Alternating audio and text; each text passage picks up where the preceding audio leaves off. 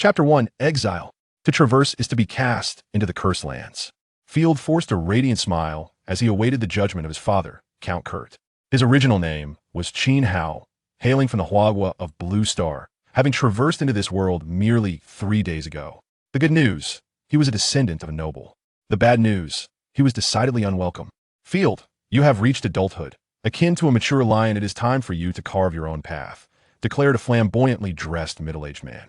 His words were laced with inspiring rhetoric, yet the old count spoke with a feeble tone, his demeanor listless, rendering his proclamation almost laughable. The eyes of all present brimmed with mockery. The count paused momentarily, his focus wavering, and upon regaining his senses, he appeared to have forgotten his own words. The original owner of this body had been a remarkably kind individual. He selflessly offered his awakening potion to his younger brother, relinquishing the opportunity to attend the Mage Academy in favor of his sister, and he treated every servant with kindness. Logically, such a virtuous person should have been respected. Unfortunately, as a noble, the original owner was deemed a weak and incompetent fool. Beside the old count sat a mature woman, Field's stepmother. A voluptuous beauty, she elegantly sipped from her teacup, then set it down, her alluring eyes glancing at Field with a condescending air.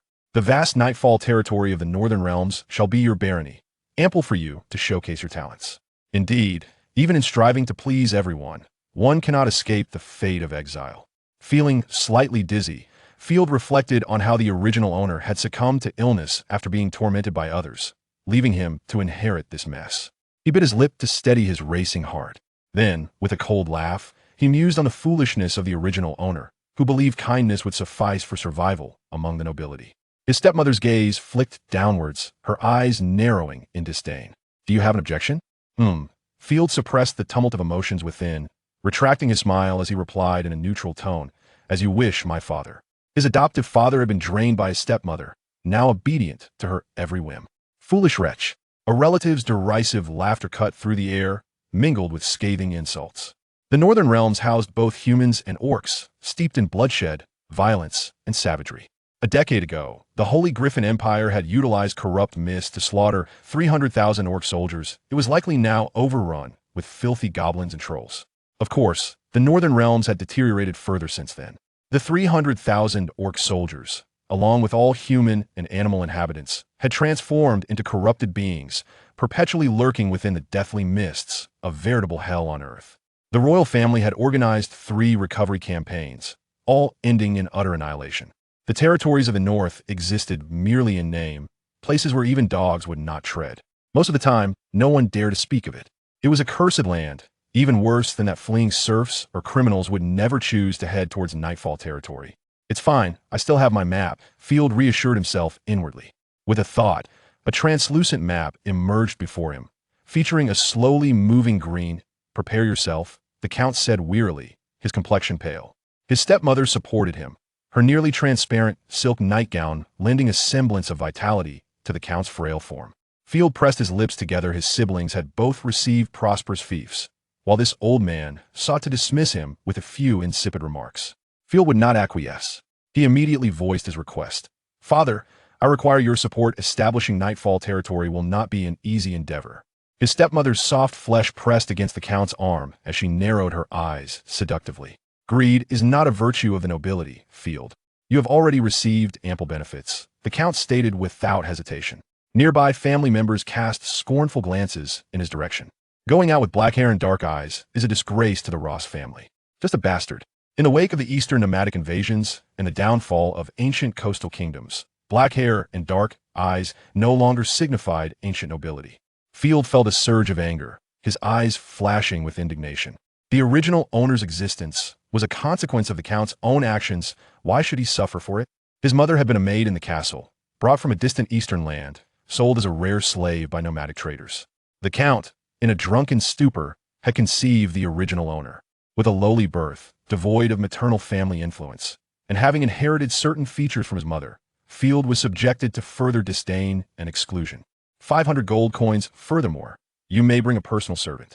I treat each of my children equally, the count remarked before hastily retreating to his chamber, supported by his stepmother. Field was utterly disheartened. While 500 gold coins sounded substantial, it was merely a drop in the bucket for establishing a fief, akin to a toothpick stirring a cauldron. Yet, it was better than nothing. Hey, Field, Nightfall territory is a splendid place. It's perpetually shrouded in darkness and stench. Perfectly suited to your devilish eyes, his half-brother chimed in with exaggerated enthusiasm. My fief isn't nearly as fortunate. Poor Foulon City is known only for its beer and goats. A fiery rage ignited within Field, his heart simmering with indignation. The wretched state of the fief mattered little to him as a traveler. He would find a way. But to mock his appearance was an affront that drove him to the brink of violence. Moreover, this little wretch possessed fighting spirit due to Field's own kindness. When his brother had been ridiculed for his meager talents, it was Field who had extended a helping hand. Get away. Field shot back, his expression dark. Do you remember the flaxen-haired girl? His brother, unfazed by Field's demeanor, leaned in conspiratorially. Field narrowed his eyes, a familiar visage flashing in his mind, the girl the original owner had cherished, later found lifeless in an alley behind a tavern. Consumed by grief, the original owner had succumbed to illness, allowing Field to traverse into this world. His brother licked his lips. It was me. Her struggles were exhilarating. Field's pupils dilated in shock, a wave of horror clenching his heart.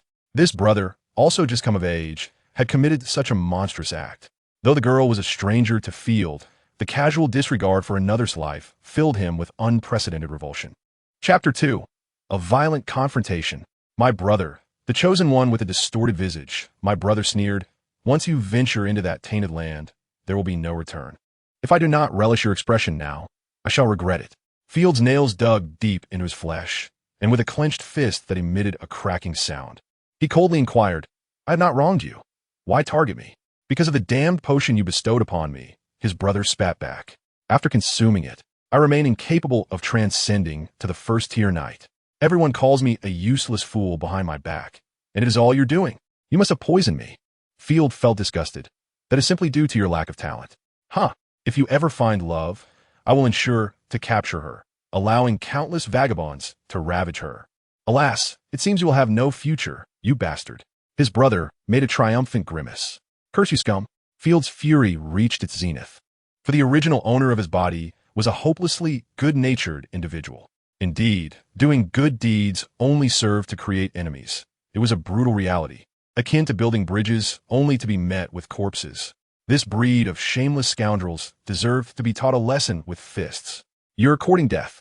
A fierce knee strike sent his brother flying backward, and Field instantly retaliated with a kick to his brother's grotesque face, leaving it smeared with blood. Onlookers were taken aback. The usually mild-mannered Field had shown such brutality. I detest being threatened. Seizing the moment while the guards were still processing the scene, Field grasped his brother's golden curls, intending to slam him to the ground.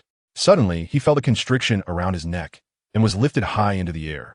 In that fleeting moment, the agonizing sensation of suffocation made him acutely aware of death's approach.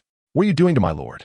The one restraining Field was a strikingly beautiful woman with flowing burgundy hair, the most captivating feature being the mysterious rune emblazoned on her forehead. A chosen one? Field was astounded. In this world, extraordinary powers resided within the chosen, who were exceedingly rare entities, transcending mere combat abilities and magic, possessing an array of unfathomable powers, including combat, support, and construction. The unfortunate reality was that only women could become chosen. Perhaps the deities of this world were all women.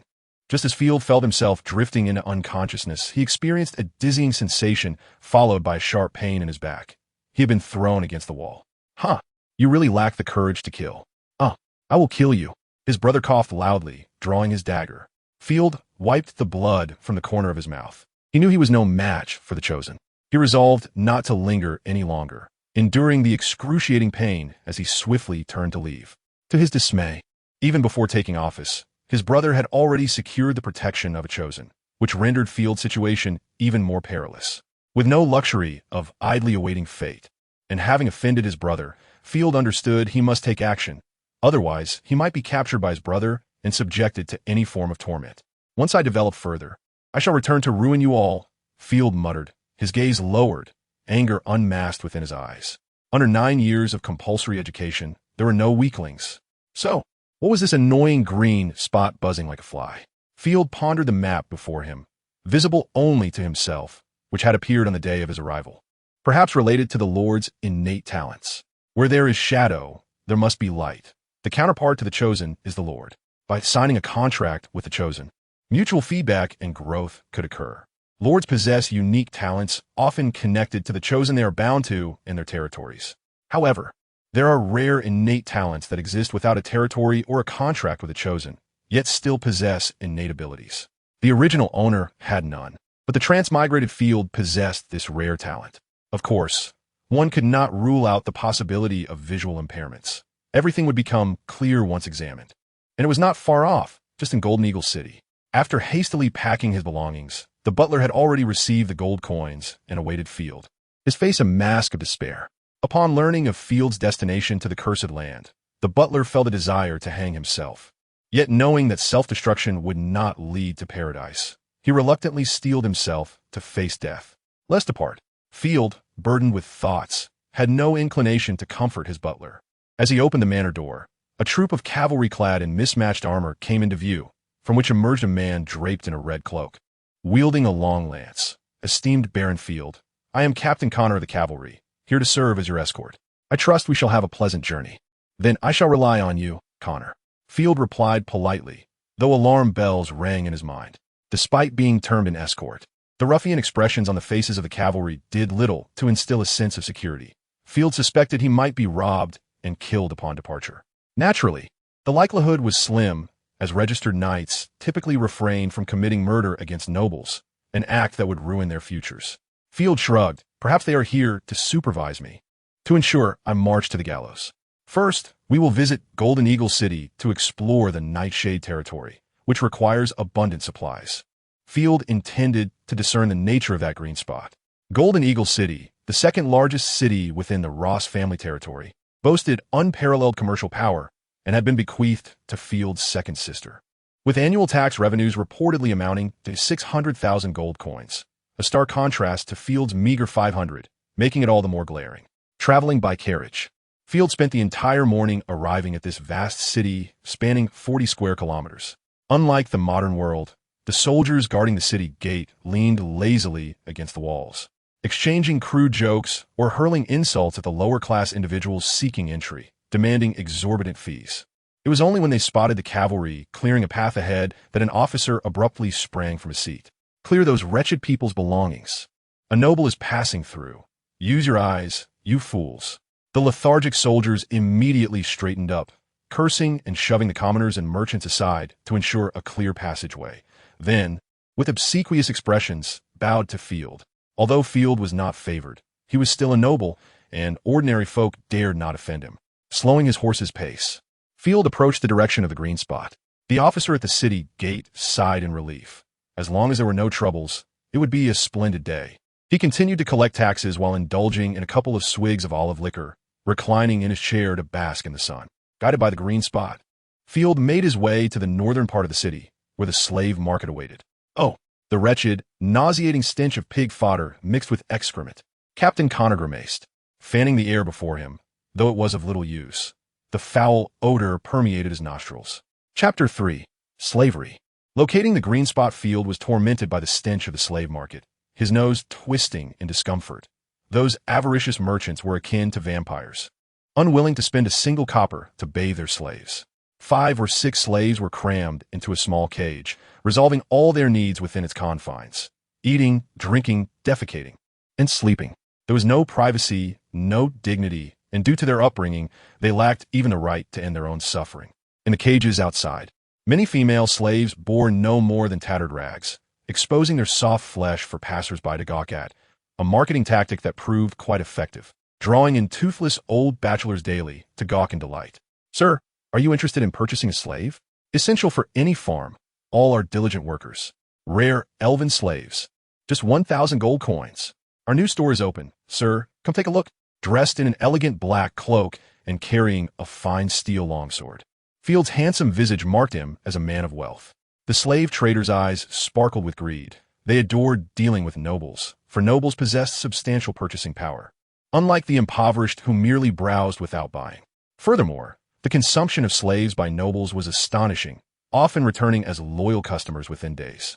In the eyes of the noble lords, slaves were often deemed inferior to their trained hawks and hounds, easily disposed of at whim. Field surveyed the iron cages containing the enslaved, their eyes devoid of even the faintest glimmer of spirit. Their disheveled appearances made it difficult to discern gender, and their bodies bore the cruel marks of whips. Occasionally, a slave would meet Field's gaze, only to immediately lower their head, trembling in fear. "How much?" he inquired, glancing at the map indicating the green dot among the captives. "My lord, the price varies greatly among different races," the merchant replied, rubbing his palms together. "Goblin, halfling, and pigmen are each 10 silver coins. Subhumans cost 20 silver coins. Orcs are 60 silver coins.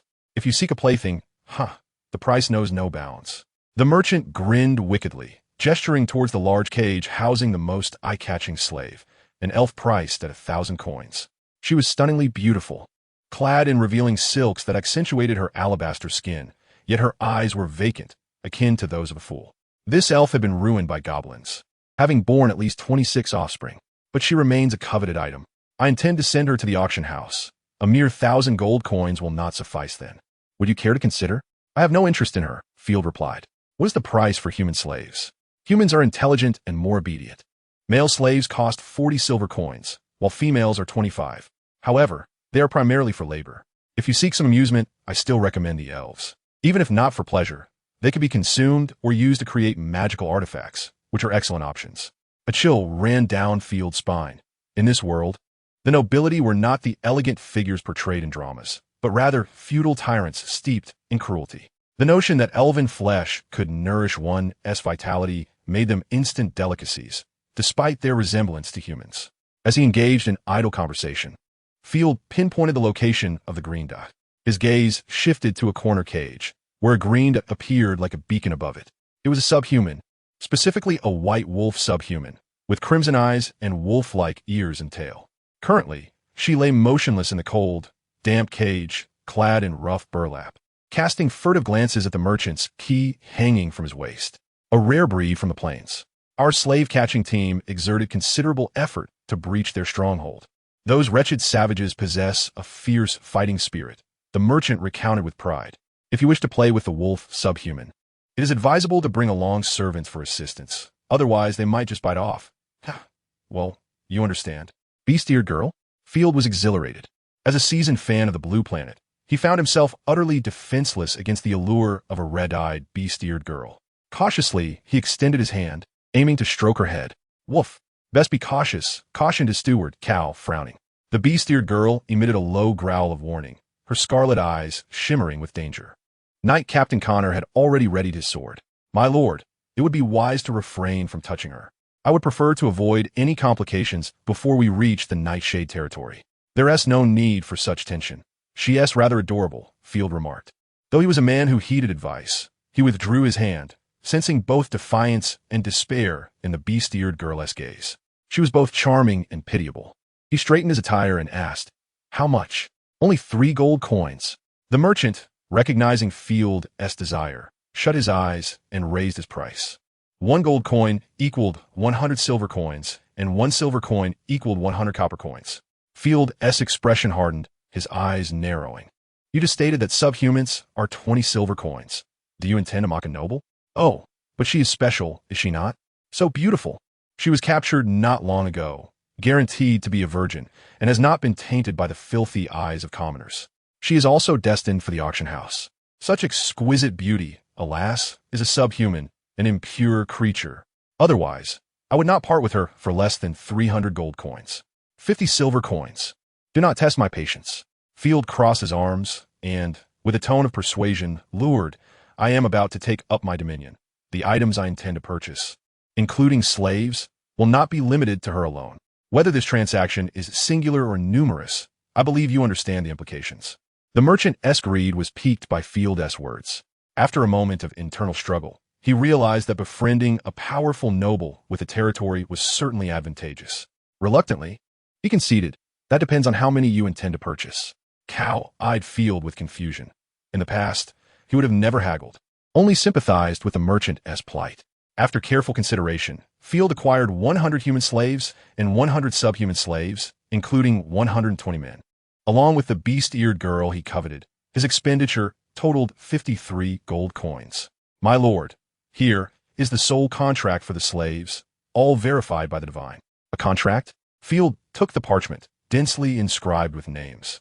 Indeed, this is an oath sworn in the blood of the slaves. Those who defy your will be incinerated by divine fire. The merchant leered as he handed over the leash tied to the slaves. Thus, you can do as you please. Enjoy yourself, my dear customer. I shall. Field waved his hand dismissively. After all, in the cursed land, if one did not find enjoyment, the probability of being corrupted and killed was high. Chapter 4. The slave he bought turned out to be Field had considered acquiring more slaves, but his purse was insufficient. To survive in the deadly haze, disregarding the threat of monsters, merely breathing required reliance on fog lamps, a magical item sold exclusively by the church at exorbitant prices. Coupled with the sustenance needs of over 200 individuals, the costs were not trivial. Have you secured a loan?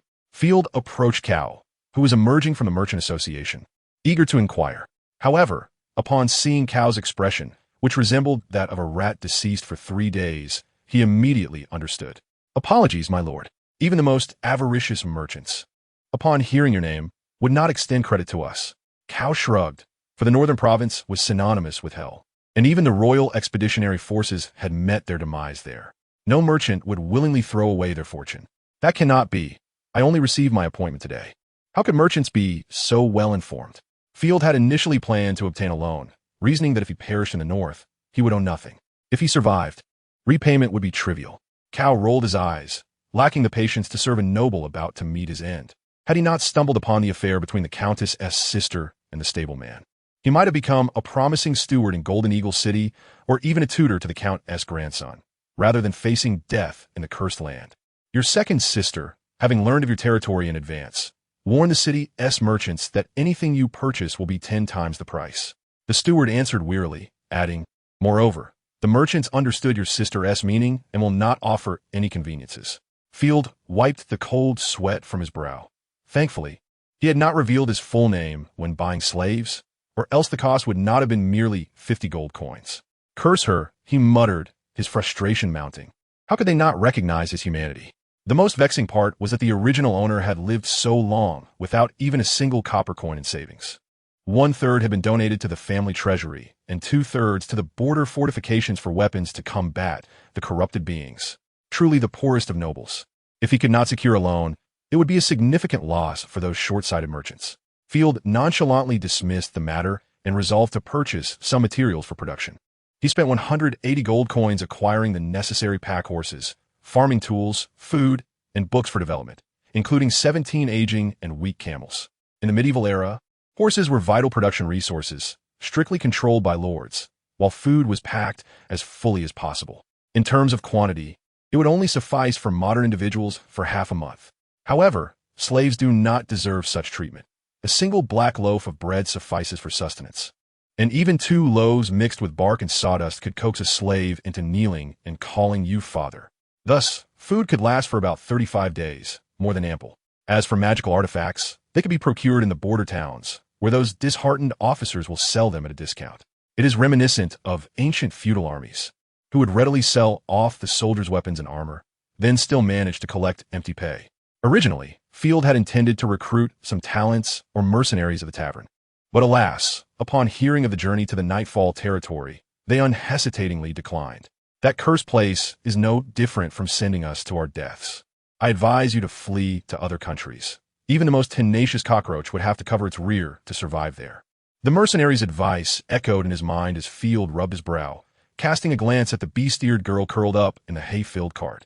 He was curious about what peculiarities this girl possessed. Finding an inn, Field allowed everyone to rest for the night. The following morning, he summoned the bee-steered girl. What is your name? Did you rest well yesterday? Field appraised the 50 silver coin slave, finding her expression bewildered, which amused him. Hey, Ashina. After much hesitation, Ashina finally managed to utter her name. She hadn't spoken for a month. She had been anxiously awaiting the arrival of her fate, not expecting a day where normal conversation was possible. After the maids meticulously cleaned her, Ashina appeared transformed. The once tangled and parched hair now gleamed with smoothness and luster, resembling pure, white snowflakes cascading down her shoulders. With delicate features, she emanated a quiet elegance, embodying the type of mature beauty that Field admired. Yet, her constantly trembling wolf ears and tail betrayed her unease. Once she declared her name, the green dot above her head vanished, replaced by a simple panel. Name, Ashina level, unawakened promotion route, chosen one of the wolf cavalry status, malnourished, on the verge of collapse, please supplement nutrition. By the heavens! Field could scarcely contain his astonishment, exclaiming aloud. The green dot was indeed an indication of an unawakened chosen one. Stunned, he remained silent for a moment. The map indicating green dots must have more than a single marker. Every September 1st is the National Awakening Day, when every eligible woman undergoes inspection. Although the probability of awakening as a chosen one is exceedingly low, their value justifies the immense expenditure of resources. Field paced back and forth with excitement, his capabilities undoubtedly holding great potential. Perhaps this venture to the Nightfall territory could truly secure his footing. Seeing Field's peculiar behavior, Ashina mistakenly believed he had devised some cruel plan to torment her, causing her legs to tremble and her skirt to fidget nervously. She was uncertain of what lay ahead. In truth, after being purchased by Field, she had contemplated a violent retaliation. Even if the slave contract backfired, she refused to die in humiliation, instead vowing to fiercely bite her enemy's throat. Yet, the maids had stripped her, bathed her, and scrubbed every inch until clean, an experience she had never imagined would involve assistance. Even more astonishing was the attire she donned. The comfortable, soft fabric felt weightless against her skin, devoid of biting fleas or skin-scraping fibers. Perhaps she was destined to be a sacrifice for demons. Lost in thought, Ashina awaited the critical moment to strike back. She was determined to show these wicked humans the true colors of her spirit. Fear not. I am not the sort to derive pleasure from killing. I bought you to expand my territory. Field lowered his voice, attempting to sound gentler as he lazily leaned against his chair, his posture exuding no threat. By the way, does this outfit fit you? This maid's outfit, modified from a common servant's attire, was more revealing than typical garments of this world, exposing only a portion of her calves and hands, akin to a nun's attire, but not the risque kind meant for amusement. Chapter 5. Given the circumstances, let's eat first. Field had infused modern elements into the maid's attire, cutting the hem above the knee and altering the sleeves to short ones. Though lacking in the essential black or white stockings, the sight of her glistening toes and smooth, fair thighs was nonetheless pleasing to the eye. It fits perfectly. Unable to withstand the torment of speculation, Ashina spoke with a teasing tone, as if she had discerned Field's intentions. My lord, what would you have me do? The maids had indicated that her role was to share the bed with the gentleman before her. However, Ashina felt this unlikely, as humans generally despised demi-humans, viewing those with animal ears and tails as tainted bloodlines, akin to the offspring of goats and demons. Of course, you'll be assisting me in expanding my territory, as I just mentioned. Field replied matter-of-factly. Seeing Ashina's incredulous expression, he sighed and said, let us eat first. We can converse while dining. Upon hearing the mention of food, Ashina instantly calmed, her stomach growling with hunger. Field's situation was precarious. Merely being disliked by his siblings was not the worst of it. The old count's health was deteriorating, and his vast fortune was soon to be divided, even if Field were not favored. The laws of the Holy Griffin Empire mandated that direct blood relatives had a right to inheritance. This was akin to a system designed to prevent any one lord from becoming overly powerful by dividing large territories into smaller ones. Thus, Field's brothers naturally wished for his demise, harboring mutual animosity. Not long after the dining bell rang, two demure maids entered, serving sauced meat and honey bread. Ashina, you have, Field began, only to realize Ashina was missing, leaving him perplexed. I'm here. Ashina was sitting quietly in a corner, her posture reminiscent of a duck. What are you doing? Field exclaimed in shock. Sitting. Waiting for dinner, my lord. Did I do something wrong? Ashina's anxiety resurfaced. Field strode over, grasping her hand and leading her to the table. Sit in the chair. It's time to eat. Ashina dared to perch on only a third of the seat, staring at Field for a long while, ensuring he had no whip or rod in hand. You're not jesting. May I eat this? She pointed at the fragrant meat. Field shrugged, of course. The poor, beast-eared girl, realizing Field was serious, cautiously lowered her head and took a bite of the meat. In the next moment, the flavors of spices and sauce exploded in her mouth. It had been ages since she had tasted meat, and her taste buds danced with wild joy. This is the most wonderful thing in the world. Casting all else aside, Ashina hastily devoured the meat on her plate, licking the sauce clean. Subsequently, she polished off 3 meat portions and 5 white loaves, her belly now resembling that of a pregnant woman before she finally surrendered to her appetite. Field wore a benevolent smile akin to that of father. Go on, eat well, and then work diligently for me. Ah, even if I were to die now, I will be content. Ashina licked the sauce from the corners of her mouth. Her wolf ears perked up with vigor. Not quite. I hope to cultivate you into a chosen one. Field interlaced his fingers, reclining in his chair. He certainly would not be so candid as to reveal that Ashina was an unawakened chosen one, opting instead for the term cultivate. Huh? You may be disappointed. The probability of becoming a chosen one is extremely low, and I am a demi-human. I have never heard of any contract between humans and demi-humans. Ashina replied weakly. According to the records, the more prosperous the city, the more likely a chosen one would emerge. Yet, even in Golden Eagle City, there had only been 3 in a century, 2 of whom were noble daughters and 1 a clergyman. The presence of Asians among the chosen ones has dwindled significantly. They lack powerful nations and prosperous cities, struggling even to meet basic needs. Field chuckled lightly, saying, "How can you know without trying? I believe I can cultivate you into a chosen one. Should he fail in this endeavor, he might well perish in the cursed lands. Well, as long as there's meat to eat," Ashina remarked with a hint of longing as she licked her lips. The following 10 days sped by as they journeyed, with Field purchasing copious amounts of meat and magical potions in every city they passed to nourish Ashina. She soon realized that Field was not jesting. Additionally, he acquired a fog-clearing lamp valued at 150 gold coins, along with purification potions and awakening crystals. Field had done his homework. These magical items were essential for venturing into the Twilight territory. They soon arrived at the final fortress leading to the northern province, Baron Bull's Cashin Fortress. A stone castle built upon towering mountains, capable of withstanding the corruption from the north, along with monstrous beasts and fearsome orcs. "Oh, Winter Goddess, grant me the power of the chosen ones." Ashina silently prayed to the deities of the wolf people while hiding in the creaking carriage. The days had given her an illusion of dreams, riding in a noble carriage, savoring delicious meat, and being attended to by servants, albeit reluctantly and with complaints, felt akin to paradise. She touched her forehead, ensuring she wasn't feverish or losing her mind. The only thing she found perplexing was Field's insistence on providing her with precious potions, for she had never heard of a chosen one gaining their status through consumption of magical elixirs. Perhaps it was a sinister ritual, but even if I were to sacrifice to a devil, it seems worth it, Ashina mused. What am I even saying? I truly hope I'm a chosen one. Otherwise, Baron Field may become infuriated. The butler, Cal, sighed in despair. Who would have thought my last visit to Cashin Fortress would be in such a manner? Field ignored his lamentations, gently prodding the butler's shoulder with his riding crop, inquiring curiously, "Have you frequented Cashin Fortress before?" Cal rolled his eyes. "Indeed. You always donated your living expenses to the villagers here or sent them to Baron Bull's treasury so that he and his soldiers could indulge." "Ah, well," Field said, a slight twitch at the corner of his mouth, having momentarily forgotten the original owner's benevolence. He chuckled awkwardly, shrugging his shoulders. "At least Baron Bull will welcome us. Won't he? The locals will praise us, making our future entries and exits from Cashin Fortress much more convenient." Chapter 6. The Corpse.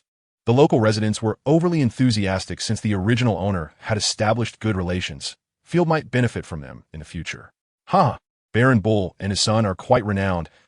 Forgive me, I spoke too much." Cal quickly fell silent. It was dangerous to speak ill of another noble in front of one, even if the person before him was known for their cowardice. He had once lost his future due to meddling in noble affairs, exposing an affair which led to his banishment to the north. Field wished to inquire further, but he noticed a red skull symbol suddenly appear on the small map in his mind, swiftly moving toward him. Could it be someone is here to greet us? Field mused, but he was no fool. The skull symbol certainly boded ill. He quickly instructed his servant to summon Knight Connor. "Huh, with all due respect, my lord. You are merely being paranoid." Connor laughed dismissively upon hearing the servant's anxious words. "We are behind the walls of Cashin Fortress, the strongest point of the Empire's defense. If danger lurks here, I might as well eat the dung of my warhorse." In Connor's mind, Field was merely a desperate man grasping at straws. "Let me tell you, Baron, heading to the Twilight territory is under the scrutiny of both law and family. One cannot simply back out at the last moment. That does not reflect the qualities of a noble." Upon hearing Connor's aggressive statements, the servant lost confidence and returned to report. Field merely acknowledged with an "O," signaling the slaves to slow their pace. Connor, mounted on his horse, was forced to lead the group. "Coward! How can such a timid creature emerge from the ranks of nobility?"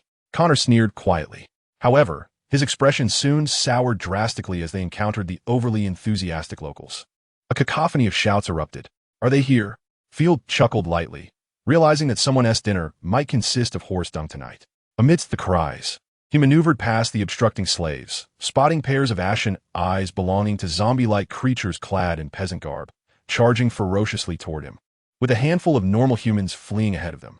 Even from 100 meters away, the chilling malice and putrid stench were palpable. These corpses were indeed products of a northern province. "What's going on? We haven't even reached the north yet. How can there be monsters?" Captain Connor spat, cursing his misfortune. Just as he thought he could deliver a satisfactory report, an unexpected turn of events had arisen. "Mount up, knights, prepare for battle." It was particularly infuriating that he had just mocked Field, which only intensified his ire. Raising his lance, Connor felt a wave of reluctance. However, failing to fulfill his duty would sever any future ties with the upper class. 20 cavalrymen quickly formed a line, galloping up the right side hill, then using the downhill momentum to charge into the throngs of corpses. Rely on oneself rather than others. Field felt a surge of anxiety as he gazed intently at the clawing corpses, shouting to the slaves behind him, "Link the wooden carts together. Brave men, grab your farming tools and fight alongside me. I will reward those who perform well." The slaves remained unmoved, merely cowering behind the convoy or praying for a miracle. "Don't expect anything from those worthless beings." The butler trembled violently, as if an electric motor had been inserted within him, nearly wetting himself from fear. He grasped Field's robe, tremblingly advising, "My lord, let us flee. Strategically withdraw. There's no need to concern ourselves with these mud-legged fools. We can simply buy more if they perish." Field brushed aside the butler's hand, frowning. "Is this trifling matter enough to frighten you? Perhaps you should reconsider going to the northern province. Do you think I desire this? The Earl specifically named me." Cal wished he could vanish, his face flushed with embarrassment. "What? Are there enemies?" Ashina jumped down from the carriage. After days of recuperation, she had shed her gaunt appearance, with flesh returning to her form in all the right places, appearing quite refined, if not for the slave mark and maid's attire. She could easily be mistaken for a noble lady. "My lord, I will do my utmost to protect you," Ashina declared, raising her small fist, trembling like a kitten in the cold wind, standing before Field. "That is hardly necessary." Observing Ashina's wolf ears, which had perked up nervously, Field couldn't help but smile, feeling a sense of gratification. After all, the meat and bread were not consumed in vain, unlike some despicable individuals who would resent others for consuming their provisions. "Help!" The farmers at the forefront saw their saviors and rushed over, drawing the horde of corpses with them. For glory! Upon reaching a certain distance, Connor's cavalry launched their assault. They shouted their battle cries, extending their 3-meter-long lances toward the advancing horde of corpses. Thud! Thud! A series of sickening sounds echoed as 7 or 8 zombies were skewered and flung aside like broken sacks, their corrupted purple blood gushing forth and soaking the ground, turning it into a sticky mess. This is merely an appetizer. After the cavalry charged forward, they swiftly returned, wielding chain hammers or sabers, executing rapid, sweeping motions from their steeds, as crimson droplets danced in the air, and the reanimated corpses fell like harvested wheat. Some were trampled by the war horses, their ribcages crushed under iron hooves amidst a scene reminiscent of a slaughterhouse. The abandoned corpses collided with the barricade formed by the carts, their brains transformed into grotesque ornaments. As they lacked any understanding of tactics, mindlessly thrashing and gnawing at the wooden wheels. Goodness! The slaves jostled one another, trapped within the confines of the caravan, unable to escape the throng. The steward fared no better. The water spigot malfunctioned, leaving his trousers soaked. Damn it, a bunch of cowards. Although fear was palpable, Field was not as exaggerated in his terror, perhaps due to his penchant for apocalyptic novels and zombie films from his previous life. He had to take matters into his own hands. Field's subordinates numbered not a single soldier, and while the corpses moved with surprising agility, their foolish actions were not insurmountable. Thus, he resolved to act himself, as this body had at least acquired some rudimentary combat skills. With a low grunt, Field seized the opportunity as a corpse pushed against a small cart, thrusting his long sword into its neck and yanking it aside with force. The creature's head drooped as if struck by lightning, hanging limply against its chest. The stench of decay and fermented filth assaulted his nostrils, nearly making him retch. Yet, an undercurrent of exhilaration coursed through him. Within his soul flowed a warrior's bloodline. Chapter 7. hitting a wall. The Empire's strongest defense has no one. Slaying the undead was not as arduous as anticipated. Field's confidence surged as he flicked the tainted blood from his sword. "My lord, be careful." Another half-corrupted body crawled forth, seeking to gnaw at Field's ankle. In a critical moment, Ashina grabbed a dung fork from the cart and plunged it viciously into the zombie's back, pinning it to the ground. "Well done," Field exclaimed, his heart racing as he stepped back, nearly falling victim himself.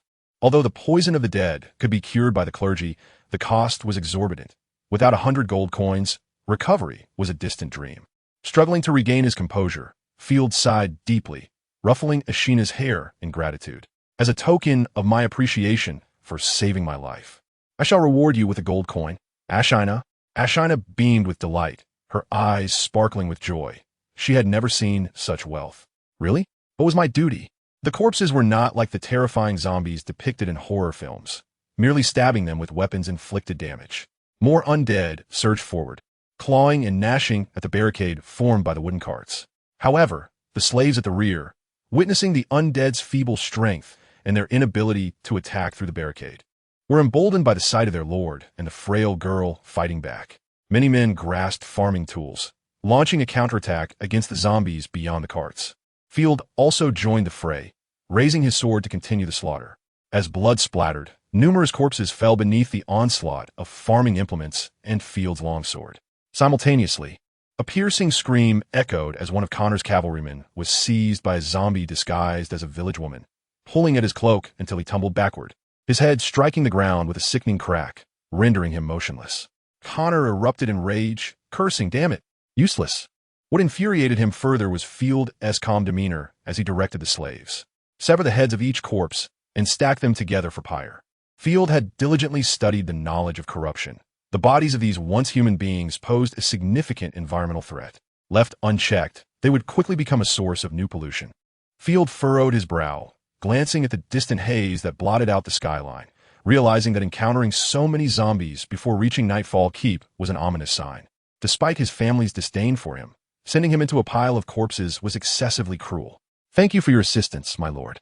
The fleeing refugees approached him as if he were a long-lost father, kneeling before him and kissing his boots. "May the god of war illuminate your path." Field accepted their gratitude with composure, surveying the disheveled refugees and asking, "Where do you hail from?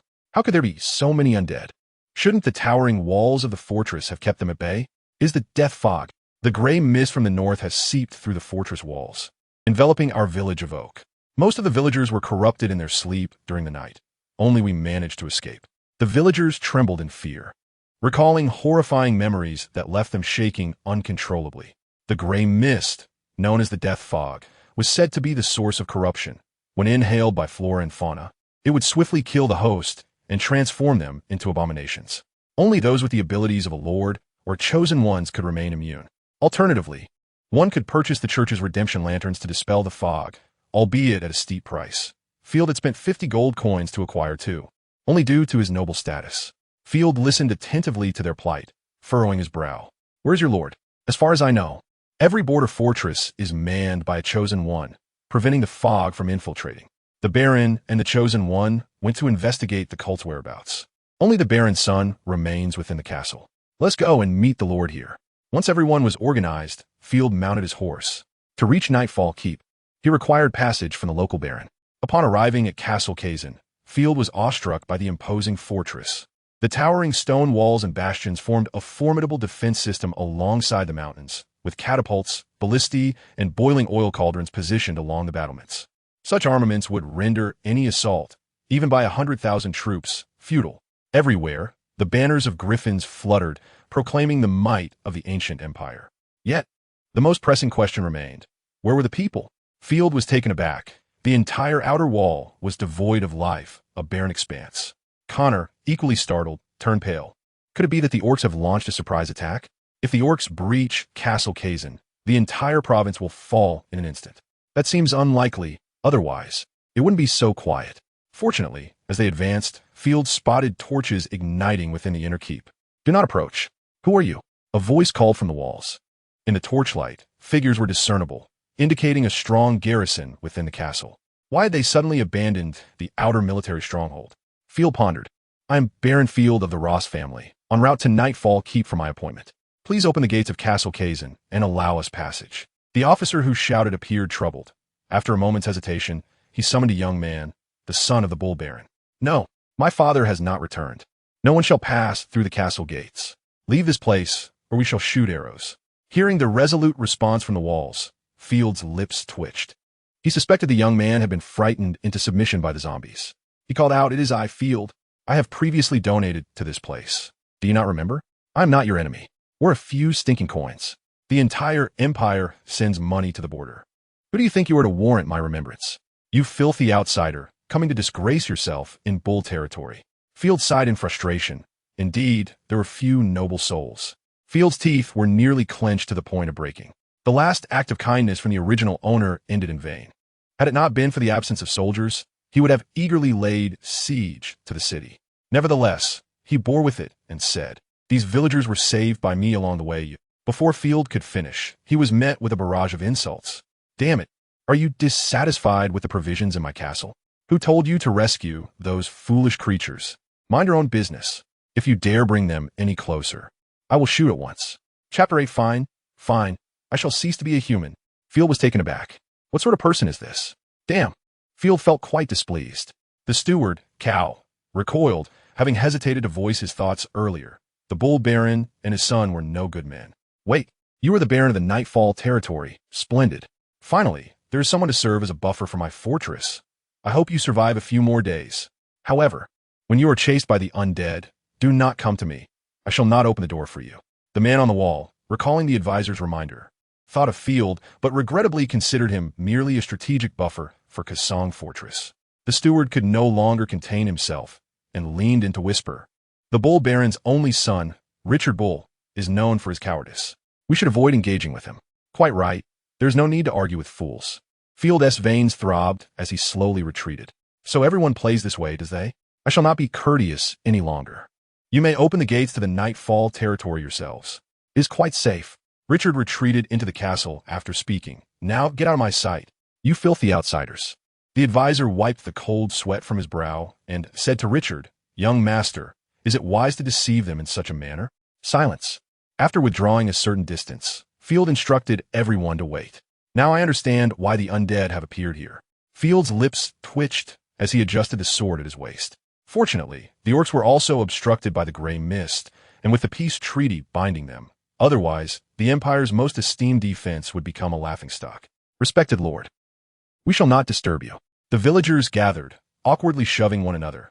They did not wish to provoke the wrath of Baron Field, who appeared very angry. Ultimately, they dared not flee directly and pushed one person forward to bid farewell. "We are leaving. Thank you for your assistance." Field was in a foul mood. Though he was born in modern society, it did not mean he could be trifled with. His gaze lowered, resembling a ravenous wolf, and he coldly hissed, "Did I permit your departure? Your lord has abandoned you, and now you are without a master. Thus, I have taken you in, just in time to replenish my labor force." "Ah, no, my lord, please spare us. We are free men." The villagers were extremely reluctant. Having heard Richard's earlier words, Field intended to head to the Nightfall territory, a cursed land steeped in death, where one would surely perish. "I could let you go, but it would require 5 gold coins as a ransom. I saved you, and this is what I am owed." Field unsheathed his sword without reservation. "Either accompany me to the Nightfall territory or pay me.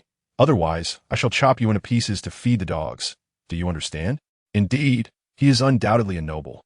Beside him, Ashina felt a sense of relief. Field's gentleness and kindness in recent days had made her quite uncomfortable, creating a surreal feeling as if she were living in a dream.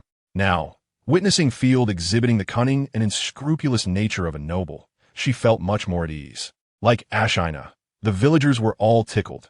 After being threatened, they became compliant, kneeling and clamoring to go to the Nightfall territory. Regardless of whether they went or stayed, death awaited them, so they might as well take a chance. Ungrateful wretches. Field sheathed his sword, exasperated, reflecting, "Fists are always more persuasive than words. My lord, do not give up." Ashina cautiously approached to comfort Field, who glanced at her, momentarily stunned until he saw the fearful expression on her face, prompting him to respond with a hurried smile, "I am fine, I'm merely zoned out."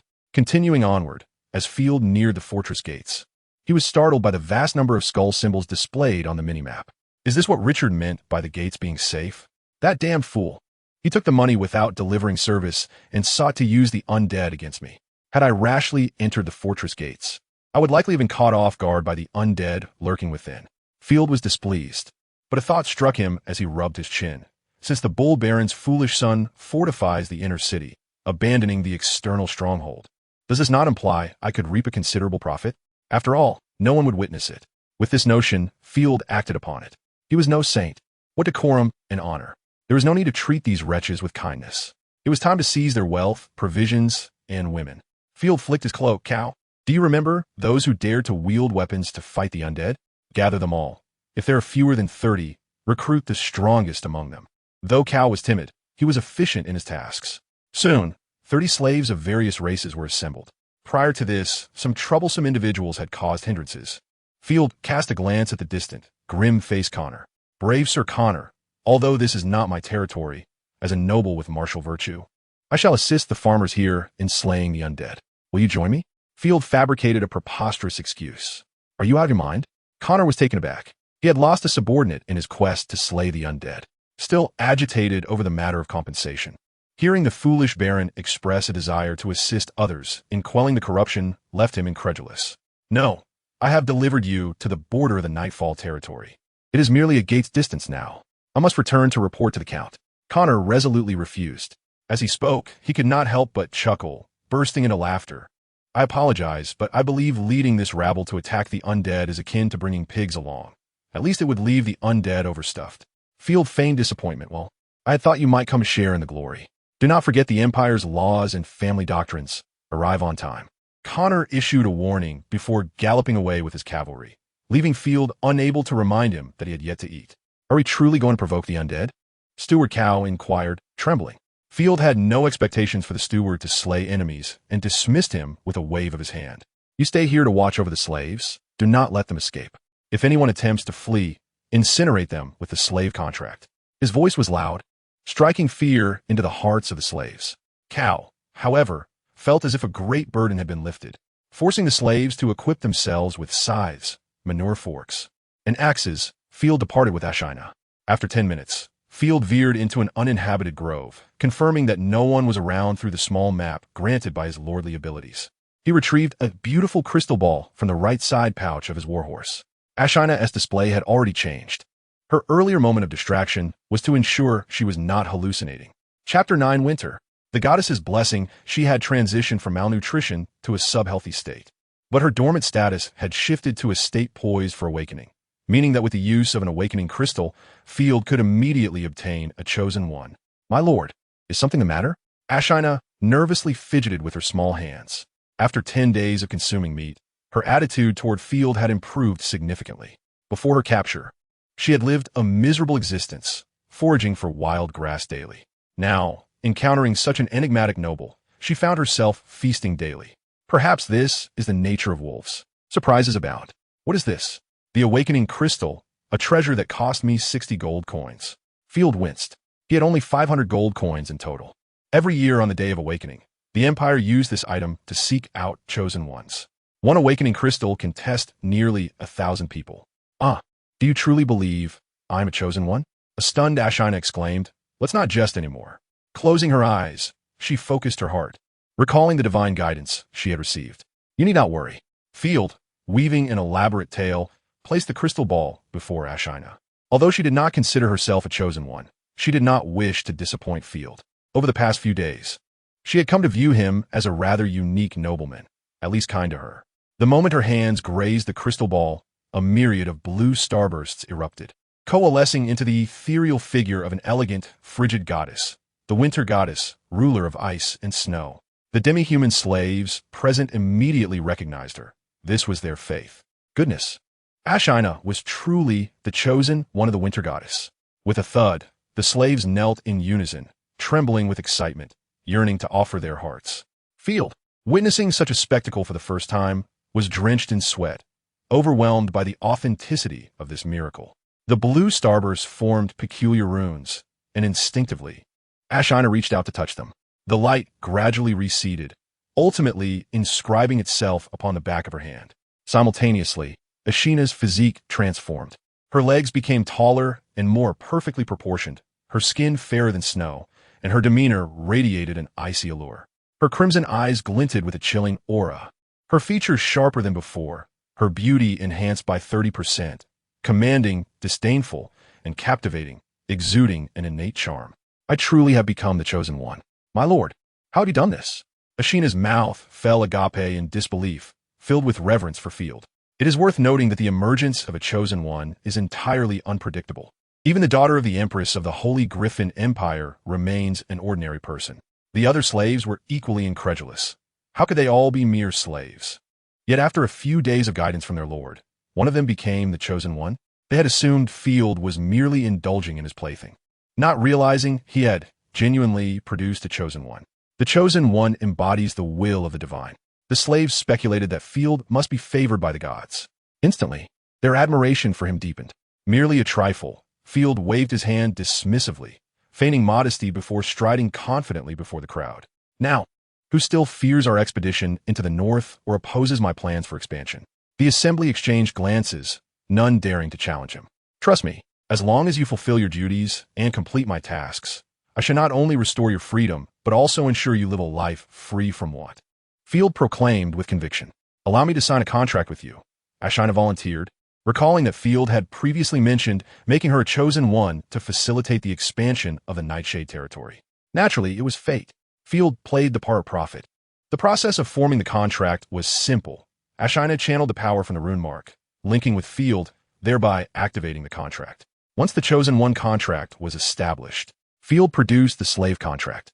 Although the slave mark had long been purged by the chosen one's purifying abilities, Field still performed the formalities, publicly tearing the slave contract and declaring Ashina a free citizen of Nightshade. With a beaming smile, Ashina raised her hand, transforming the rune into a colossal black dragon wolf, its spiky armor glistening ominously, startling everyone present. What is this? Field mused, momentarily taken aback. A dragon wolf. Indeed, it must be a mount bestowed by the goddess. Ashina, with a graceful demeanor, adjusted her hair and added, furthermore, I have mastered numerous combat techniques. Upon becoming a chosen one, peculiar treasures may be bestowed. Even if a chosen one falls in battle, the treasures can endure. The Ross family possessed a 6th-tier artifact lance, inherited from the fallen blood, Rose, chosen one. Hence the family name, Ross. Opening Ashina's panel, it read, Name, Ashina level. 1st-tier chosen class, Wolf Cavalry special skill, Frost-piercing Spear Legion skill. Howling Charge, increases the charge power of cavalry under her command by 100. Ashina's combat prowess surged. Her dragon wolf mount alone could contend with a 3rd-tier knight. With newfound strength, Field's confidence grew. Notions of a stepmother or brother seemed trivial. He envisioned the day he would push them to the ground. A smile spread across his face. Now let us visit the barracks and armory. Approaching the city walls, Field noticed scattered skull icons marked on the map, moving ominously. There are some corrupted creatures here. Drawing his sword, Field resolved to assist the local lord in eradicating the corruption, a duty every noble within the empire must fulfill. Igniting the fog-clearing lamp purchased from a church, the sacred light immediately dispelled large swathes of gray mist, ensuring the slaves would not perish in the deathly haze. I can feel the power of the chosen one. Ashina pointed at the golden lamp in Field's hand. Field blinked in surprise, undoubtedly, but it is a pity I do not know how the church manufactures these. It is a lucrative industry. Each lamp costs 25 gold coins and lasts only 30 days. Once inside the pass, Field did not allow the disorganized group to disperse, but urged them to advance together. They were merely coerced slaves, untrained in military discipline. Sticking together was their best option. Ashina gently pushed the door of the barracks ajar and spotted 2 armored soldiers turned to corpses, evidently having been unable to defend themselves before succumbing to the fog's infection. Kill them, Field commanded fiercely, eyeing the tightly fitted armor on the corpses, hoping not to damage it. Understood. Ashina kicked the wooden door open, dashing inside. Upon becoming a chosen one, not only would her physical attributes drastically improve, but she would also master specialized combat skills. Chapter 10. Survivors. Let me communicate with you through blood and iron. The loud crash of the door echoed through the mist, shattering the silence of the city walls and eliciting eerie wails from the surrounding corpses. Noting the rapidly converging skull icons on the minimap and the faint roars in the air, Field instinctively felt a bead of sweat trickle down his forehead. Before the corpses could strike, Ashina brandished her long blade, slicing at one's neck, blood spraying against the walls, casting the room in a dark purple hue. Another corpse lunged at her, its face grotesquely torn, gaping wide as if to bite, which would surely take a sizable chunk of flesh. Yet, Ashina merely sidestepped effortlessly, flipping her blade. With the aid of her terrifying strength, the corpse's head vanished, blood gushing from the wound, soon pooling into a crimson puddle. Roar!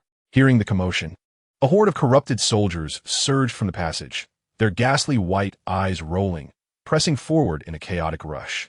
The slaves brandished farming tools, wavering in uncertainty, none daring to advance.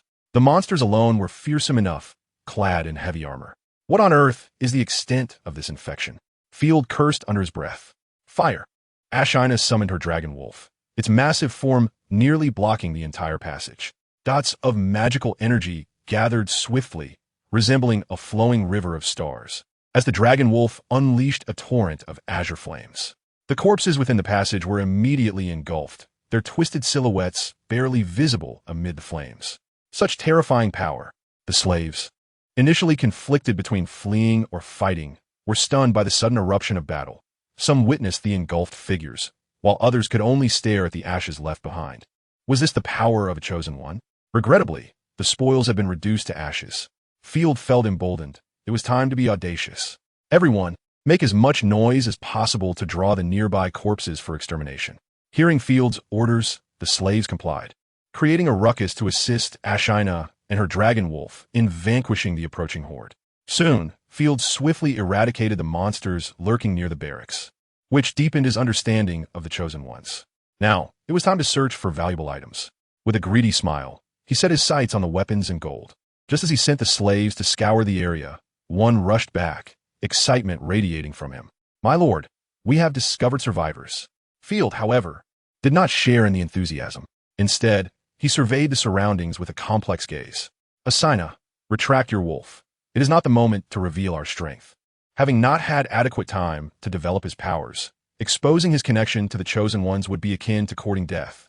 His stepmother would undoubtedly send assassins after him, seeking to replace Asina with another master.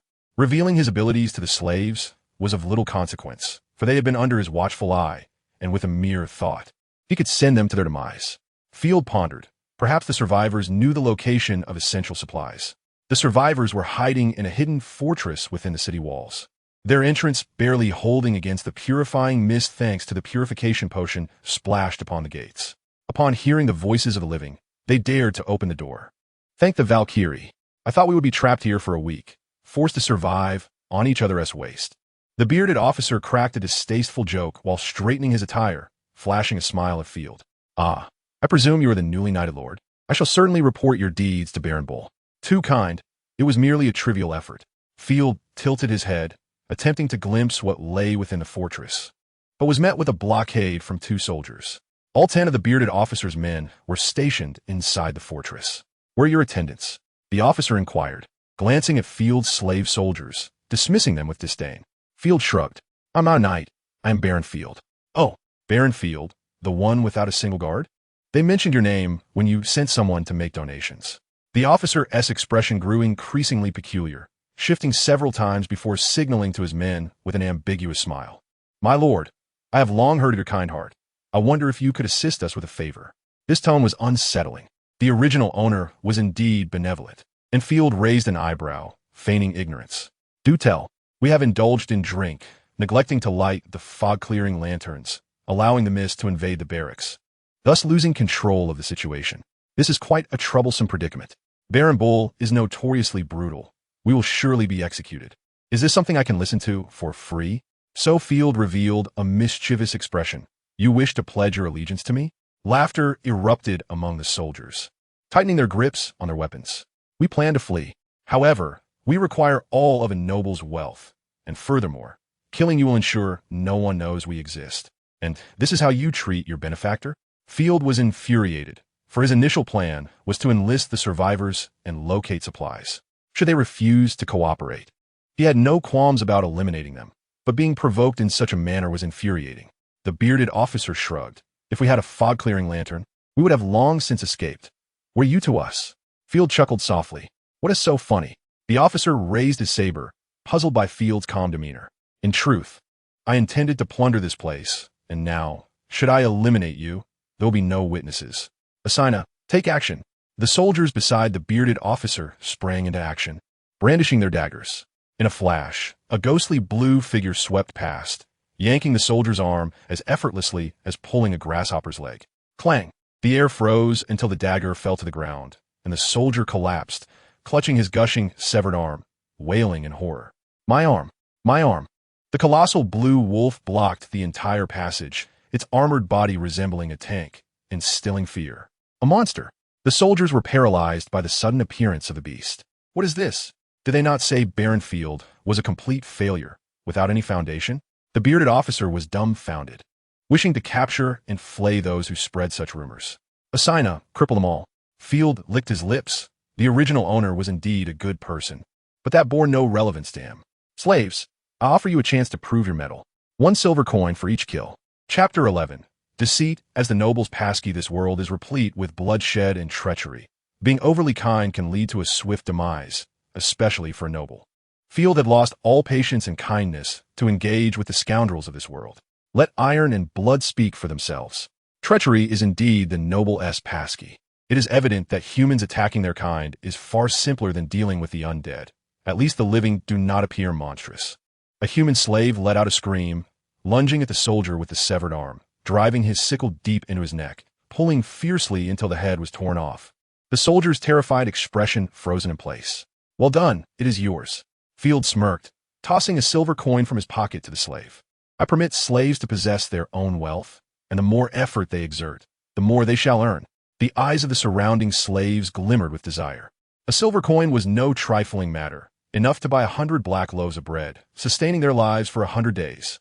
In an instant, they were ignited with a fierce resolve. With Asina's great wolf leading the charge, the slaves, undaunted, grasped their weapons and surged forward. It was a massacre made easy. Before the chosen one, the scant number of fully armored infantrymen were but a joke. The heavily armored soldiers were flattened with a swipe of the wolf's claw, blood gushing forth from their squashed forms, pooling into rivers. Ignoring the pleas for mercy, Field swiftly dealt with the treacherous guards.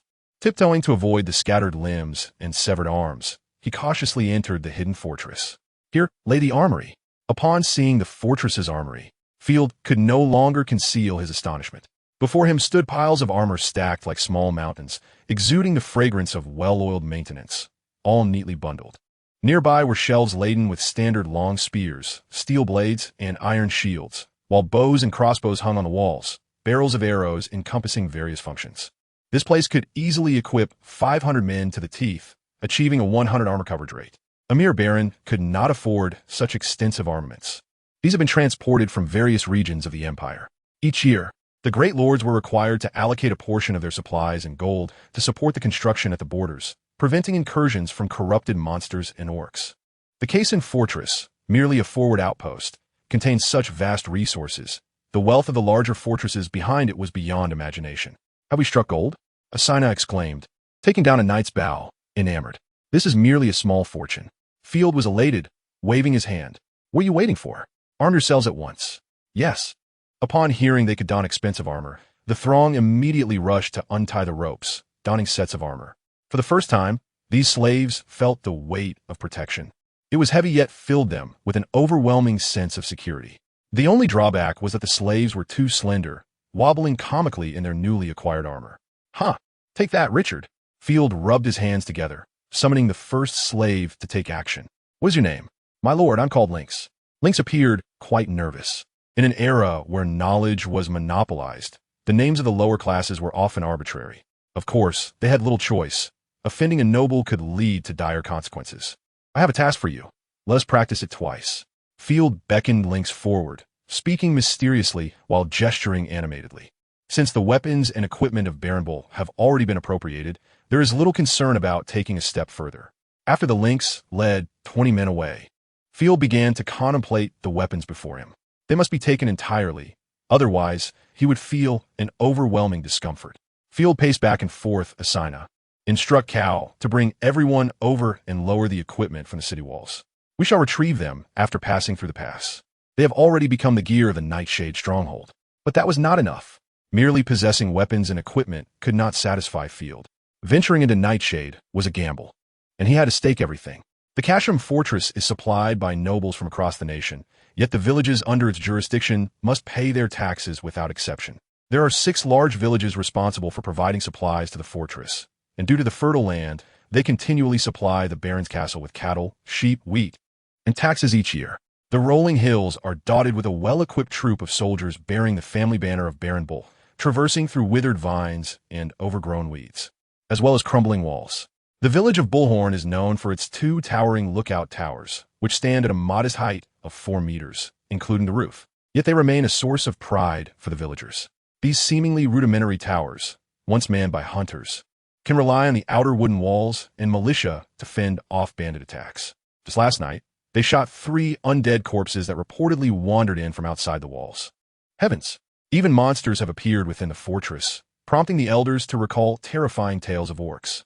A few villagers clad in coarse linen, wielding pitchforks and holding bowls of vegetable soup, sat at the village entrance, discussing whether the widow from the eastern village could withstand a few rounds against the green-skinned orcs, occasionally erupting into raucous laughter. Those are the Lordess soldiers. The villagers recognized the banner, but were oblivious to the soldiers' intentions, leaving them in a state of confusion. Soon after, Lynx and his slave guards came into view. "Quick, open the gates!" Lynx cursed, as the soldiers beside him thrust their halberds into the ground, the sound of their infantry armor ringing out sharply. Lynx, adopting an air of aristocracy, bellowed, "Do you want us to remain outside, drinking the north wind? You fools!" The villagers snapped back to reality and hurriedly bent over to welcome the newcomers. "My lord, is this regarding the undead? Our village has successfully repelled their attacks. We thank the divine, and of course, we owe gratitude to you, Baron. We shall offer up a young maiden to ensure your satisfaction." The village chief's face was as radiant as a flower, eagerly approaching, but upon seeing Lynx, he hesitated. "Sir, I believe I have not seen you before." Lynx felt a surge of anxiety, but recalled Field's instructions. When faced with difficult questions, one should simply resort to cursing. "Curse your mother, you snake's lackey. Why so much prattle?" Lynx drew his sword, declaring, "I am here to collect taxes, not to make acquaintances. Do you understand?" The village chief was splattered with spittle and nearly fell over in fear at Lynx's drawn blade. "Forgive me, my lord, it is my fault. Agricultural taxes, population taxes, household taxes, faith taxes, land taxes, exemption taxes, breath taxes. What other forms of taxes were there? You understand, these are the usual taxes we pay in Bull territory. The variety of taxes in the medieval era is exceedingly rich. There is always one suitable for the farmers. But it is not yet tax season, my lord." One farmer lamented. Lynx, expressionless, replied, "Due to the invasion of the undead, protecting you is quite laborious. We require more supplies. If you have objections, we can send you to hell." Field had assigned him the task of tax collection, and if their ruse were uncovered, it would suffice to simply plunder. After all, who would recognize anyone from Nightshade? Naturally, tax collection was the safest route. After all, the slaves were lacking in combat capability, and a conflict with the militia could lead to unforeseen consequences. Pay your taxes in full." The village chief gritted his teeth and promptly ordered the villagers to bring forth livestock and grain, while also displaying a fawning expression. "As for the young maiden the Baron desires, I will present her as well." "A maiden?" Lynx furrowed his brow, as Baron Field had not mentioned this detail, clearly indicating it was a desire of Baron Bull. Just as a slave guard was about to voice a refusal, Lynx swiftly intervened. To refuse would be to expose their ruse. "Very well, take her back with us." Soon, the village of Bullhorn was in an uproar, akin to boiling water poured into an anthill. 2 cattle, for sheep, several chickens and ducks, 5 carts of grain, a total of 7 gold coins, 23 silver coins, and 50 copper coins were taken. The entire village felt as though it had been thoroughly scraped clean, filled with cries and pleas. The wealth accumulated over a year vanished overnight. Nobles are truly terrifying. Lynx silently clicked his tongue. He too had become a slave due to his inability to pay taxes. As for whether the villagers had committed tax evasion, it was of no concern. After all, it was a boon they had stumbled upon. "My so much livestock?" Field was still directing the slaves in transporting military equipment and magical artifacts. In another bunker, he discovered 3 fog lanterns coveted by the bearded officer, along with a plethora of magical potions, most of which were for healing wounds, the total value of which was incalculable, but certainly not less than 200 gold coins. Having amassed such a bounty, Field was astonished upon seeing the taxes Lynx had brought back. He never expected a small village to yield such a substantial amount. The tax rate must be frightfully high. Lynx had merely plundered one village, and yet 20 men could barely handle it. Even the cattle and sheep were included. It seemed he would not be lacking in meat for some time in this cursed land. The only discomfort for Field was that he had indeed plundered a village. No saintly morals here. Survival comes first. Field tapped his head, realizing that the advanced moral standards of Huagua had no place in the predatory medieval age. He could barely sustain himself, so why should he concern himself with so much? Only by surviving could he accomplish anything. Moreover, Nightshade lay in front of Bull territory, serving as a buffer zone. These supplies were rightfully his. Supporting his subjects was the foremost priority. Very well, everyone shall receive a silver coin. Field smiled encouragingly at Lynx, generously offering, as long as you all gather a gold coin to give to me, I shall restore your freedom and grant you the status of free citizens of Nightshade. The slaves erupted in a roaring cheer, feeling a genuine sense of hope. My lord, let us go to collect taxes from other villages. Motivated by Field's incentive, Lynx's enthusiasm surged, his eyes sparkling, as he firmly aligned himself with Field's stance, tossing aside any previous sympathy. The villagers of Bull territory had been plundered. Why should the people of Nightshade feel compassion? Field raised his fist and declared, of course, let us seize their gold with vigor. Aim to complete the collection by tomorrow morning. Our time is somewhat pressing. Go forth, continue masquerading as soldiers of Bull territory while collecting taxes, and I will reward you. However, speed is of the essence. The other cities of the Empire are not as cowardly as Richard. They will soon take notice of the crisis in Bull territory and dispatch armies to eradicate the corruption, and he cannot afford to be caught off guard. Oh, my lord, there's also this little girl. Lynx pulled over a young girl clad in simple robes, around 12 years of age. Do I look like a creepy uncle? Have you actually brought a little girl to me? Field's mind momentarily blanked, ready to berate Lynx, but upon seeing Lynx's frightened expression, he suppressed his anger and inquired, what is the situation? Why have you brought a child back? She was offered to Baron Bull by the villagers. I suspect it is not a good thing. I did not wish to stir trouble. However, to avoid arousing suspicion among the villagers, I brought her back privately. Please punish me, my lord. There is no punishment. You have acted wisely, Lynx. You shall now lead the guard. Field was grateful for his own patience. The little girl was unremarkable, merely a bit more delicate in appearance. Field casually asked her a few questions and decided to take her in.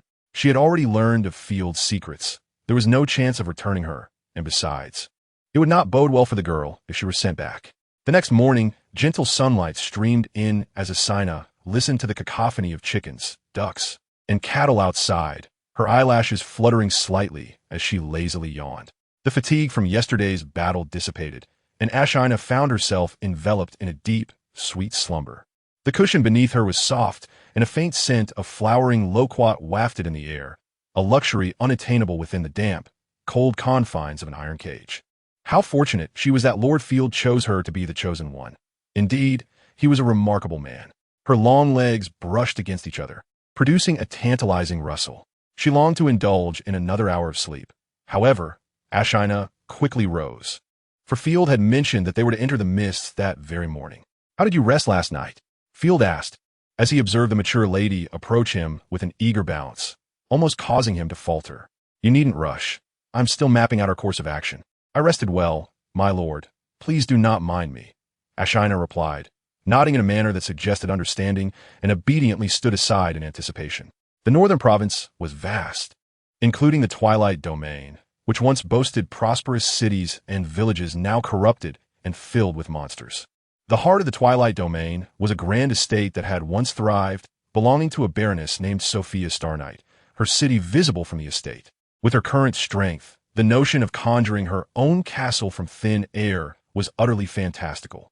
The most prudent approach would be to seize the grand estate and use it as a foothold to slowly reclaim Starnight City. The map in Field possession was still a version from 7 years prior. At that time, many aspiring knights dreamt of reclaiming the northern province, setting out with servants and vassals in high spirits. Yet only a handful returned, while those who remained had undoubtedly transformed into monsters, perhaps even formidable bosses. Adding to his troubles, Field silently lamented that while the strategic plan was admirable, The associated risks were undeniably daunting. Chapter 13. Within the haze, my lord. All goods have been packaged, announced the steward Kareem. Last night's supplies included 7 cattle, 20 sheep, a pack horse, and a myriad of other items, all duly recorded in your accounts. Dressed neatly in a cloth tunic, his expression was one of discontent. No one relished the idea of venturing into the northern province. They stood atop the city walls, gazing out, and all that met their eyes was the gray fog merging with the heavens.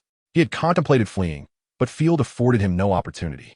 The Lynx and other enslaved soldiers, corrupted by the allure of gold, had become unwavering loyalists to Field.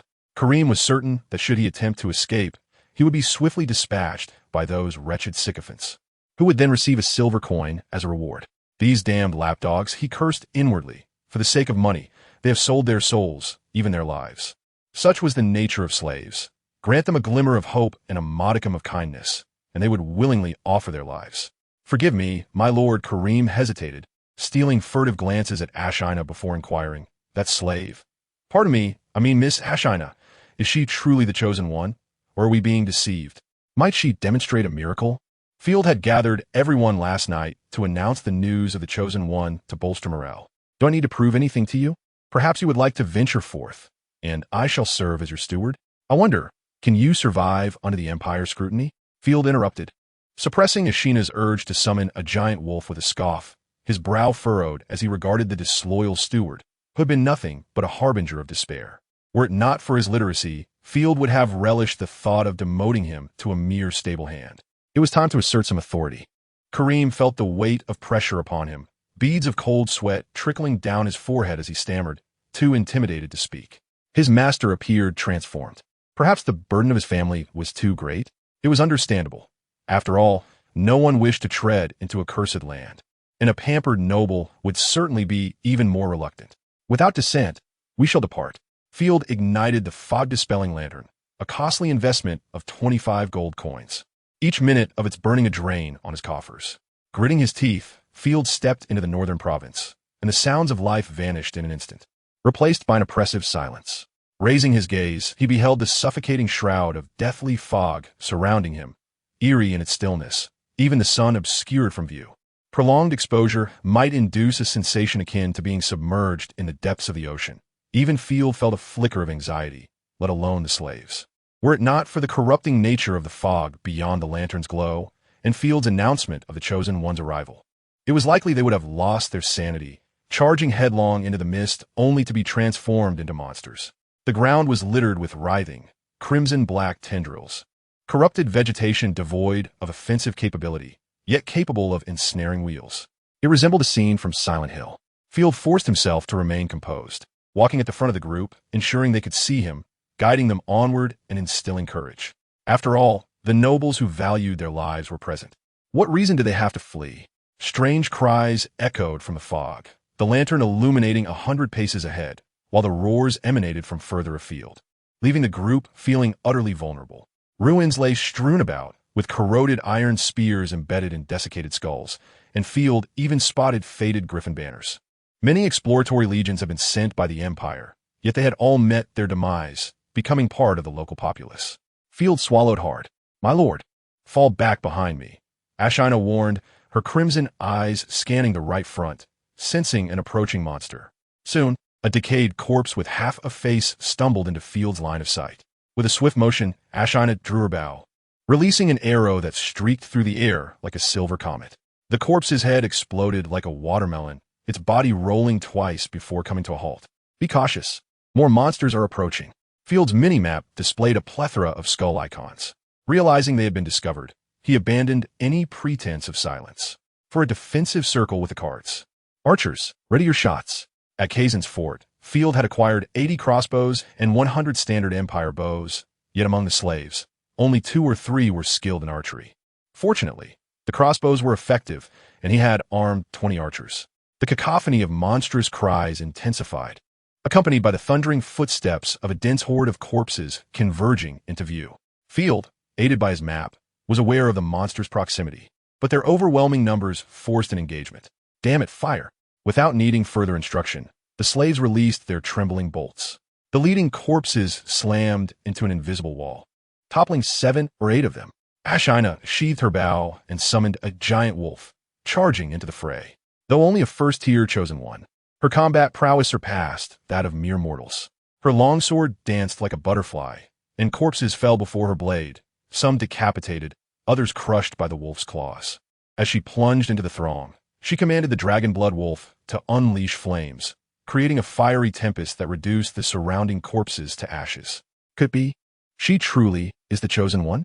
Kareem rubbed his eyes, incredulity etched on his face. Ashina had alleviated a significant portion of the pressure, yet the tense atmosphere remained unyielding. The vision-reducing fog continued to spawn corpses, exerting immense psychological strain on the group. Kill! The lynx growled, thrusting his spear towards the oncoming corpses with all his might. 3 or 4 spears pierced a corpse's chest, and with a flick, it was sent sprawling to the ground.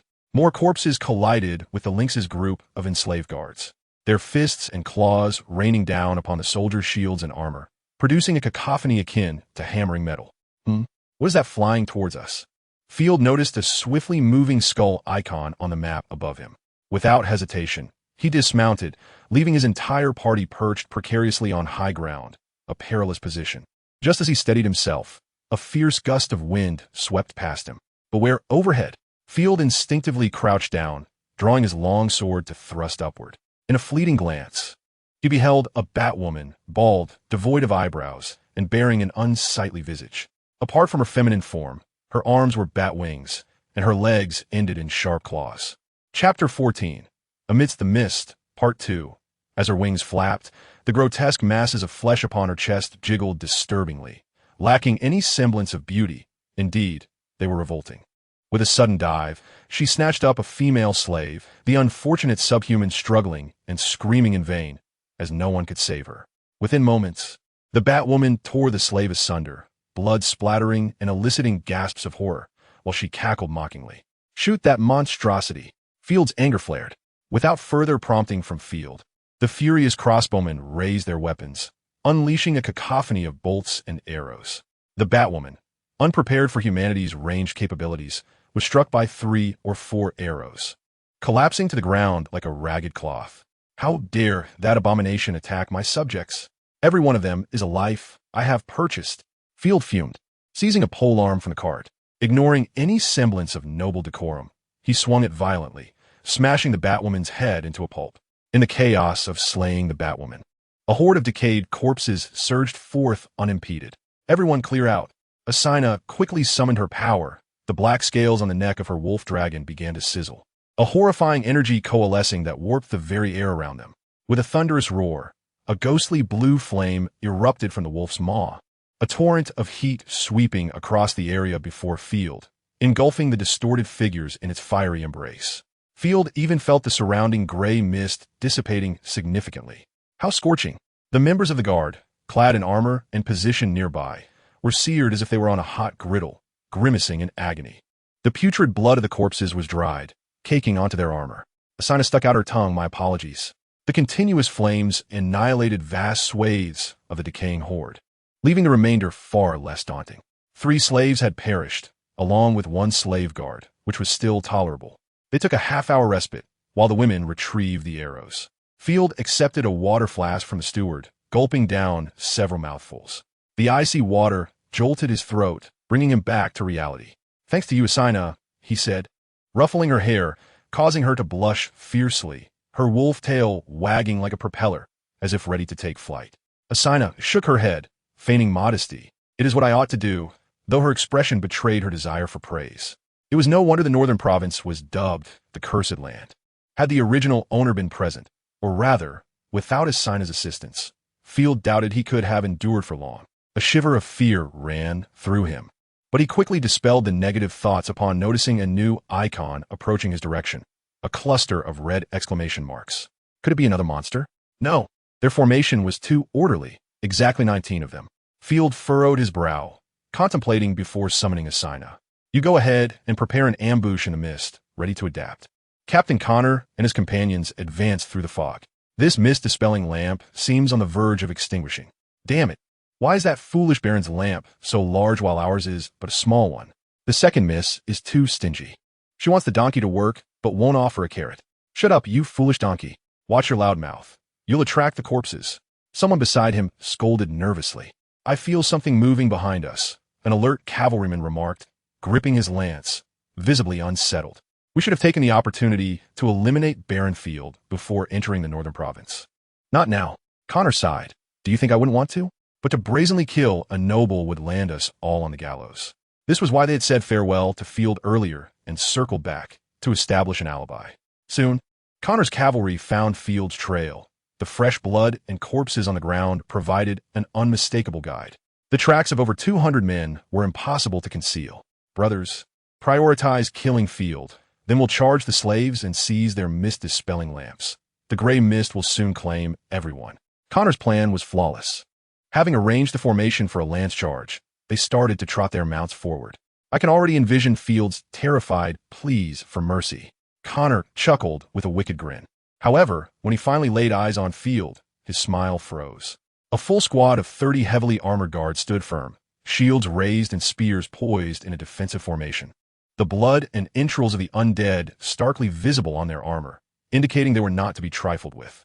Field remained behind the cart formation, 2 rows of crossbowmen already drawn, ready to unleash a volley upon Connor's cavalry at a mere command. Even without professional training, a child could fire a crossbow and easily pierce an adult's body. Damn it, we've been spotted. Connor was dumbfounded, feeling like a clown. How is this possible? Isn't Field just a coward without connections? Where did he acquire such guards? The cavalry stirred in disarray. Their ambush had lost its element of surprise and had turned into a farce. Charge against heavily armored spearmen? Or crash into that damned cart formation? We retreat. Connor yanked the reins hard. His steed whinnied in alarm, rearing and turning. A towering black wolf, over 2 meters tall and as robust as a bear, materialized behind the horses, startling Connor's mount into stumbling. Connor was thrown off his horse, fear gripping his heart. Damn it! Before he could reach for a weapon, a lance pressed against his throat, wielded by a stunning wolf hybrid, her gaze both playful and menacing. Connor knew that any movement would seal his fate. To make matters worse, his mist-dispelling lamp had been snatched away. This is the slave that Field purchased. A memory struck him, the slave that Field had insisted on acquiring. One who could navigate through the mist without a lamp. The others were dumbfounded. Oh, divine presence! What ill fate has befallen us, encountering the Chosen One? Who could have foreseen that Field would possess a Chosen One? Had they known, not even 10,000 gold coins would have tempted them to approach. Ah, Captain Connor, what brings you here? You startled me, Field said, not immediately ordering their execution. Instead, he mischievously rolled his eyes, adopting a casual tone as if greeting an old friend. Are you worried I won't arrive on time?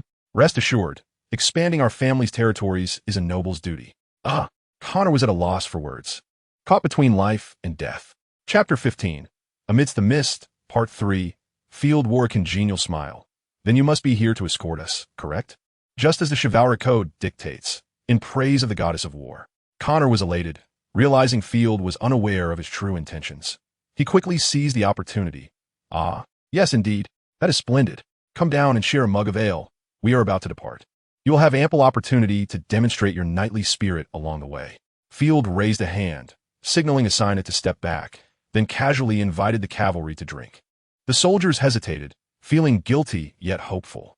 To confront a Chosen One head-on would likely lead to their demise. Escaping was not an option, as Asina had already downed Connor and seized the mist-dispelling lamp. Without fog lights, plunging into the deathly haze is tantamount to courting disaster. It appears that the Baron remains oblivious to our intentions, which is hardly surprising given Field's inherent foolishness. Observing his earnest demeanor, the others began to entertain delusions, recalling his prior acts of kindness and weakness. After being dissuaded by Field, they nervously took a few swigs of wheat ale, finally easing their anxious hearts. My lord, I believe it is time for us to return and report back, Connor suggested, seeking an excuse to make his escape. Field nearly lost his composure. This band of fools truly believe themselves clever. Your mounts have been requisitioned for transporting goods. You shall receive them back at nightfall. Field dismissively refused, then pointed towards the front of the line. You just stated that you would help clear the way. Let us proceed. Connor suddenly felt an ominous premonition and became anxious. I regret my decision. I apologize, but I must hasten back to report. I fear the Count is already waiting impatiently. Huh, it seems you're utterly clueless, Field sneered, gesturing towards Ashina. Suddenly, Ashina's massive wolf seized a cavalryman's head, the sickening crunch of bone nearly drowning out the gasps of those present. Blood gushed from the headless soldier as his body convulsed violently. The onlookers, even Field's own followers, instinctively held their breath in sheer terror. The brutality of the scene was overwhelming. I was wrong.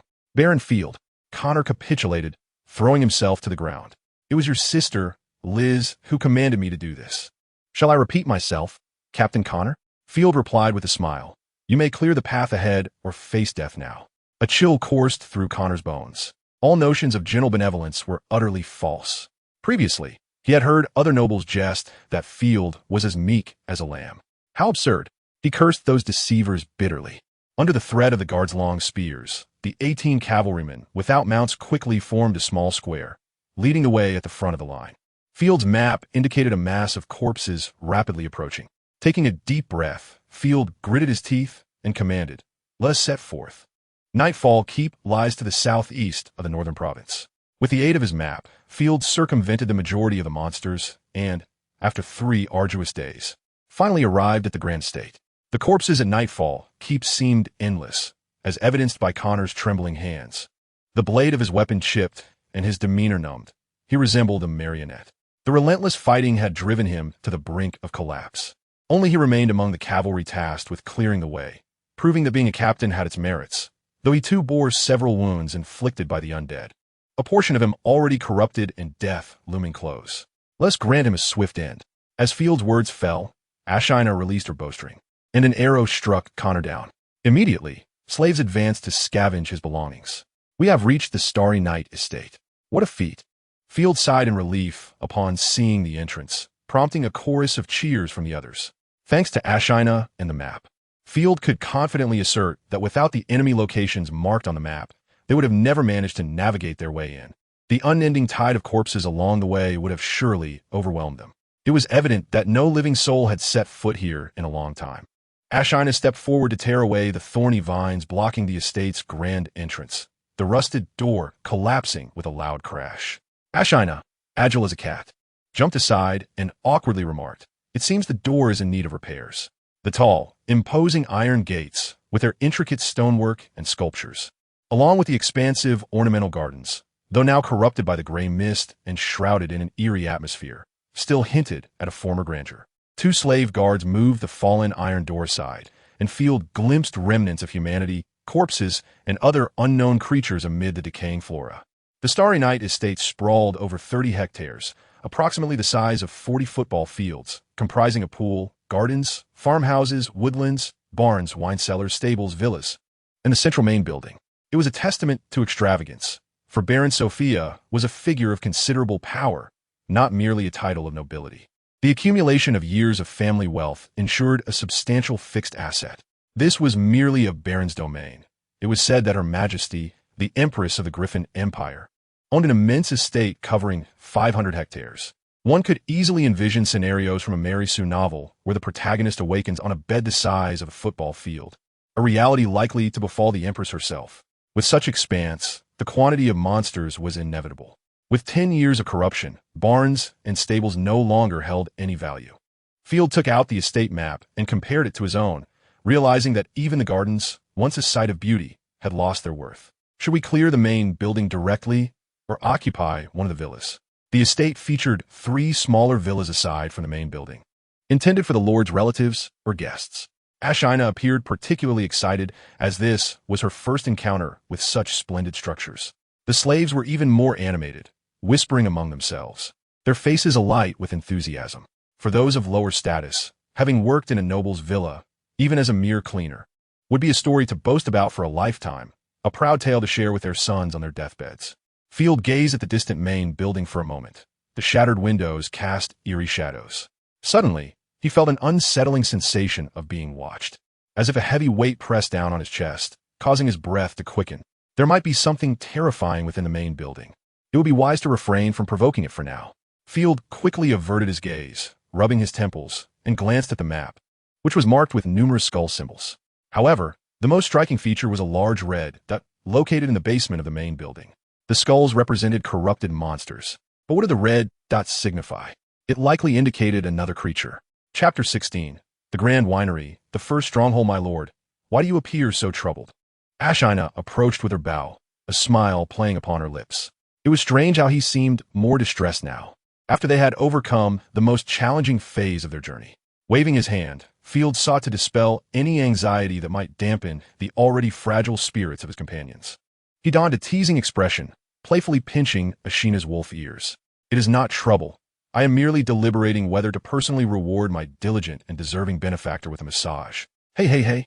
Ashina's cheeks flushed crimson, her red eyes trembling as she fumbled for a response. Upon seeing Field's playful demeanor, she realized she had been teased, and with a huff, she retorted, "My lord, you are being too much. Here I am, concerned for you, and you choose to jest." Field patted his sore neck. "Thank you for your concern. However, it is time we find a place to rest. I can no longer endure the creaking of the cart. It has given me a headache." They needed to secure a dwelling. Somewhere sheltered from the elements would be far better, even if the buildings here were in a state of decay. After meticulously studying the map, Field declared, "Let us seize the Grand Winery, Ashina. Its primary structure is made of brick and stone. It is less likely to crumble into ruins." The Grand Winery lies to the southeast of the main building, surrounded by lush farmlands once used to cultivate the famed black pearl grapes for winemaking. Of course, those vast vineyards were now a thing of the past.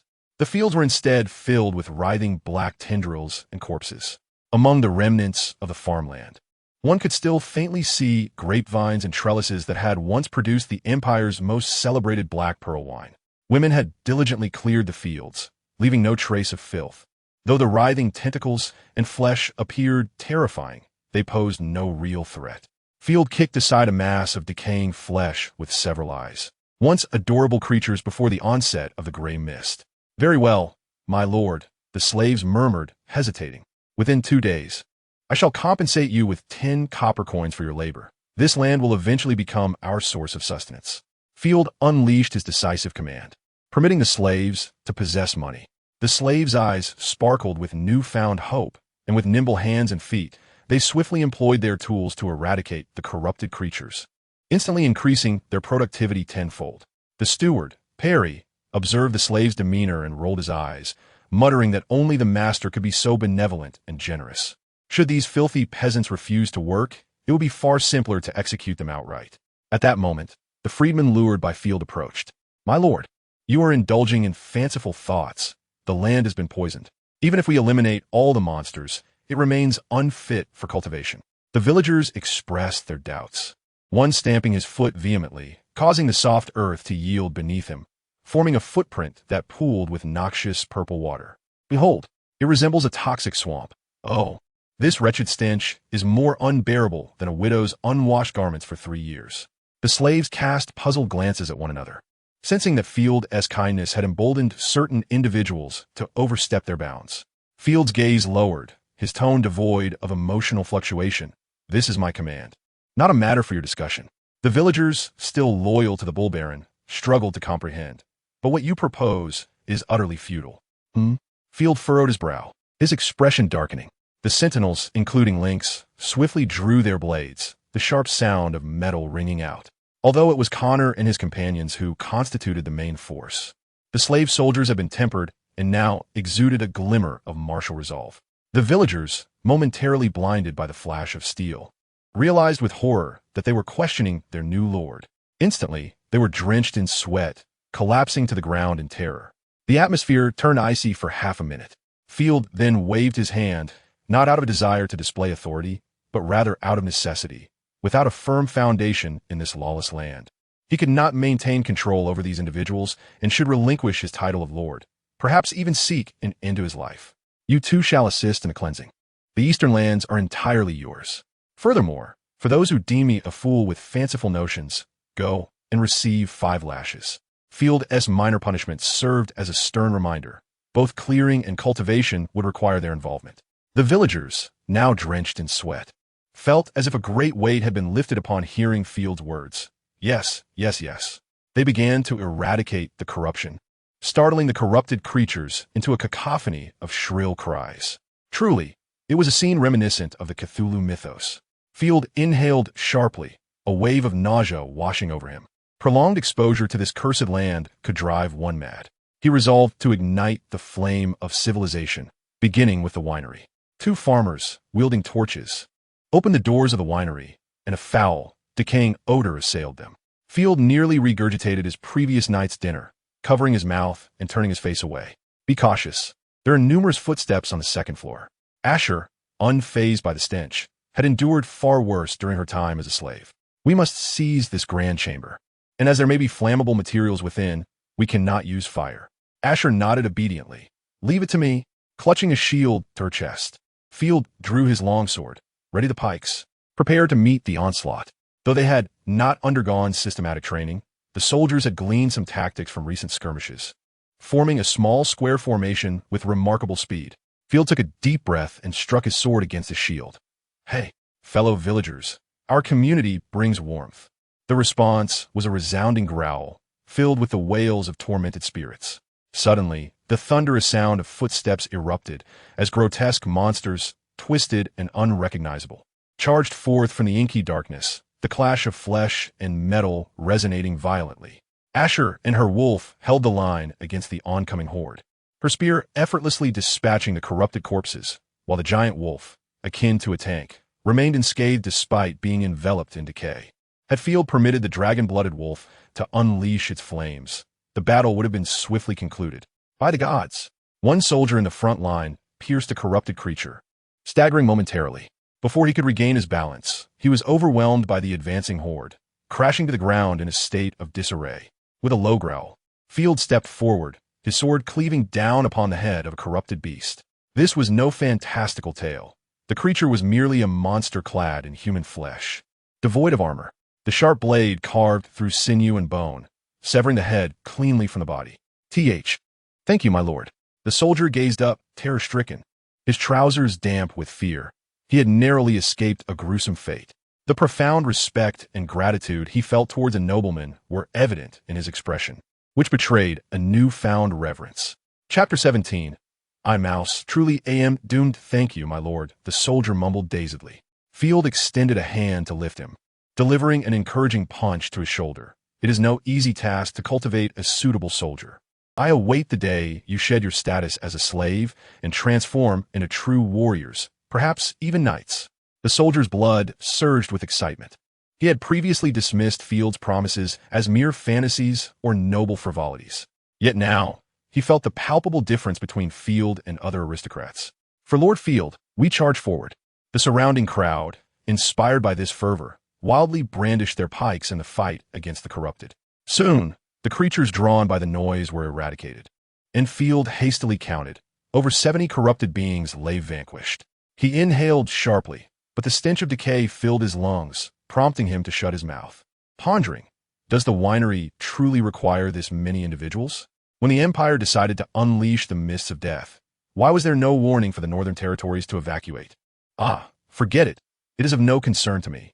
Dismissing the futile questions, Field pressed deeper into the winery. After traversing a short distance, he discovered the large room designated for brewing.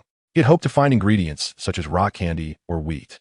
Instead, his unrealistic aspirations were met with the sight of a grotesque Batwoman corpse, her eyes wide open in death, her body violently torn from neck to groin, with her innards mysteriously vanished. The barley, intended for brewing, lay wasted. Field noticed nearby what could still be classified as barley, scattered across the floor, now crawling slowly after a decade of decay. He marveled at the peculiar nature of corruption. Perhaps it was not a curse from the devil, but a form of unique radiation. Radiation? Asher's mind faltered, pondering the unfamiliar term Field had used, her expression shifting suddenly. Beware. Something approaches swiftly. So fast was its approach that Field scarcely noticed, the skull icon flashing ominously on his minimap. Clang! The soldier stationed ahead dramatically altered his expression, instinctively glancing upwards. In an instant, the shield he held shattered into countless pieces, sending him sprawling backward. A creature resembling a tongue-wagging horror from a survival horror game appeared where the soldier had just stood, its elongated tail and snout revealing its origins as a mutated rat. With a shriek, the rat monster lunged at Field, its claws poised to strike. Field felt the rush of wind as the monstrous paw loomed larger before him. Not on my watch. In that critical moment, Asher commanded the dragon-blooded wolf to leap in front of Field, curling its body protectively around him. With a cacophony of explosions and a shower of sparks, the dragon-blooded wolf endured the assault, sustaining no harm. The creature, momentarily stunned, glanced at its claws, which had proven ineffective against the wolf's resilient scales. With a swipe of its massive paw, the dragon-blooded wolf sent the rat monster tumbling. The sentinels seized the opportunity, wielding their daggers and pikes to strike fiercely, but the rat monster, with its thick hide, shrugged off their blows, sustaining only minor injuries. It lashed out with its long limbs, effortlessly sending 7 or 8 armored soldiers flying. It was astonishing, even though the soldiers were clad in heavy armor. They were dispatched with such ease. Fall back. This has transcended the realm of ordinary biology. Field, brandishing his shield, swiftly sought refuge in a corner, cursing under his breath for forgetting to bring his crossbow. Such a robust creature could only be subdued by crossbow bolts. It was better left to Athena. The rat monster rose, attempting to seize a guard as a snack. You shall not prevail. Athena infused her spear with energy, her aura surging. The force of her strike pierced through the creature as effortlessly as breaking through parchment, embedding the spear within its flesh and becoming ensnared in its bones. Had the terrain not been so constricted, Athena could have charged on her great wolf, and that blow would have pierced the rat monster entirely. With a pained cry, the creature lunged with its claws. Boom! The giant wolf collided with the rat monster's chest like a high-speed train, interrupting its attack and sending it flying, exposing its vulnerabilities. This was a third-tier corrupted creature. In such confined spaces, only third-tier beings, endowed with fighting spirit or magic, could hope to vanquish it, unless one resorted to city defenses or penetrating crossbows. Fortunately, the Chosen One possessed strength far surpassing that of ordinary folk. Athena, with her first-tier chosen power, was more than capable of crushing it. The Frost Piercer Spear. This was Athena's inaugural use of a divine technique. Stars converged in her hands, forming a spear that resembled a writhing azure dragon. Infusing it with divine power, she unleashed it with a powerful throw. The divine strike met the rat monster, resulting in a gory explosion as blood gushed forth, bones shattered, and chunks of flesh were pulverized against the wall. At last it is resolved. Athena's complexion paled, and she panted, revealing her exhaustion. The battle had concluded in a flash, yet the peril had been suffocating. Field exhaled deeply, relieved. Thank goodness you were here. That last portion of venison is yours. Long live the Lord. Upon hearing of the venison, Athena's tail swayed excitedly, and drool uncontrollably dripped from her mouth, her previous aloofness evaporating. However, she patted her chest and graciously declared, I only require half. You have worked hard as well, my lord. Field felt greatly reassured. The mini-map indicated that the monsters in the Grand Winery were nearly eradicated, marked only by a scattering of skeletal icons.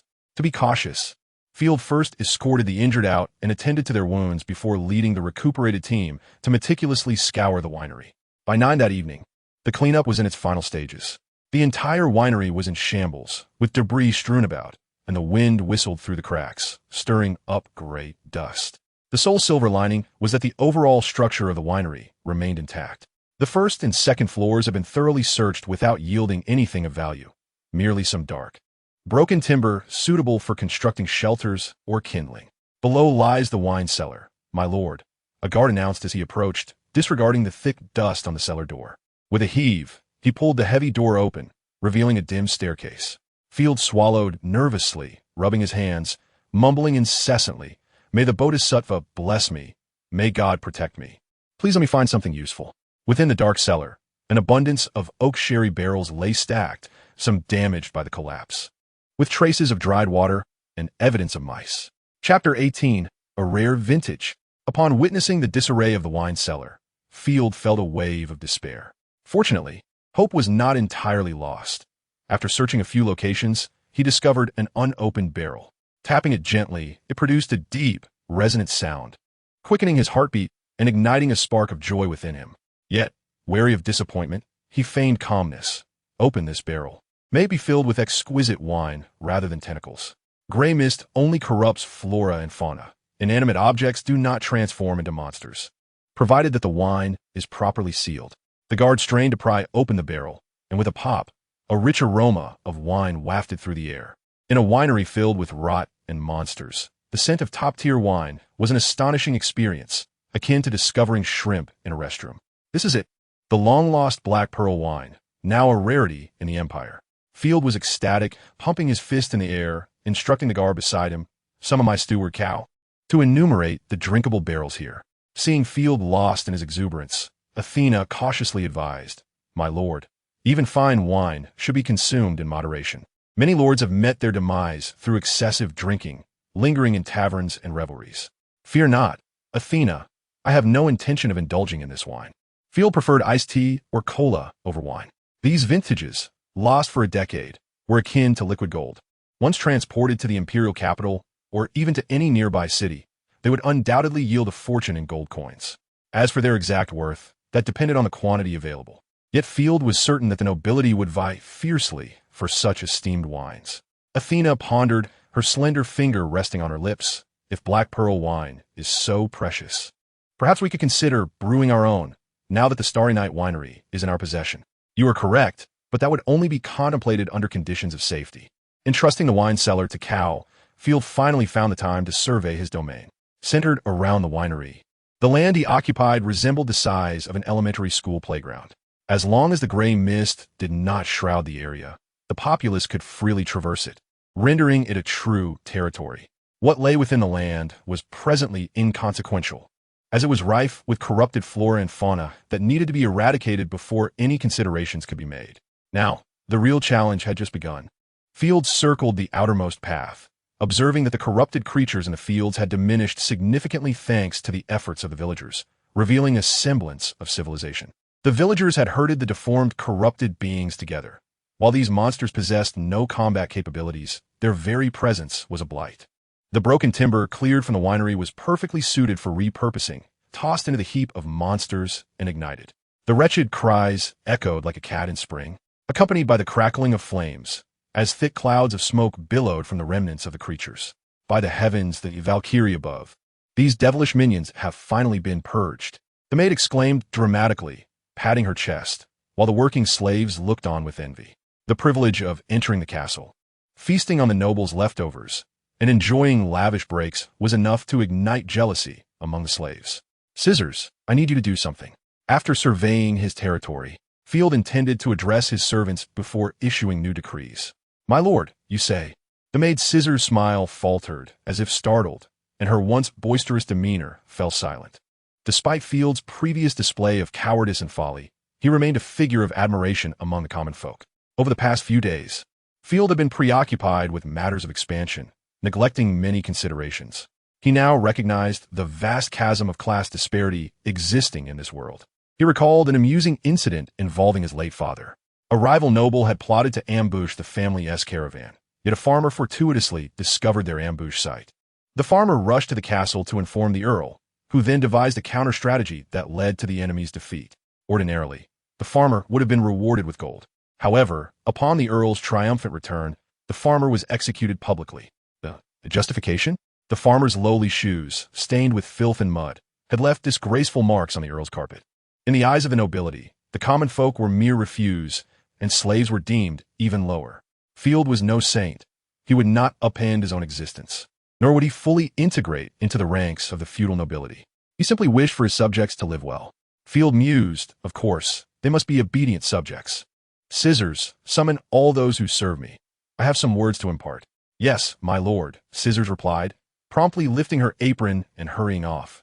The steward was the first to arrive, as his position among the household servants was the most esteemed, making it only natural for Scissors to notify him first. "My lord, the count of wine barrels has yet to be completed. It will take at least 2 days," gasped Steward Cal, who appeared frail and emaciated, his thighs bearing little flesh, suggesting a life of hardship. Despite this, his wages were the highest in the entire domain, 5 silver coins and 50 copper coins a month. He was entrusted with tasks such as procurement and accounting, and with a bit of initiative, his income could multiply several times. In the Empire, 1 copper coin would buy a loaf of black bread, made from rye flour that sometimes contained wood shavings and bark. Unlike the bread imagined by modern individuals, this black bread was as hard as stone, capable of breaking teeth if chewed directly.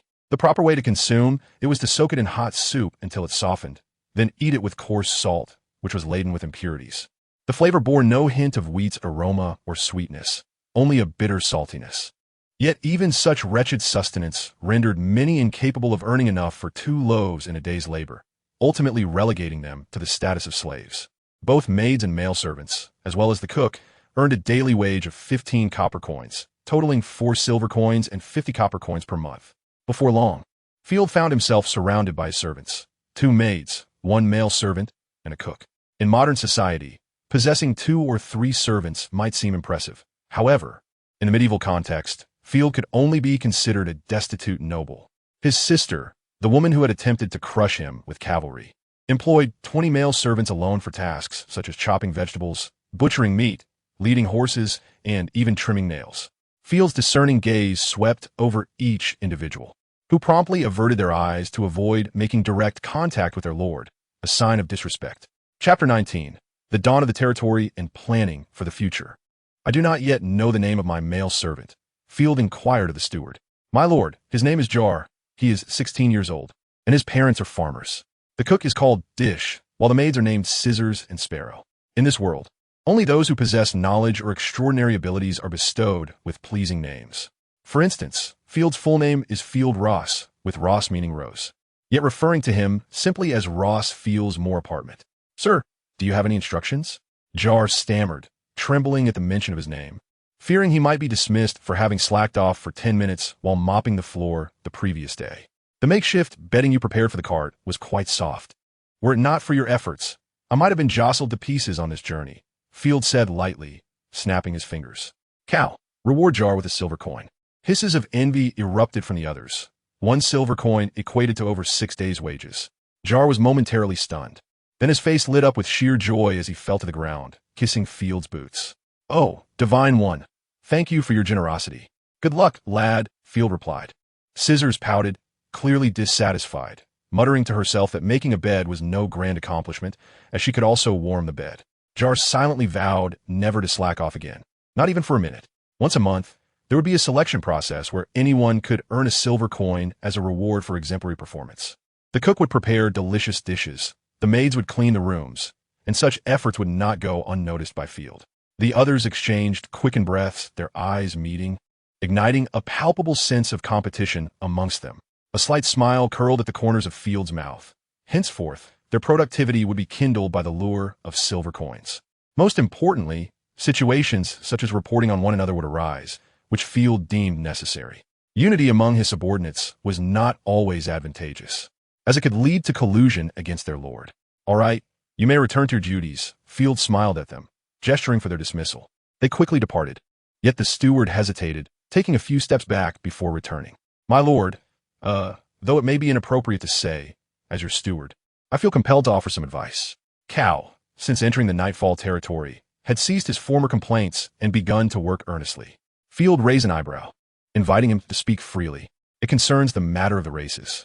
You seem to have granted the subhumans an avenue for advancement, promising them the possibility of becoming free citizens, yet they're different from us. They're foolish. I apologize, but aside from Lady Ashina, it seems unnecessary to grant the rest their freedom. Field pondered this for a moment. We currently reside in a cursed land, surrounded by death. There is a saying, when in Azelia, one must behave like an Azelian. Our Nightfall territory should establish its own regulations. Tomorrow, I shall announce a unified decree, and then you shall understand. That evening, Field took out paper and pen to draft an agricultural plan for the Nightfall territory. He wrote in characters only he could comprehend, plunder and exploration. My territory lacks resources, and to develop quickly and accumulate production materials with just 200 people is utterly impossible. Even the land is rife with toxins. Knock, knock, knock. My lord. It is I, came Ashina's voice from outside. Field's plans required her support. Come in. I've been awaiting you. Good evening, my lord. Ashina entered, clad in a modest maid's outfit. Her long, youthful legs struck a shy pose, her face betraying a hint of bashfulness, having escaped the harsh life of a slave. Her skin, as cold as jade, was now exposed to the light once more, and even her feet appeared chilly, with long, fair toes that possessed an undeniable beauty. How may I assist you? Perhaps it was an illusion, but the atmosphere grew immediately intimate. Field slapped his forehead, realizing why Ashina appeared so flustered. Calling a young lady to his room in the dead of night would stir baseless thoughts. Ahem, it pertains to the development of the territory. Oh, Ashina's small hands fell helplessly to her sides, relief washing over her, though a tinge of disappointment lingered in her heart. My lord, I lack management experience and may not be able to assist you. Before becoming a slave, Ashina had merely been a free citizen, the daughter of a wolf subhuman hunter, devoid of literacy or managerial skills. Fear not, you can learn, as I will guide you step by step. Furthermore, you are a chosen one, which grants you an inherent advantage. The greatest class ascension in this world is to become a chosen one. One moment, one might face execution, yet in the next, becoming a chosen one would result in local nobles declaring them innocent and treating them as honored guests. After all, the gods do not make mistakes. This is also why the lower classes are reluctant to rebel against their lords, for everyone holds the opportunity for upward mobility. Should a daughter or daughter-in-law become a chosen one, they would naturally live in comfort. I have resolved to plunder my brother, Field declared, dropping a bombshell. Ashina was taken aback. Is this something I am permitted to hear? Well, I unconditionally support you. After ensuring Field was not jesting, Ashina pondered for a moment. You are not a cruel and wicked person. I can sense that. During her time as a slave, Field had never mistreated her or engaged in any vile acts while she slept. On the contrary, he was the most unique individual she had encountered, treating subhumans with equality, perhaps even a hint of fondness. It might have been a mere illusion, but undeniably, Field was a gentleman. Thank you. Field poured Ashina a cup of red tea. This matter is rather intricate. He recalled the cold, twisted gaze of his brother, which haunted him relentlessly.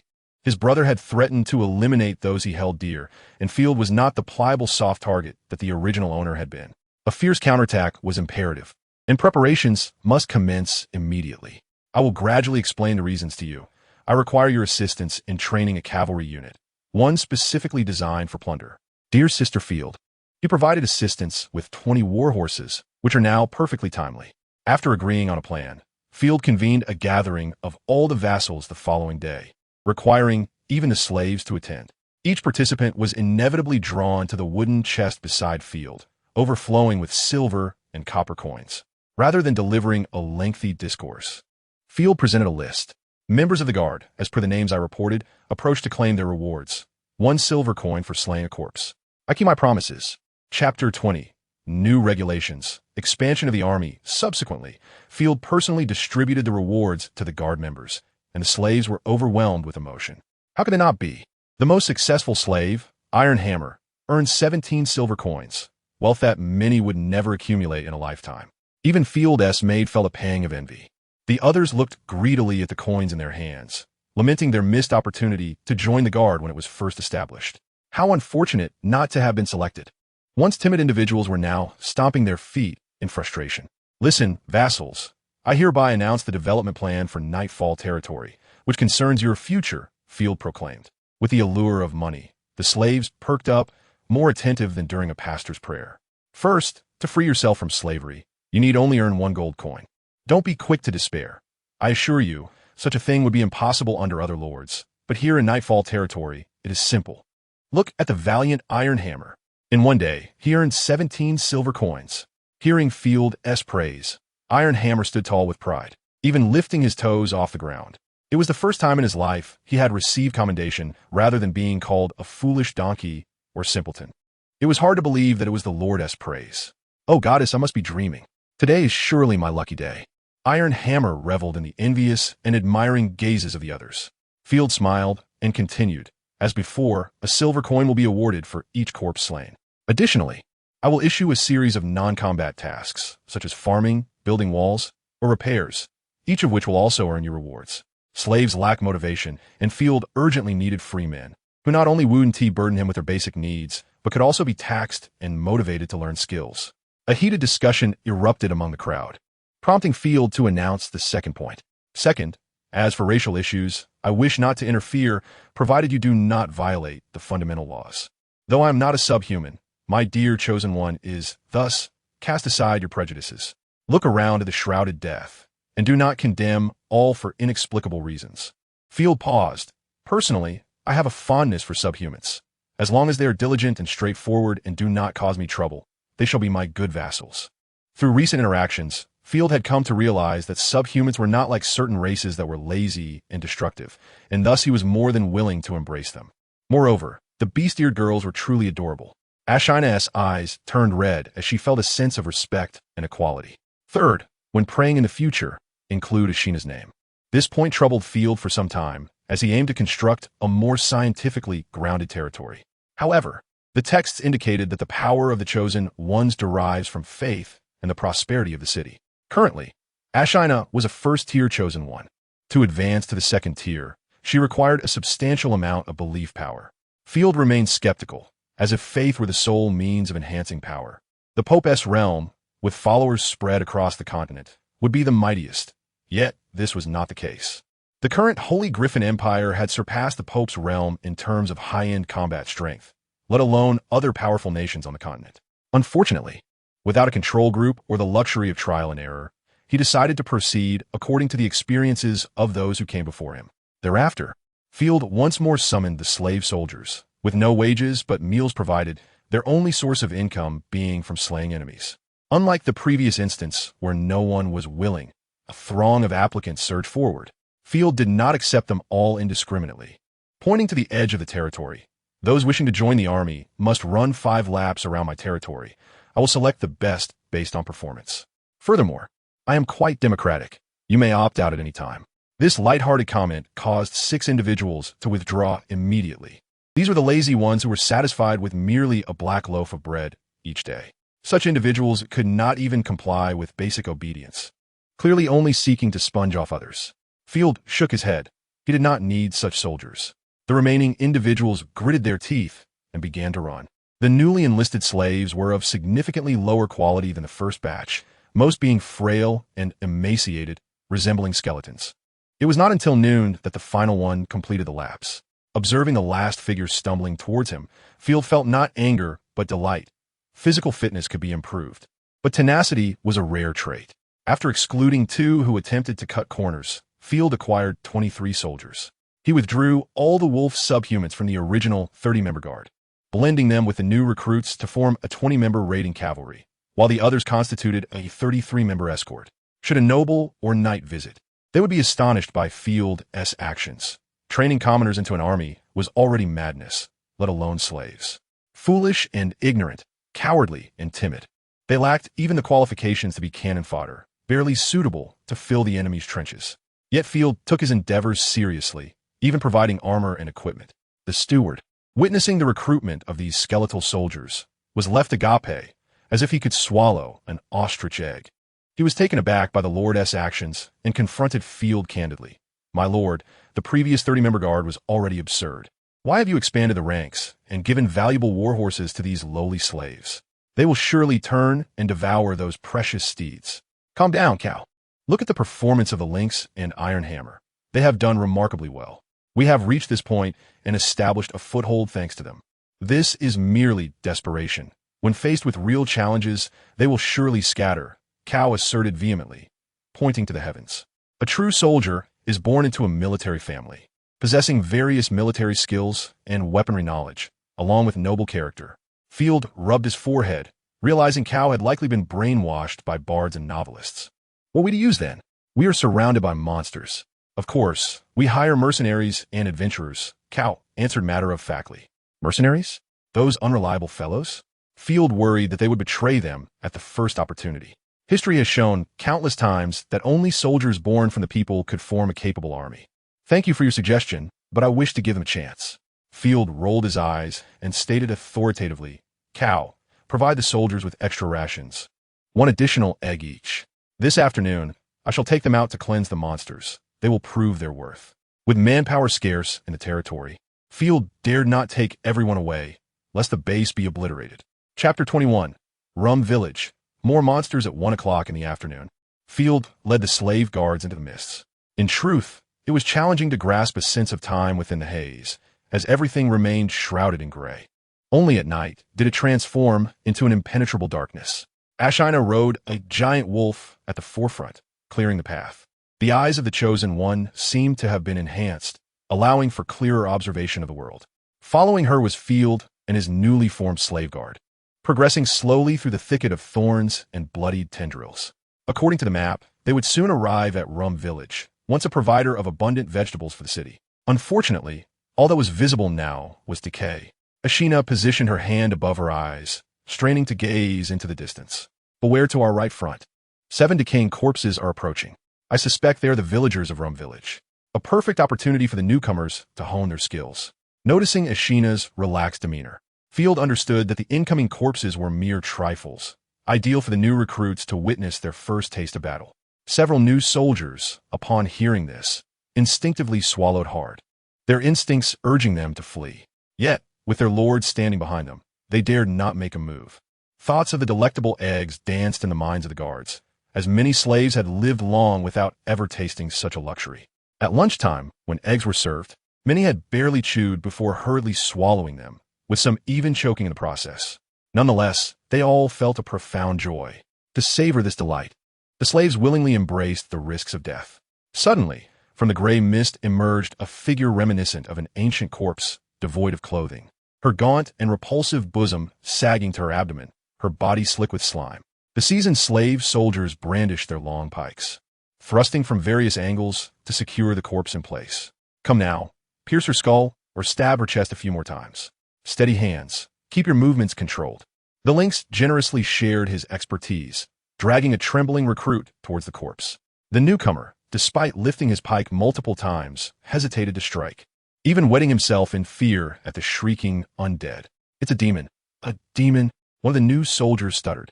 Field, having seen numerous zombie films in his previous life, recognized the fear gripping the recruits, who believed the corpses harbored demons. Act. Do not be a cowardly quail. Field barked, determined to eradicate their fear, for terror was contagious. More individuals would soon view the corpses as demons rather than creatures that could be slain.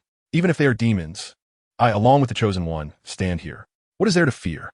I shall show you that demons can be vanquished. With Field's reprimand, the soldiers finally extended their pikes, albeit with closed eyes, nearly thrusting them clumsily into the corpse's embrace. Yet, they had taken their first step.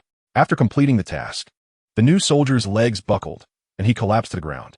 See, it is not difficult, nor is there a curse. Field pointed at the corpse on the ground, snapping his fingers cheerfully. With the right distance, they're easier to handle than foolish deer. As more corpses converged, emboldened by the first demonstration, the remaining recruits gathered their courage and launched their attacks. After swiftly dispatching this batch of monsters, Field led the group onward, quickly reaching the outskirts of Rum Village. What is happening with these corpses? Field wondered, gazing at the trembling skull icons on the small map, scratching his head in confusion. Are they dancing in jubilation? Lord, I can clear the corpses of Rum Village alone. It is too dangerous ahead. I can handle it, Ashina said, her eyes darting, her pale face inexplicably flushed. This peculiar expression piqued Field's curiosity about what she had seen. Let's take a look, he suggested, stroking his chin. All right then, Ashina stammered. Upon witnessing the chaotic scene before him, Field instantly regretted his stubbornness. A multitude of grotesque corpses were cavorting in the farmlands outside the village, creating utter pandemonium. Despite their bodies being in decay, they seemed to move instinctively. Field was left speechless, covering his face in disbelief, thinking, have I truly traversed into the realm of an H-game? No wonder the female corpse was completely unclothed. The soldiers burst into laughter, their previously tense atmosphere dissipating.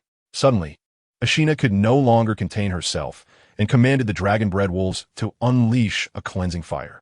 The space warped as scorching blue flames engulfed most of the twisted figures, accompanied by the incessant crackling of shattering bones until they were reduced to ashes. Several corpses, retaining only the semblance of humanity, shrieked as they charged from behind. Iron Hammer reacted instantly, leaning back slightly like a top bow, and when the corpses drew near, delivered a powerful shield bash that sent one sprawling, followed by merciless trampling that crushed its frail chest, rendering it motionless. The guards, eager not to be outdone, recognized that these staggering corpses were akin to walking coins. With their pikes thrusting wildly, the unarmored corpses fell in a sequence of lifeless bodies. Let's storm the village, but be mindful not to stray beyond the range of the mist-dispelling lantern, Field observed, itching to join the fray. Unfortunately, he clutched the vital lantern. Otherwise, he too would have relished the chance to slay a few.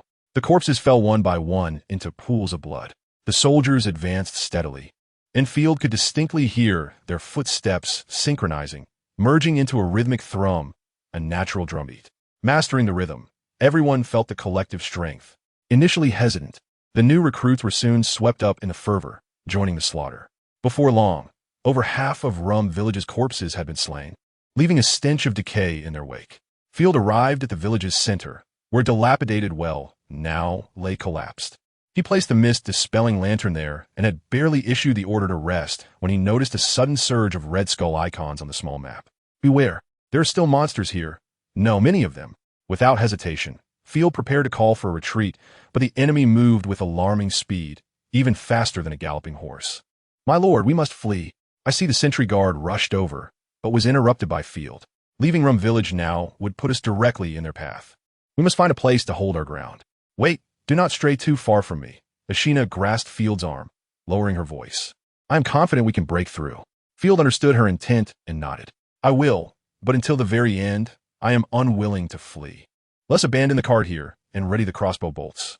Learning from past lessons, Field had specifically brought crossbow bolts. Suddenly, a gnome-like creature vaulted over a crumbling wall, landing on a guard and gnashing its enormous jaws, producing sharp sounds as it bit into the guard's armor.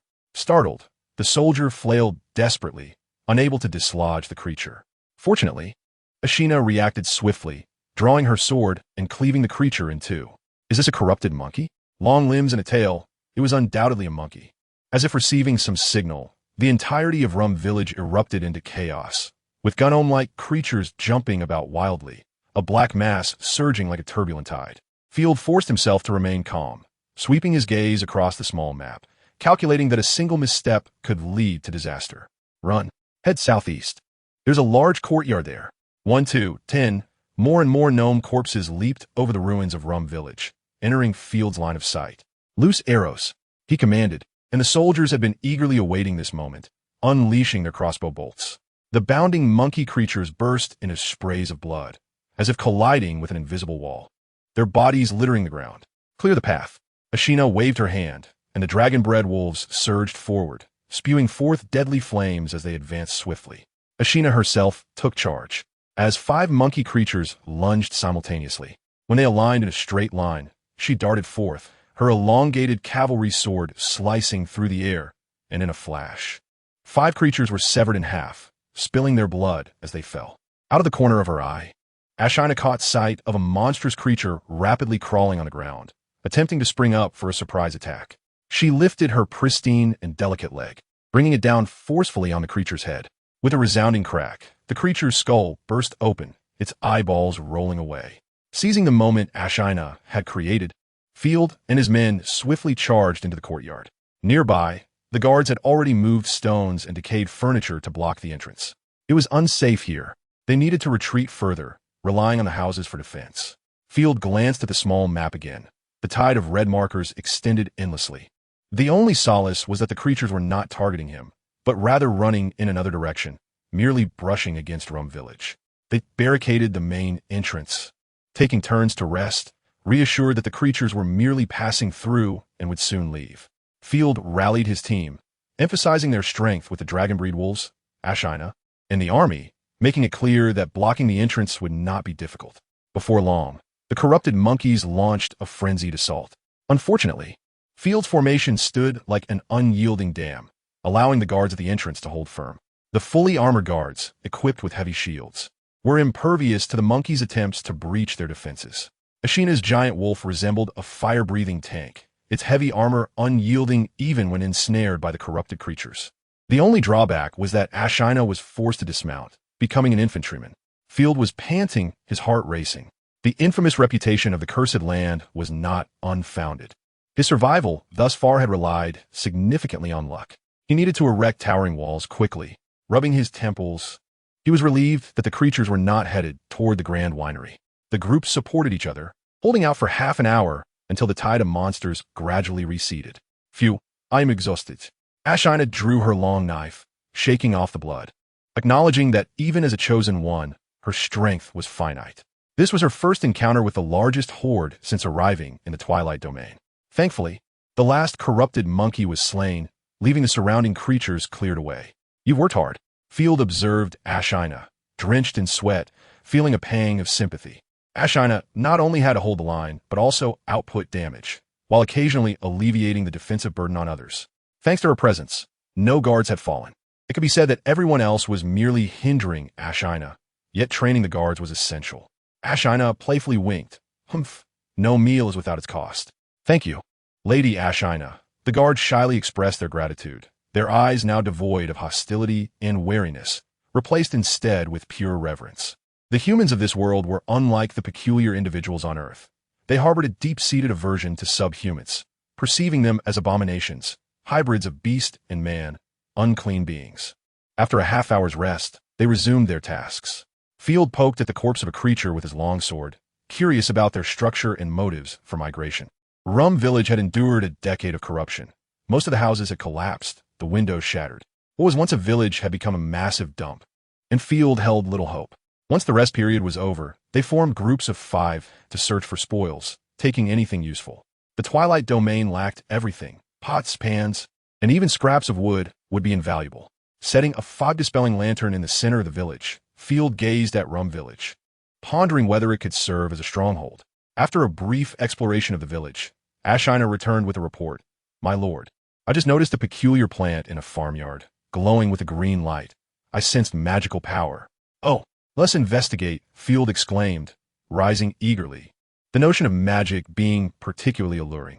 Could it be a treasure from Tale? They arrived at a house on the west side of the village.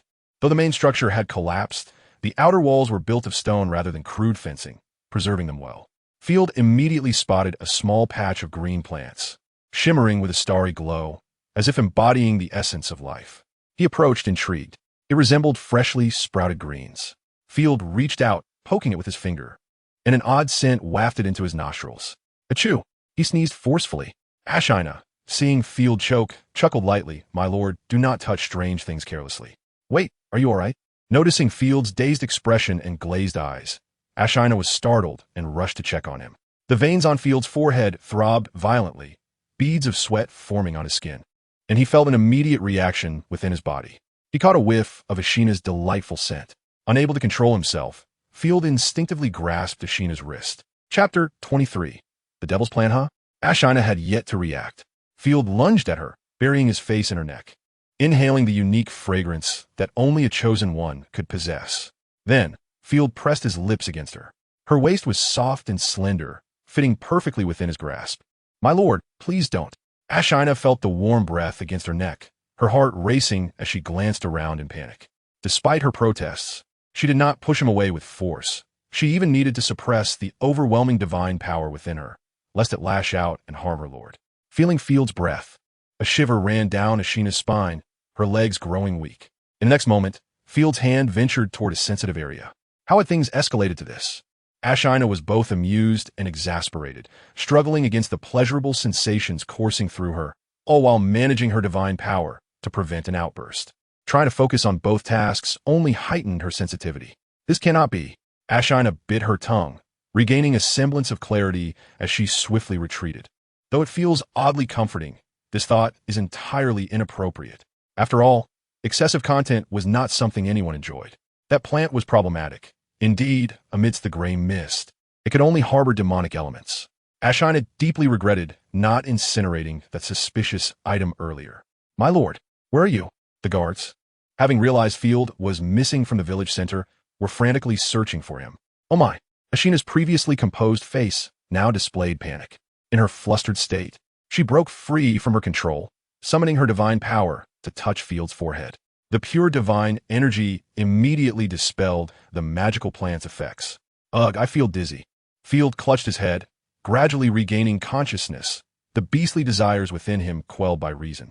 He noted Ashina's flushed face, nearly dripping with embarrassment. Yet she feigned to admire the scenery. I'm Fina. When the guards approached, Field waved his hand, signaling for them to wait outside. I feel as though I have yet to examine that little green plant. Furrowing his brow, Field sensed that this incident felt familiar. He shook his weary arm and bent down, reaching to pluck a sample.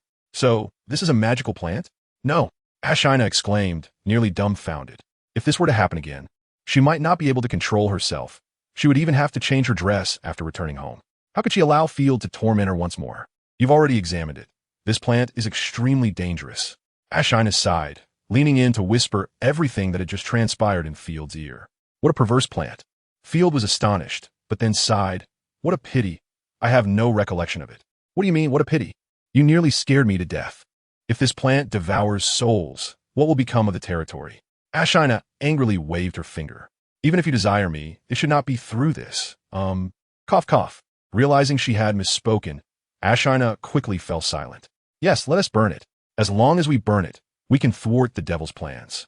Ashina gritted her teeth, her crimson pupils seemingly ablaze, reminiscent of fervent villagers at a witch hunt. Field chuckled at Ashina's flustered demeanor. Calm down. One must approach new things with patience and tolerance. Just imagine, what if we gave this to horses and cattle? Ashina's beautiful eyes widened in shock, her hands forming a no gesture. That's perverse. We cannot allow hybridization. I must say, the union of cattle and horses is implausible, whereas the coupling of humans and subhumans is entirely feasible. Field burst into laughter, clearly amused by Ashina's momentary lapse in intelligence, as this matter pertained to the breeding of livestock. With such herbs at our disposal, the process of livestock breeding will be significantly simplified in the future.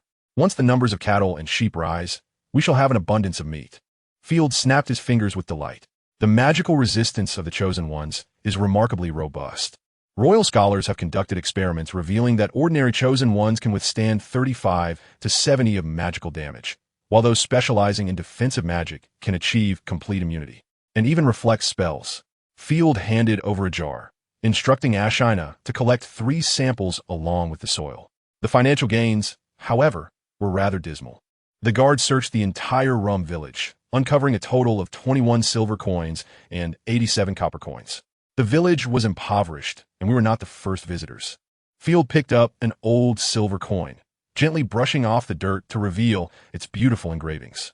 It was expected that the village would have little currency, given that both sides had pillaged it during the war between the Empire and the Orcs. As for the remaining spoils, there was a barely usable chair, a box, several broken clay pots, and a large pile of firewood, all dismantled from the furniture within houses. Fortunately, the return journey was smooth, without any monster ambushes. As soon as they entered the territory, Field's spirits lifted.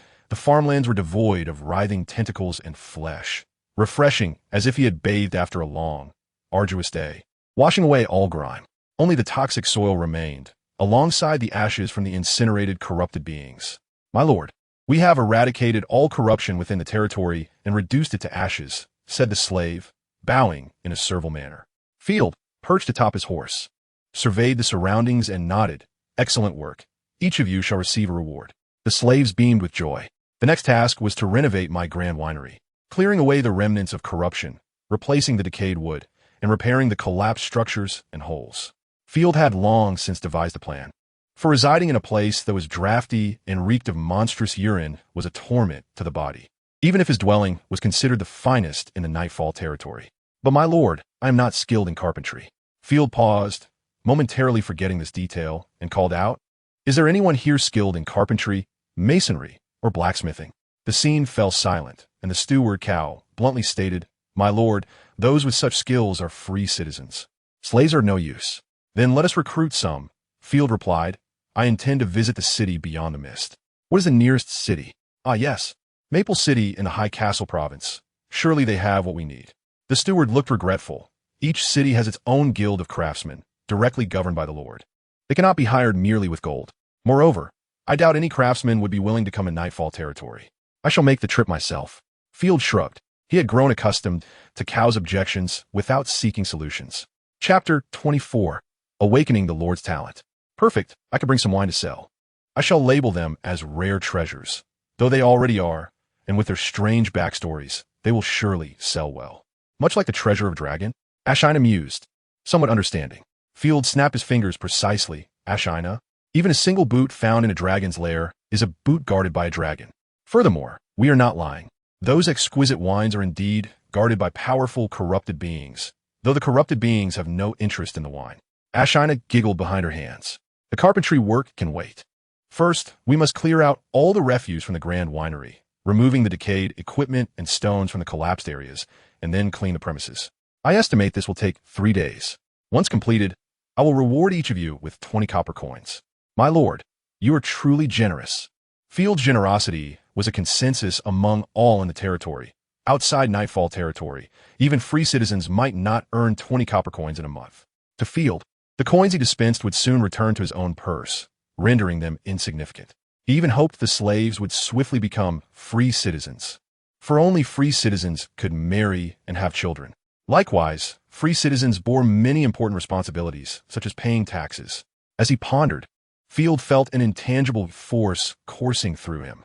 There was no increase in strength, but he immediately sensed a difference. He had ascended to the rank of a first-tier lord.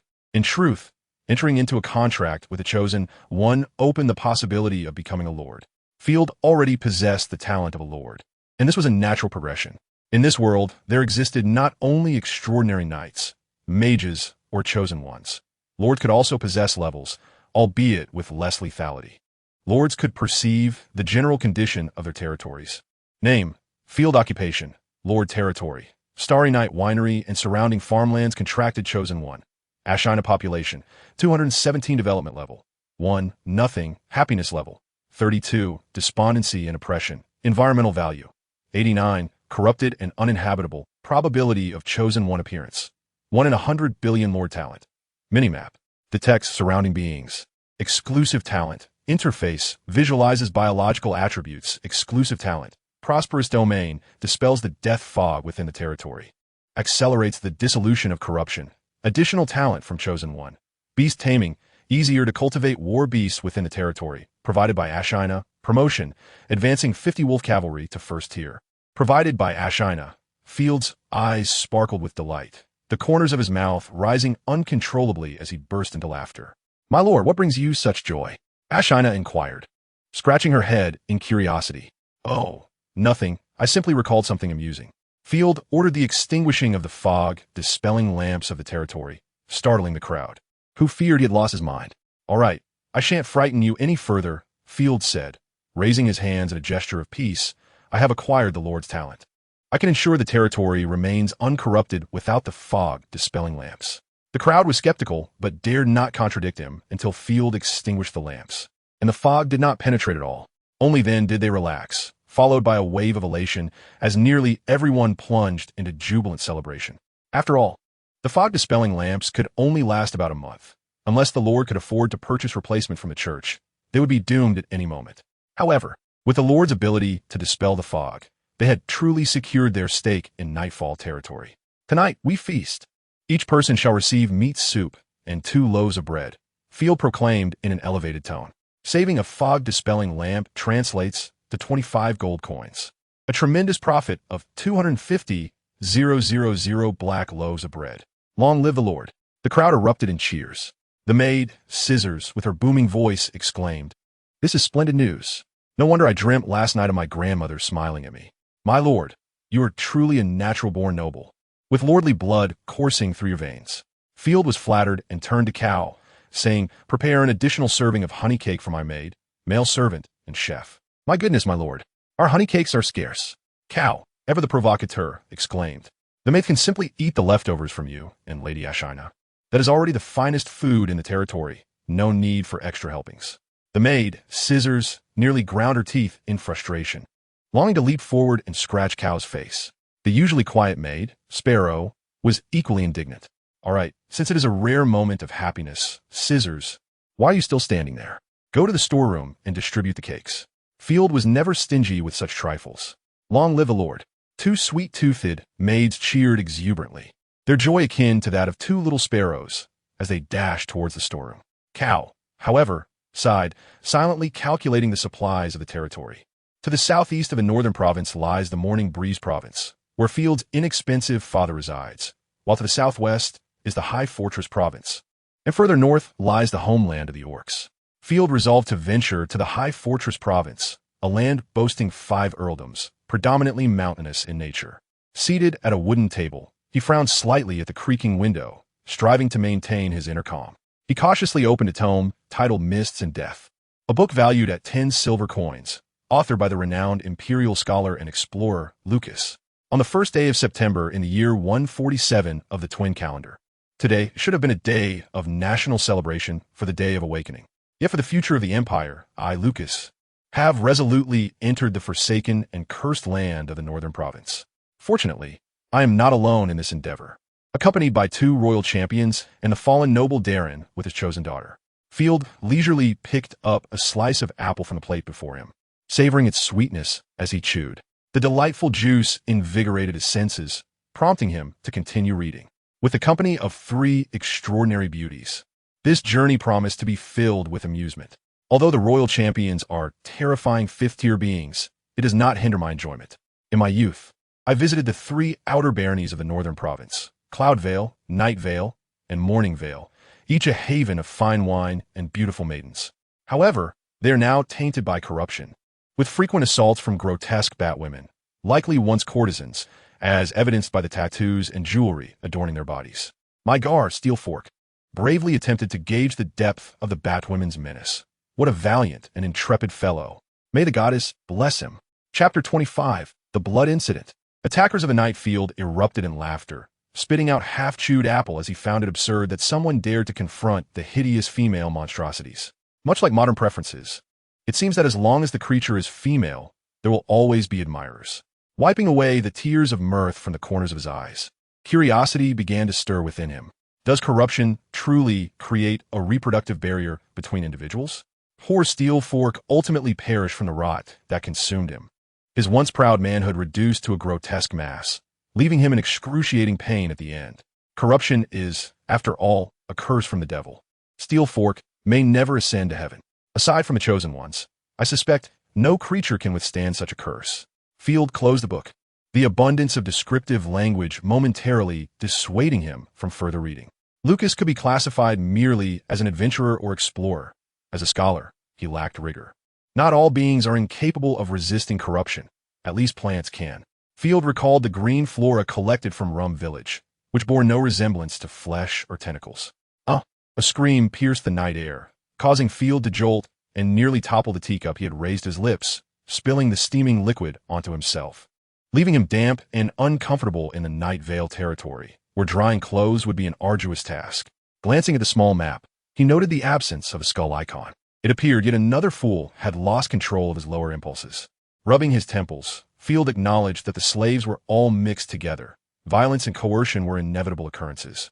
Even the whip could hardly alter their nature. Slaves had no mating rights, yet the majority could scarcely find sustenance, leaving them little inclination for procreation. My lord. A hurried patter echoed from the corridor as the young male servant, Jar, knocked anxiously at the door. Come in, what is it? Field peered out the window, noting the persistent darkness outside. The torches below flickered to life, revealing panicked faces illuminated by their glow. Clearly, matters had escalated. Yar, trembling as he prostrated himself on the floor, stammered, My lord, we have encountered a grave problem in our territory. Field's heart raced, yet he maintained his composure. Calm down and explain the trouble. Robbers, armed brigands have attacked our lands. Jar, still youthful, was overwhelmed by fear. His trembling hands quaked as he held himself to the ground. Several slaves went to the fields, and suddenly, they were ambushed by robbers emerging from the mists. They killed 2 with their spears and took 1 female slave. Field stepped forward astonished. They retreated instead of continuing the attack. Yes, they left immediately. How absurd. Field cursed vehemently. To retreat indicates a certain level of intelligence. To encounter robbers in this forsaken, toxic wasteland is beyond ludicrous. Perhaps it is my charming stepmother and siblings. If they gain intelligence about the chosen ones, it could spell disaster. Field glanced once more at the small map, finding no anomalies. This reminded him of Connor's cavalry, which only displayed an exclamation mark upon nearing a certain proximity. It seemed the warning range of the small map was limited, only extending further for chosen ones and corrupted beings. Inform the others to take refuge in the ground floor of the great winery. I shall pursue them. Field retrieved his long sword from the rack and swiftly descended the stairs. Ashina was already examining the corpses below.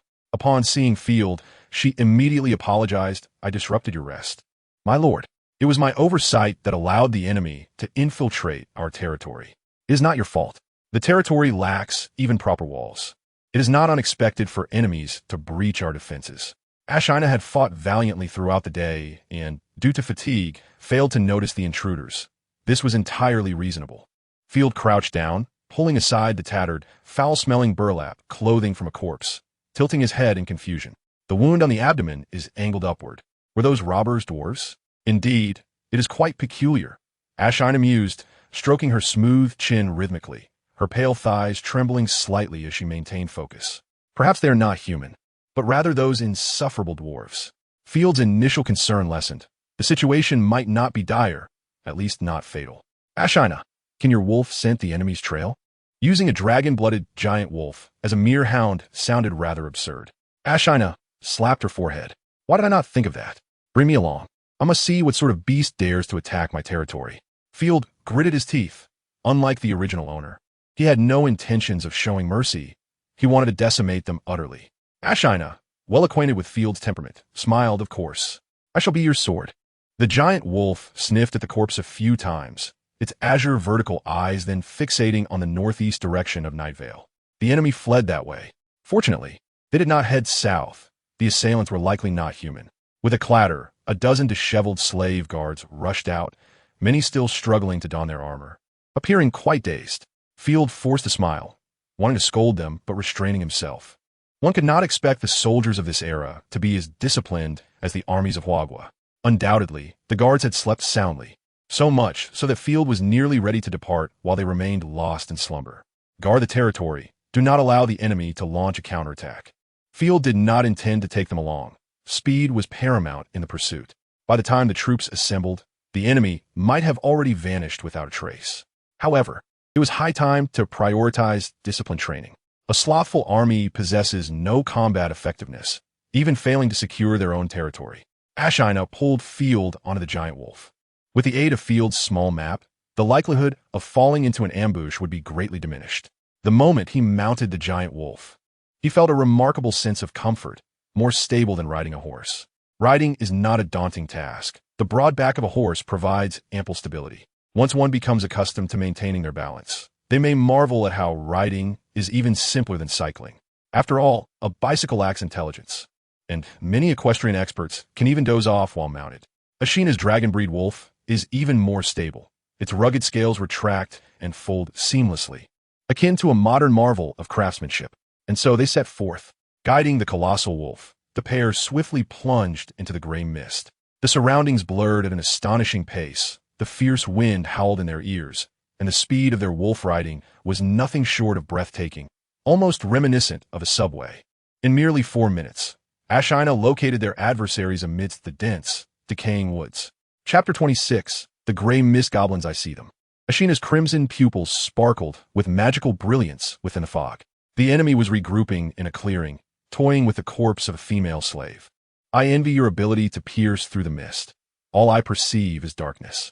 After signing the pact, the Lord could also become immune to the toxins of the death fog, yet he could not see through it, leaving Field surrounded by a blinding white haze. What manner of creature assaults this territory?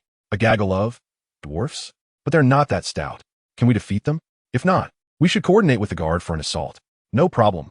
They are merely ordinary life forms, replied Ashina, feeling the warmth of Field's chest against her back.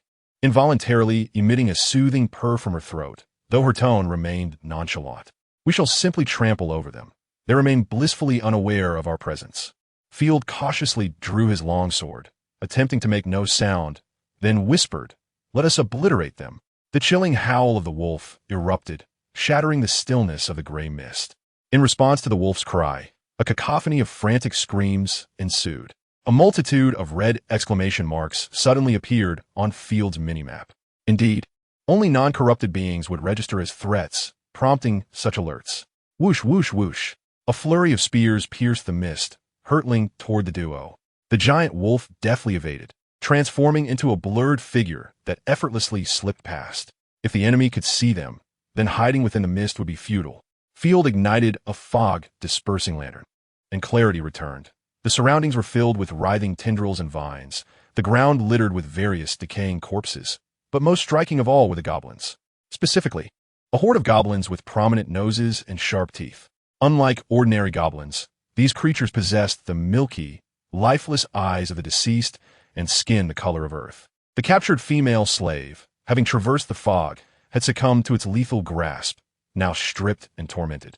Her left side bore a cluster of malignant growths due to corruption, a sight that nearly caused Field, who harbors a fear of filth, to faint. Upon spotting humans, the gray goblins danced about in taunting gestures. They possessed immunity to the mist, which was hardly good news.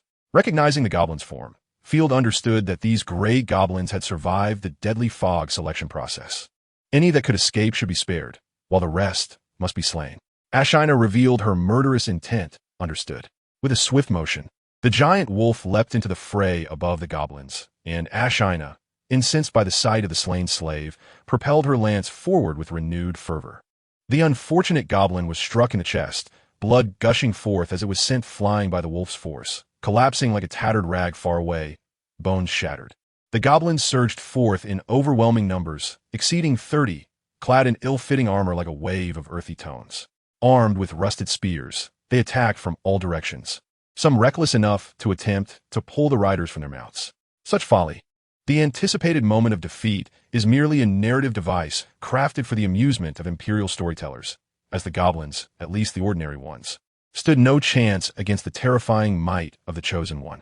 Without the need to breathe fire, the giant wolf barreled through the tide of goblins, while Ashina relentlessly thrust her lance, each strike claiming the lives of one or more goblins.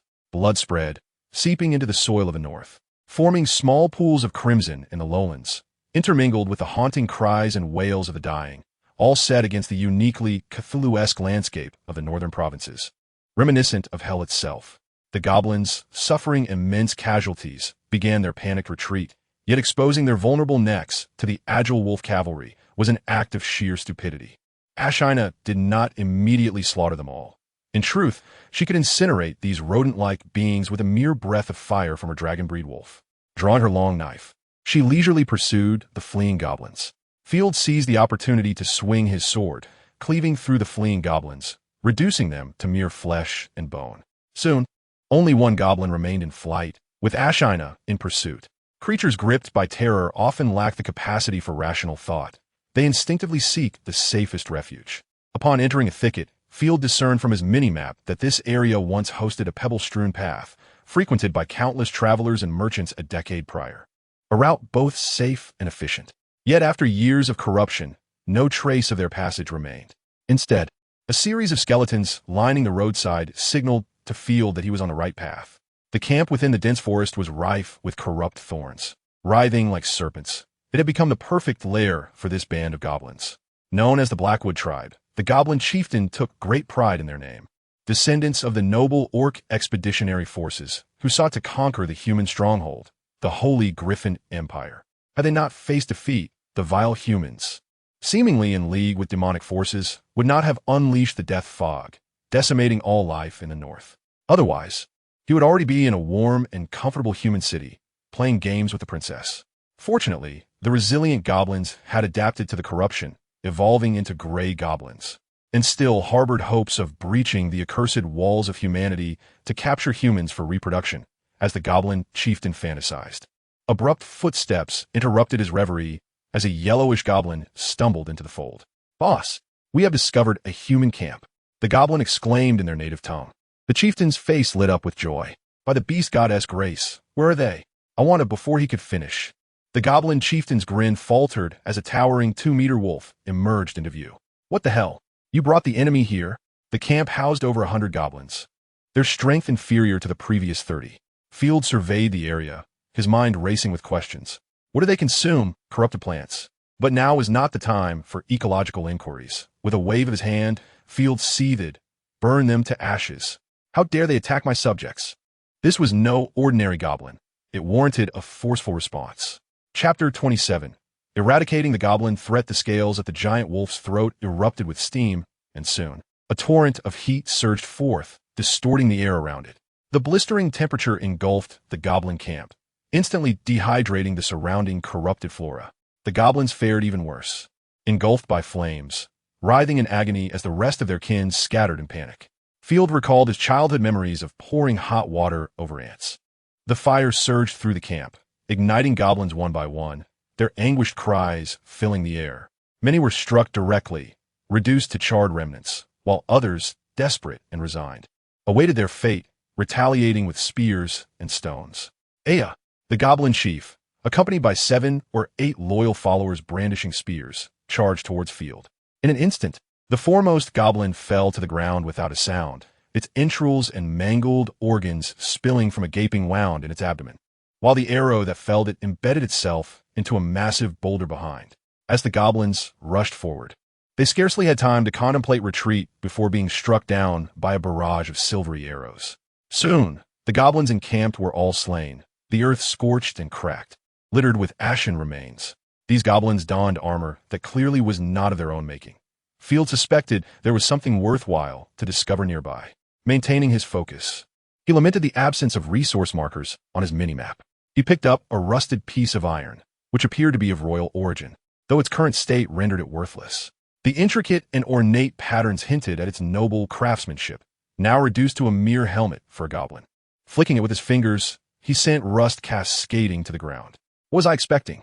This armor has deteriorated beyond value. Discarding the junk with disdain, Field continued his search of the goblin encampment. In this era, the concept of antiques was non-existent. My lord, I suspect there is a nest nearby. It is peculiar that no younglings are present in the territory, he pondered. A thorough search for treasures was secondary. It was imperative to eradicate this band of goblins. Field's demeanor was serious. He had no desire to leave behind a horde of vengeful creatures. Cutting the grass does not eradicate the roots. Spring winds may bring forth new growth. Ashina tilted her head, sensing Field's unusual wariness towards the goblins, who were, after all, feeble beings. Nevertheless, upon his command, she diligently scoured the surroundings. As anticipated, they soon discovered goblin younglings hidden in a burrow not far from the territory. Tearing away the thorns that concealed the entrance, Field crouched to enter. The opening was small, but once inside, he found a spacious area cluttered with debris, particularly heaps of armor and weaponry, all in a state of disrepair. The stench of rust and excrement filled the air, but Field had grown accustomed to such odors.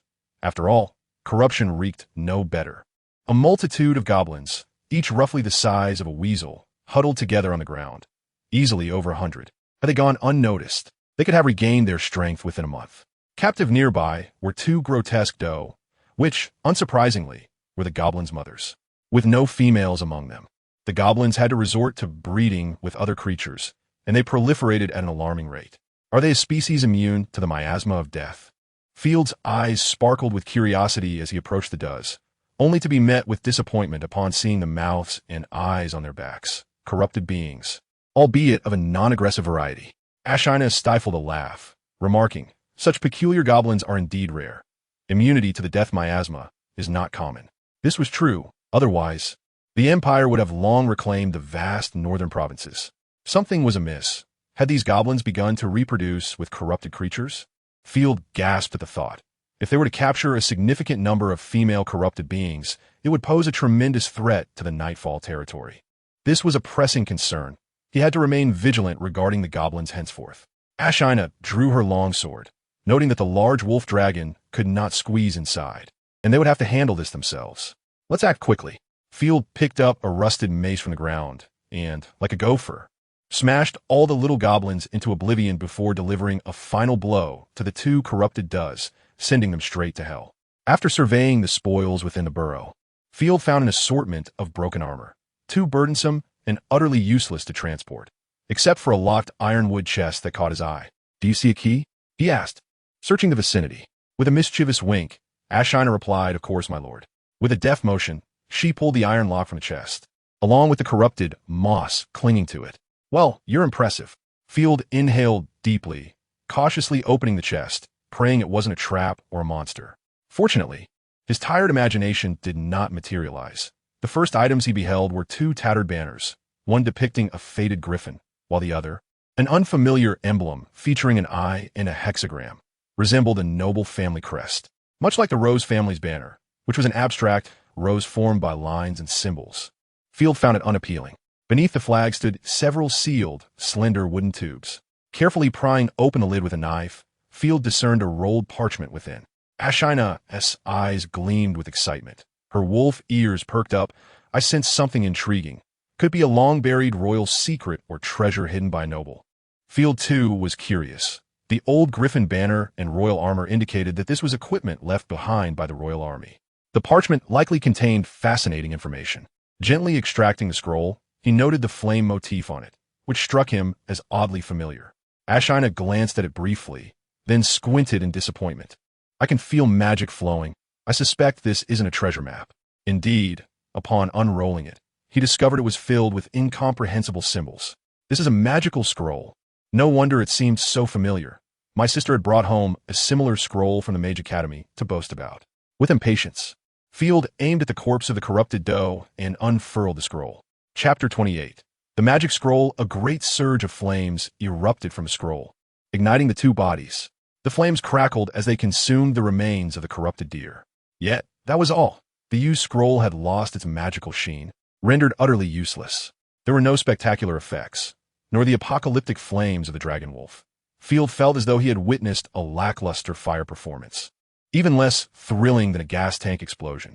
It seems I've wasted 10 gold coins, he realized, breaking into a cold sweat. Although the damage from the magical scroll was minimal, a first-tier scroll typically commanded a market price of about 15 gold coins, while an antique-level scroll could reach 10 coins, not a trivial sum. Ashina flicked her delicate tongue playfully, her eyes sparkling with mirth. How can this be considered waste? We've gained insight into the power of magical scrolls. As you said, practice yields true knowledge. Besides, it's my first time witnessing a magical scroll. It's quite fascinating. This clever girl had a knack for providing herself an out. I merely mentioned it in passing, and you remembered. Field smiled, touched by her positive attitude as he affectionately patted Ashina's head. The chest contained 24 magical scrolls, deducting the one Field had used. He anticipated a profit of around 230 gold coins, an exceedingly fruitful venture. Scavenging turned out to be quite rewarding, he mused, as a casual stroll had yielded such a fortune. Given the unique environment of the Northern Territories, adventurers who dared to venture here were few and far between, leaving behind a wealth of forgotten treasures. Upon returning to the territory, the inhabitants breathed a sigh of relief at seeing Field return unscathed. After all, if something were to happen to their lord, they would face the miasma of death that very day. Moreover, Field was an exceptionally kind individual, and the slaves thought, hoping he would remain their lord forever, providing them with at least a modest meal, a veritable paradise. "Look, it's a goblin head," exclaimed the more worldly free citizen, Dogpaw. "I've seen these filthy little creatures in the big city. They can even breed with sows, producing a horde of goblins." Indeed, it was these very monsters that had attacked the territory. Field casually discarded the goblin's head onto the ground and withdrew a handkerchief to wipe his hands. "We have avenged the deceased. May they find solace in the embrace of the goddess. Long live the Lord. Gratitude to our esteemed Lord." The slaves were overwhelmed with gratitude, reveling in the newfound respect for their right to life, no longer fearing the threat of being slain by vile creatures at night. Although Field's motivations were not rooted in human rights, but rather in eliminating threats to ensure the slaves could work diligently, their appreciation remained unblemished. Generally, lords scarcely cared for the lives of their slaves, preoccupied only with whether to dine on apple or cherry stew that evening. "Disperse and return to rest," Field declared, fatigue weighing upon him. Having resolved the goblin issue, he suddenly recalled an important matter: the abysmal performance of the guards during the attack. The patrolling guards had been found sleeping and hiding, while the rest remained indifferent to the chaos. Were it not for the male servant, who roused a few guards, the entire territory might have been slaughtered without any sign of their presence. Strengthening the territory's military was imperative. Even their slumber was not secure. Merely relying on Ashina's words would not suffice to care for the entire domain. Once he had devised a plan, Field recorded it in a script only he could understand, then lay down upon his bed, where the dilapidated floorboards and windows creaked ominously, and unpleasant drafts seeped through the cracks. The house needed urgent repairs. Despairing, Field covered his ears and buried his head beneath the covers, where only the remnants of civilization's fragrance lingered. The following day, beleaguered and weary, Field finished his blueberry jam-covered bread and summoned all the soldiers, including the untrained demi-human cavalry. "Stand straight," he commanded in a stern voice. The guards, acutely aware of their dismal performance the previous night, recoiled in fear, some nearly soiling themselves at the thought of facing execution, yet they dared not utter a word. Furtively glancing at Field's face in search of clues, Field had initially intended to drag the negligent fools out and administer 30 lashes before all. But upon observing many of them appearing gaunt, their ribs visible, and struggling to remain upright in their armor, he abandoned this impractical notion. Instead of 30 lashes, he opted for 10. That would surely incapacitate them for months, even if it did not kill them. To rescue them would require valuable potions, a loss he could ill afford. Most critically, if he were to execute them, the pool of suitable soldiers among the remaining slaves would dwindle even further. Rubbing his temples, Field reassured himself that the guards were subsisting on merely 2 small rye bread rolls a day, with no wages, freedom, or families to return to. Reflecting on their perspective, he too would hesitate to exert himself. Those who had patrolled the territory ran 6 laps, while those who did not assemble ran 3. This was punishment, and they ought not to think of evading it. A collective sigh of relief escaped the guards, and several even laughed. Although they did not understand why their lord was so enthusiastic about running, it was far more pleasant than being lashed with a whip. "I love running," one guard chuckled, casting aside his weapon and unfastening his armor. "Wait, let us don our leather armor before we run, and everyone must carry a weapon," Field insisted. Without allowing them time to display their dismay, he added in a tone laced with temptation, "If we can accomplish this before noon, each of you shall receive a portion of smoked meat. Nutritional supplementation is only fitting." "Smoked meat? My goodness, what did I just hear? Is today a holiday?" Our esteemed lord. The earlier complaints of hunger were swiftly transformed into eager anticipation. The guards hastily donned their leather armor, hoisted their weapons, and began to run like madmen. The scene was lively, drawing the attention of nearby slaves who were tending to the decaying fields. The remaining dozen guards exchanged glances, and with thoughts of smoked meat making their mouths water, one brave soul finally asked, "What about us, my lord? Can we run too?" Field surveyed the remaining elite guards, many of whom had slain over 10 undead corpses. Raising an eyebrow, he replied, "You need not run. You were among the few who gathered last night. The smoked meat is rightfully yours. I have a new training exercise for you, known as standing at attention. If you perform well, I'll reward you with an extra egg." A chorus of swallows echoed at the mention of eggs. The last time Field had offered them eggs, many had swallowed them whole, nearly choking in their greed. The scarcity of food had instilled in them a profound yearning for protein. Many had dreamt of savoring the taste of eggs. They had not anticipated such a swift return of their coveted prize. "It's simple, follow my lead." Field demonstrated the stance used in military training, then patiently corrected each individual. Among these guards were the cream of the crop, and Field held high expectations for them, as they would likely form the backbone of his future military. Having completed his instructions, Field summoned the male servant to bring forth chairs and set an hourglass to time their endurance. "Stand firm for half an hour, and the eggs are yours," he declared with a devilish grin. The guards struggled to maintain their stance, their hands awkwardly resting at their sides, feet positioned at an angle. This must be the kind of absurd performance favored by nobles. Hammer, having heard that nobles enjoyed clownish displays, imagined this was what they meant. But for the sake of the egg, it was all worthwhile. Was there anything more taxing than hauling bricks or mining? Soon, Hammer experienced the true challenge of standing at attention.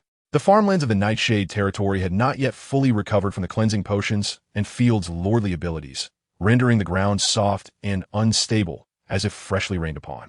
He felt as if he might collapse.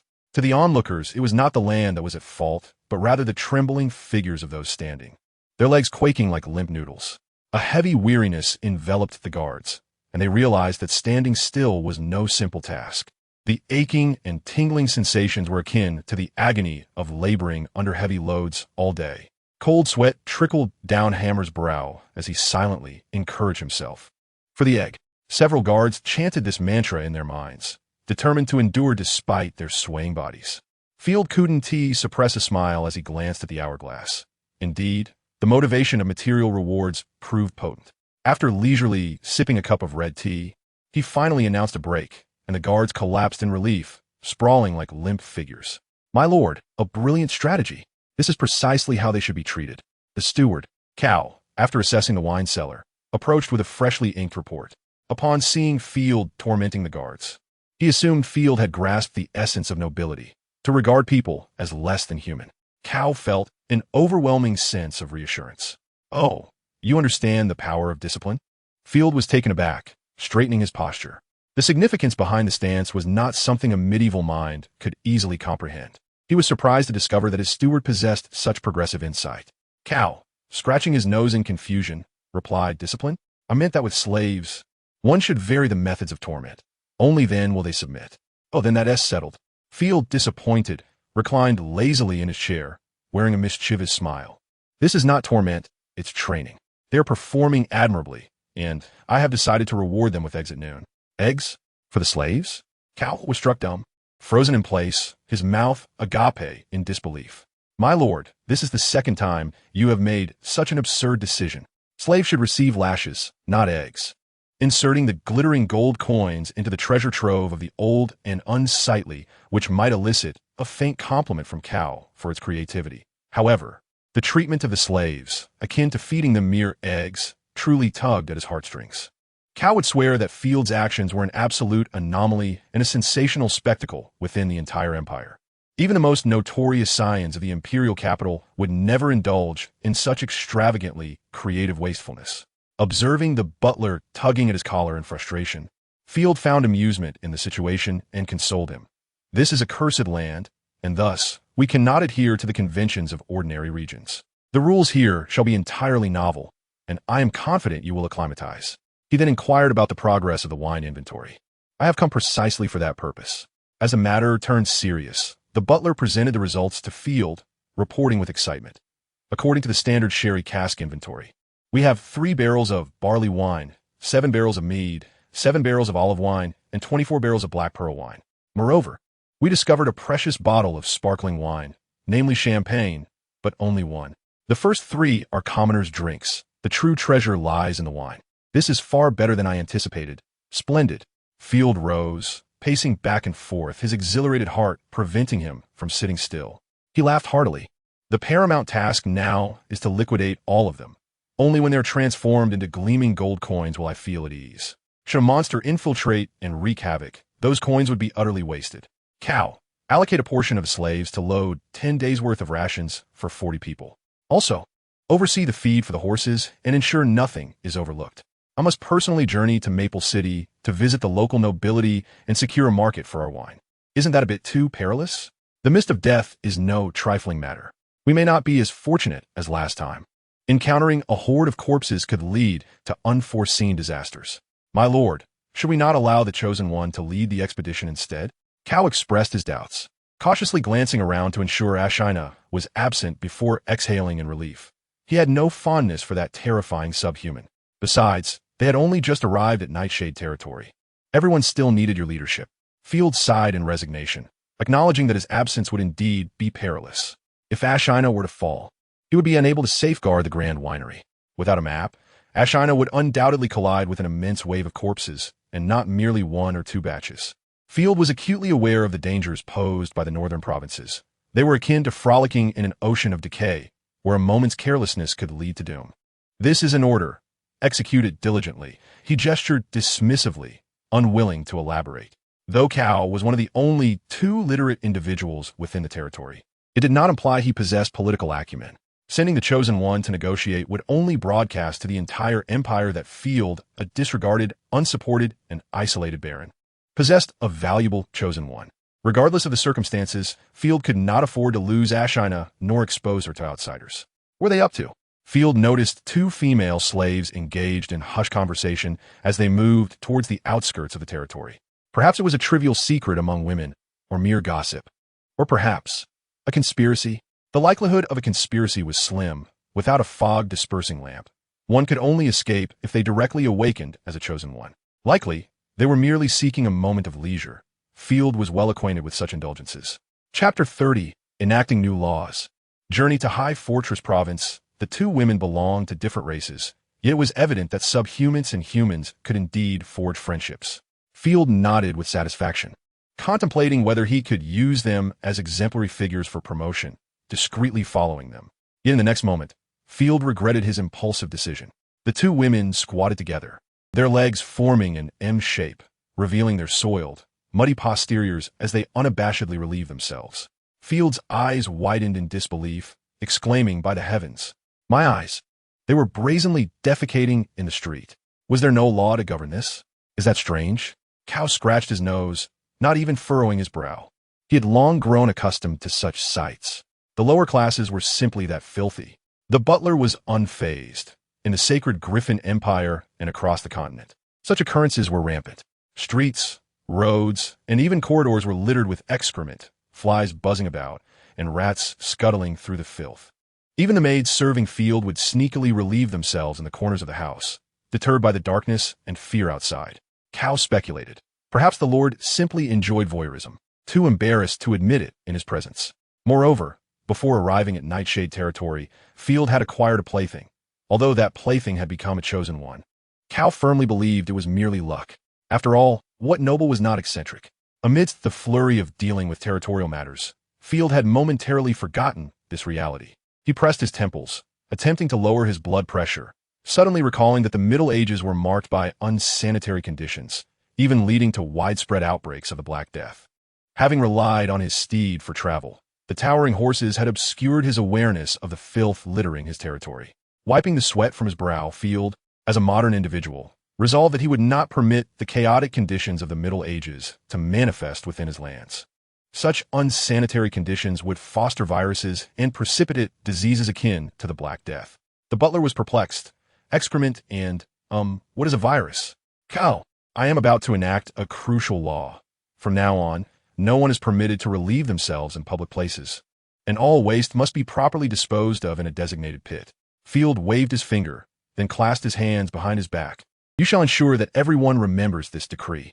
From now on, anyone who violates it will receive a warning for the first 3 offenses, followed by a fine. 1 copper coin for slaves, 3 for free individuals. Fines? Cal's eyes brightened instantly. You are truly an economic genius. Field furrowed his brow. It is merely a fine.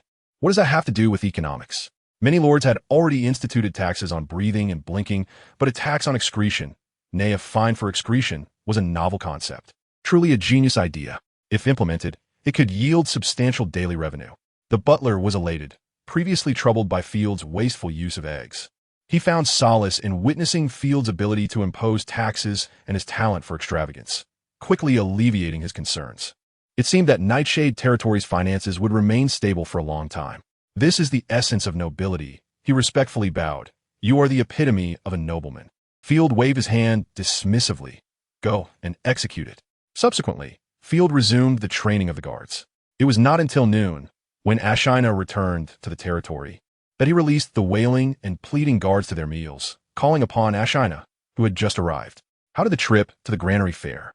Field opened the small map, noting that the skull icons marking the granary had all been erased, leaving a refreshingly clean slate. With a playful flick of her tongue, Ashina lazily stretched with an alluring yawn and playfully blinked. Thanks to your support, the eradication of the corpses went exceedingly well. Regrettably, the granary contained nothing of value. The mountains of wheat had fully decayed, and even the granary itself had partially collapsed. Ashina produced a pouch containing samples of the granary's wheat. That was to be expected. You should rest now. After several battles, Field realized that having ordinary soldiers accompany Ashina only complicated matters for her. Therefore, he planned to divide their forces. Ashina, with her formidable combat prowess and agility, would strike frequently to clear the nearby clusters of corpses, while the guards would focus primarily on training, devoting the remaining time to clearing the lingering small waves of corpses. Field himself would oversee the soldiers' training and occasionally tend to Ashina's legs, tail, and ears.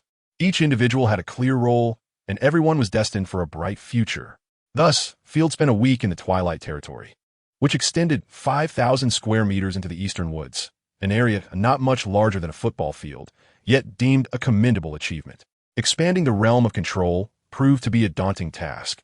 It necessitated the use of fog dispellers to first clear the local mists, followed by the elimination of decayed corpses by the sentinels, and finally, the slaves would need to eradicate all traces of corruption, including flora and fauna. Only after accomplishing these tasks could Field's lordly abilities provide enduring protection for that land, ensuring no new corrupted entities would intrude. Field had discerned a pattern. Watch it, you fool. Be careful while lifting that barrel of wine. If you continue to be so reckless, I shall plant my boot firmly on your backside and stuff your head into a pig's trough. The furious roar of the steward echoed from downstairs. It was high time to journey to the High Fortress province. Field set aside his quill, stretched lazily, and the maid's scissors promptly offered him his coat. The Twilight Territory had no sources of sustenance, and the food supply dwindled rapidly. Acquiring food from the farmlands would take considerable time, thus necessitating trade imports. Upon descending the stairs, Field encountered the chief of the Sentinels, Lynx, who stood at attention with his men. Although their formation appeared somewhat disheveled, Field felt immense satisfaction. The additional rations had not gone to waste, and at least the Sentinels were no longer emaciated. My lord, we wish to be your shield, Lynx proclaimed with a voice full of respect for Field, the benevolent lord. Take us with you. Huh, you have always been my shield.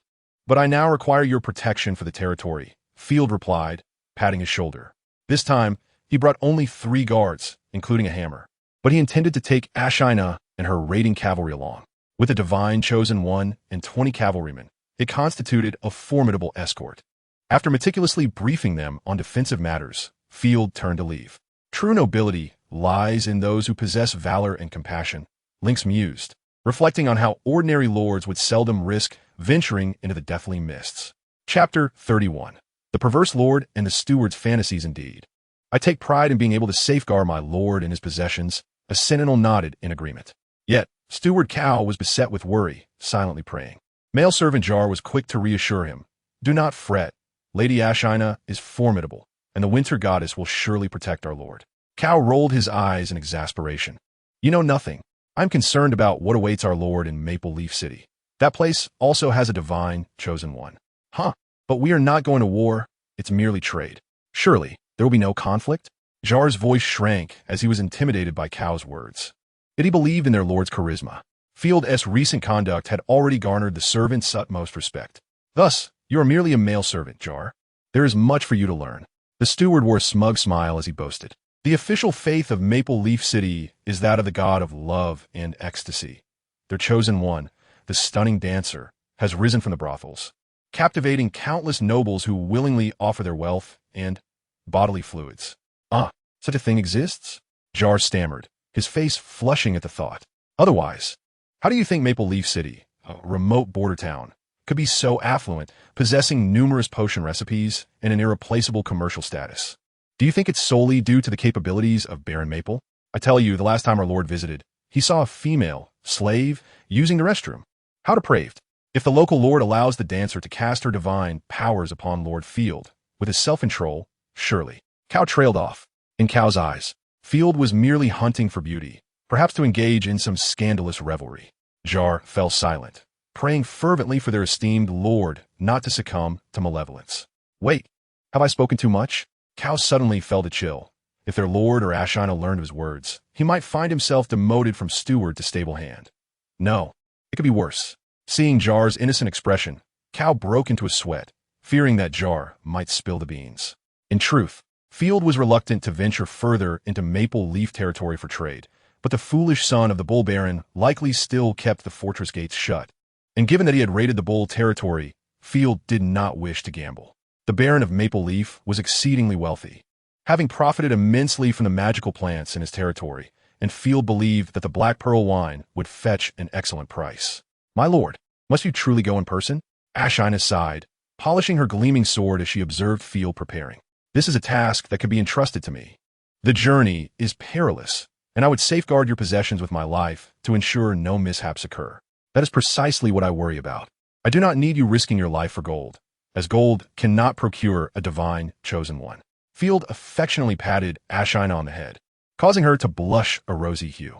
He patiently explained, moreover, I must personally pay a visit to Baron Maple, as the products of Twilight territory will require that affluent noble's patronage. One reason Field did not disclose was that he could sense the surrounding monsters. Without him, the caravan would repeatedly encounter hordes of corpses. Lighting the fog dispeller, he hung it on the cart, and the caravan set off. The hooves of the war horses clattered on the road, accompanied by Ashina, the raiding cavalry, 3 guards, 20 slaves tasked with transporting goods, and the maid Scissors, who was responsible for Field's daily needs. As they departed from the Starry Night winery, it felt as though they had plunged into hell. Grotesque plants twisted around them, and shadows loomed ominously, as if a demon could leap forth at any moment. The slaves anxiously glanced around. Although they were in charge of transporting goods, Field had still provided them with long spears for self-defense. This road is dreadful. Field lamented about the corrupted surface adorned with tiny tentacles, which would slow the cart's movement. He contemplated the necessity of road repairs, ideally constructing a cement path connecting Twilight territory directly to Maple Leaf territory. Before he could voice his complaints, a multitude of red skull symbols rapidly approached. Be cautious, they are coming. Field inhaled deeply. A woo. Ashina's great wolf howled, charging forth, swinging its spear down with great force, causing a rain of blood and the wails of the undead as they fell like wheat under the scythe, red and white fragments of human bodies splattering everywhere. The dragon-blooded wolf then shook its head, unleashing a wave of ghostly blue flames that incinerated a mass of corpses. The remaining cavalry quickly drew their swords and spears, valiantly surging forth against the horde of corpses. Though they had trained for only a brief period, the demi-humans were natural cavalrymen, swiftly mastering the essence of horseback riding. For Lord Field, charge! The cavalrymen cried as they surged forward. On Field's minimap, red markers vanished at an alarming rate, while more red dots began to converge. Come on, come on!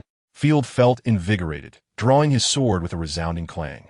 Maple Leaf Fortress, being one of the Empire's border strongholds, possessed formidable defenses.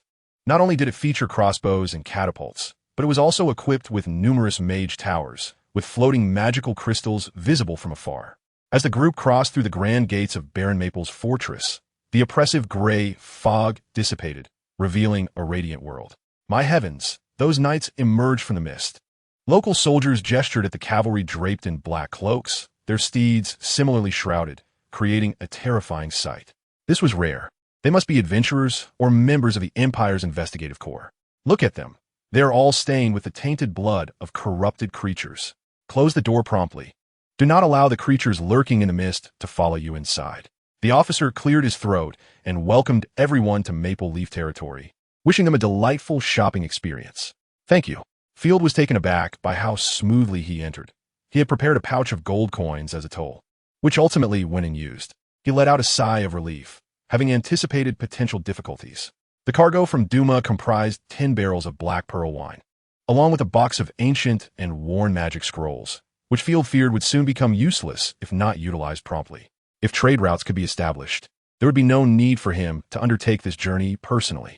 Along the way, Field had skillfully evaded numerous large-scale zombie hordes and vanquished several smaller ones, making his arrival at the High Castle province feasible. He had incurred minimal costs, losing merely half a cart of provisions in a pit. Chapter 32, A Land of Extravagance and Decay. Simon's special reception at Maple Leaf indeed. Much of this success was owed to Ashina's fierce battle. She was now curled up in a black robe, exhausted from the exertion, while the dragon wolf had been recalled. She was now relegated to the role of a maid. The demi-humans were conspicuous. In the Holy Griffin Empire, all demi-humans were slaves. To avoid drawing attention, Field decisively had them don cloaks to conceal their identities. Continuing west from Maple Leaf Fortress for a day would bring them to Maple Leaf City, a beautiful city nestled against the mountains. This place, too, was a bloom upon the decaying branches of the Empire. Even before entering Maple Leaf City, Field sensed its opulence. The ridiculous 3-meter-high city walls adorned with flowers and silk banners, with scarcely a guard in sight. A few scattered guards congregated, drinking heartily and casting greedy, mocking glances at passers-by. In contrast, the distant Mage Tower and Adventurers Guild caught the eye. Everywhere, merchant caravans and travelers thronged. Even before entering the city, vendors were peddling drinks, tobacco, and snacks. Maple Leaf City may have lacked defensive strength, but it was undeniably a prime den of indulgence. The entire Empire knew that Maple Leaf City was akin to a gluttonous courtesan, eagerly awaiting the attentions of suitors, whether through sweet words, academic or magical. Shining gold, merchants or nobles, or outright aggression, military means, for its defenses were feeble, allowing for any manner of exploitation. The city offered an abundance of revelry, gambling, and culinary delights. The only unwelcome guests were those with empty pockets, as evidenced by the throng of beggars at the city gates, many of whom were fallen nobles, having lost everything in this lavish locale. Such excess was overwhelming. After a moment of contemplation, Field managed to summon a word from his dwindling vocabulary. Indeed, the future of Nightfall territory promised to eclipse this city's splendor. Field was filled with confidence, having witnessed the grandeur of great cities in his past life. He regarded Maple Leaf City as little more than a bold tourist attraction. Presenting his identification and entry fee, he breezed into the city. "Hello, my darlings. The journey must have worn you out. I am a considerate and gentle lady. For just 10 silver coins, I shall be your sweet treat for the day." The soldiers were left dumbfounded, their mouths agape, their faces flushed. It was indeed outrageous. No wonder Maple Leaf City was so renowned. Not even Field, in 2 lifetimes, had encountered such a scene. This was, without a doubt, the city gates. Clearly, the individual before him was an exceptional software hardening engineer, possessing remarkable professional skills. Field felt a rush of heat. He had heard tales of Maple Leaf City's debauchery, but to experience such extravagance upon entry was astonishing. Cough, cough, no thanks. After indulging his gaze, Field waved his hand dismissively. My good sir, this place is teeming with devils. I would rather confront the nauseating, corrupted creatures. The maid blushed, her small hands fidgeting. Ashina emerged from the carriage, casting a disdainful glance at Field, her voice tinged with melancholy. My lord, do you wish to seek entertainment first? We can wait for you. Do not doubt my intentions. I am not so easily swayed, he jested, patting Hammer's shoulder, who was eagerly drooling and scanning the surroundings. Hammer, your name is ill-suited. Perhaps it should be changed to Ironrod. Hammer scratched his head sheepishly. My lord, I wish to spend a little to polish my spear. How much have you saved? In Nightfall territory, slaves could possess private property, a privilege granted by Field. However, they could only save money, not spend it, for there were no places to indulge. Nightfall territory lacked even a tavern. Among them, the guard saved especially quickly. Slaying a corrupted corpse yielded 1 silver coin. A lucrative reward outside the northern territories, enticing many. 47 silver coins, Hammer answered proudly. Save it for now. This will not be your last visit to Maple Leaf City. Once you become free citizens, you may return here to revel. Field preferred to dangle goals before them, motivating them to generate value rather than squander it on frivolities. Ashina, you and the cavalry should procure some food to fill your bellies, then rest at the nearby inn. I shall visit the local nobility. Maple Leaf Manor was one of the few noble estates situated within the bustling city center of the empire. Baron Simon Maple Leaf, a man who relished merriment and was unafraid of loud gatherings or assassination attempts, awaited him. Presenting his name card, Field waited at the manor gates for a moment. Handsome Baron Field, I am the maid of Maple Leaf Manor, tasked with escorting you inside. Your caravan may enter through the side entrance. A stunning woman, clad almost entirely in silk, bowed deeply to Field, her posture revealing all her charms.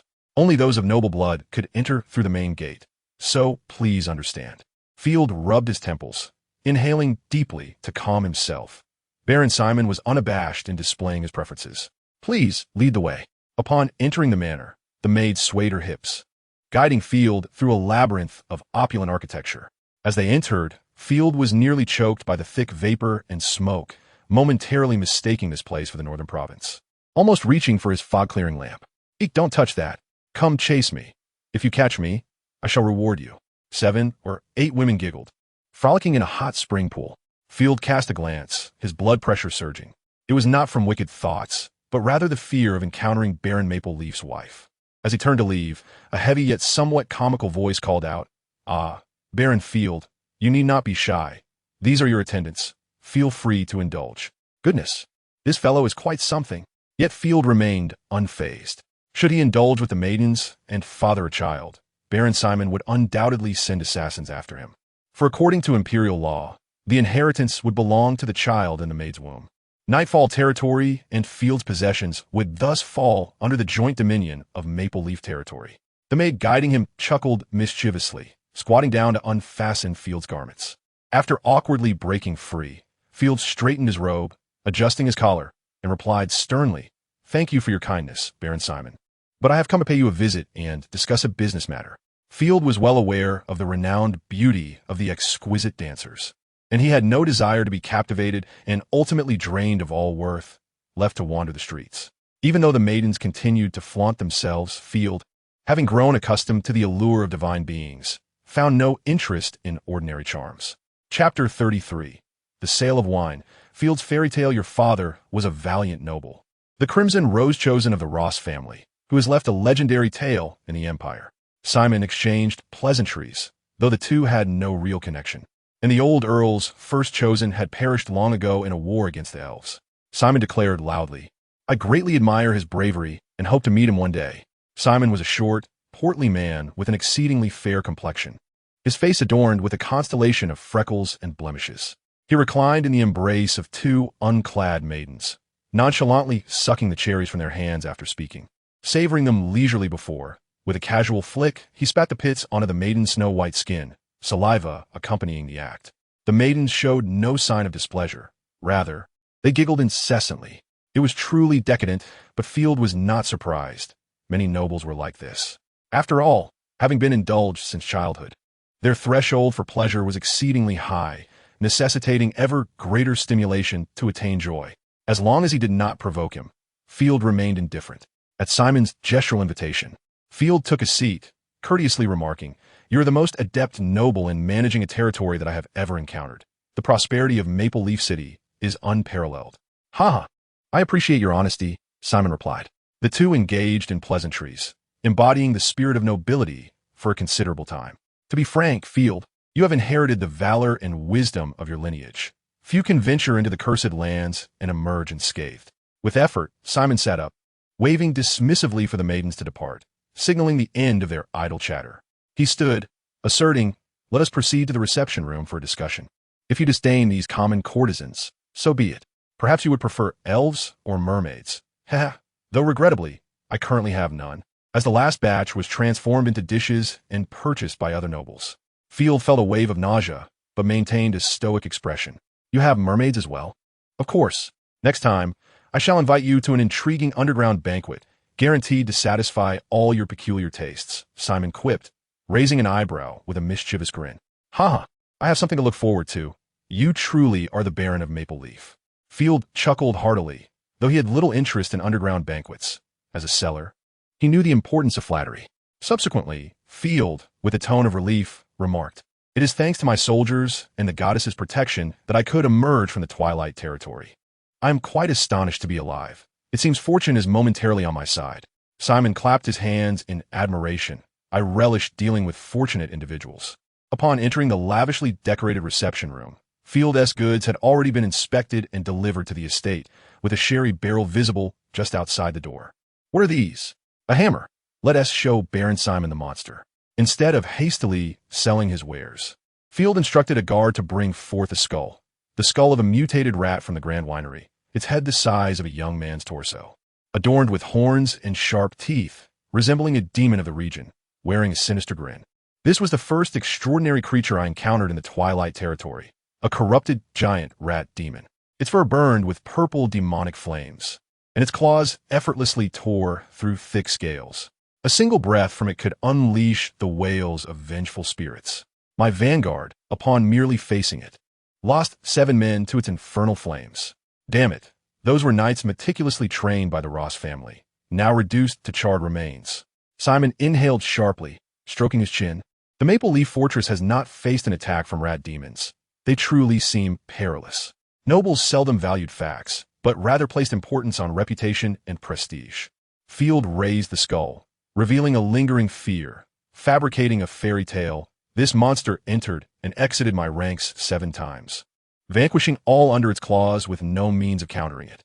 Can you fathom that kind of despair? I could only pray for a miracle.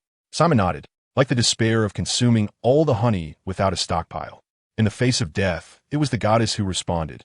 A bolt of lightning carrying divine majesty struck down upon the wretched beast, granting my knights the opportunity to slay it. "Thank you, goddess."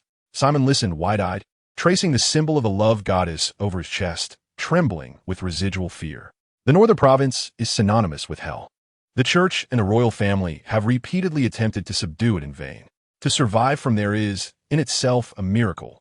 Indeed, but for the peace of the empire and the acquisition of precious treasures, I am more than willing to take risks. Field shrugged, loosening his collar to cool off, especially regarding the invaluable treasures, such as the long-extinct vintage Black Pearl wine. This greedy rat demon was also a discerning creature, vigilantly guarding the wine's treasures. Good heavens, did I hear you correctly? Black Pearl wine? The exclusive drink from royal banquets a decade ago? Simon's eyes sparkled with excitement. Allow me to see those rare vintages. I can hardly contain my anticipation. Nobles are utterly defenseless against precious items, although Field's acquisition of the wine was not particularly difficult. Inflating its rarity verbally elevated its price and prestige considerably.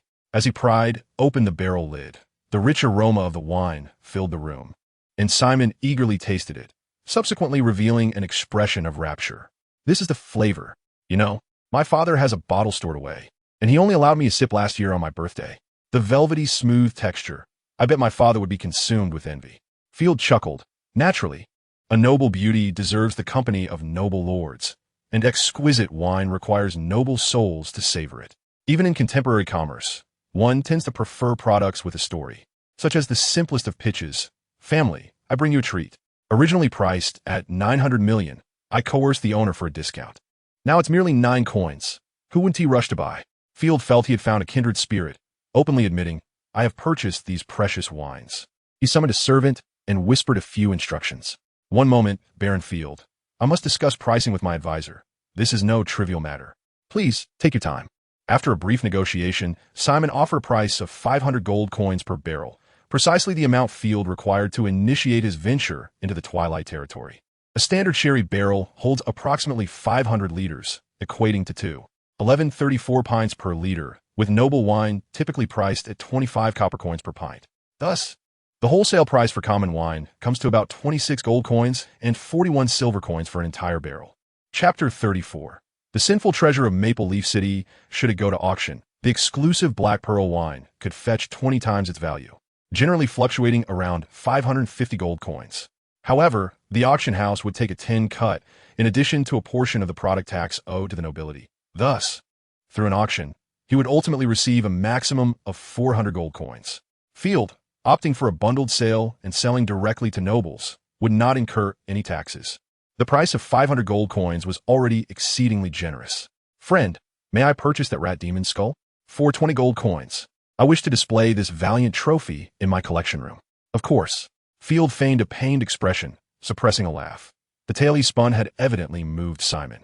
In truth, that wretched rat demon had barely withstood 3 minutes before Ashina, holding no value for him. Field gave a thumbs up. A noble identity requires exceptional artifacts to complement it. I believe it carries the divine aura of a miracle. After a successful trading expedition, he amassed 5,020 gold coins, a haul that could only be described as terrifying. Yet, Field did not foolishly carry all the coins with him. Instead, he paid a fee of 30 gold coins to deposit 3,000 gold coins in the royal treasury established in Maple Leaf City. This served to demonstrate his goodwill toward Maple Leaf City and to prevent being ambushed by robbers upon leaving. Field was acutely aware that despite Simon's seemingly affluent demeanor, he might be secretly lamenting, possibly already plotting to reclaim his funds. In Maple Leaf City, profits were spent freely and none were meant to be taken home. Baron Field, I am delighted to conduct business with you. The maidens have prepared the bed and warmed the water to a suitable temperature. It is time to indulge in the nature of man. Certainly, but not with those base maidens. As Field had anticipated, Simon, having spent a considerable sum of gold coins, could no longer restrain himself. Shaking the flesh on his belly, he amiably linked arms with Field and remarked, I dare say you have never encountered the exalted Chosen One. Field mused to himself, my Chosen One is quite accessible. I can indulge at will, utterly delightful. Clearing his throat, he admitted, indeed, I have not encountered one. The Chosen Ones are rare treasures. Simon, in a generous tone, proclaimed, but the Maple Leaf territory possesses a unique gem. Come closer.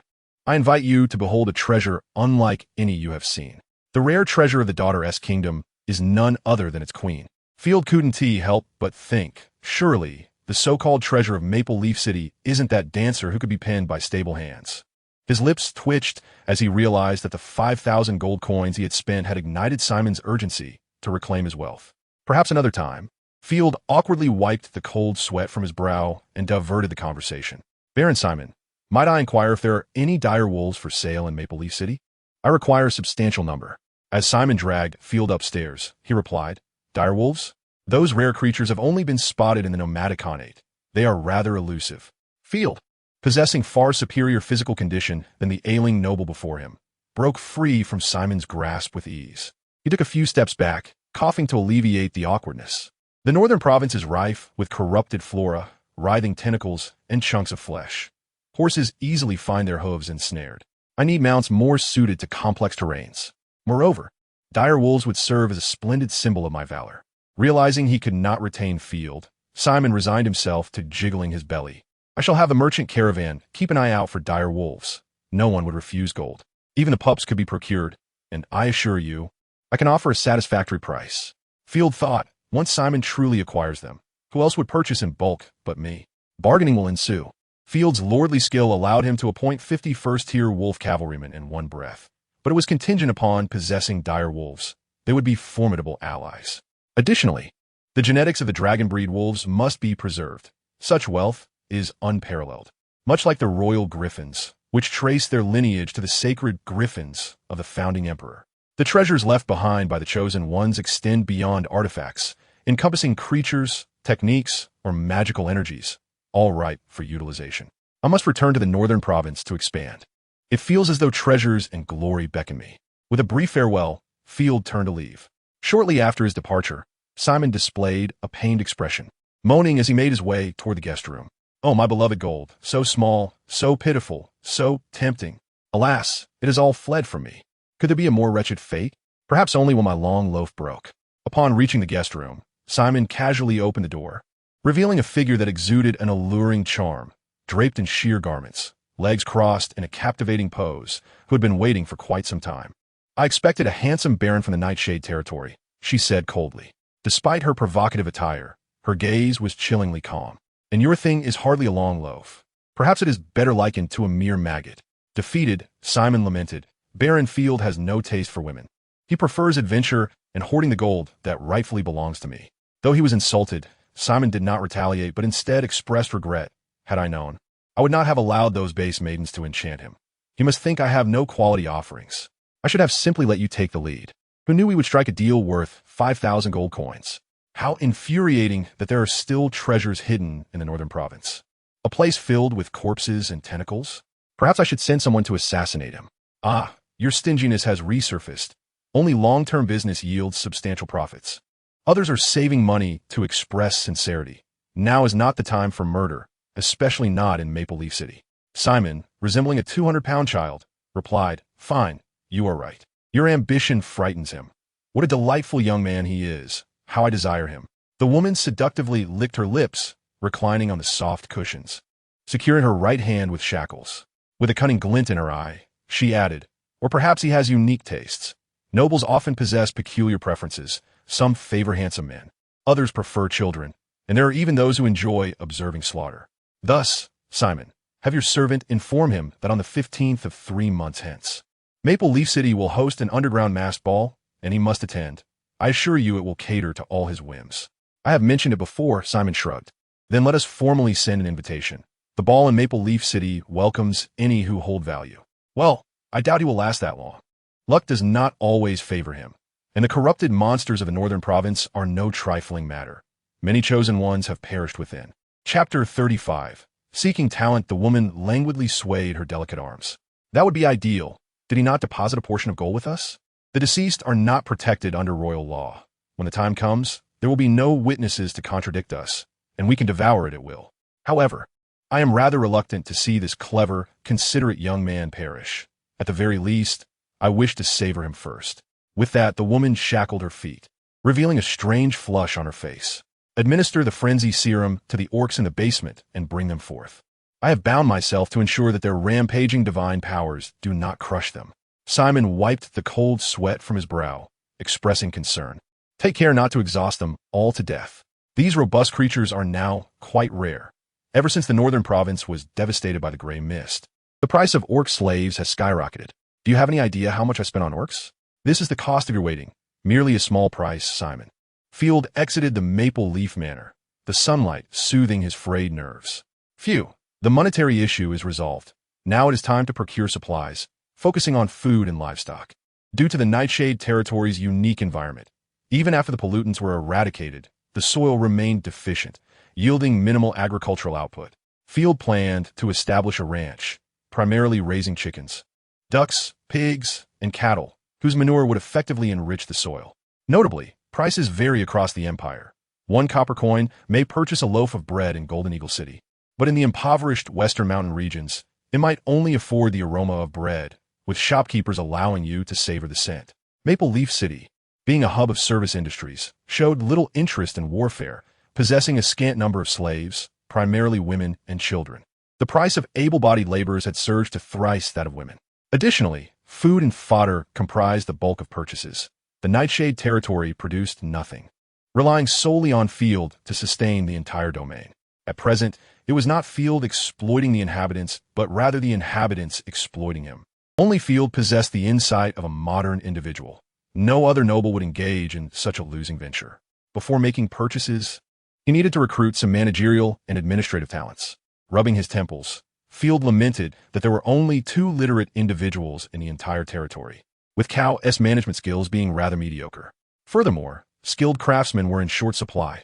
The grand winery required repairs. Having organized his thoughts, Field instructed his guard, "Hammer first. Return the gold to the post station, then accompany me to the tavern." The tavern served as a medieval talent market, also one of the most informed locales. After completing his errands, Field entered the tavern in Maple Leaf City. The cacophony of voices filled the air, with people of various shapes and sizes boasting of their glorious exploits, while others engaged in card games or fist-fighting. Everyone seemed to be laughing heartily, but those smiles were merely masks they wore. Who could predict their despondence once the alcohol wore off?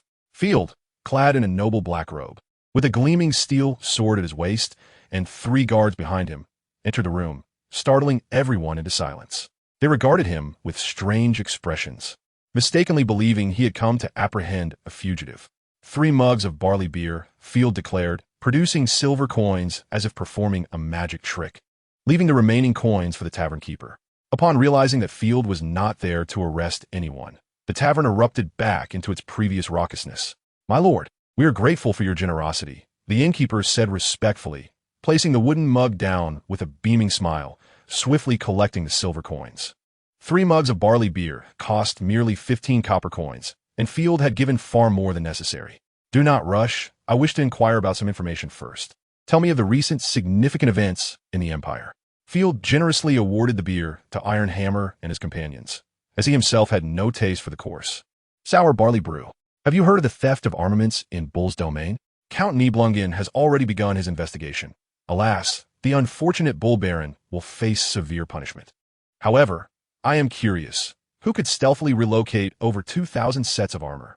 Only a devil could accomplish such a feat. 2,000 sets?" Field furrowed his brow, having only located about 500 himself. It seemed Nibelungen had exaggerated the numbers, perhaps to settle some scores. However, this was not entirely bad. If the Count reported accurately, it would indicate his determination to uncover the perpetrator.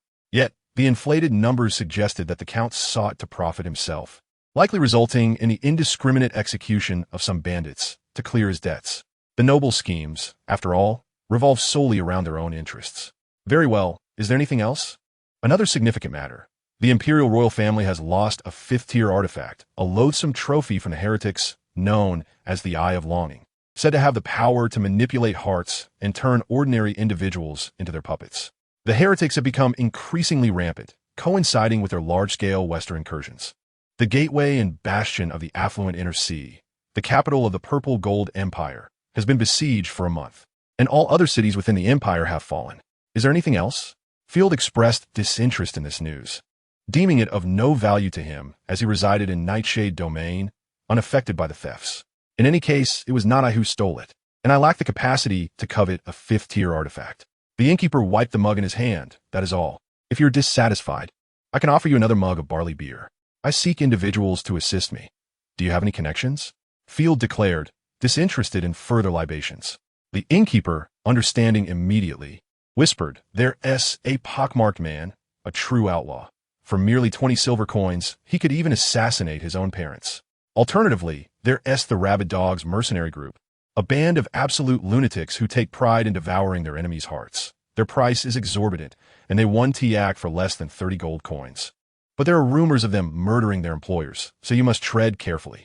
I require neither assassins nor mercenaries." Understanding the misunderstanding, Field waved his hand. "I'm not seeking to kill anyone. Rather, I need capable individuals."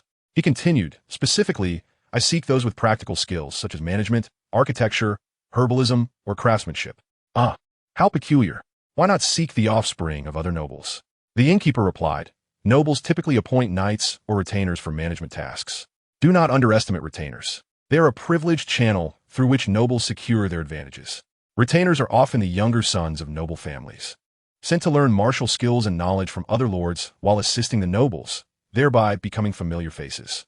I believe there is someone who could manage. The Warden Tate is literate. However, he is rather rigid and stubborn, having refused bribes and insisting on justice. Pathetically foolish. He was ultimately framed by his own subordinates and now drowns his sorrows in drink."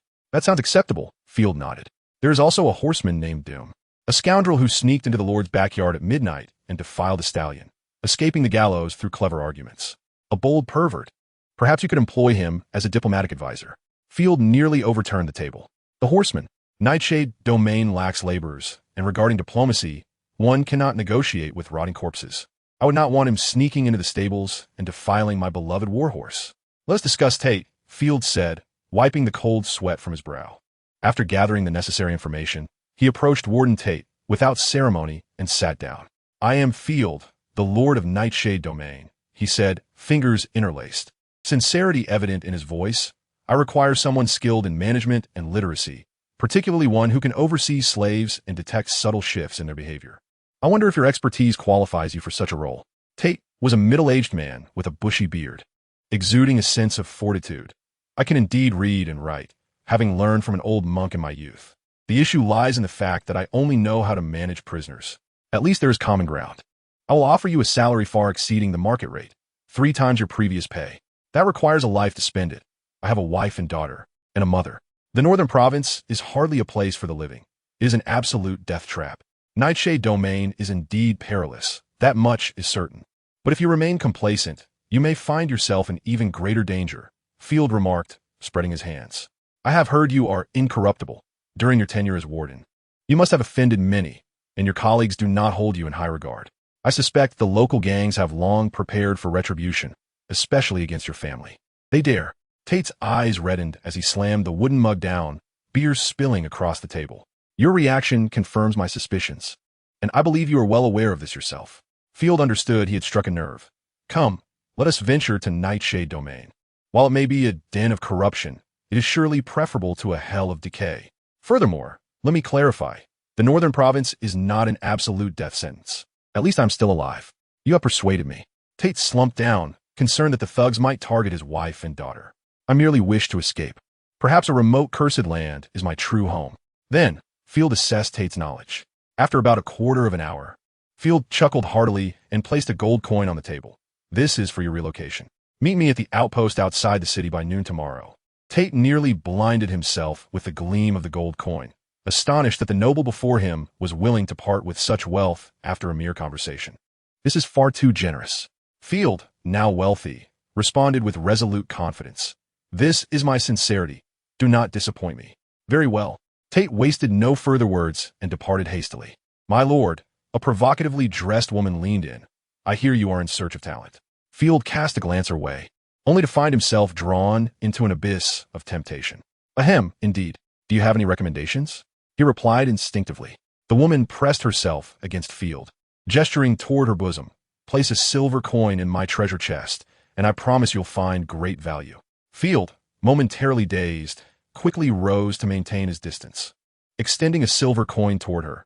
Miss, I seek only valuable information, not to indulge in merriment. Please take me seriously. He was not a man to fall prey to the charms of a seductive dancer. The woman squirmed uncomfortably, having never encountered such earnestness and gentlemanly behavior. Very well, my lord. I have a carpenter client, an old friend named Greyhound, who possesses exceptional skills. I mean, his carpentry work is excellent.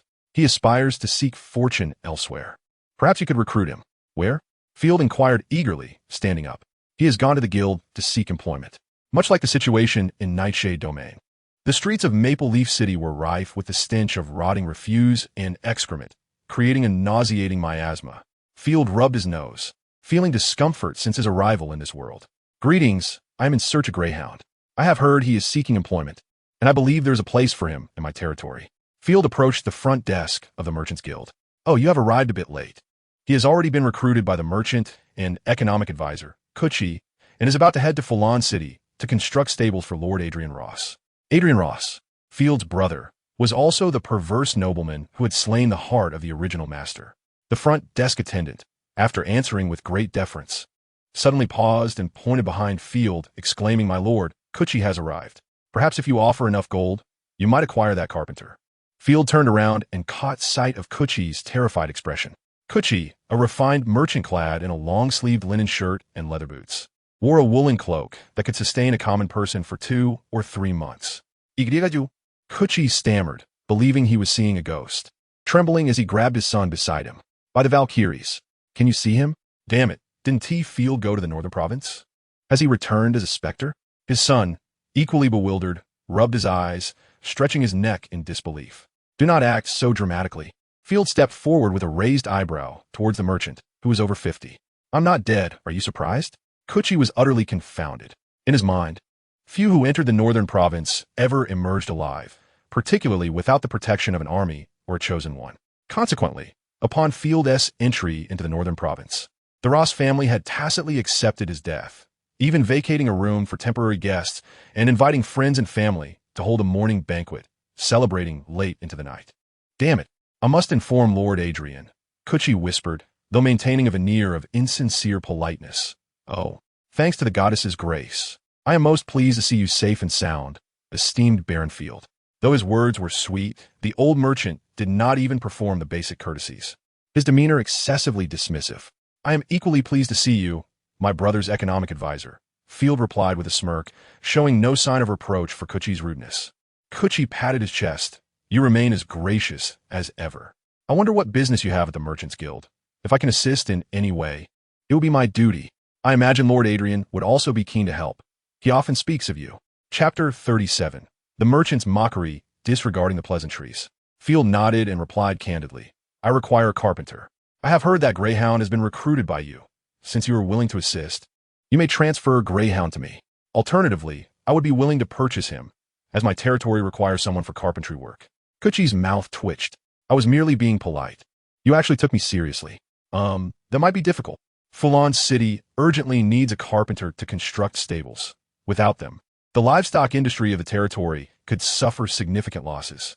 I believe you would not wish to see your brother's domain incur such damages, would you? Very well, Field pouted, feigning disappointment, looking as aggrieved as a 200-pound child, while inwardly he scoffed. Kuchi nearly chuckled at Field's expression. Still that cowardly, useless fool, unchanged, truly a stain on the noble lineage of the Ross family. Kuchi maintained a serious demeanor, offering consolation. Selflessness is a virtue of nobility. You have always been a noble gentleman. Then you may proceed first. After all, I dote on my brother, Field shrugged, casting a lingering glance at Kuchi before turning to leave. Huh, what a timid coward. Father, did you see his pitiful expression? He looks just like a sick dog. Kuchi's son, Lance, could no longer contain himself and burst into laughter once Field had departed, mocking him for not daring to claim a carpenter. Lower your voice. He is still a noble. We must maintain a modicum of humility. Kuchi did not regard Field as a serious threat, adjusting his ample belly as he analyzed the situation. Field may not have entered the northern province. I suspect he might have snuck away here for leisure. I need to inform Lord Baron promptly. An alive Field could lay claim to much of the inheritance. The old Earl had nearly been drained dry by Field's stepmother. It seemed the opportunity to divide the inheritance was imminent. As Adrian's economic advisor, the more wealth Adrian possessed, the more Kuchi would benefit. A simple manipulation of the accounts could yield him wealth enough to last several lifetimes. Yet what if he truly had ventured into the northern province and returned unscathed? After all, luck was an unpredictable force. Kuchi nodded. He may have emerged to procure supplies. Lance, send someone to ascertain his whereabouts. I will load the goods quickly and depart by morning. Yes, father, Lance replied, sporting a cunning smile. Meanwhile, Field retrieved a piece of parchment from his pocket, which contained a shopping list. He needed to acquire some slaves, as the manpower in the Nightfall territory was woefully insufficient. He also required magical artifacts, fabrics, and food. He was lacking in everything. The money he had just received was barely warm before being thrown into the fire. Hammer, seeing Field perusing the list nonchalantly, felt compelled to voice his concerns for his lord. My lord, what about the carpenter? Shall I give that old beast a beating to reclaim him? I have a plan. Let the situation develop a bit, Field replied with a slight smile, not wishing to elaborate. First, we shall procure the fog-dispelling lamp. Very well, I shall heed your advice. Hammer scratched his head in confusion, not understanding what letting the bullets fly meant. Field arrived at the church, where one could collect taxes from royalty and nobility. Thus it was naturally affluent. The church's walls were adorned with exquisite stained glass, depicting tales of the god of light, shimmering in gold under the sunlight, resplendent in color. Upon finding the elder priest, who was distractedly gazing at the curves of a nun, Field cleared his throat and stated, I require a fog-dispelling lamp and purification potions. How much do they cost? The elder priest was startled. Ahem. You are the lamb seeking the deity's blessing. Welcome. Let me clarify. The fog-dispelling lamp is not merely a matter of currency. It requires a donation and atonement. The fog-dispelling lamp requires a donation of 25 gold coins, while the purification potion demands a donation of 1 gold coin. May the goddess of light bless you. An outrageous profit indeed. Field had calculated that to swiftly eliminate corruption from an acre of farmland, 3 purification potions were needed. Moreover, the fog-dispelling lamp could only last about 25 days. Merely staying in the territory to purify farmland would cost him over 20 gold coins daily. Purifying wells would be even more daunting, with an estimated 80 purification potions required for safe drinking water. This was assuming Field had not fully cultivated the land. Very well, I shall take them all, Field declared, unwilling to engage with the charlatan, yet these unique products were solely within the purview of the church. A secret even the royal family did not possess. The elder priest's eyes lit up, the earlier irritation vanishing, his smile creasing his face like the bark of an old locust tree. Wait, I am willing to donate more. A large-nosed man entered, producing a receipt of gold coins. I am willing to donate an additional 10 gold coins to the god of light. Please bestow upon me all that the deity has granted.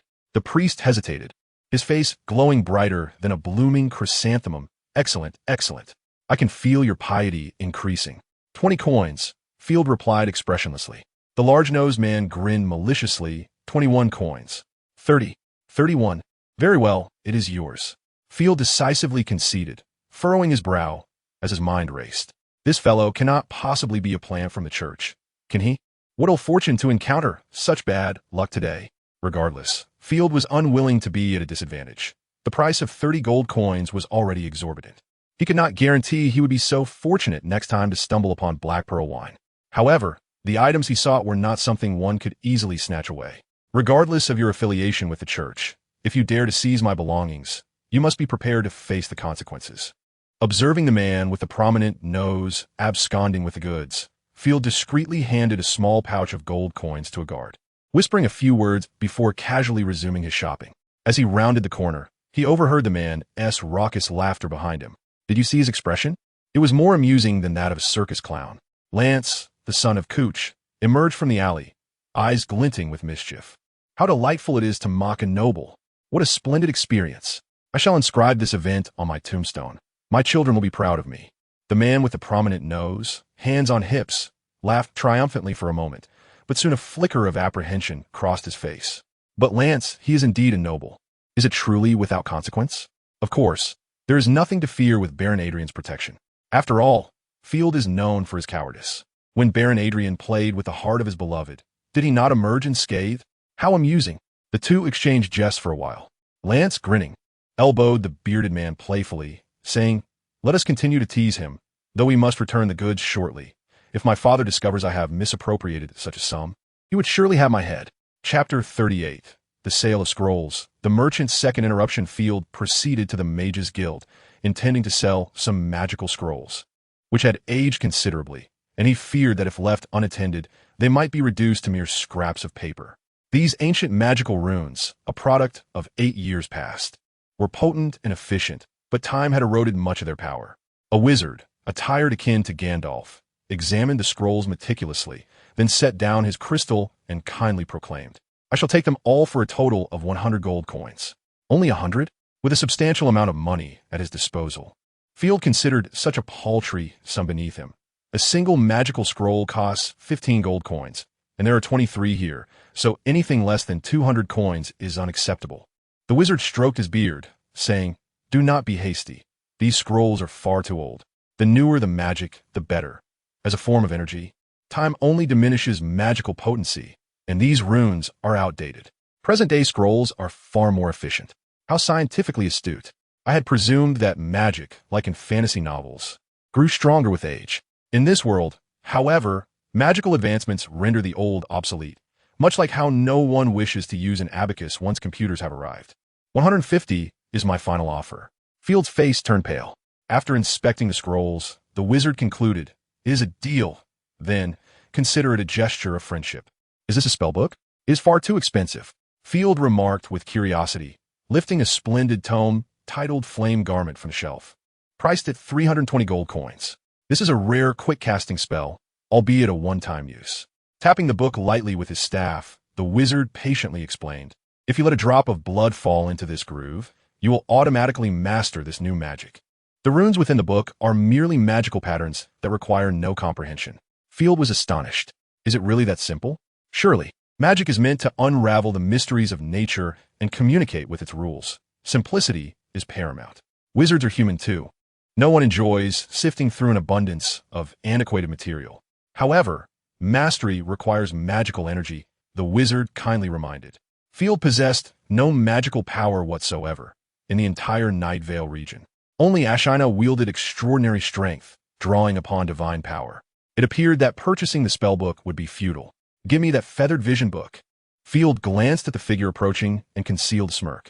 An intriguing choice. This spell must be cast upon a bird, granting you its vision and the joy of soaring through the skies. Available for only 200 gold coins. I shall buy it. I am quite interested in flying. Field promptly reached for his money. I will offer 201 gold coins. The greedy man with the prominent nose interjected again.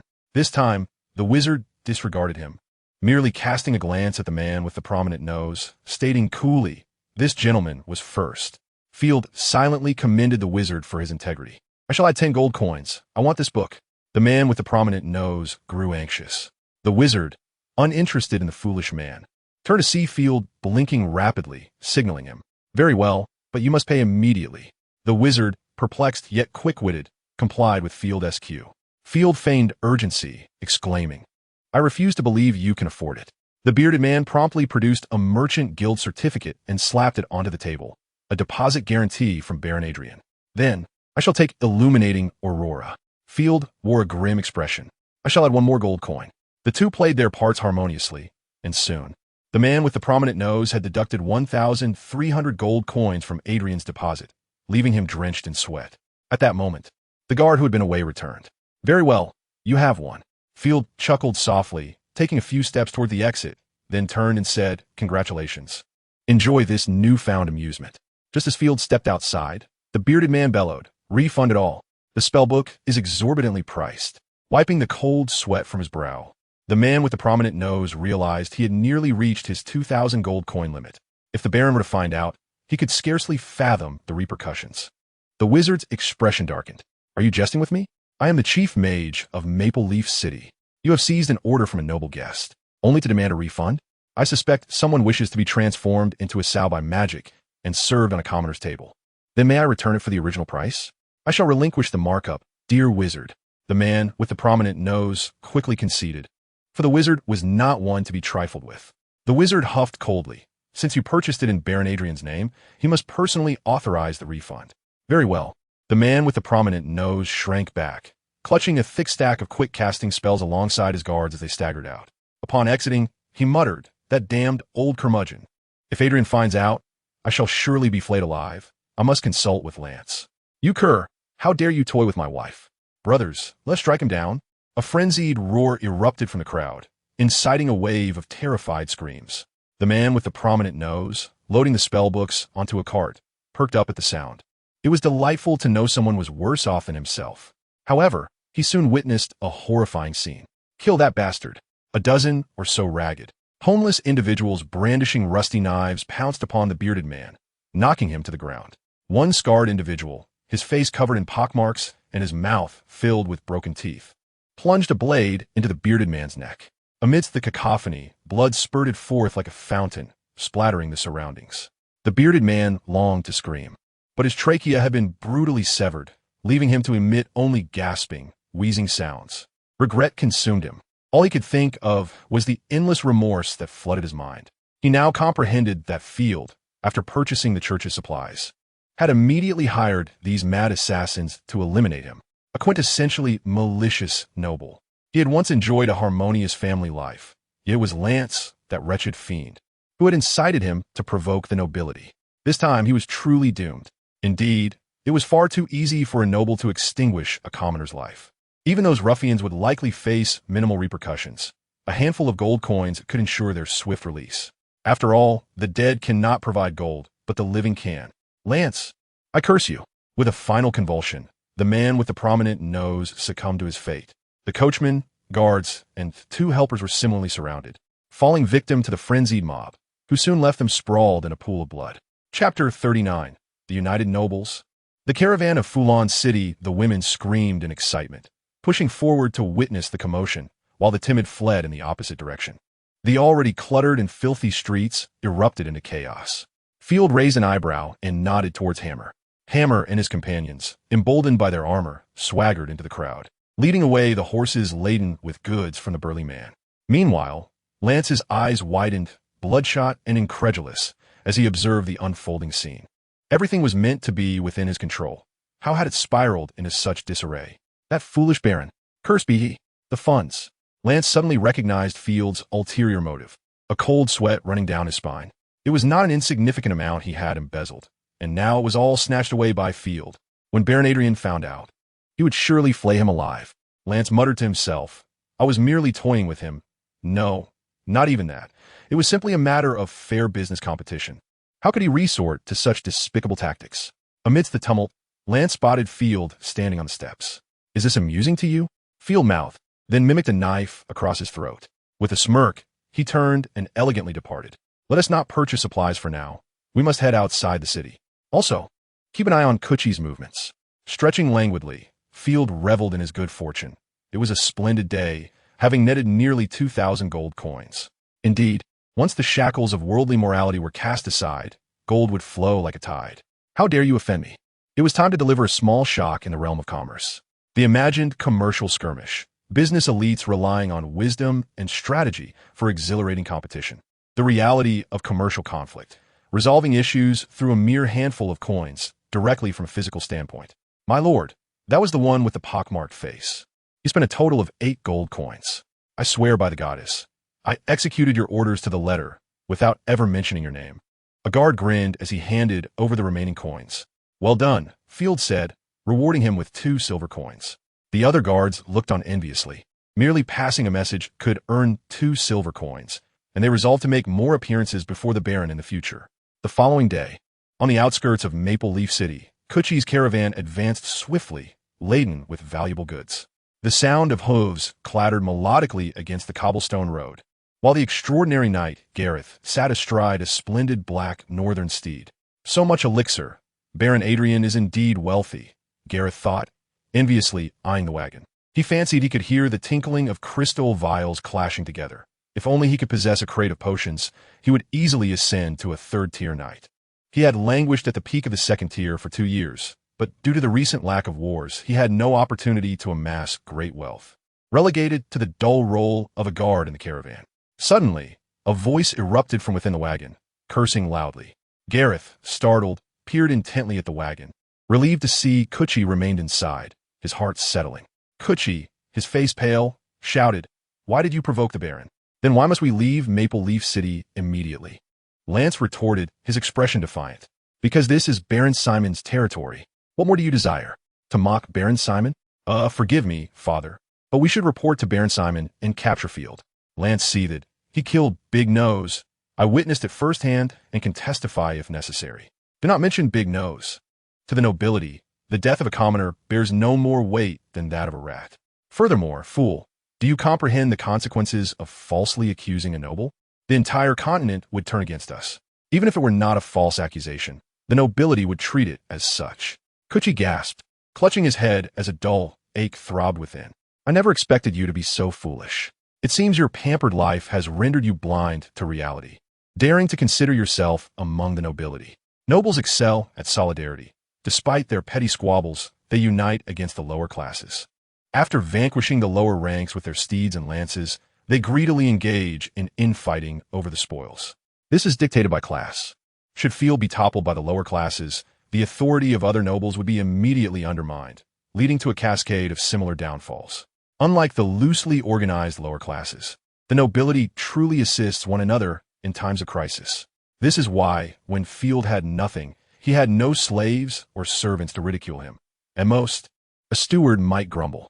Kuchi felt as if he had aged 30 years. Do not be deceived by the respect I command among the commoners. I am esteemed by other merchants. Yet with a single word from Baron Adrian, I could be hanged by nightfall without a moment's hesitation. You're no different.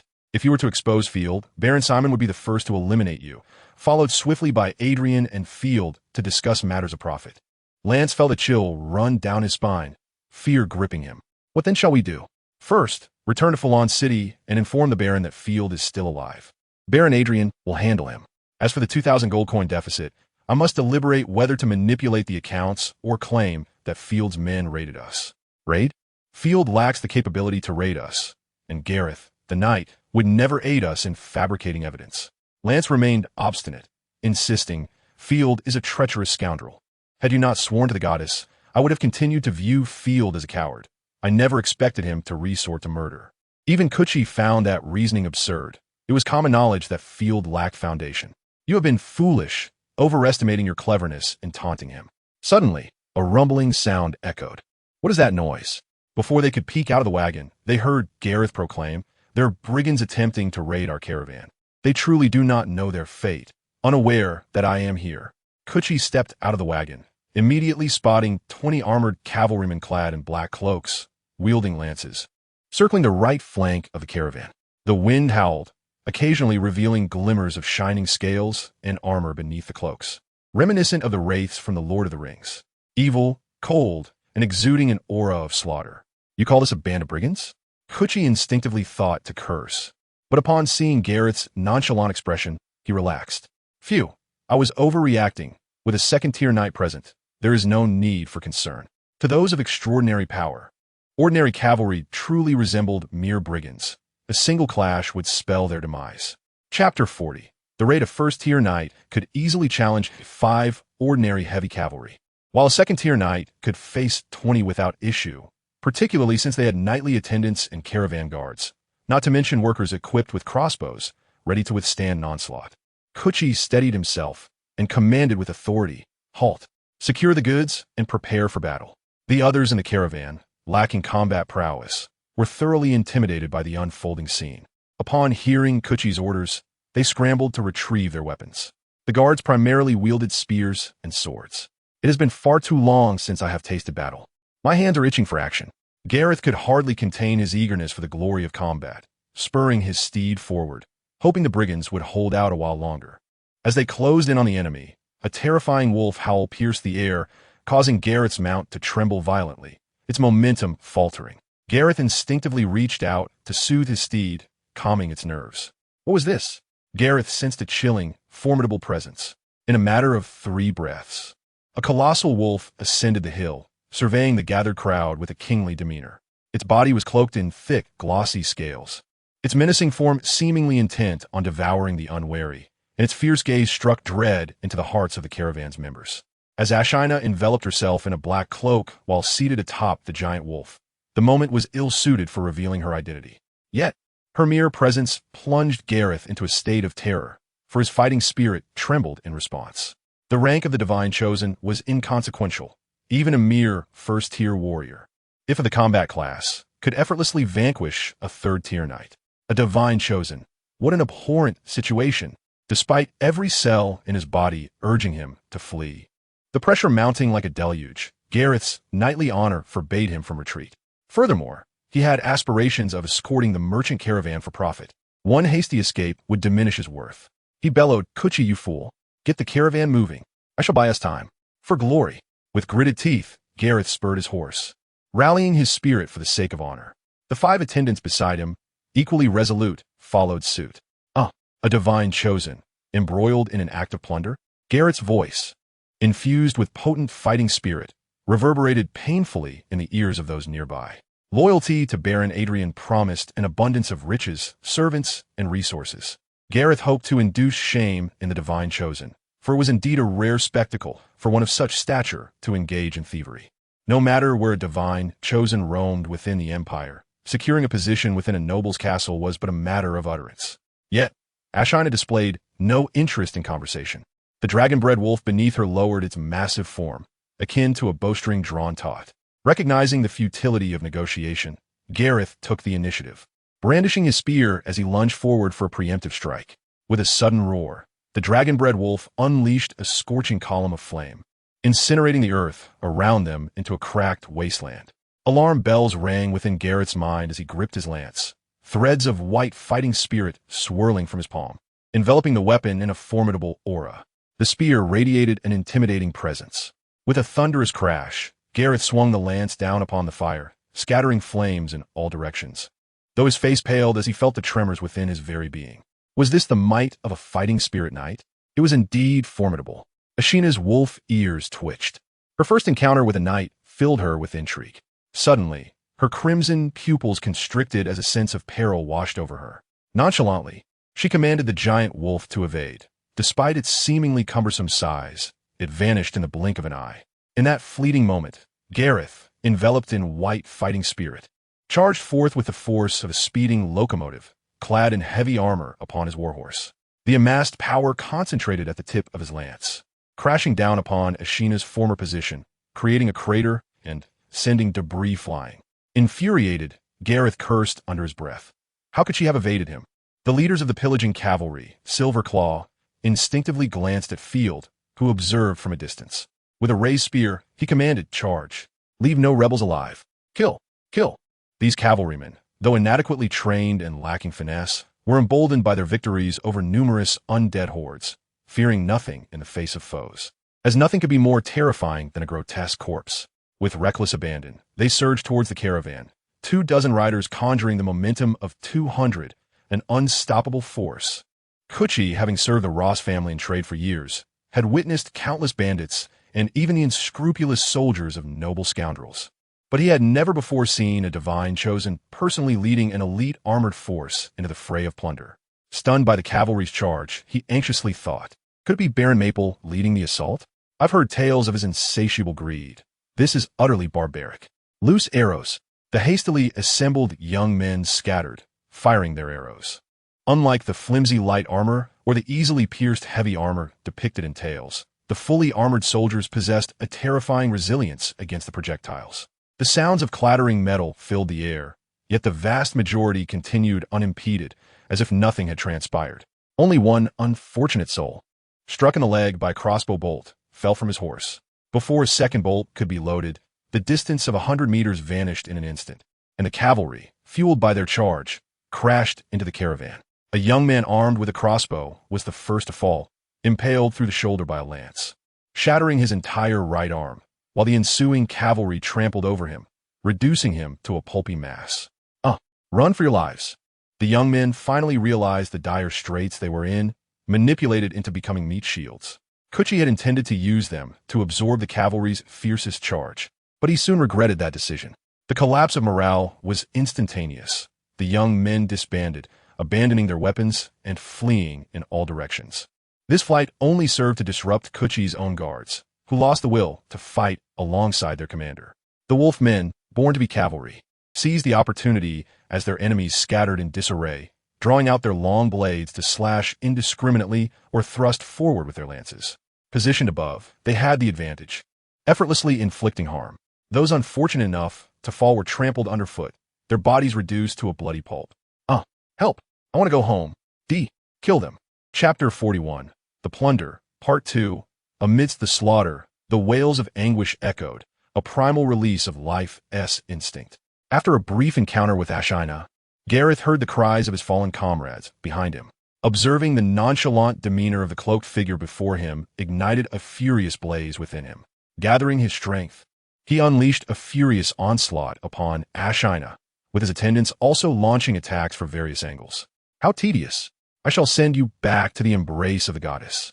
Ashina mused, her interest waning. Though a second-tier knight could wield unique skills, they ultimately remained too feeble.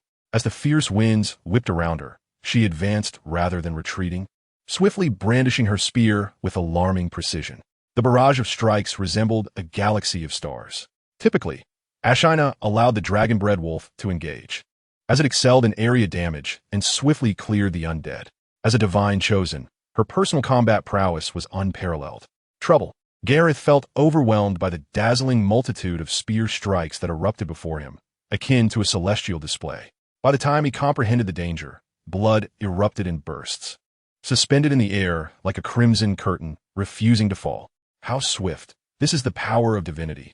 The attendants fell, disbelief etched on their faces as they plummeted to the ground, lifeless.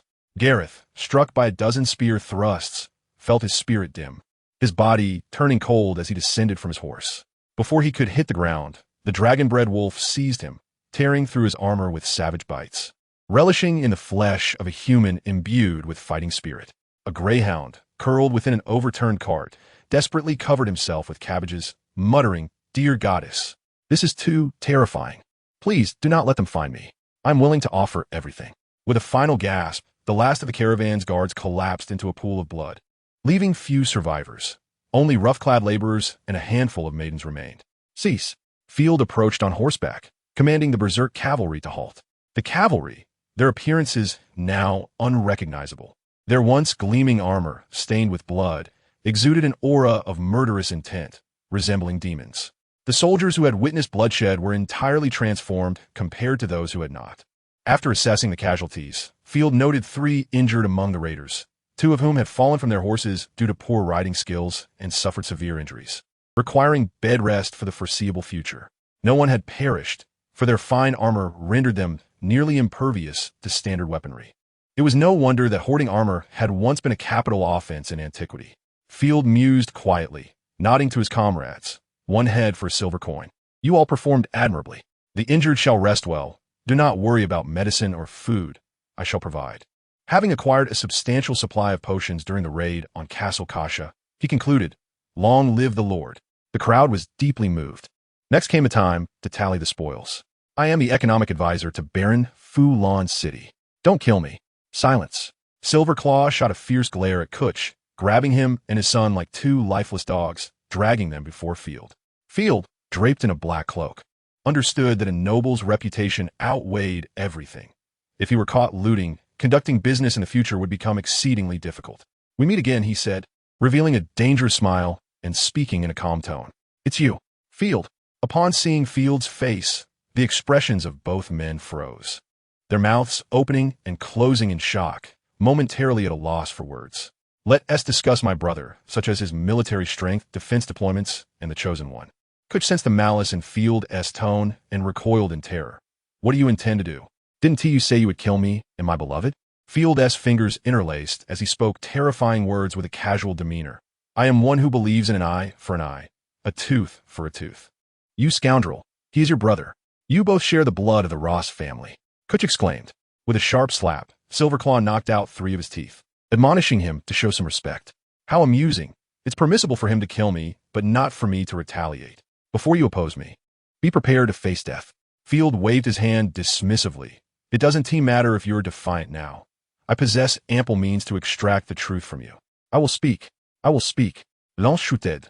Adrian commands 1 4th-tier knight, 12 3rd-tier knights, and a total of 500 additional forces, with the capability to summon 3,000 militia in times of war. Truly formidable. Most importantly, Adrian has 1 2nd-tier chosen one, known as the Flame Butterfly, Allison, who is also a swift spellcaster commanding an extraordinary mage unit, demonstrating astonishing combat prowess. Of course, Adrian can only wield a fraction of that power for the time being, as the knights remain loyal to the old count. As a newly arrived lord, Adrian, a mere novice, cannot control them. The 2, resigned to their fate, divulged all the confidential information. Field nodded, acknowledging his brother's formidable strength. It was now impossible to defeat him, and the priority was to return to Nightfall territory to cultivate the land. "I have spared you," Field declared, turning his horse and signaling Silverclaw with a gesture across his throat. Kutch and his son quickly rose, but before they could escape, they were kicked down, and several steel blades ruthlessly descended upon them. "I curse you to hell," they screamed. Field shrugged. "I've spared you, but I never said my men would. Oh, and don't forget to decapitate them as a finishing blow." This scene left Greyhound and the others utterly dumbfounded. The once high and mighty Kutch was dragged away by fierce soldiers, stripped of his clothes, and stabbed multiple times. "What on earth went wrong for me to leave Maple Leaf City?" Greyhound despaired, wishing he could go back to a day prior and slap himself twice. However, the imagined executioner's blade never fell as Field, atop his horse, proclaimed, "You are now conscripted. Those with skills stand to the right." By the way, who is Greyhound? Almost everyone rushed to the right, even those who had no skills. Conscripted? Skills? Greyhound was momentarily stunned, then filled with ecstasy. Did this mean he wouldn't die? "I am Greyhound. My lord, what are your commands? I am willing to do anything." He quickly stepped forward, disregarding the large wet patch on his pants, kneeling before Field. "I am the lord of Nightfall territory. I've heard your carpentry skills are commendable, as long as your performance meets my expectations. Your life will be far better than it was in Maple Leaf City. The same goes for the rest of you. Field pointed at the remaining 7, 3 of whom were still Kutch's maidservants. How pitiful to have more servants than oneself, yet perish unjustly. Chapter 42. The spoils of the raid, and encountering the church, the cavalry had begun to sort through the spoils. Silver Claw opened an exquisite large wooden chest, revealing a dazzling array of neatly arranged crystal vials that nearly blinded him. "My lord, you must see this. It's filled with potions." Field hurried over, and despite his worldly experience, he could not contain his excitement, bursting into laughter. "These aren't tea potions. They are magical elixirs, a specialty of Maple Leaf City." "Magical elixirs?" Ashina, seeing her lord's delight, smiled as well. She picked up a vial, swirling the brownish-red liquid within, her expression suddenly turning skeptical. "This can't be something peculiar, can it? We cannot allow our lord to come into contact with odd substances, like the last time with that malevolent plant that turned people into lecherous beings. To cultivate one's fighting spirit, one needs to consume such substances. Just like Gareth earlier, to become an extraordinary knight, one must first consume an awakening elixir, then rely on magical elixirs for training. The price of magical elixirs is exorbitant, often exceeding 50 gold coins per vial, making it difficult for even knights to afford. This leads to a widening gap between the powerful and the wealthy. The wealthy can purchase more magical elixirs, thus becoming even stronger. The disparity among extraordinary beings can escalate rapidly. However, magical elixirs are of little use to the chosen ones, serving merely as supplements, and are often consumed casually. They hold no value for Field personally, as he has long missed the age for awakening his fighting spirit. "Let us inspect the other goods," Field said, rubbing his hands together in anticipation, akin to unboxing a treasure. After half an hour of scouring the battlefield, Field acquired 2 crates of magical elixirs, totaling 60 bottles, along with 327 gold coins, armor and equipment for a second-tier fighting spirit knight, a cart full of silk, a crate of healing potions, 12 pack animals, and an assortment of other items, all valued at an estimated 5,000 gold coins. "We are all family. What's yours is mine." Field unceremoniously seized the entire merchant caravan, proving once again that fortune favors the bold. Raiding with newly trained cavalry yielded rewards equal to the perilous risks of transporting rare wines. As for his brother's reaction, he couldn't care less. After organizing their haul, the group returned to the outpost outside the city, where Tate had been waiting. "I thought you had changed your mind." Tate exhaled deeply. Despite the soldiers Field had left at the outpost urging him to be patient, he had sold his home and could not settle until he met the Baron. With a rarely humorous expression, Tate quipped that he thought he could pocket a gold coin. Field laughed heartily. "Then you would have missed out on 10,000. His family disembarked from the donkey cart, bowing to Field. An elderly woman with a headscarf and buck teeth, clearly Tate's mother, stood out. Tate's wife was rather plain, even deemed unattractive, with dark skin and a wide-set gaze. However, Tate's daughter was exceptionally beautiful, her fair skin adorned in a blue gown. After nodding and smiling at them, Field said, "Let us go purchase supplies. The slaves we buy will be directly under your management, and I trust you will not disappoint me." Tate felt uncertain, but, realizing he had no retreat, boldly proclaimed, "Please leave it to me, my lord." Thanks to his brother's financial support, Field saved on the expenses for fog lamps and purification potions, thus directly purchasing 300 slaves, 200 men. The reluctance for war in Maple Leaf City resulted in a scarcity of slaves, with those acquired primarily being the elderly and weak. The remaining goods were predominantly essential food and fodder, ensuring the territory could sustain itself for 3 months, along with 5 head of cattle, 20 sheep, 2 war horses, 25 pack camels, and various noble furnishings and clothing. The total expenditure amounted to 1,970 gold coins, primarily on livestock, as this was an era when livestock was more valuable than humans. Additionally, Field purchased 3 homing pigeons, the kind that coo. Fortunately, Tate displayed a certain level of managerial acumen by categorizing the slaves into robust men and women, children, and the elderly, each group bearing different loads, significantly enhancing the cargo capacity of the contingent and rendering it less unwieldy. It appears that the wages were well spent. Field mused. The group set out that day, resting for the night upon reaching the border of the High Fortress province. The following morning, Field emerged from his tent, only to be astonished to find members of the church present.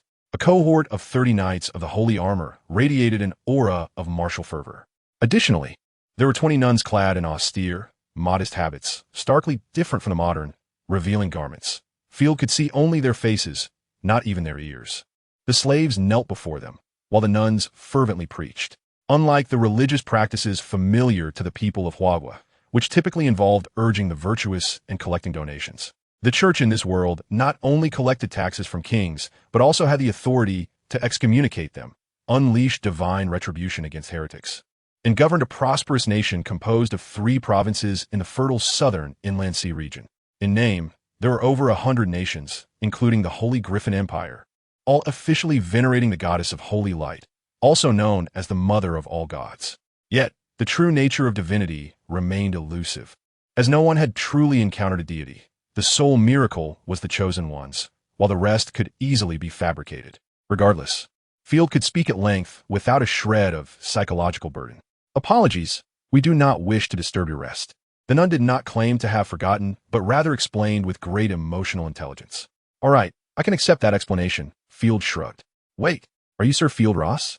A nun dressed in a pristine white robe looked at Field in astonishment. My goodness, you truly survive in the Nightfall territory? Thank the goddess of holy light. This must be a miracle. Field wore a bewildered expression. You know me? All things are miracles. A gentle and melodious voice resounded from behind the nun, prompting her to step aside respectfully. The speaker was another nun clad in white, marked by a luminous angelic symbol on her forehead, signifying her as a chosen one, specifically a chosen of the holy light. I am Eliza, a 3rd-tier chosen from the church. When we passed through the Rose territory, we heard you were venturing to develop the Nightfall territory and even prayed for you. A 3rd-tier chosen wielded formidable power, capable of single-handedly commanding an army. Field instinctively worried she might expose Ashina, yet Eliza barely cast a glance in Ashina's direction.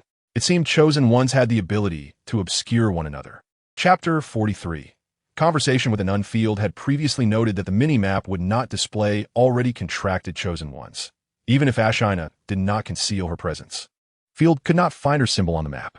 If one was not contracted, the mini-map would indicate their location. However, once contracted, they would vanish from view. No wonder I have been so fortunate.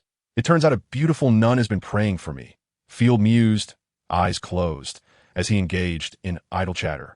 He had never received any assistance from the church, and Ashina was not a chosen of the holy light, but rather a chosen of the winter deity among the demi-humans.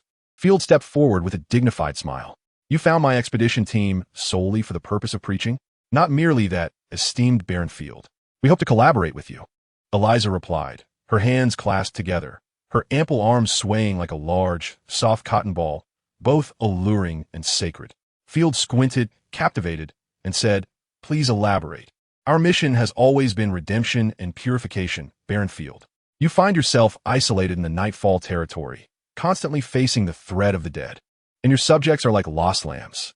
However, the church can establish a church in your Nightfall territory and set up a garrison for the church warriors. I believe this is a fine proposal that could alleviate your defensive burdens. Though Eliza employed a highly persuasive tone, Field found her words increasingly peculiar. Were it not for his adept skills in managing expressions, he might have furrowed his brow in confusion. Was this not tantamount to stationing troops? It is easy to invite a deity, but difficult to send them away. With such a formidable 3rd-tier chosen occupying his territory, it would likely become a domain under her influence. Furthermore, when Field first ventured to the Nightfall territory, he had received no support from the church. Now that he had secured a foothold, the church was keen to seize the opportunity. It was utterly shameless. Apologies, but I must decline. In fact, we have yet to solidify our position. If you wish to assist, gold coins and fog-clearing lamps will suffice. My people and I will surely pray every night, praising the grace of the goddess. Then let us discuss this another time, Eliza replied, her expression one of feigned disappointment. All right, we can postpone for now, Field said, shaking his head to dispel distracting thoughts. By the way, Sister Eliza, where are you headed? Perhaps we could travel some distance together and even share a carriage. Field shamelessly suggested, thinking that if they were willing, he could lead them recklessly into a pile of corpses, benefiting from the power of the Chosen One to cleanse the Nightfall territory of its gathering undead. Of course, if they wished to head to their own camp, that would be out of the question. Eliza, aware of Field's intentions, immediately refused. No need to alter our route. Purifying monsters is, after all, a trial and penance from the goddess, and we appreciate your kindness. Field pouted, such a pity. By the way, is your journey to the northern province solely to exterminate monsters? Partially, but primarily we seek to recover lost artifacts. Eliza gestured a strange symbol over her chest, her gaze filled with sorrow.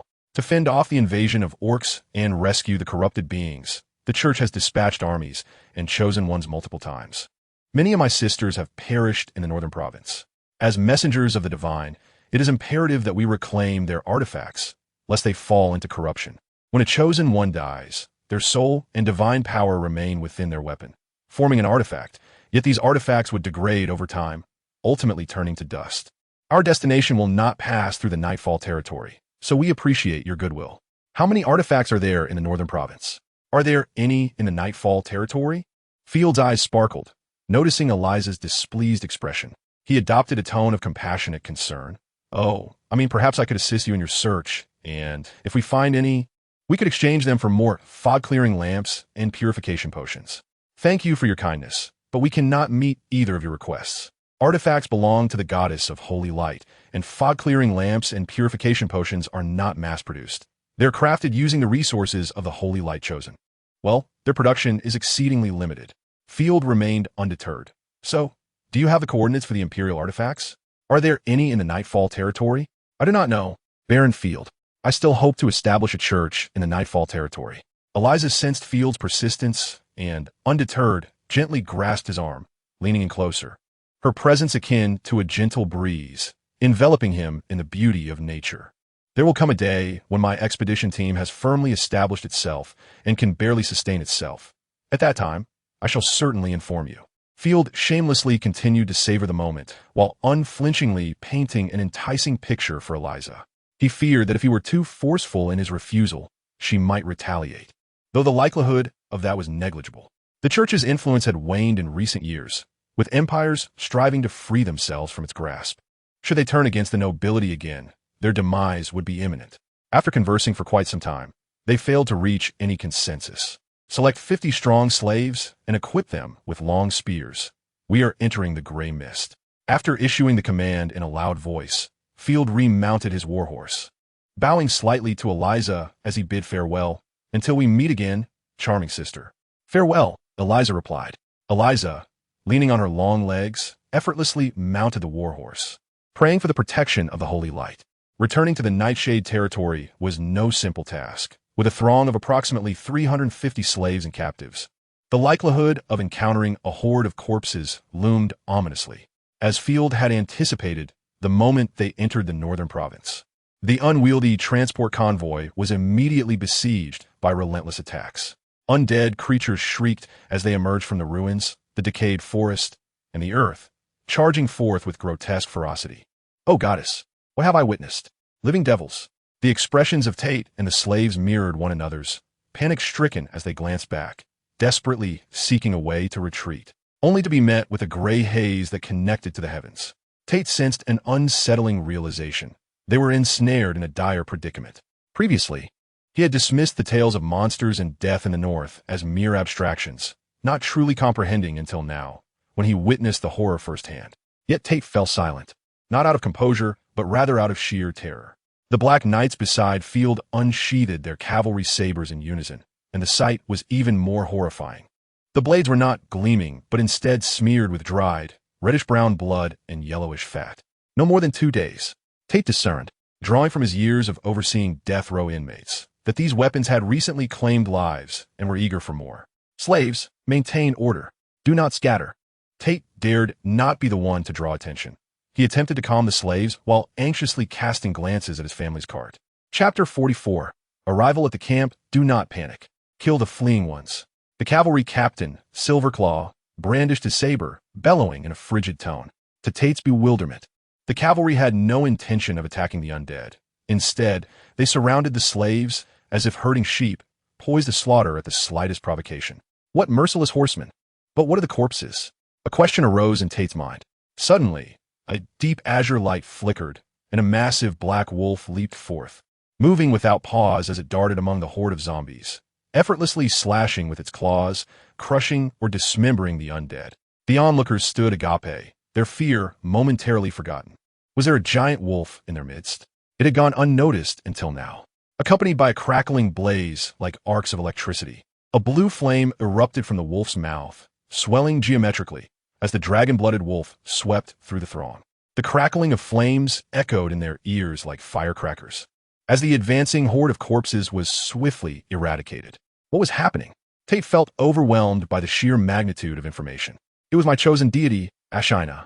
Field patted the stunned Tate on the shoulder, gesturing towards the maid beside him.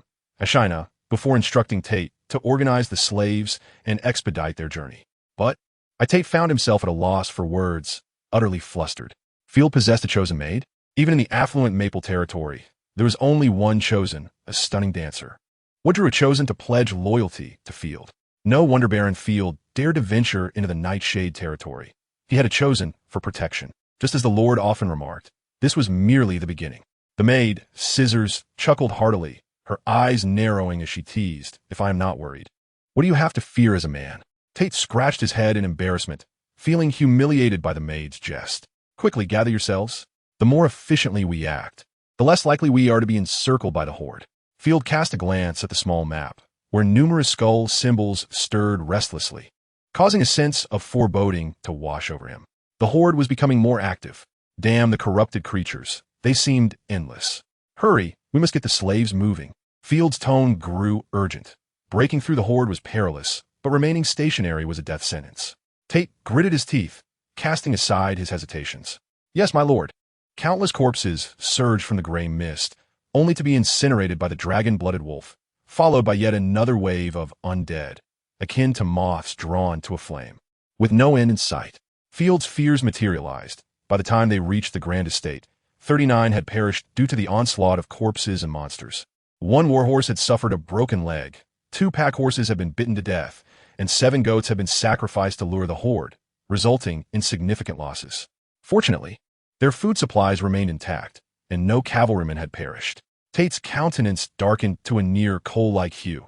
This journey had surpassed any peril he had encountered in his life. His daughter and wife dismounted from the cart, trembling, their legs giving way as they collapsed onto the ground, huddled together in fear. To claim they did not regret entering the northern province would be a falsehood. The relentless attacks from the corpses had scarcely relented. Had it not been for the gray mist, they would have turned back in an instant. Upon arriving at the territory, Tate was astonished by what lay before him. He had expected the northern province to be dire, but Field's castle was equally dismal, resembling a drafty grand estate. Indeed, it was a grand estate. Thankfully, the armored guards and the formidable presence of the chosen Ashina offered a glimmer of hope. Field's mood was equally grim, compared to his first journey. The losses this time were substantial. After all, there were no human shields. The annihilation of Connor's Knight Brigade had allowed Field to reach the Grand Estate unscathed. This venture had been overly ambitious. A 300-strong convoy was unwieldy and vulnerable to attacks. Rubbing his temples, Field tried to maintain a positive outlook. At least the food was all retrieved, which was no small consolation.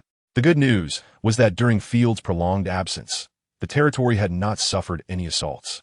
The slaves were already tilling the fields, and the first batch of farmland had been purified, immediately entering production. Though the land was barren, it was far better than leaving it fallow. Without plows, productivity remained sluggish. Field rode towards the Grand Estate, observing the slaves indiscriminately digging holes in the fields with either hoes or their bare hands, a stark contrast to his prior notions of farming. The absence of ridges indicated their unfamiliarity with crop rotation. There were even no ditches between the fields. The Nightshade territory possessed several oxen, which, when paired with plows, could expedite the cultivation process. Nevertheless, it mattered little. The quantity of farmland was limited, and the slaves could still accomplish their tasks through sheer manpower. This would also keep everyone occupied, preventing them from becoming idle and resorting to mischief or violence. The entire Nightshade territory was filled with slaves? Tate was taken aback. Field was the most unusual lord he had ever encountered. Not entirely, Field clarified. A small plot of land south of the Grand Estate is designated for free folk, about 10 or so, whom I acquired. Field spoke candidly. The Nightshade territory harbored few secrets, especially since there were no fog lamps to facilitate escape for ordinary individuals. Tate's jaw dropped, almost capable of swallowing an ostrich egg. So it is quite suitable for you. Akin to a vast prison, the haze serves as a confining cage. Your role will be to act as my domestic advisor, preventing slave uprisings and allocating their labor. It truly resembled a prison, Tate thought, a grimace twitching at the corner of his mouth. Yet there is a distinction. They are still human. I intend to allocate a portion of their labor time for rehabilitation, such as skill development or altering undesirable habits. Field observed the excrement scattered on the ground, his brow furrowing once more, particularly at the indiscriminate defecation. His earlier prohibitions seemed to have had little effect.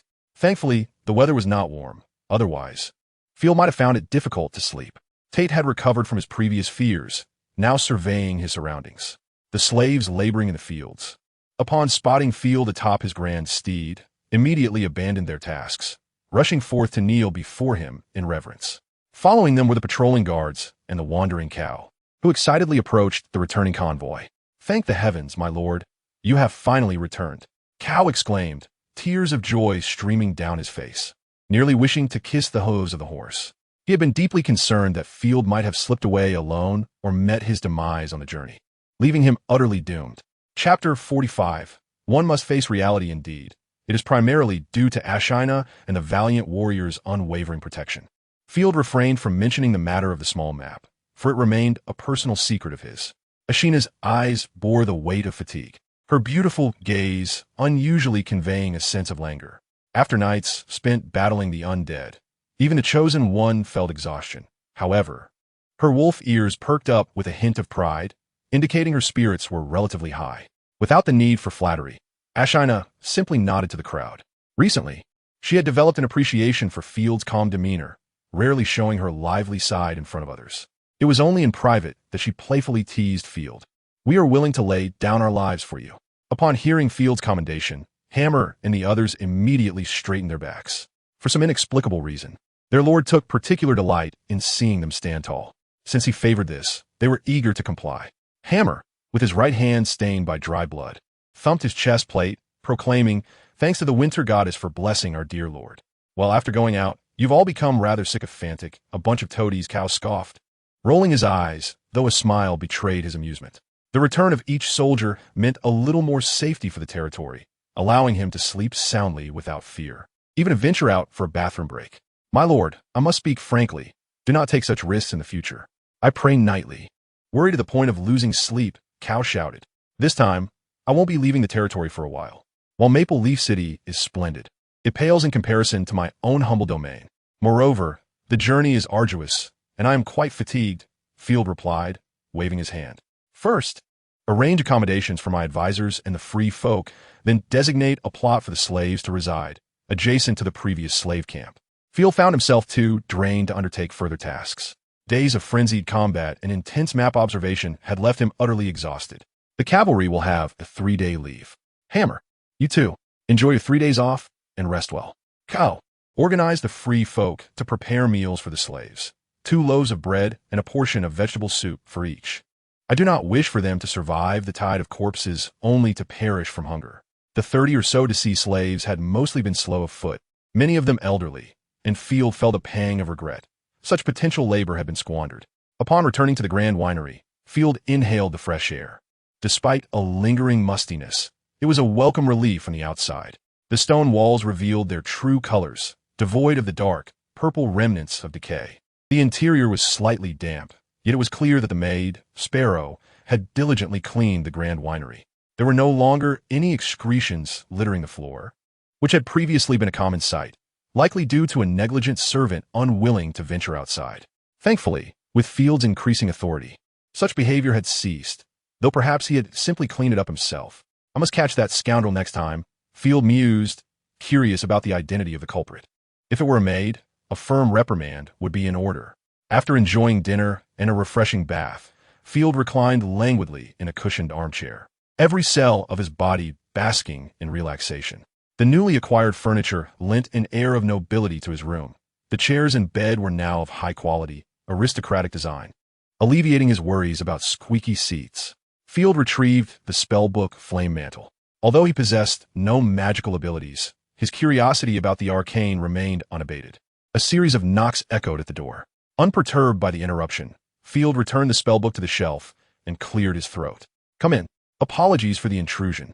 "My lord," came the voice of Tate, known as the Warden. It was common in this era to adopt monikers. and Field had often fantasized about titles such as Iron Rod or Demon Muscles, for they sounded quite impressive. "My lord, I seek your thoughts to better manage the Nightfall territory," Tate stated, having traversed the entire domain, his perspiration evident. He appeared somewhat anxious, pondering whether this year's focus should be on taxation, population, or grain, topics of great concern to the nobility. "Your transition into work mode has surpassed my expectations," Field acknowledged with a nod. Previously, Tate's somber demeanor had led Field to believe he might refuse to work.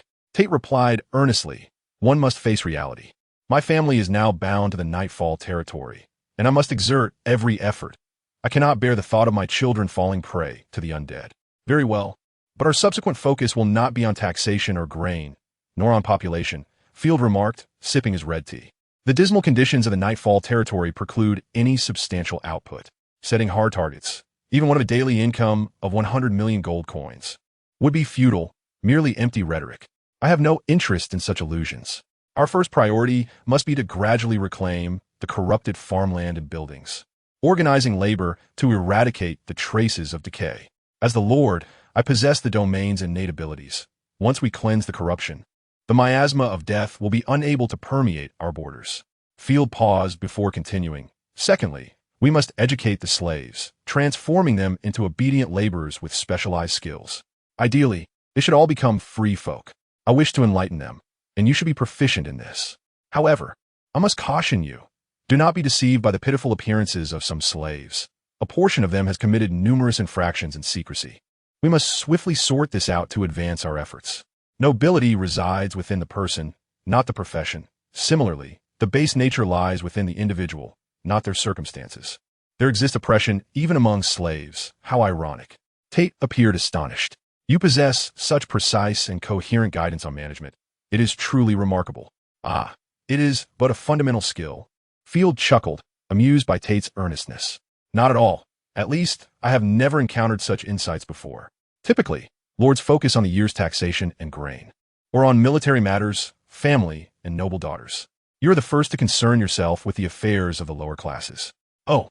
Field tapped his fingers lightly on the table, producing a pleasant sound. He enjoyed the rhythmic tapping as he contemplated. With the wisdom of the Chinese and the advantages of modern education, even the most mundane actions he undertook appeared astonishing to the people of this era. Chapter 46. Ineffective decrees and fertilizer. "Moreover, my lord, I believe the Nightfall territory requires proper housing. The slaves are perpetually crammed into tents constructed from rotting wood and tattered cloth, which is bad enough. What is even more alarming is that even the free folk lack homes. This could incite discontent among the populace, should you care about their opinions. This issue will take time to resolve," Field replied, retrieving a spare map from the shelf and handing it to Tate.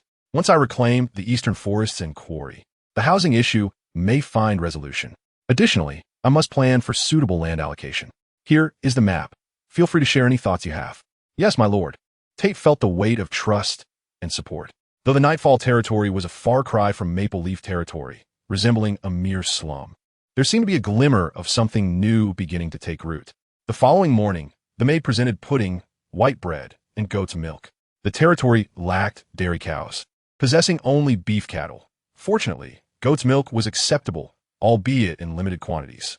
Ashina donned a lace-trimmed, waist-hugging noble gown, a purchase made by Field in Maple Leaf City, which he had slightly altered to suit his taste. Despite her fondness for her maid outfit, Ashina opted for the dress today, her day off, and her appearance nearly rendered Field unable to gaze directly at her, prompting him to engage in some mental fortitude before regaining his composure.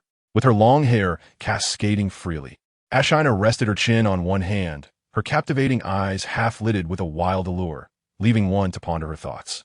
The white silk stockings clung to her flawless leg contours, exuding an air of nobility and elegance.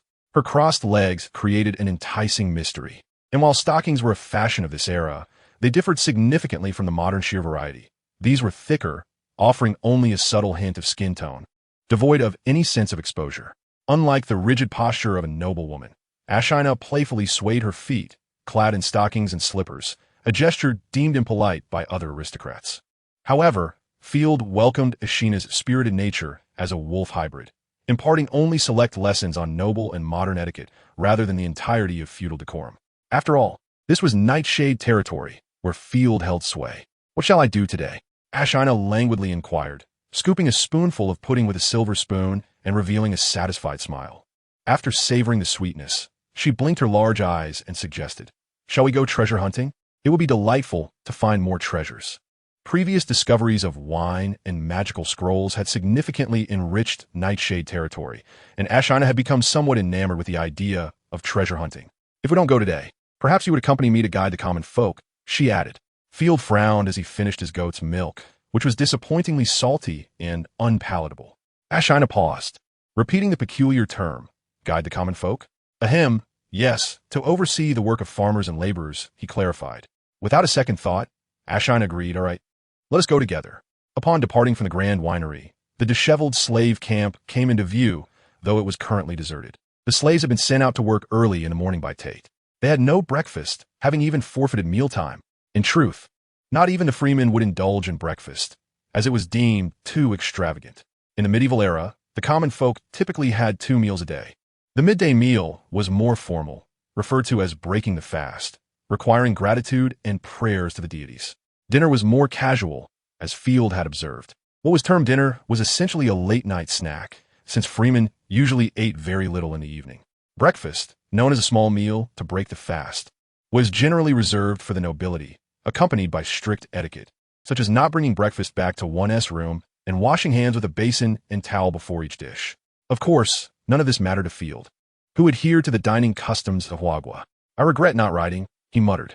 After just a few steps, Field sighed in exasperation, covering his face as he encountered droppings scattered along the path. While manure could enrich the soil, it required proper composting. It was evident that his previous directives had fallen short. Glancing around for Cow and seeing him absent, Field turned to the maid, scissors, and instructed, "Fetch that old rascal Cow and bring along any articulate freeman." Before long, Cow approached, looking quite embarrassed, accompanied by an elderly man named Old Turtle Dove. Once a villager of Bull territory, Old Turtle Dove had become something of a new village leader after being brought here by Field. He was adept at resolving minor disputes among the freemen, such as neighborhood quarrels and family conflicts. "Good day, my lord," they both greeted as they bowed.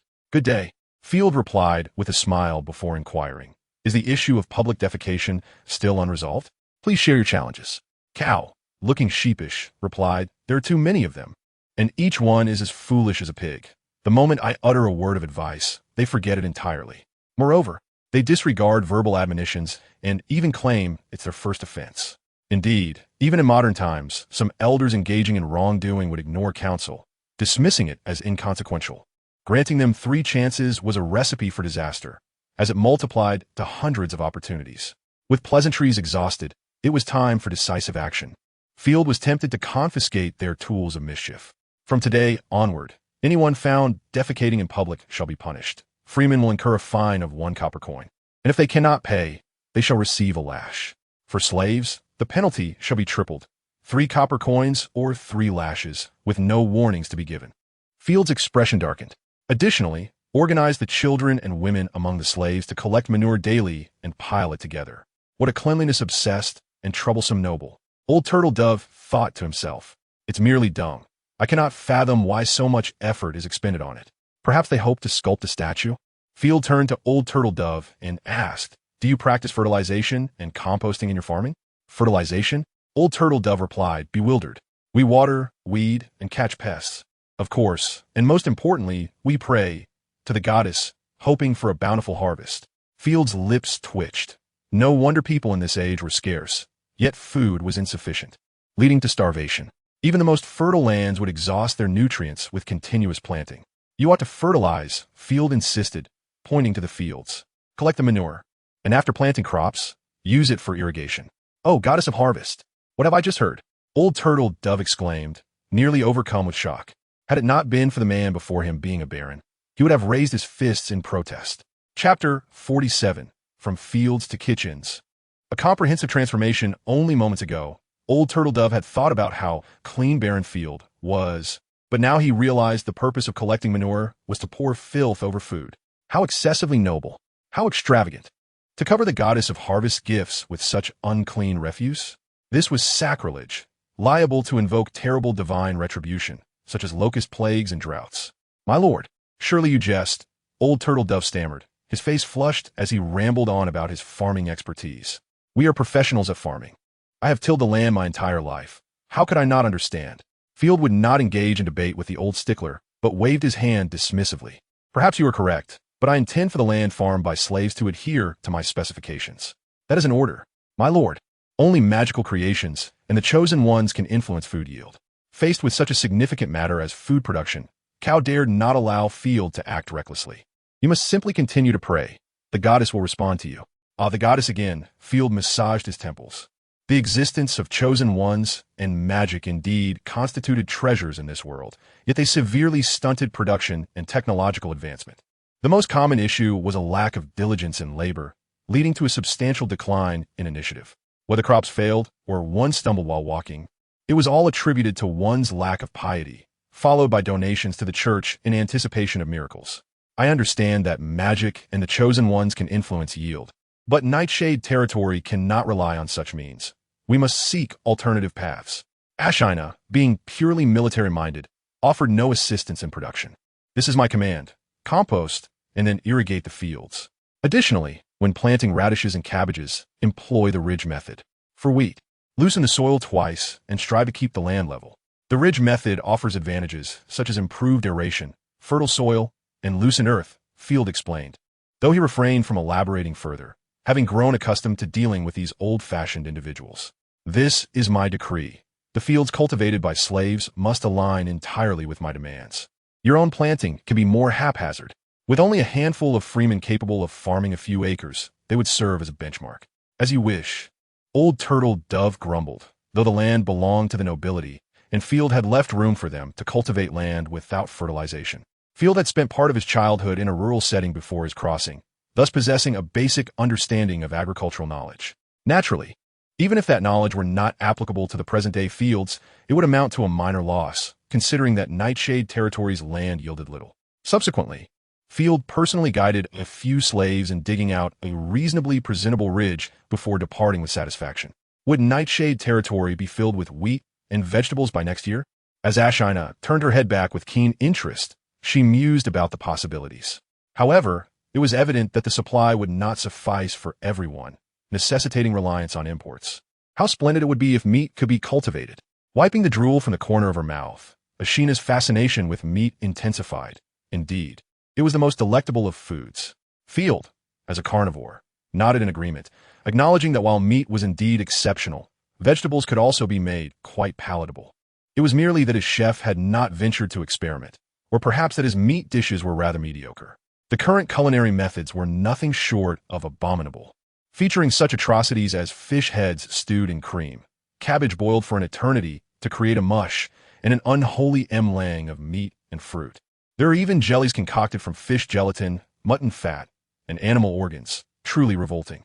Despite Field's repeated requests for the chef to refrain from skewering oranges alongside the roasted meat, the misguided chef remained convinced that this would enhance the flavor.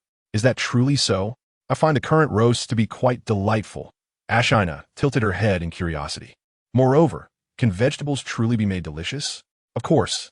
Today presents the perfect opportunity for you to experience authentic culinary delight, Field replied, casting his gaze toward Tate, who was diligently working in the new slave quarters.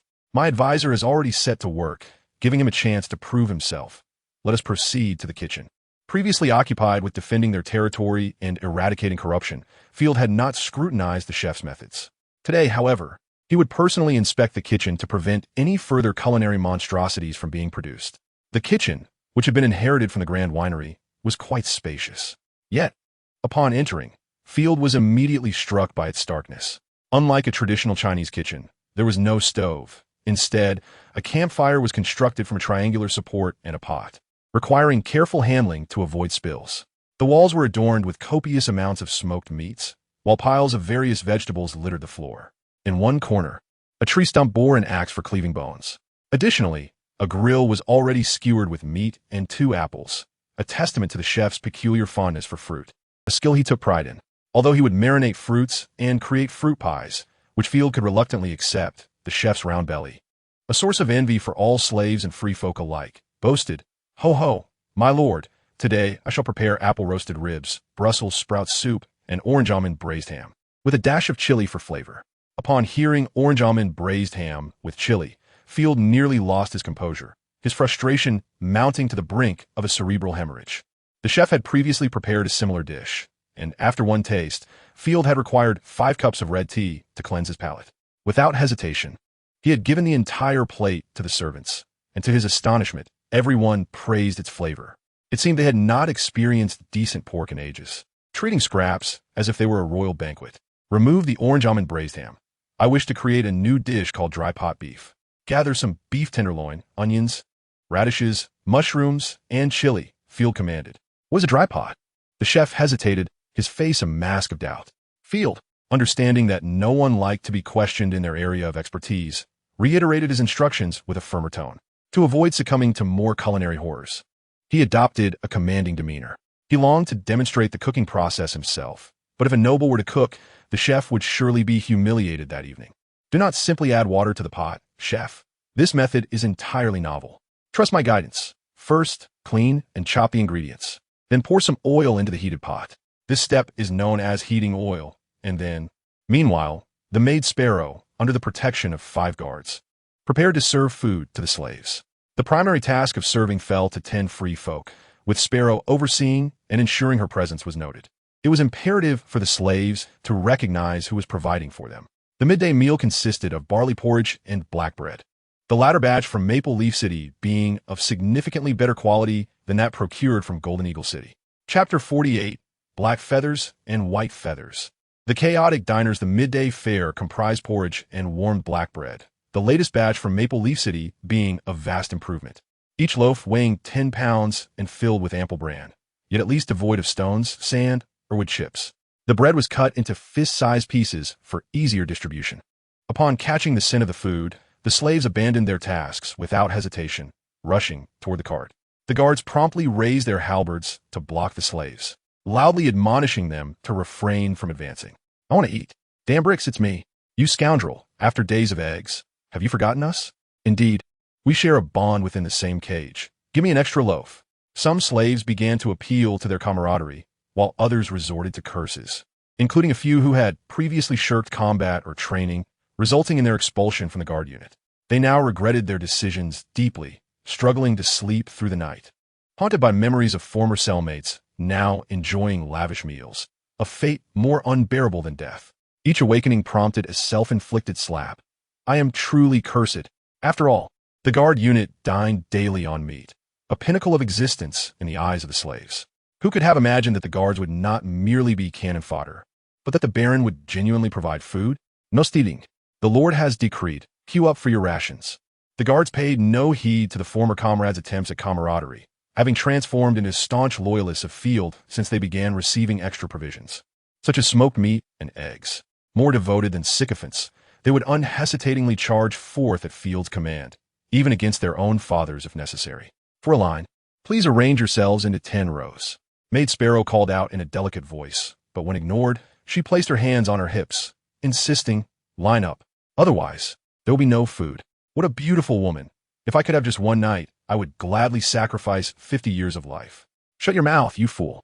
She is a noble lady. Be wary lest your tongue be removed. I know I was wrong. The unfortunate soul who spoke out immediately broke into a sweat, fearing he would be dragged away by the guards for execution. Clearly, the maid's clean and elegant attire had led the slaves to mistakenly believe Sparrow was of noble birth. This was indeed an unspoken benefit of being a castle maid, as one's status invariably elevated them above commoners. Much like a leader's driver, when the leader is absent, the driver assumes authority. Fortunately, Sparrow did not take offense. Had she been replaced by another, they would have likely used 2 loaves of black bread as bait to incite the other slaves to beat the offender. In truth, Sparrow relished being perceived as a noble lady. The feeling of being admired was irresistible. She cherished the task assigned to her by Field and was determined to excel. Soon enough, the slaves jostled and squeezed into 10 rows, with a few stronger individuals cursing as they dragged others to cut in line. However, such transgressions were swiftly quelled by the guards, who charged forward, throwing punches and toppling the line cutters, ensuring that no eggs went to waste.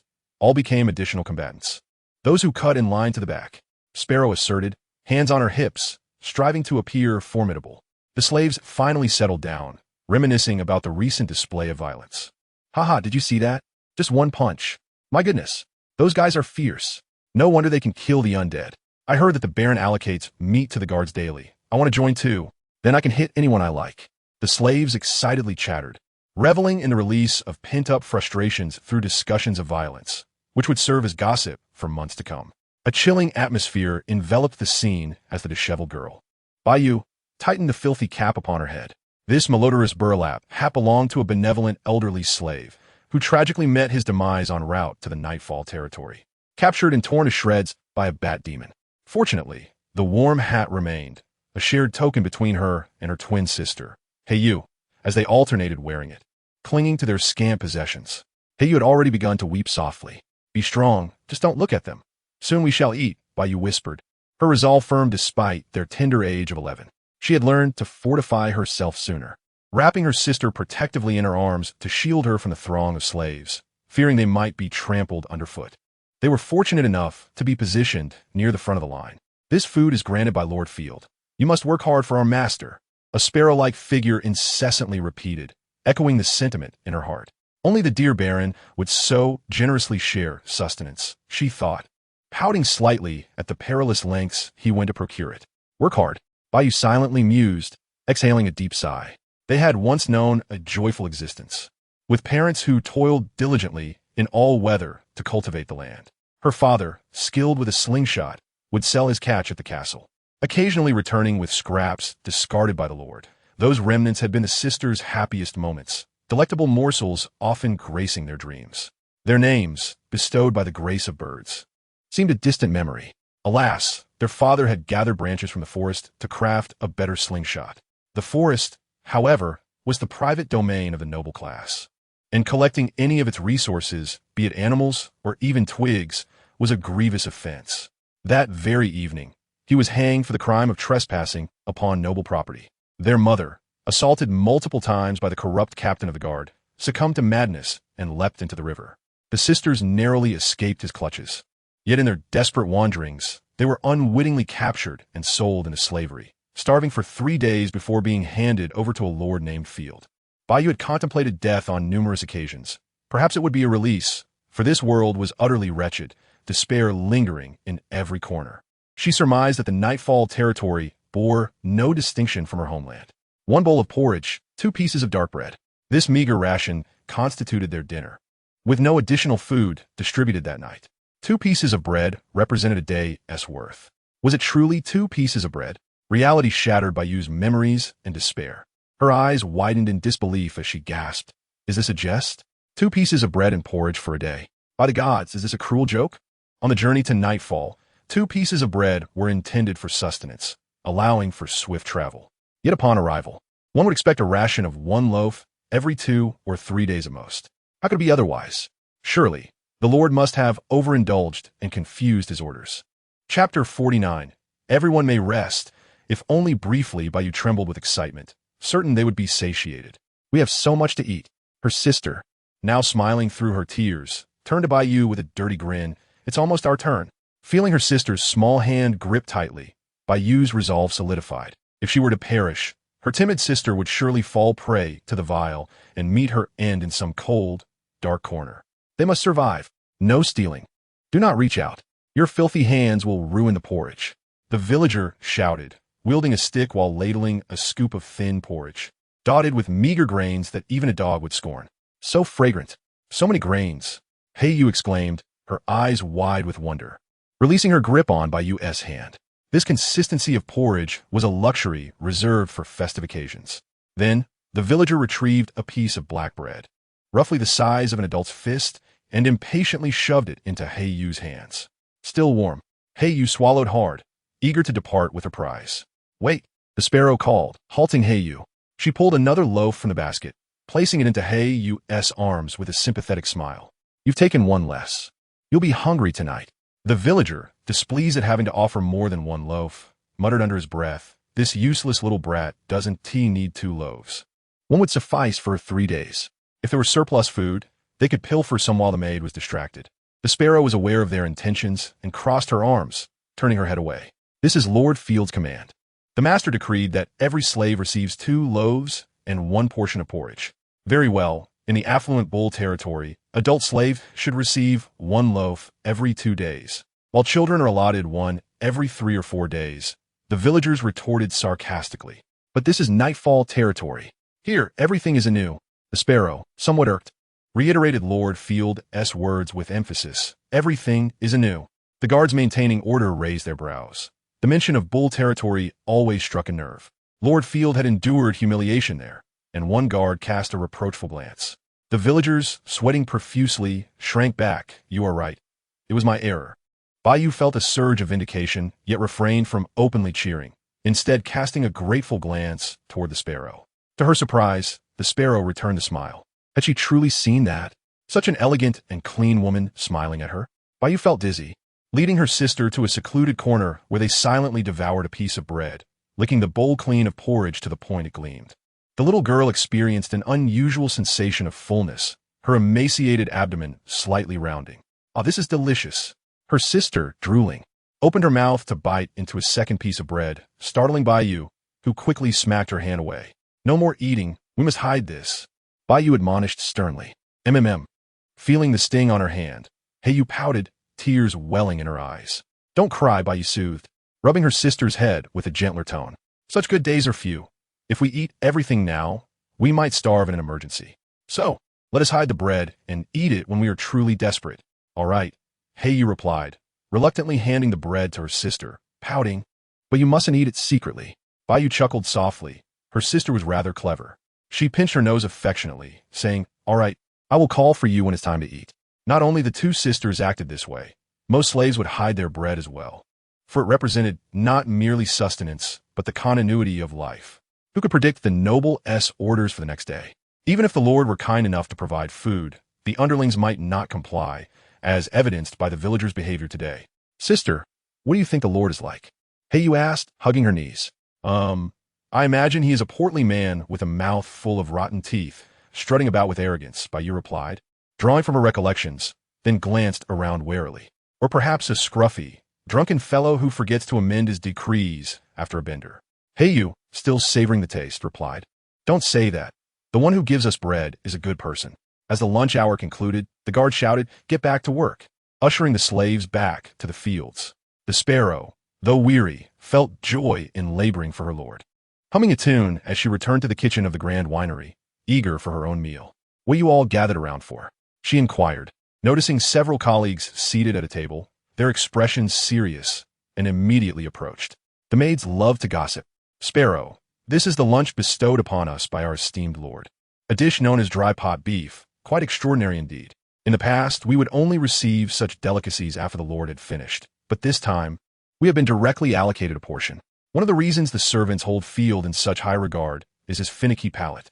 The chef prepares a plethora of delectable dishes, including fruits, smoked meats, and a medley of nuts, yet Field would only sample a bite, leaving the rest for the servants to relish.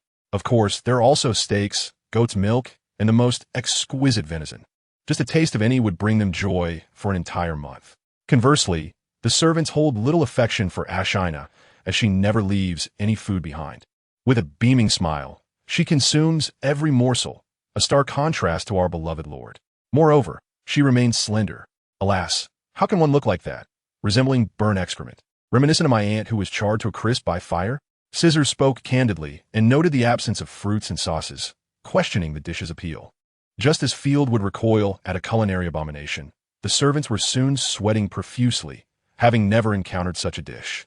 Suspecting it to be yet another whimsical creation of Field's, Jar glanced at Scissors, already contemplating reporting her misstep. Scissors refrained from speaking recklessly. Sparrow admonished, elbowing her gently. "You are insulting the Lord's gift." "Oh, my apologies. You understand my sentiment. I hold Lord Field in the highest regard." Scissors quickly offered a smile to the others, fearing that if the Lord were to hear, he might wed himself to an ugly, perverse old man. "Next time, I shall tidy your quarters as well. Please forgive my slip of the tongue. At least it smells delightful." Chapter 50. The Mysterious Observer. "Why are you all looking at me? Good heavens! Are you critiquing the beef?" Sparrow exclaimed. "We are all servants, not nobles. Although it may appear peculiar, if the Lord commands you to eat what resembles excrement, you must comply." With that, Sparrow took a spoonful of beef, stealing herself and consuming it. In the next moment, Her taste buds were immediately captivated by the unique flavor. The meticulously marinated beef, fried to a crisp exterior while remaining tender within, each bite bursting with rich juices. The dry pot cooking method significantly enhanced the beef's texture, with vegetables absorbing its essence and returning a fragrant freshness. Perfection. What nonsense about apple and almond stew. It is mere refuse. No wonder the Lord detests such fare. After a prolonged silence, Sparrow forced a pained expression, exclaiming, "By the divine, this is atrocious. I shall discard it. Why toss it outside? If it is unpalatable, it can be given to the slaves." Scissors squinted, revealing a skeptical expression, reaching for it only to be thwarted by Sparrow. "Something feels off. You have ulterior motives."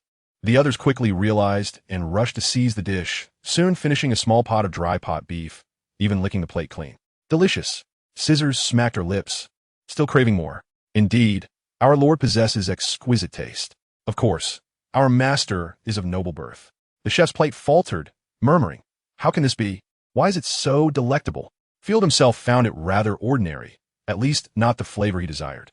Too much salt, poor control of heat, and perhaps a hint of sweet curry powder, which rendered it somewhat strange. Field smacked his lips, turning to Ashina. "What do you think?" With her mouth full, Ashina could only nod enthusiastically, giving a thumbs up. "You glutton," Field remarked, leisurely sipping tea. Initially planning to rest for 3 days to unwind, Field found himself restless by the second day, anxious about the lack of productivity in his territory, which remained perilously vulnerable. He felt compelled to take action. There were many matters to address, yet none could be resolved with mere words. Thus, Field resolved to tackle the issue of scarce timber. Having donned his attire, Field opened the door only to encounter Ashina, bow drawn and weapon in hand. She appeared to have just returned from outside, her face splattered with dirt and blood. The mini-map displayed an area devoid of skull markers, clearly a result of her efforts. "Good day, my lord," Ashina greeted, her serious demeanor vanishing as she smiled and curtsied. "What tasks await me today? I am fully rested." She pointed to her eyes, and indeed, her previously faint dark circles had vanished, her crimson wolf-like gaze now appearing vibrant and alluring. This girl had journeyed from Maple Leaf territory, chopping for 4 days and nights, resting only yesterday. Yet she seemed bursting with energy, her eyes fully alert. Field marveled at the swiftness of a chosen one as recovery. "Just as well. I intend to lead a troop to reclaim the lumberyard. Your protection would be invaluable." "Yea, working alongside you is always delightful." The girl wagged her tail, then suddenly furrowed her brow, saying, "My lord, I sensed something amiss last night. Around 3 in the morning, something was lurking around the territory. I patrolled the vicinity several times, but found nothing unusual. However, I trust my instincts. No wonder you are armed. Do you have any idea what it was?" "It cannot be goblins again." Field immediately grasped the gravity of the situation, stroking his chin in contemplation. "That shouldn't be. Goblins cannot escape your clutches." "It was not a goblin. I recognized their scent. The aroma I detected last night was undoubtedly that of a corrupted creature, yet it was something new, capable of masking my perception. The winds revealed its essence, a potent mix of slaughter and hostility." Field remained silent for a moment, then stated, "I understand. You should go have breakfast. I will alert the patrolling guards to exercise caution." Ashina shook her head, thoughtfully replying, "Perhaps we should contract our defenses, organizing patrols in groups of 5, equipped with horns." She rarely voiced opinions on military matters, seldom mentioning internal affairs. She simply complied with whatever Field requested. If Ashina were a government official in ancient Huagua, the emperor would undoubtedly favor her. Yet, it was precisely due to her reluctance to share opinions that Field held her thoughts in such high regard. To think the danger had escalated to this extent. Field nodded solemnly. Ashina had remained unfazed even in the presence of a Tier 3 rat demon. Whatever posed a threat to her was surely no trivial matter. A new round of recruitment was necessary. The current defensive force was still inadequate. He would delegate this task to Tate. Field rubbed his temples, hoping the lumberyard still retained some timber. Having wooden walls would greatly ease their defensive efforts. "I will pledge my life to protect you," Ashina vowed earnestly.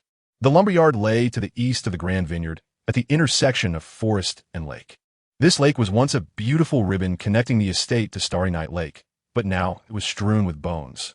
Countless grayish-white corrupted reeds and skeletal remains standing in the water itself tainted and murky. To purify this lake, thousands of bottles of purification potions would be required. Apart from writhing vines and scattered bones, The most prevalent sight along the way were tentacles, having emerged from the decaying weeds. Field had long since grown accustomed to such sights.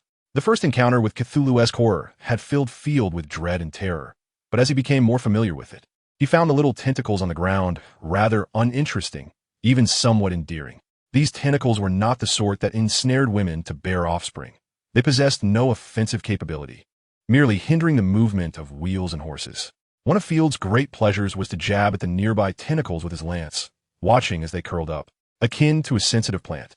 After marching, the river gradually entered the realm of the mist-hiding lights, and the lumberyard across the way began to come into view. The massive structure obscured in darkness like a beast poised to devour. The guards had dispersed, engaging in combat with the corpses. Do not make too much noise. The corpses have keen hearing. Assist me in battle. The captain of the guard, Lynx, leaned closer to the two individuals beside him, whispering a brief instruction before he crouched and swiftly advanced, feeling for the decaying corpse of a woman. With a soft squelch, Lynx grasped the middle of his spear and, with minimal movement, plunged it into the corpse's neck. The nearby guard immediately stepped forward, seizing the hair of the corpse that was about to scream, and together with Lynx, they yanked the head off with an unsettling display, neither of them even furrowing their brows. Chapter 51. The Lumberyard, Part 1. Throughout the ordeal, there was almost no sound, save for the crisp clinking of armor plates rubbing against one another.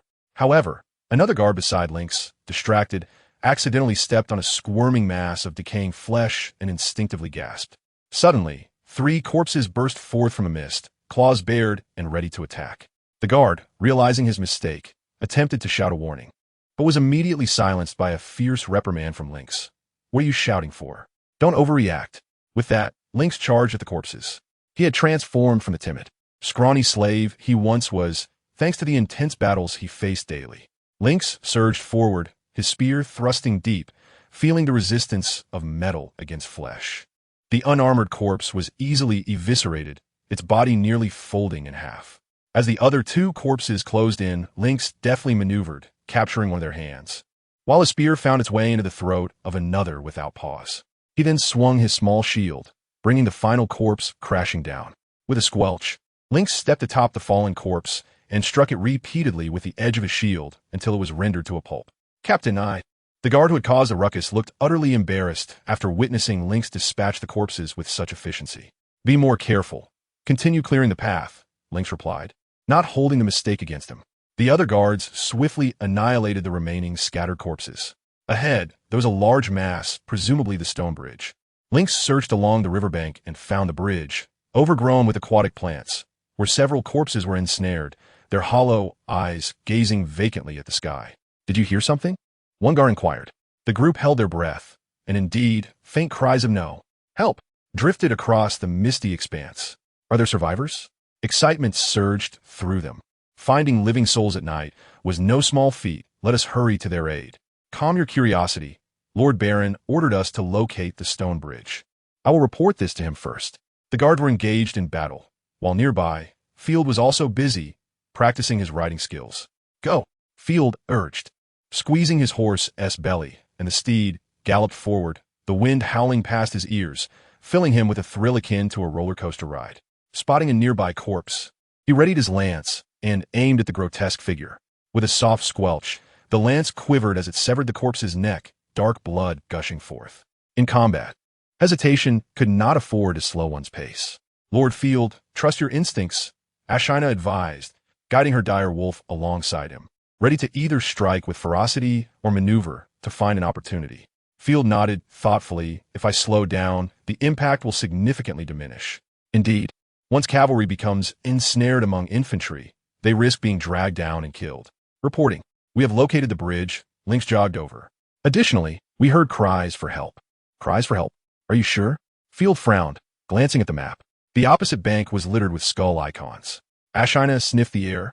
I did not sense any unfamiliar life forms. Everyone heard it, but I did not send them to investigate. Lynx scratched his head, feeling guilty for the trouble caused. This boy has always been sharp. Field nodded in approval. You did well. In the northern province, caution is paramount. Ashina, the upcoming battle relies on you to carve a path to the lumberyard. A large-scale horde of corpses cannot be dealt with by guards alone.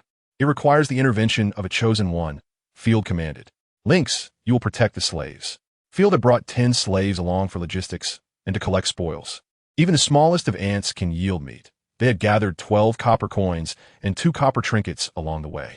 Ashina commanded her dragon-bred wolf to approach the stone bridge. The wolf opened its jaws, unleashing a torrent of blue magma that transformed the gray waters into a vivid azure. The aquatic plants were incinerated, revealing the bridge's original form. Driftwood? No, it seems they are magical plants. Scanning the area from the bridge, Ashina's gaze fixed upon a brown wooden lump several meters away, covered in writhing moss, with a flower-bearing purple tuft standing tall, exuding a faint aura of souls with delicate, beautiful glimmers at its tip. Indeed, a magical fluctuation. How rare for it to grow on driftwood. Without hesitation, Ashina leaped to the nearby riverbank, using her spear to reach for it. Before she could touch it, the driftwood suddenly lifted high, splitting open to reveal a gaping maw.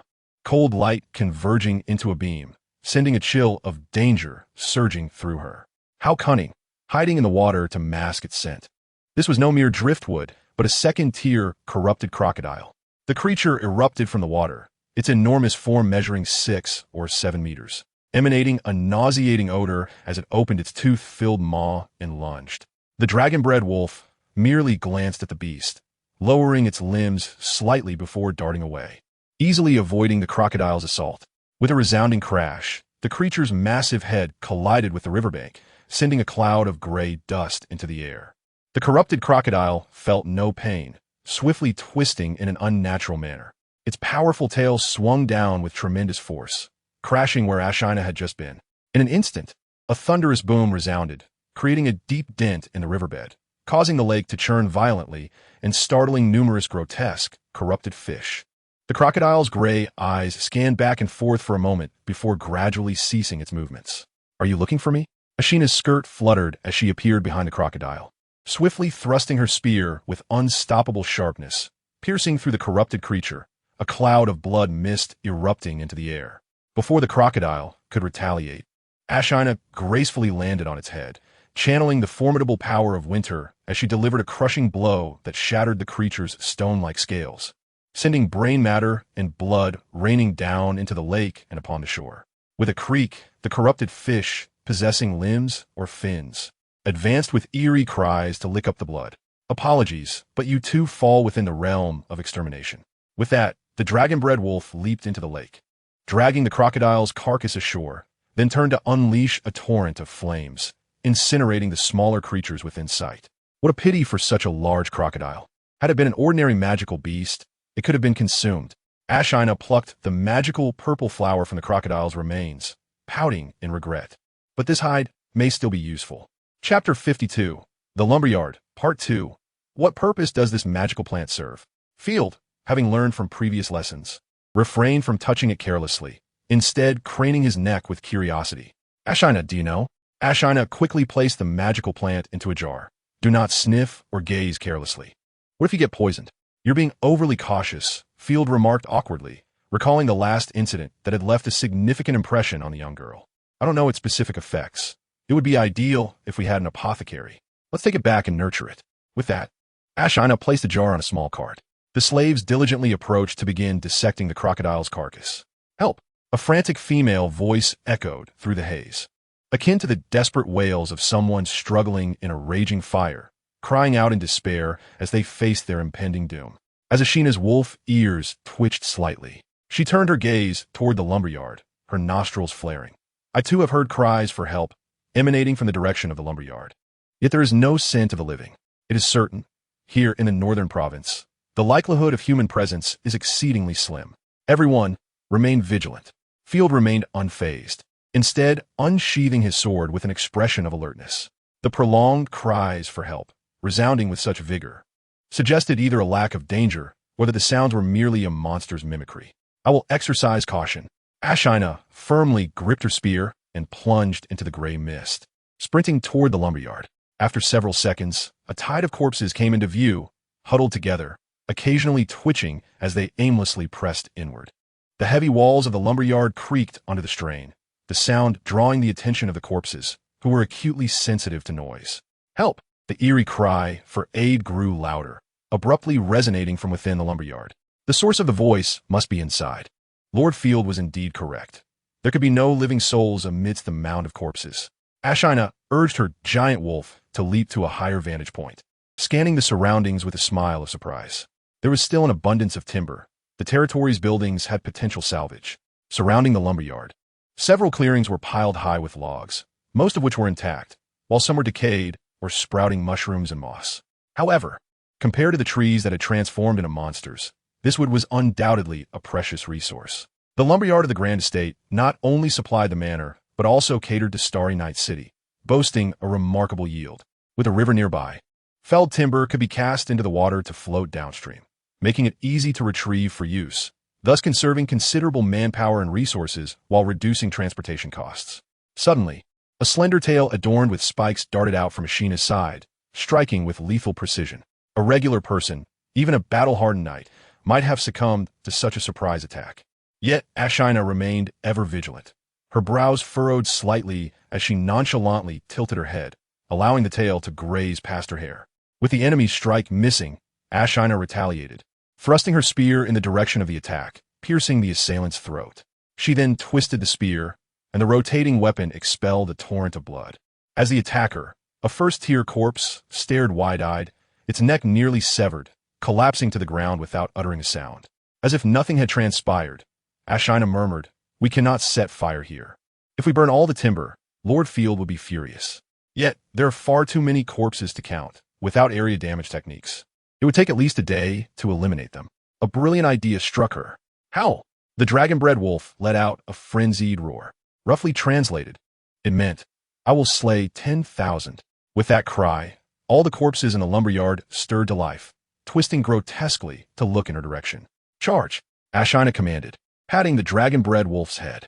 The wolf's limbs glowed with a blue radiance, its body compressing slightly before it surged forward, crashing into the horde of corpses like a merciless high-speed train. Boom! Boom! Boom!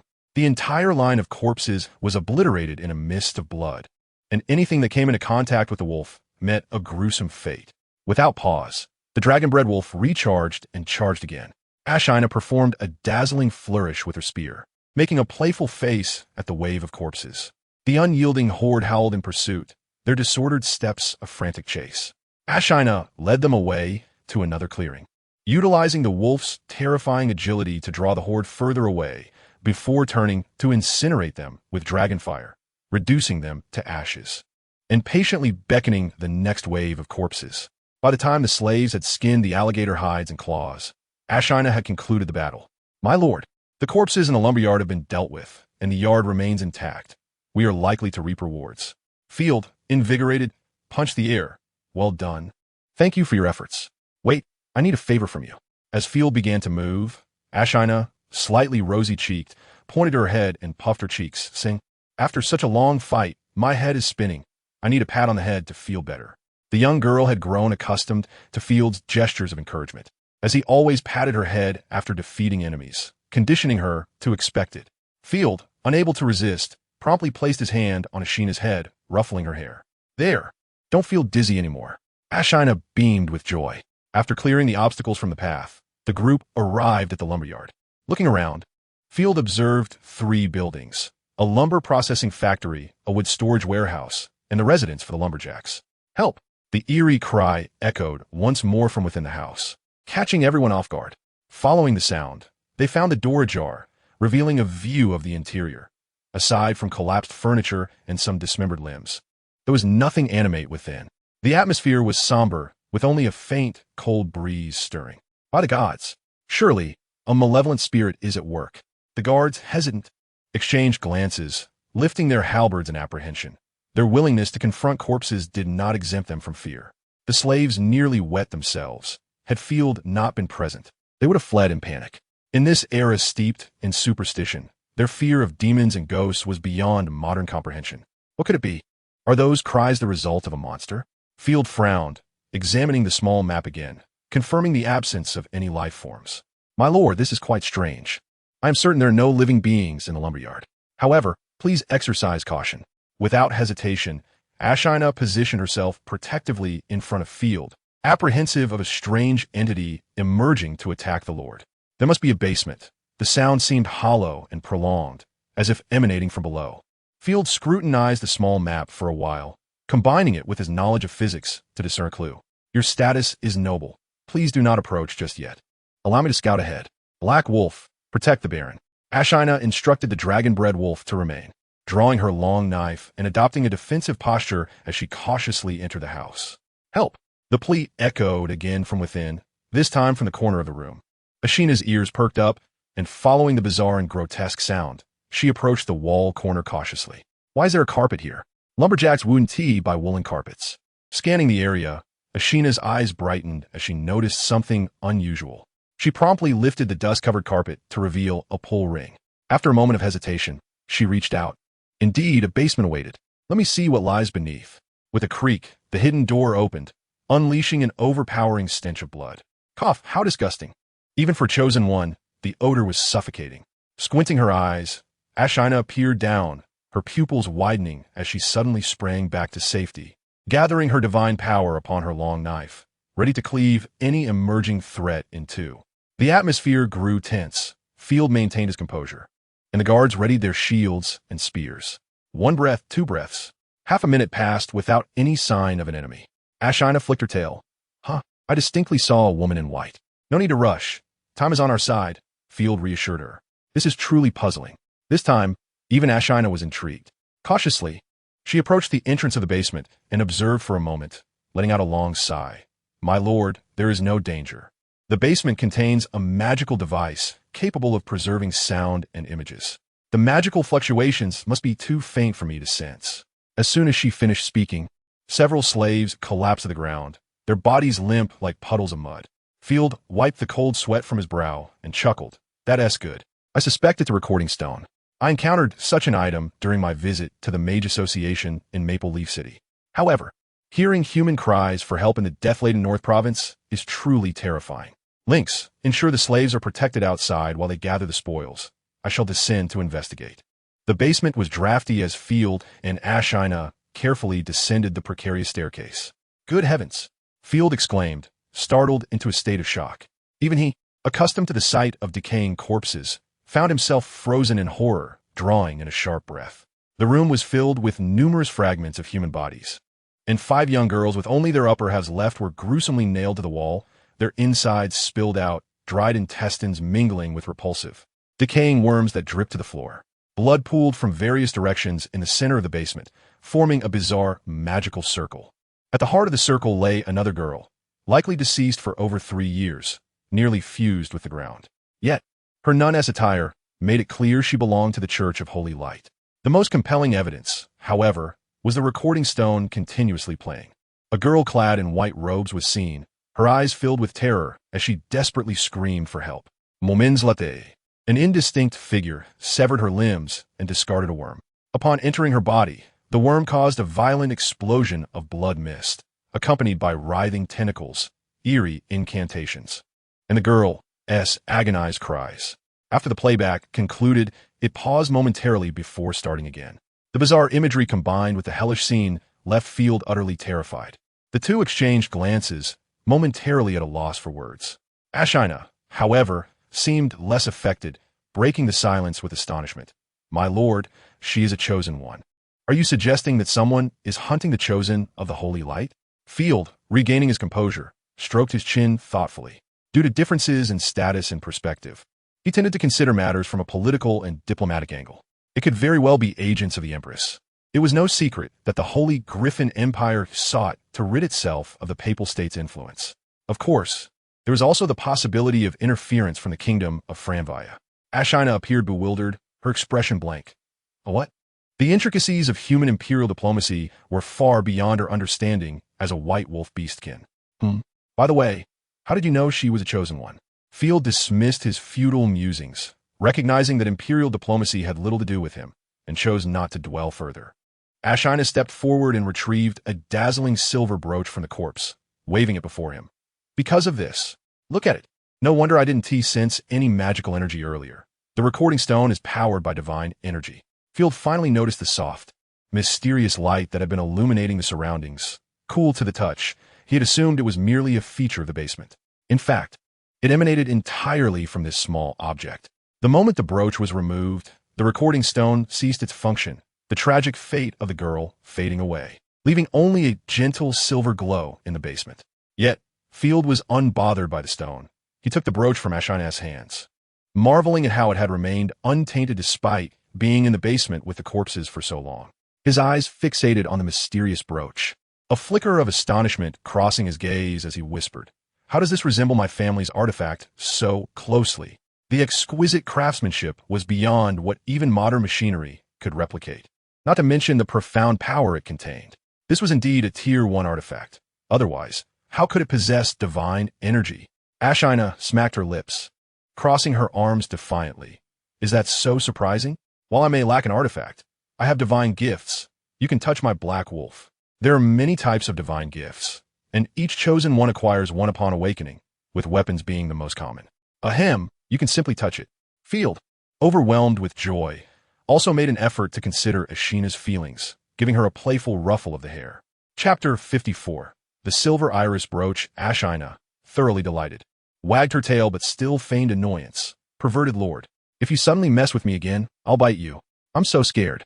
Although Field had his suspicions before, he dare not confirm them. After receiving Ashina's affirmative answer, an undeniable joy surged within him. It is known that artifacts are left behind only after the chosen ones perish, and they are rarer than giant pandas. Consequently, the number of artifacts that survive is even smaller. Each artifact is subjected to strict control by the Empire and the nobility, making circulation nearly impossible. The Empire had once sold 5 artifacts during a fiscal crisis, with one Tier 1 artifact fetching a starting price of 1 million gold coins. Field felt as though he was grasping a weighty piece of gold in his hands. This must be what Sister Eliza referred to when she mentioned that many artifacts lay scattered in the North Province. Field was giddy with delight, recalling how he had inquired with Sister Eliza about the existence of artifacts in the Nightshade territory, only to be met with her prideful silence. According to the laws of the Empire, everything within a Lord's territory belongs to the Lord. Field unhesitatingly labeled the artifact as belonging to the Nightshade territory. The Church? We are not well acquainted. If asked, it's simply something that grew from the earth, passed down by ancestors, and has been claimed since ancient times. After toying with it for a while, Field handed the brooch back to Ashina. "See if you can use it?" "I cannot. This is a divine gift from the goddess of holy light, which conflicts with my winter divine power. Forcing its use would only result in backlash. However, you may use it, or others can as well." Ashina gently pushed the brooch back toward Field, saying softly, "If you drop your blood on it, you can bond with this artifact. I believe it will be of assistance to you." "All right." Field did not hesitate. He had long coveted the artifact and promptly pricked his finger with the brooch. As a wave of enigmatic power spread forth, his blood was absorbed by the brooch, and he immediately sensed a surge of holy light entering his body. An inexplicable sense of familiarity enveloped him, and the comfort made him involuntarily hum. After bonding, the artifact felt like an extension of himself, and a new section appeared in his Lord panel. Divine Gift, Silver Iris Brooch, Tier 1 Artifact Source, Goddess of Holy Light Effect. The wearer can freely alter their appearance, physique, and voice. This is an illusion and does not change the actual structure. Active. Activate the brooch to transform it into a Silver Iris Longsword, Tier 1 Artifact. Special effects available only for the chosen of Holy Light. Field laughed heartily, posing with bravado, a look of triumph on his face. Although the effect seemed plain, it was incredibly powerful. The ability to change one's appearance, voice, and physique meant that he could easily impersonate anyone. "Sister, don't turn around, it's really me, your brother." Or, "Stepmother, please continue. I truly am your father." "My lord, you seem to be pondering something rather peculiar. Drool is escaping your lips." Ashina's eyes flickered with suspicion. Did this artifact possess strange functions? Without further ado, Field directly utilized the power of the iris brooch. As the space distorted, he transformed into Ashina's likeness. Ashina covered her mouth, her pupils dilating in shock. "Oh no. This is bad. The Lord has turned into a girl. What should I do? No, wait, this is my appearance. Hee, let me test the size." Field wore a mischievous grin as he playfully patted his chest. But the seemingly pristine cotton balls were merely an illusion, not even resembling a yarn ball. Noticing Ashina's astonishment, Field chuckled. "It's just an illusion. No need to be alarmed. I'm not that depraved." Ashina sniffed the air, relieved to ascertain that neither the scent nor the heartbeat had changed, confirming the illusion. "That ability is quite impressive. It can deceive my eyes, but the scent remains unchanged. Do take note of that." It seemed that one could not easily deceive the perceptive. It was indeed a practical skill. Field bent down, attempting to peer beneath Ashina's skirt. Hey, please don't do that. The girl was nearly in tears, lamenting her decision to entrust such a thing to him. All right, I won't tease you any longer. After dispelling the brooch's illusionary powers, Field activated another ability, conjuring a magnificent longsword that shimmered with silver light. Unlike ordinary weapons, the iris longsword trembled slightly, as if endowed with consciousness. Regrettably, only a holy light, chosen one, could unleash its full potential. Transforming the sword back, Field affixed the brooch to his attire. Contemplating its capabilities, it could alter appearances and summon concealed weapons, suggesting that the chosen one in life may have been an assassin.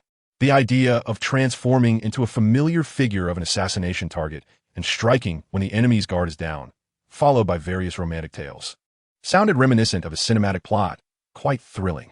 However, with the body now reduced to mere fragments, Field had little interest in impersonating a nobleman for such antics. He shrugged. Take the recording stone as well. I sense her demise was not as straightforward as it appears. Perhaps this footage could be advantageous in the future. By the way, Ashina, please take note of this peculiar array pattern. It is quite unsettling. I share that sentiment, she replied. Field climbed the creaking ladder out of the basement, where the lynx had organized the slaves to search for useful materials, gathering them in the open space before the lumberyard, which was mostly filled with furniture and some logging tools. Upon seeing Field emerge, Lynx hurriedly approached to report, "My lord, the logs here are thicker than my waist. Transporting them will be a monumental task. Our manpower is limited. Shall we first remove the smaller planks and return for the logs later?" "That seems the only course of action," Field replied, surveying the area. Many of the undeterred timbers were of types unknown in his past life, sturdy and durable, suitable for major construction beams, but also exceedingly heavy. After taking a few steps, he turned back. Additionally, send someone to bury the bodies in the basement. There's no rush. We can attend to that after completing the current tasks. Oh, and be cautious of the old wooden steps. Don't break a leg. The unfortunate girls who perished in the basement met undetermined fates, but they were indeed tragic. Having acquired their artifact, some form of tribute was warranted. As for transporting the logs, let me see if there's a shortcut. Field opened the mini-map, intending to find the optimal route for transport. Suddenly, a crimson dot appeared, wandering at the borders of the territory. Chapter 55, Crisis. The territory is attacked. Field recalled the unsettling feeling of being watched when he had first arrived at the estate. A chilling sensation that once experienced is never forgotten. That gaze emanated from the basement of the Grand Manor, marked on the mini-map as a red dot. Initially, Field had been constantly anxious about an ambush, but as time passed, the red had remained completely stationary, allowing him to relax. He had intended to develop his strength before confronting it. Yet now, that red dot had inexplicably appeared at the outskirts of the territory. Simultaneously, a skull insignia had materialized out of thin air. Indeed, it had appeared from nowhere. Just a minute ago, the area had been peaceful, and all surrounding corpses had been thoroughly cleared away. That entity had emerged. Cold sweat broke out on Field's brow as he recognized the impending danger and quickly called for Ashina. "What is it, my lord?" Ashina responded instantly, leaping from the basement and swiftly moving to Field's side, her eyes scanning the surroundings instinctively. "The creature you mentioned has returned to spy on the territory. You should return and safeguard it. I will assemble our forces shortly." Field remained composed, taking a moment to contemplate before lowering his voice. It would be best to defeat it if possible. If not, retreat to the Grand Manor, and if that fails, withdraw entirely. Remember, do not be reckless. Nightfall may come for anyone, but without a chosen one, annihilation is but moments away. Ashina nodded solemnly, mounting her dragon wolf. A surge of intense violet and azure light erupted from the black wolf, which then surged forward into the deathly haze like a missile, shattering the various corrupted creatures in its path, sending dust and debris flying. Sigh, lacking extraordinary power is truly troublesome, Field lamented, especially when facing superhuman foes, as it easily breeds a sense of helpless defeat. However, after a brief moment, he clenched his teeth and pushed aside the tangled web of ennui. It would be odd for the territory not to face invasion. Otherwise, the nobles would have long reclaimed the northern province. Field commanded loudly, "Lynx, leave the cart here and hasten to the Grand Manor with the troops. Prepare for battle." "Yes, my lord." The slaves remained bewildered as Lynx dropped the bench he was holding and responded loudly. Meanwhile, at Starry Night Grand Manor, a low, Mournful horns sounded for the first time, perhaps since the orc invasion a decade prior. Upon hearing the horn, the slaves began to react, first glancing around in confusion, then noticing the armored guards assembling in formation. Quickly realizing the gravity of the situation, chaos erupted in the territory. Slaves and free people alike dropped their farming tools and began to flee towards the Grand Manor. Accompanied by screams, cries, and curses, the throng became a tumultuous sea. "Calm down. The monster is still far from you," Tate shouted, wielding a whip, trying desperately to maintain some semblance of order amidst the chaos. Hearing this, the slaves only confirmed their fears. A monster was indeed approaching. Instantly, the panic escalated, with people tumbling over one another. Fortunately, Ashina's timely suggestion had spared field from sending the slaves to explore new territory. Instead, they remained near the Grand Manor, allowing them to reach it swiftly. This robust stone structure bore the weight of the Starry Night family's aspirations for wine, constructed from meticulously carved blocks of marble, resembling a fortress and spacious enough, which was why Field had chosen it as a stronghold. Cal, on the second floor of the Grand Manor, was incensed to see the slaves rushing in for refuge, exclaiming the master should never have allowed them to take shelter. "Those damned lowborns will dirty the floors. Vase, keep a close watch on the guards. Don't let them upstairs or down to the basement." In contrast to the direction the slaves were fleeing, a squad of 20 guards organized their gear and began to assemble in the direction of the horn's call. "Damn fools, what are you running for? If death is to come, we shall face it." Iron Hammer spat, wiping his saliva on his hands before polishing his beloved mace, making it gleam. "Huh, I'm just 9 silver coins away from freedom from slavery. Once I'm free, I'll spend my days in a drunken stupor and go to Maple Leaf territory to show that bunch of roasted chickens what a man from Nightfall territory is made of. Haha, you'd better live to see that day." Iron Hammer, a nearby guard, donned in iron armor and a helmet, echoed as he ran, the sound of clanking metal accompanying him. I will, Iron Hammer replied, tapping on his helmet with determination. As the crowd ran for a while, a multitude of decaying creatures emerged into their view, revealing the state of the territory's boundary. Corpses, an immense number of them, rushed into the domain, countless shadows of the dead sprinting and shrieking, some mindlessly attacking the carts positioned in the fields, while others charged with a singular aim towards the grand winery. Occasionally, arrows soared through the air, piercing the horde of corpses, pinning some unfortunate ones to the ground, thereby diminishing their numbers. Following the trajectory of the arrows, Hammer spotted a wooden fortress surrounded by the undead. Due to the scarcity of materials in Nightshade and the need to continually expand their living space, no proper walls had been constructed. Instead, there stood a small wooden fort. Wooden stakes had been driven into the earth, forming a rudimentary circular bastion, which resembled more of a sheep pen than a fortress, standing only chest high. Behind the low wall, wooden supports formed a triangular stable structure, upon which sharp objects or vines could be arranged.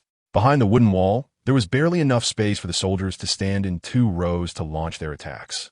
But similarly, the engagement front of the corpses would also narrow. This wooden fort was undoubtedly more suited for the current territory than walls. Reality was not a game. Constructing a wall was not as simple as a click of a mouse. Yet building a small wooden fortress was remarkably straightforward. Field had made the wooden fort one of the soldiers' training exercises and had unexpectedly found it to be of great utility. The so-called sheep dung guards were valiantly thrusting their long pikes through the gaps in the wood, not requiring precision. A mechanical jab was sufficient to bring forth a mass of shredded flesh. Occasionally, guards would retrieve arrows from boxes, load them onto crossbows, and then fire at the corpses climbing the wooden walls. "Follow me, let's support the sheep dung," Hammer bellowed, hefting his spiked hammer toward the wooden fortress. The corpses also noticed this group of armored men. Their previously staggering and erratic steps suddenly accelerated. A particularly robust corpse surged to the forefront, distancing itself from the others. Everyone understood this creature was either an extraordinary undead or an exceptionally ferocious being. Even amidst its rapid pace, its steps and arm movements maintained a peculiar steadiness, with muscles in its right arm twitching ominously. Undoubtedly, it was preparing to unleash a thunderous strike. Hammer continually relaxed his shoulders, ready to confront it head-on.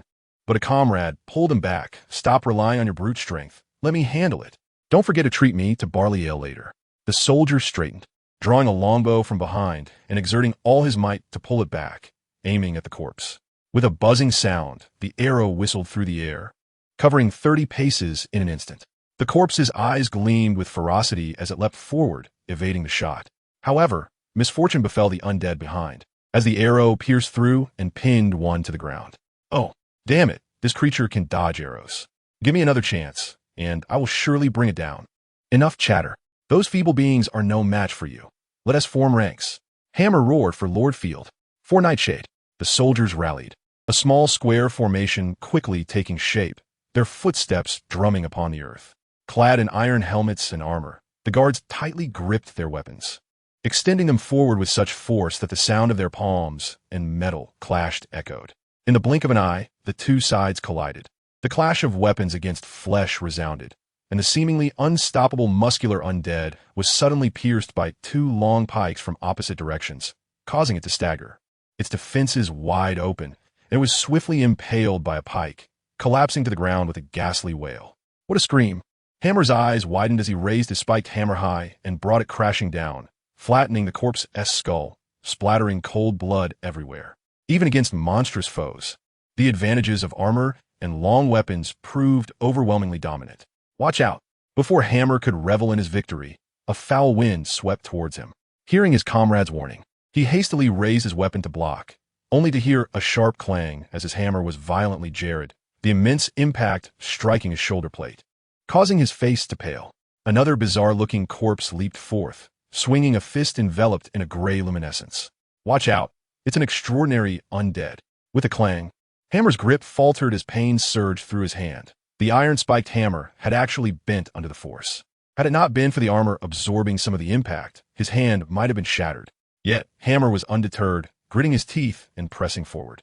As he slammed his shield against the undead, the brainless creature was fixated on clawing at him. The shield rose high, striking the creature's nose and eyes, shattering its nasal bone, releasing foul blood and disgusting slime all over its face. Howling in rage, the blinded corpse began to thrash about. In its frenzy, it unleashed a wild onslaught, toppling Hammer to the ground, and it seemed he would be crushed beneath its weight. In the next moment, a dazzling silver streak sliced through the air, piercing the undead's throat with relentless force, continuing through several others. That was timely.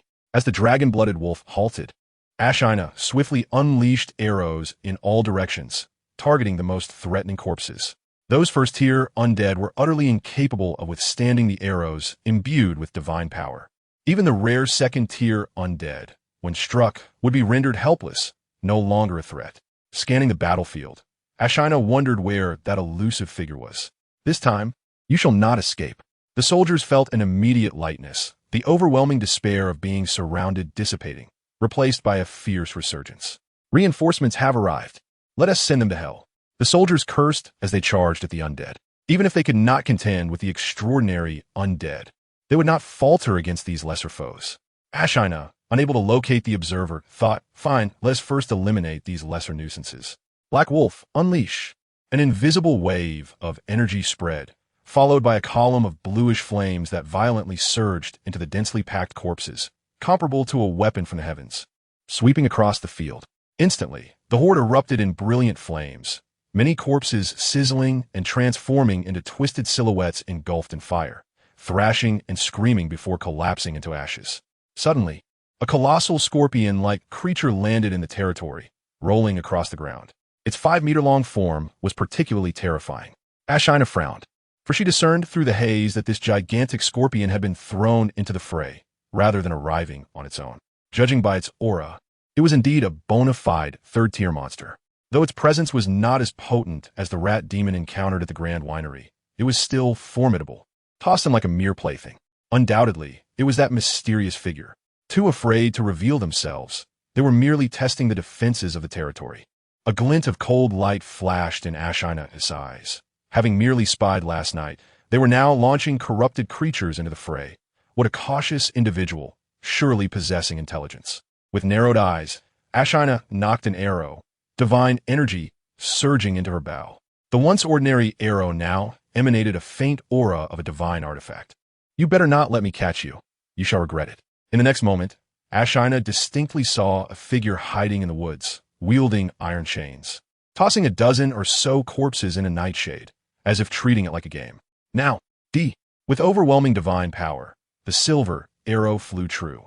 As Ashina's wolf ears twitched slightly, she perceived the faint and sharp sound of arrows piercing flesh, tearing blood vessels, and shattering bones. It struck true. A charming smile curved at the corner of her lips as she thought, "Let me see what you are. Before that, I cannot allow a third-tier monster to ravage my territory." If she could eliminate the corrupted giant scorpion, the scales of victory would swiftly tip in favor of the Nightfall domain. "You take care of the remaining corrupted corpses. I will pursue." With a brief command to the guards, Ashina urged her dragon-blooded wolf forward, directing a burst of fire at the scorpion's face, easily drawing its ire. The corrupted giant scorpion, lacking in speed, trailed behind the dragon-blooded wolf, and Ashina deftly lured it away from her territory. Paying no heed to the scorpion behind her, Ashina quickly reached the source of the shadow. Chapter 57. A new chosen one, but hostile. A woman with tightly shut eyes lay amidst the dense, corrupted underbrush, blood gushing forth. An arrow had struck her heart, and the chilling power of winter had completely obliterated her organ, causing even her left breast to burst. Her beautiful black dress now appeared tattered. Not a corrupted creature? Impossible. I distinctly sensed the odor of corruption. Ashina found herself enveloped in confusion, instinctively moving closer. As her pupils constricted, a sudden alarm rang in her mind. A sense of inexplicable peril surged within her. "No, this is not human." Black Wolf, retreat. Ashina and her dragon-blooded wolf swiftly withdrew. Almost instantaneously, a 2-meter-long red-black greatsword flew out from the thicket, exuding a horrifying aura that sent chills across the skin. Crashing down with ferocity. Boom! The greatsword descended close to the dragon-blooded wolf's cheek, striking the ground, though it did not hit. Cracks appeared in the scales on the wolf's face. The sound of chains clinking echoed as the greatsword was withdrawn, and a rare seriousness crossed Ashina's crimson eyes. This was a grotesque sword adorned with eyes along its blade, its hilt ending in a slender chain, resembling a steel serpent from a distance. An artifact. Indeed, a chosen one. Ashina coldly observed every movement of the figure before her. No wonder she could not sense it. This was divine power. Among chosen ones, perception was nullified. You are correct. An Aryan chosen one, or rather, Aryan-flavored sustenance.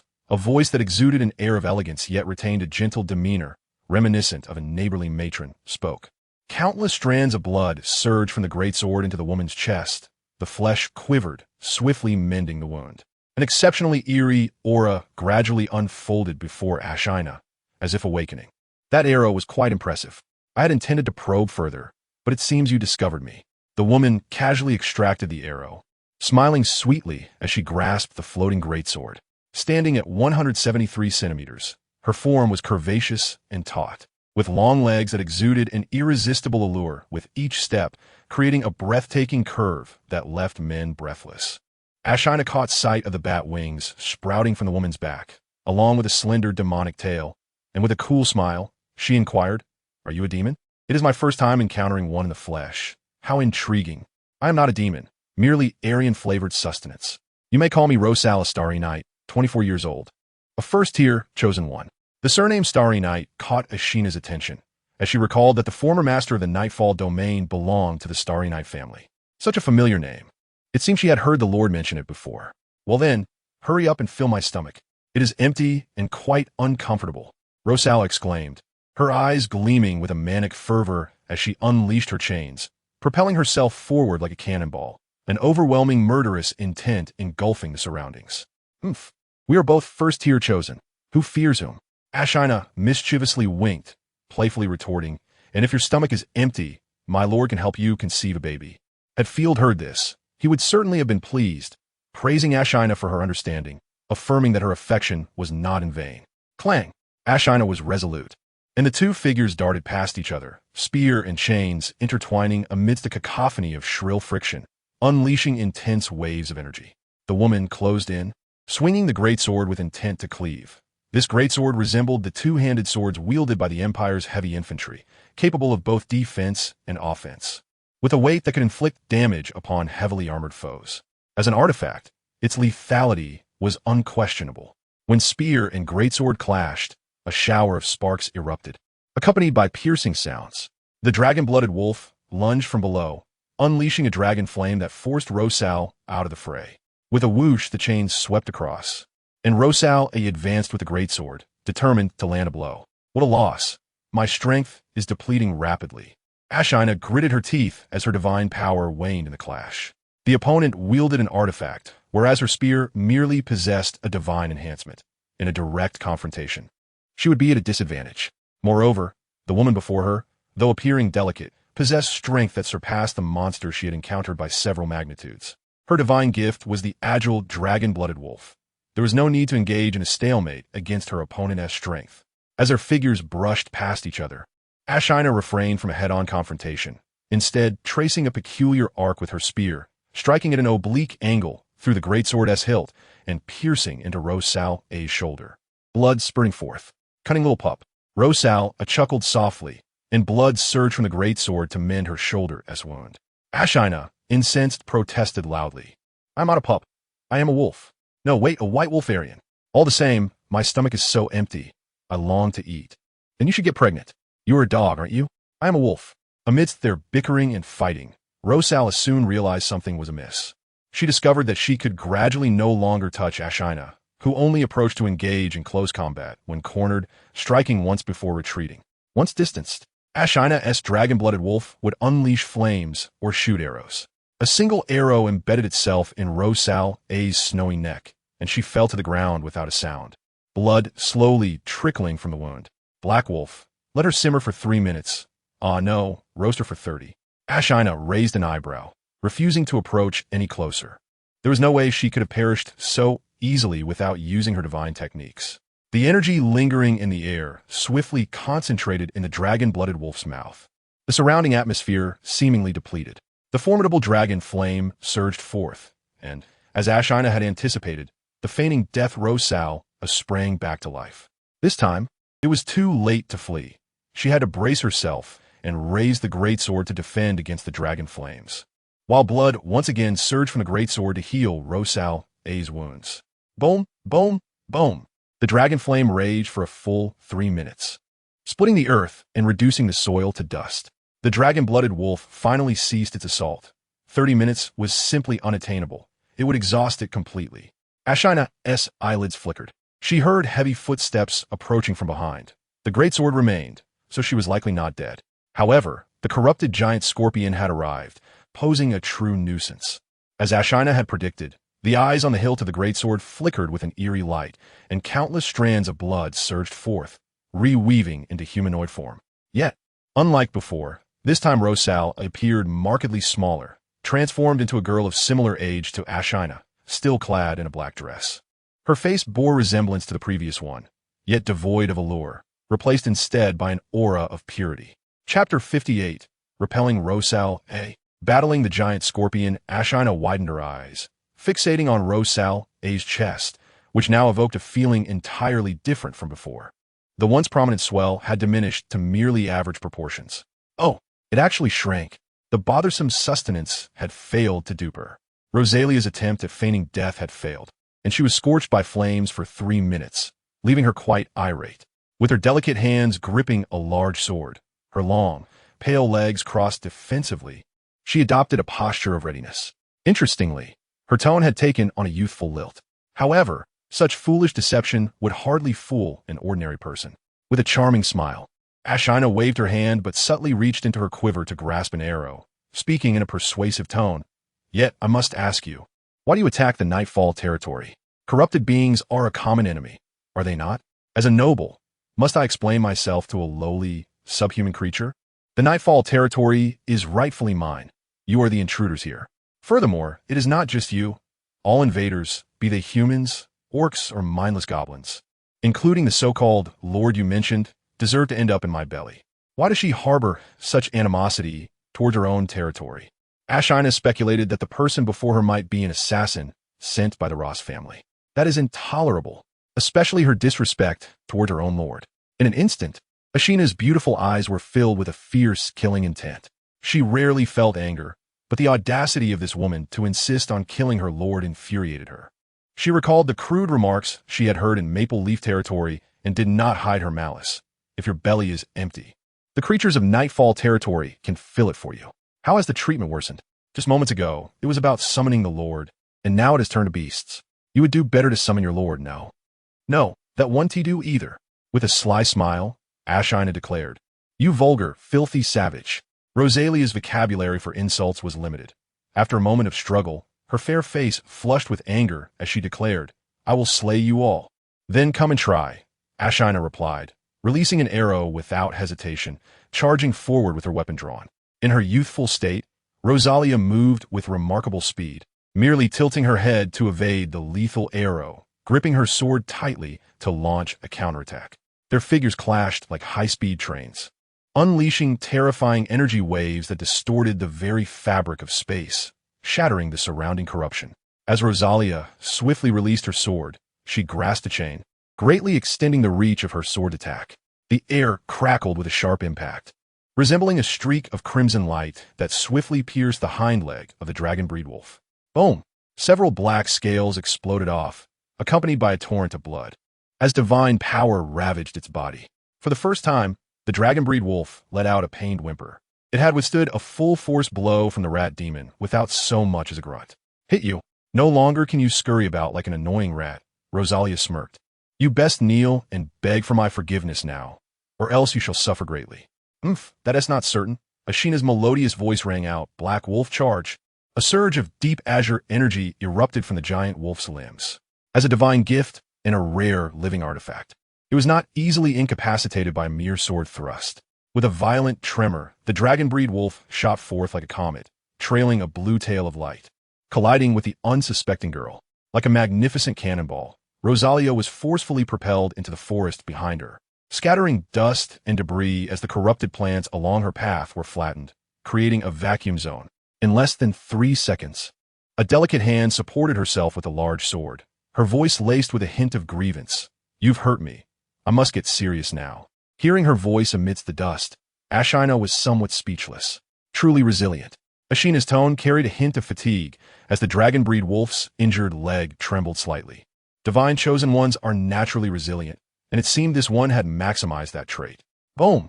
A massive figure crashed in a battlefield.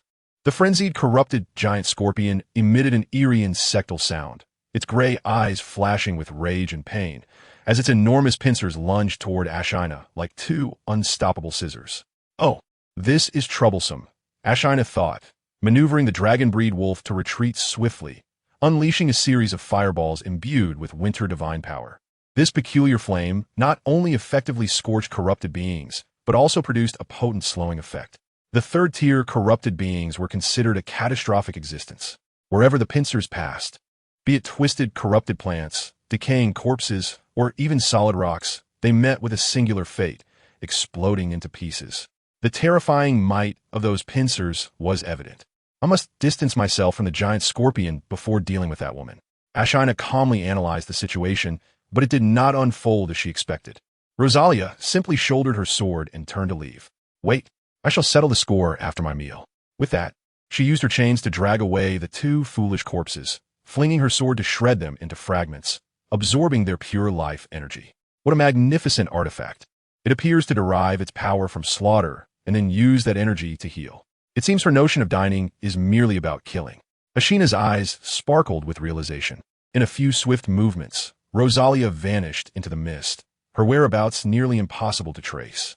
For a divine chosen one wishing to escape, tracking her would be immensely challenging, as sensing her presence was nearly impossible. Ashina recalled how she had managed to evade detection even under the watchful gaze of the third-tier holy light chosen. Curse it, I'll deal with you first. Ashina glared at the frenzied giant scorpion, feeling frustrated that its interruption had prevented her from eliminating Rosalia, thereby securing another artifact for her territory. Dodging back and forth to evade the scorpion's attacks, Ashina unleashed a barrage of gunfire, each shot like starlight, landing perfectly on the creature's pincers. Unable to withstand the onslaught, the scorpion's pincers exploded, revealing a ghastly wound. Seizing the opportunity, the dragon breed wolf dug its claws into the tender flesh of the wound, forcing dragon flames into its mouth. The overwhelming flames spread and scorched within the giant scorpion, causing it to wail in agony as it experienced pain at a soul level. The sound of hooves echoed, dispersing the surrounding gray mist, as Field and his cavalry arrived to lend support. Chapter 59. Want to escape? The lightning whirlwind strikes. By the time Field arrived, The unfortunate corrupted giant scorpion was already charred and cooked through. Are you all right? Field dismounted and hurried over, noticing the fresh blood on the dragon breed wolf. Unconsciously, he clenched his fists in worry. Where is it injured? Ashina replied with a sweet smile. Thank you for your concern.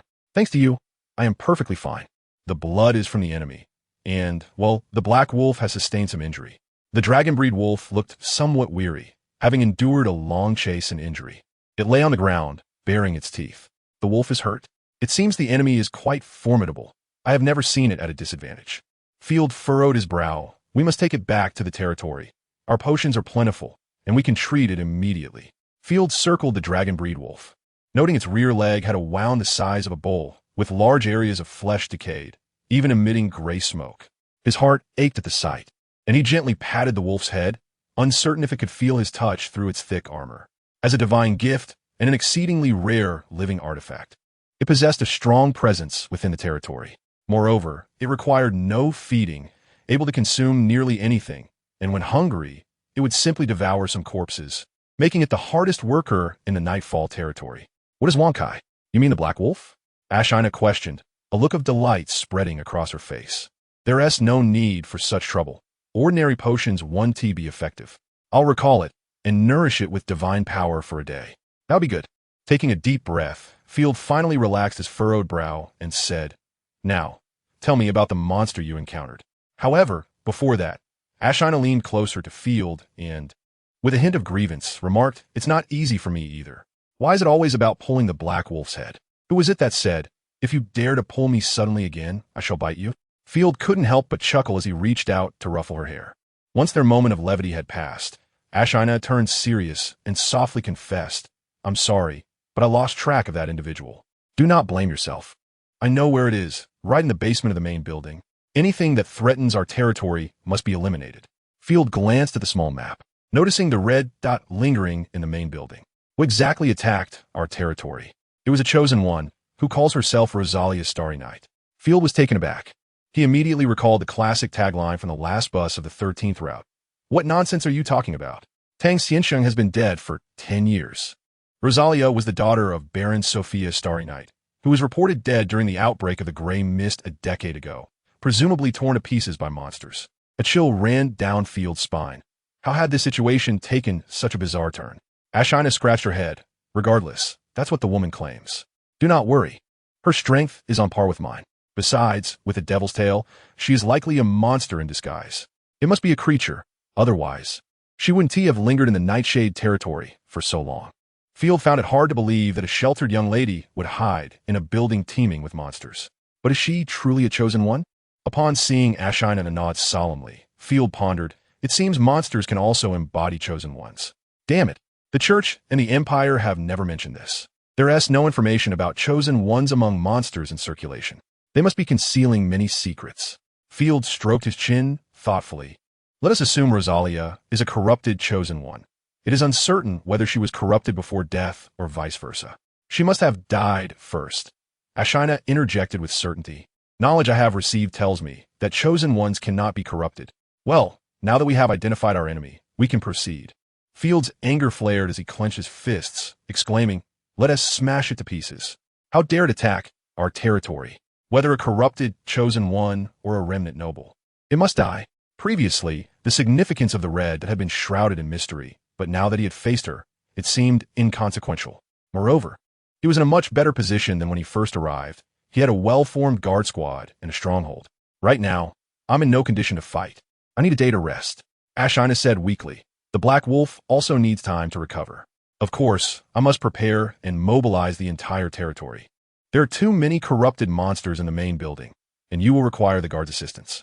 If you wish to cultivate the land peacefully, you must be prepared for conflict. Upon returning to the territory, Tate reported the casualties.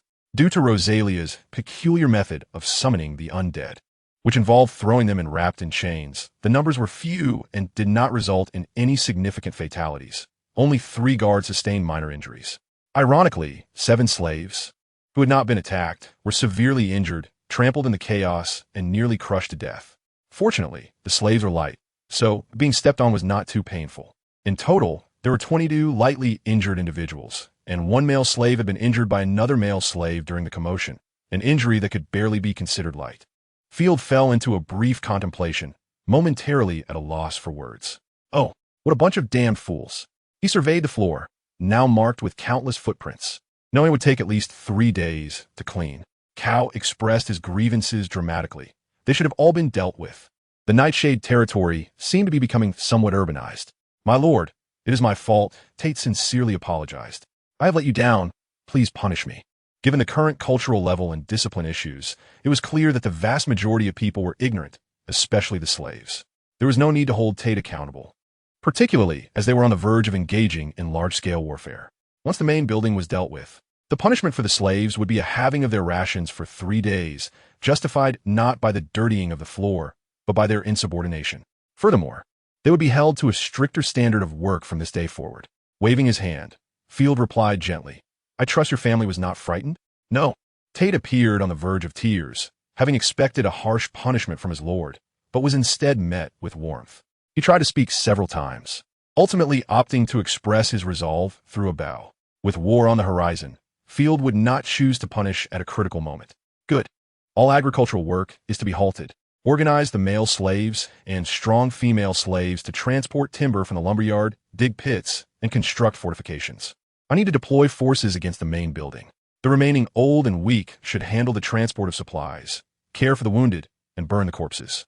I permit you to use force. Chapter 60. If we lose, we must fight the resurrection match early in the morning. The dull thud of a carpenter hammering would echo from downstairs. After arriving at Nightshade territory, the gray dog had become one of the busiest individuals. With an endless array of carpentry tasks each day, he was supervising the slaves in crafting simple barricades in the open space beneath the great winery. His skills were commendable. That woman had not exaggerated. Field pushed open the impeccably fitted window, now devoid of the dreadful creaking sound, and looked down at the barricades being crafted through the night, feeling a sense of satisfaction. Scissors, please bring a portion of honeyed porridge to the gray dog. We cannot let the only carpenter in Nightshade territory go hungry. Understood. My lord, Scissors replied. Noticing Field was adjusting his attire, he hurried over to assist, expressing concern. My lord, are you going as well? Yes, this battle is crucial. Field unsheathed his steel longsword, glanced at it, and then returned it to its scabbard. He had been plagued by nightmares lately, fearing he would not be able to sleep soundly until the monsters in the main building were eradicated. As the territory expanded, the activity zones of the populace grew larger, yet the borders drew nearer to the main building. A confrontation with Rosalia was inevitable. Field glanced at the small map, observing the crimson dot in the basement of the main building slowly moving, seemingly ready to emerge at any moment. I will not allow anyone to disrupt the development of our territory. Scissors opened his mouth, wanting to advise the Baron against going, but instead said, I wish you a victorious campaign. I shall, Field replied cheerfully before departing the great winery. You should have advised the lord against going. The maid Sparrow halted her cleaning, placing her hands on her hips, reproaching gently, It's too dangerous. Let the chosen one take the guards instead. Scissors rolled his eyes. It's not that simple. Last time I followed the Lord to Maple Leaf territory, I realized many things were entirely different from our expectations. Warfare is not merely lining up troops for a savage clash. It requires strategy and command. I cannot articulate it well, but our Lord can achieve what others cannot. Sparrow pouted. She felt saddened that the Lord had not taken her along last time, and seeing Scissors acting so smug only fueled her frustration. As Field exited the great winery, Ashina had already assembled the troops. The main building was perilously close to the territory's border, and Field took with him 18 cavalry, 47 infantry, 30 armed slaves, and an additional 5 militia composed of free men. According to the defense decree, free men were obligated to defend the territory, although Field had no intention of utilizing them. This time, apart from the injured, the territory's defensive force had been entirely depleted. If they could not defeat Rosalia, there would be no need to worry about the territory. They could simply engage in a resurrection match with Lao. 2 individuals, leaning on wooden staffs, approached and respectfully addressed their lord. My esteemed lord, let us join the fray. We can still fight. These were the valiant souls who had sustained grievous injuries while defending the territory. Though they had received medicinal treatment, they still required time to recuperate. Field patted their shoulders and advised, rest and heal first. I do not intend for you to remain idle. Supervise the slaves in their labor, contributing to the Nightfall domain in your own way. The group set forth, illuminated by driving fog lamps, while numerous slaves along the route constructed rudimentary wooden fortifications. The strategy of erecting numerous cost-effective small fortresses, layered for defense and armed with crossbows, presented itself as the most prudent solution for a defensive counteroffensive, albeit regrettably lacking in firearms. Field lamented the absence of gunpowder weaponry, vowing to ignite advancements in that technology in the future. The main manor of the Starry Night estate stood as a splendid amalgamation of romantic and solemn architectural styles. The Starry Night family had toiled in the northern province for over 230 years, preferring to expend their energies on this artistic estate rather than constructing fortresses or castles. The manor was adorned with corridors, Roman columns, sculptures, and fountains, but tragically, these opulent embellishments could not preserve the bloodline of the Starry Night family. The family, now extinct, fell under the joint rule and inheritance of the distant Ross family, ultimately ending up in Field's possession. Outside the manor, slaves busily cleared a space, driving wooden stakes into the earth. The crude, semicircular wooden fortifications began to take shape. Additionally, wooden barricades were set up, as the overwhelming advantage of the undead lay in their sheer numbers and fearlessness. By utilizing various debris to diminish their numerical superiority, they could be effectively managed. The slaves were also tasked with transporting purifying potions, ammunition, and other military supplies to the corners of the wooden fortifications. The guards donned heavy armor, shouldering their long halberds, creating a formidable forest of deadly weapons, with lynx and hammer each leading a contingent. Though they numbered just over 40, each had engaged in combat multiple times, not mere decorations, but seasoned fighters. In a moment, the halberds stood tall, a testament to their military might. The war horses, restless and agitated, pranced anxiously. Field grasped the reins and commanded, "Cavalry, eliminate the scattered undead." It seemed that animals possessed a heightened sensitivity to danger compared to humans, as the war horses exhibited unprecedented unease. Clearly, Rosalia was formidable in battle. It was her charge to confront the challenge ahead. Field's gaze fixated on the small map, where a blood-red warning sign caused his heart to race with trepidation. "Leave it to me," he declared. Asina's crimson eyes swept across the nearby structures, her slender finger pointing. "She should be in the basement. I can sense varying degrees of threat in the other rooms. Yet the basement emanates an eerie stillness, which is quite illogical." Field was taken aback that this young lady had deduced such a detail, giving her a thumbs up. "Should I charge in first?" Asina inquired. Field shook his head. "Patience. Conserve your strength. Before the enemy emerges, we must clear the surrounding undead to prevent a repeat of last time, where we were interrupted by the corrupted creatures. This battle must be decisive." Asina nodded obediently. The corpses outside the manor were numerous, their garments in tatters, or merged grotesquely with flesh and blood, presenting a macabre sight. The beastmen cavalry surged forth like the wind from the left flank, sweeping through the plaza. The undead horde was swiftly segmented into smaller clusters. And once the smaller groups posed no threat, Silverclaw led the cavalry to encircle them. The collision of their armor against the corpses produced a sharp crack, shattering bones upon impact, while those that merely brushed against the undead became tumbling heaps, crushed under iron hooves. The cavalry did not even require lances, wielding their sabers. They effortlessly claimed numerous heads. Asina's training had honed the cavalry skills, and coupled with rigorous combat experience, the slave cavalry could now rival the knights of lesser lords. These adept fighters would soon cleanse the periphery of the undead. Chapter 61. The attack. The main building boasted 4 levels, its stone walls entwined with purple, corrupted flora. Through the shattered windows, the scene within was revealed. Overturned furniture, with the walls smeared in the secretion of the corrupted beings, resembling a den of horrors. The vacant eyes of the undead pressed together, most clad in burlap garments, with some even adorned in tattered armor. Field's gaze fell upon a corpse draped in a sorcerer's robe. "Be cautious. The sounds of battle have stirred them," Asina warned.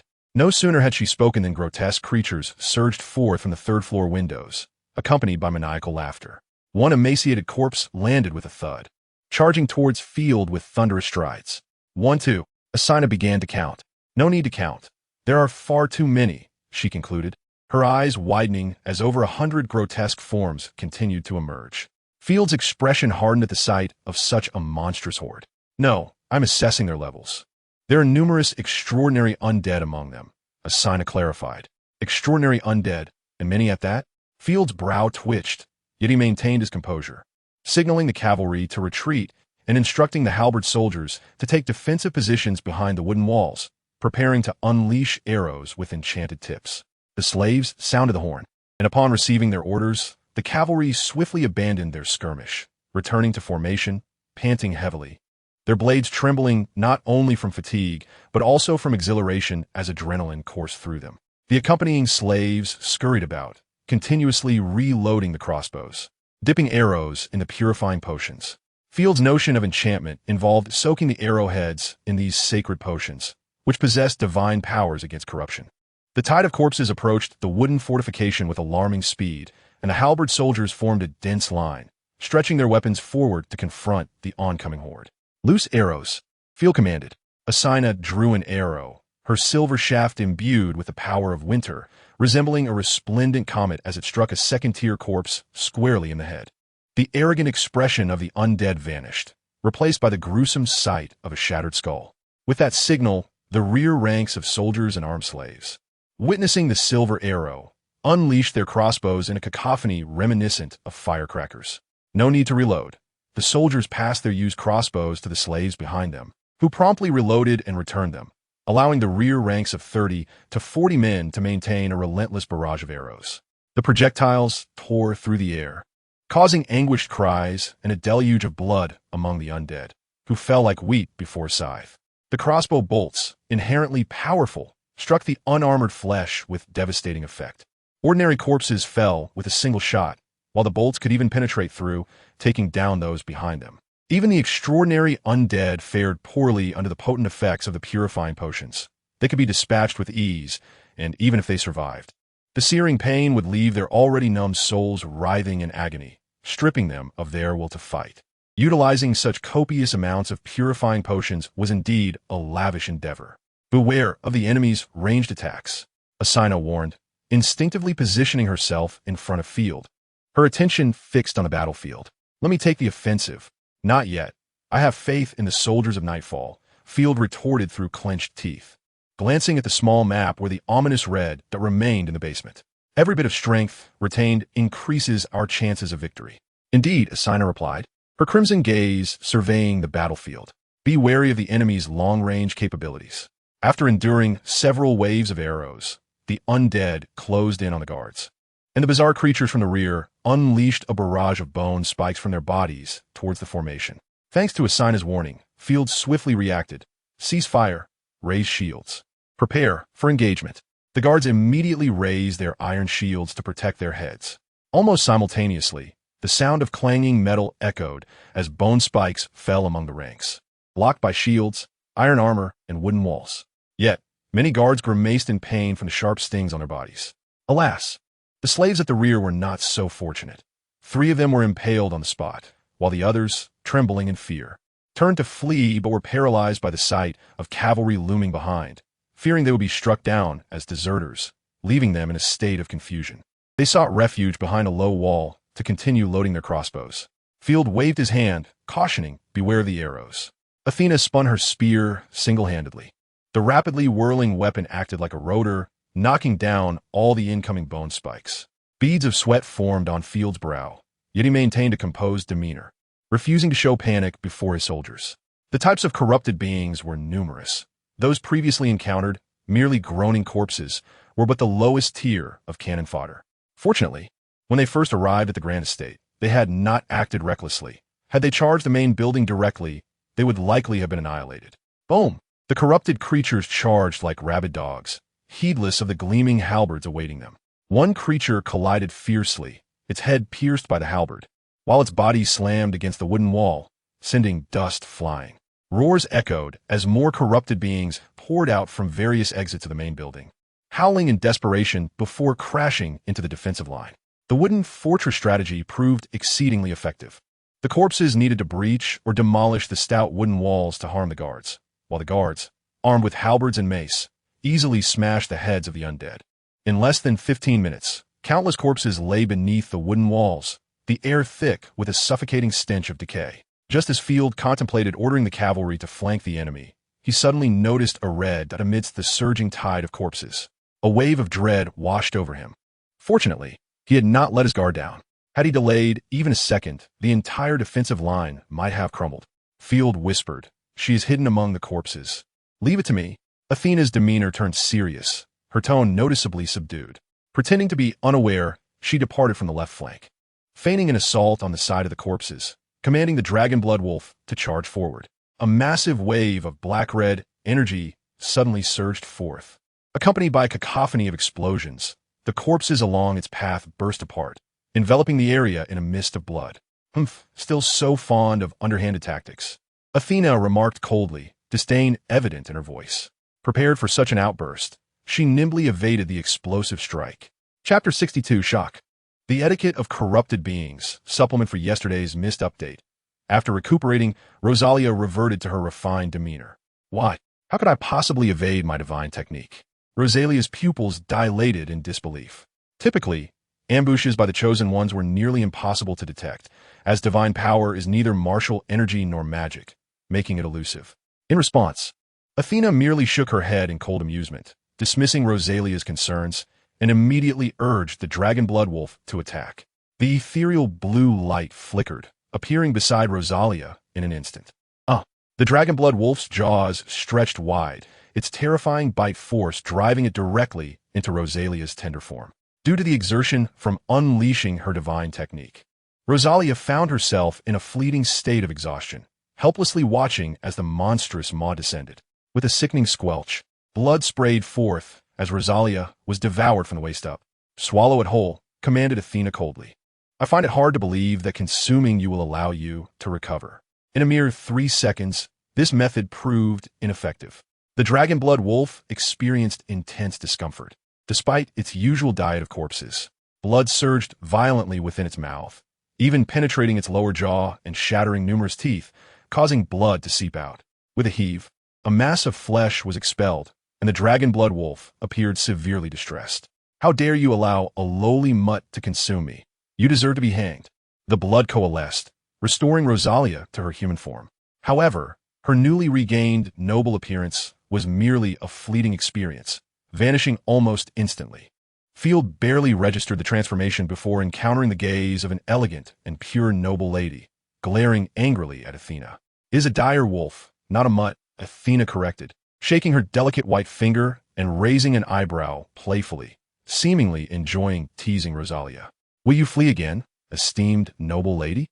I have never fled," Rosalia retorted, her face flushed with shame and anger, her left hand gripping the long chain, trembling violently. Enraged, she glared at Field, lamenting how the Holy Griffin Empire must have suffered terribly at the hands of cowardly soldiers, falling to the beastmen within a mere decade. How could even the northern provinces have chosen a beastman as their champion? Field caught the brilliance of Rosalia's starry eyes, and they both froze momentarily. Good heavens, I must be dreaming. You are truly a human lord? Rosalia's mind spun, her fair hand pressed to her forehead. A human lord, and an ancient noble at that, can contract a beast man? Why am I having such a dream? I must be delirious from hunger. Ancient nobility? Athena questioned, glancing at Field in confusion. Sounds rather grand. While the title itself was not critical, it was indeed true that she had not left the Nightfall territory in a decade. Field couldn't help but chuckle at the absurdity of hearing about ancient nobility in the northern provinces. 10 years ago, or rather 7 years ago, black hair and black eyes, as well as gray hair and gray eyes, darker skin, and pronounced features were the true hallmarks of nobility. Meanwhile, blonde and red hair, or any other peculiar colors, including Athena's silver locks, were deemed lower class, labeled as barbarians or savages. However, the ancient kingdom of the Phoenix Empire had long since fallen, and even its rightful successor, the Purple Gold Empire, had recently been besieged and destroyed by heretics. Concurrently, the Eastern nomadic incursions brought calamities and a plethora of black-haired slaves. The so-called symbols of ancient nobility shifted to an extreme. Unless one could prove their lineage through a family tree, they would be seen as slaves or the spawn of enemies, subjected to severe discrimination. Of course, the Holy Griffin Empire itself was the instigator. The imperial elite, including the Empress, were all blonde barbarians, unlikely to look down upon their own kind. "Greetings. Though this is not a ball, it is a pleasure to meet you." To Field's surprise, Rosalia's demeanor softened considerably. She reined in her anger, a faint smile gracing her lips. Her long, graceful legs bent slightly, and she lifted the hem of her skirt with both hands, elegantly nodding to Field in greeting. In a place cursed by blood and corpses, she resembled a blooming golden flower, a sight as beautiful as a work of art. "Greetings, beautiful lady," Field reciprocated with a noble's courtesy. Having endured countless disdainful glares in the Ross territory, he never anticipated a lovely noble lady would take the initiative to greet him in Nightfall territory. Truly, life is full of surprises. Of course, it would be better if she were genuinely alive. The small maps read, transformed into a simple panel. Name, Rosalia Starry Night level. First tier, corrupted chosen one. Type, Royal Guard corrupted hybrid creature status. Confused, extreme desire for Slaughterlord. None, not defeated, cannot be contracted. So, defeating her would allow for a contract? Field rubbed his eyes in disbelief. He decided to first attempt a peaceful approach. "Rosalia, perhaps we could discuss." "Not possible," Rosalia replied with a sweet smile, her voice laced with a hint of a moan as she hugged herself, trembling with excitement. "Though I do not wish to harm a noble, I can no longer contain myself. The thought of slicing open an ancient noble's body sends shivers of delight through me. That moment would become the highlight of my life." What a perverse turn of events. Indeed, the corrupted beings are driven solely by a primal thirst for bloodshed, regardless of their retained memories or wisdom. The negotiation has failed. Asina, eliminate her. Field issued his command without hesitation, launching an assault. Whoosh! Silver arrows whizzed through the air. Clink! "Do you think your little tricks will work a second time?" Rosalia remained vigilant against the hidden arrows, and as she heard the sound of the wind slicing through, she deftly flicked her chains, deflecting the arrows. Her murderous intent surged, and she swung her great sword, cleaving the surrounding corrupted corpses in two, drawing a torrent of life energy into her blade. Divine technique, endless cleave. The magical eye at the center of the sword glowed with a terrifying crimson light, and with a powerful hum, 7 or 8 waves of destructive sword energy surged forth. The color of the sword energy was a grim, ashen black, characteristic of the corrupted beings. At a glance, it seemed capable of ensnaring one's very soul, plunging them into madness and despair. This time, there will be no escape. The cataclysmic sword energy, as if tearing through the fabric of space, rapidly sealed off every route of retreat for Asina. "Black Wolf, hold your ground." Asina resolutely relinquished the notion of mobility. She had no direction to flee and could only take refuge behind the dragon-breed wolf. With its scales standing on end, the dragon-breed wolf unleashed a torrent of azure flames, as if donning a suit of armor. Chapter 63. Oh no, it seems I brought the boss home. Part 1. The colossal sword energy, several meters long, spread out like a tangible force, crushing any obstructing corrupted corpses, trees, or structures into dust. Under the terrifying ripple of energy, the guards stationed in the wooden fortress were struck with dread, their faces pallid. Such a fearsome divine technique. Field felt a bead of sweat trickle down his brow in worry for Asina. The dragon-breed wolf's defenses skyrocketed, flames enveloping its scales as if they had been tempered by fire. Ultimately, with a thunderous crash, the two forces collided, and the corrupted beings caught too close were annihilated without even a whimper. A pitiful wail escaped as the dragon-breed wolf was hurled backward, blood and flesh scattering, while Asina stumbled back a few steps, finding a gap to escape the range of attack. The remaining waves of sword energy gradually faded from sight, ultimately dissolving into nothingness. Dazed, Asina shook her head, dislodging a cloud of dust from her beast-like ears, and turned to face the dragon-breed wolf. The wolf, sensing its master's call, trembled to its feet, its once beautiful scales now diminished by half. Shattered scales and bone fragments were embedded in its flesh, leaving it with gaping wounds that rendered it a fearsome sight. Huh, did you think this was the end? Rosalia's complexion mirrored that of her adversary, yet she steeled herself, swiftly slaying her fellow corrupted beings to absorb their life energy. "When I say I will devour you, I do not jest." Twang! A short crossbow bolt struck Rosalia's back, immediately erupting in a blinding flash.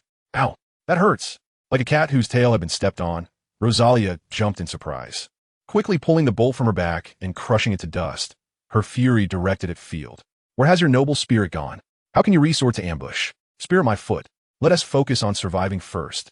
Field, always pragmatic, hastily reloaded the crossbow while shouting at the day's soldiers, "Stop dawdling, fire your arrows." Twang! The small arrows fell like rain, dipped in purification elixirs, proving highly effective against the corrupted beings. Rosalia, left with no choice, halted her harvesting of life energy and swung her chains to deflect the incoming arrows. Yet many still slipped through the gaps, striking her and producing a sizzling sound as they burned her skin, eliciting cries of pain. At this rate, she won't last long. Field felt a sense of relief. He needed to manage the damage and ensure she wasn't killed outright. However, a horrifying turn of events unfolded. Rosalia ceased her attempts to evade the arrows, allowing them to strike her. The gifts of the holy light are truly bothersome. But do you think these can kill me? With a flick of her wrist, she snapped one of the arrows, a mocking smile gracing her lips. Though the first hit stings a bit, one soon grows accustomed to it. In fact, it feels rather nice. Good heavens, is this not a form of madness? Are you truly enjoying this? Field gasped in astonishment, a mix of respect and horror washing over him. Yet he managed to smirk. Asina, spare her life. She may still serve a purpose. Field's assault merely bought Asina precious time to concentrate her divine technique. Divine technique, spear of glacial destruction. Unlike Rosalia, Asina seldom employed her divine technique. For if it missed its mark, she could not unleash another for a considerable time.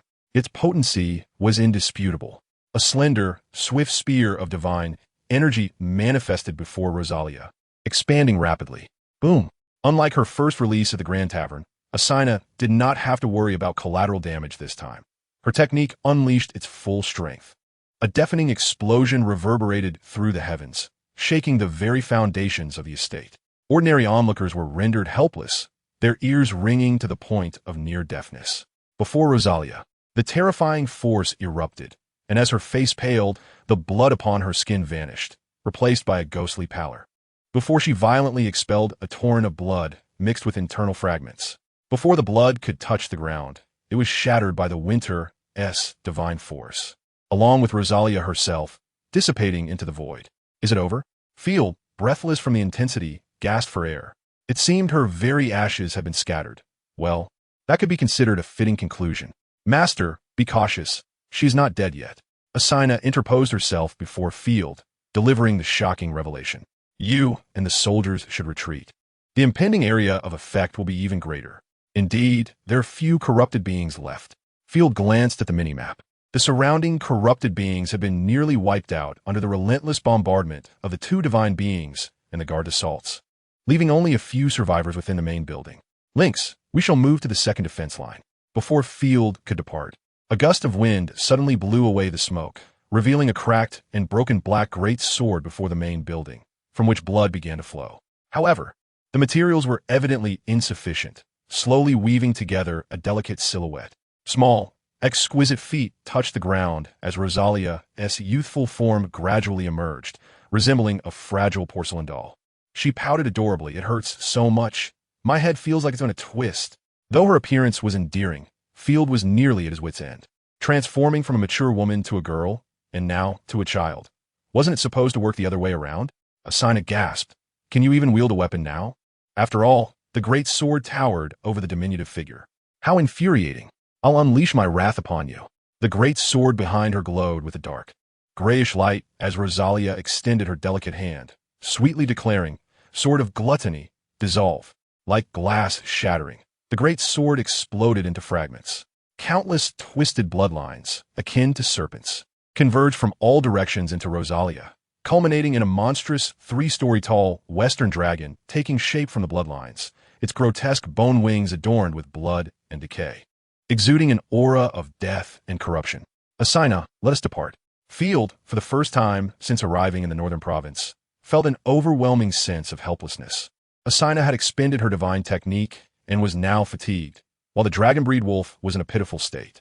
Asina waved her hands dismissively, her tone light. No need. She is merely struggling in desperation. Her artifact has shattered. Do you have a trump card? Field was elated. Of course, I'll unleash it alongside her. Asina smiled with confidence. Chapter 64. Trouble. It seems I have inadvertently brought the boss home. Part 2. The corrupted dragon that Rosal had transformed into could not fly. Its dragon wings, located at its waist, swept through the air, sending the wooden fortifications of the first defense line and the surrounding corpses flying, as if they were mere toys. Countless debris scattered about, creating chaos and confusion. Some soldiers fled in panic, while others engaged in combat with the undead. As human screams and the sounds of falling objects filled the air, the once clear situation had turned into a tumultuous mess. The giant, cold-eyed gaze, imbued with the essence of death, lifelessly observed everything on the ground. Soon, the dragon's body began to move, resembling an old machine ensnared in cobwebs. With each step, it shed chunks of flesh and streams of blood. Just as Asina had said, Rosal was merely retaliating in her final moments, given her appearance. She seemed on the verge of disintegration into a puddle of flesh. With a roar, the dragon's gaping maw, along with its cheeks, tore open, unleashing a torrent of white light projectiles imbued with a disturbing corruptive force, raining down like a meteor shower, indiscriminately striking the ground. Despite the dragon wolf being severely injured, it continued to spit fireballs and intercept the light projectiles with direct assaults. However, it was ultimately futile, as many were struck by the projectiles, leaving them unrecognizable. To make matters worse, the surrounding undead were beginning to converge, drawn by the earlier commotion. Damn it! Even in death, she refuses to remain still. I cannot allow her to continue her rampage. Asina's earlier ease evaporated, replaced by a furious determination.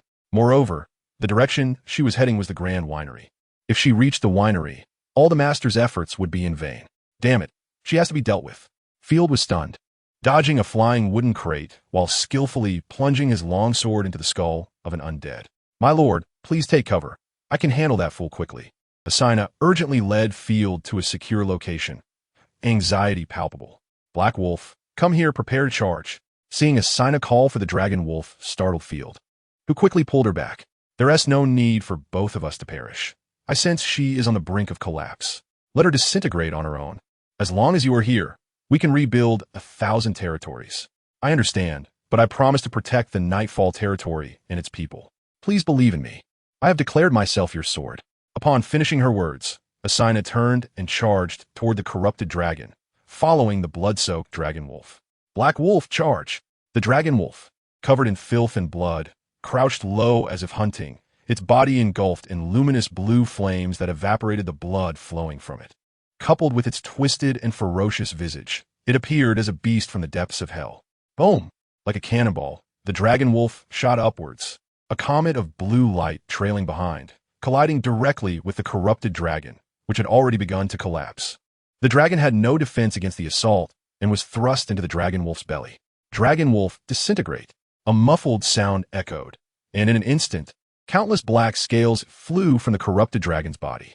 Waves of ethereal blue flames radiated outward from the dragon's abdomen. Even in death, the corrupted dragon let out a wail. As the artifact exploded with a power that scorched the soul, Field, from a distance, could see her agony. Boom! The dragon's pupils suddenly constricted, followed by a massive explosion. Chunks of flesh and streams of blood rained down, while the immense skeleton disintegrated into dust. Field raised his shield above his head, feeling the vibrations upon it, his heart heavy with concern for Asina.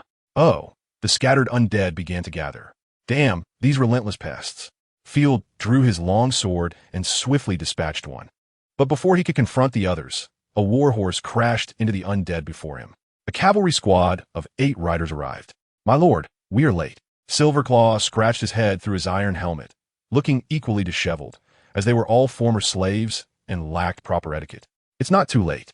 Field noticed 2 streaks of light crashing into the main building and immediately mounted his horse.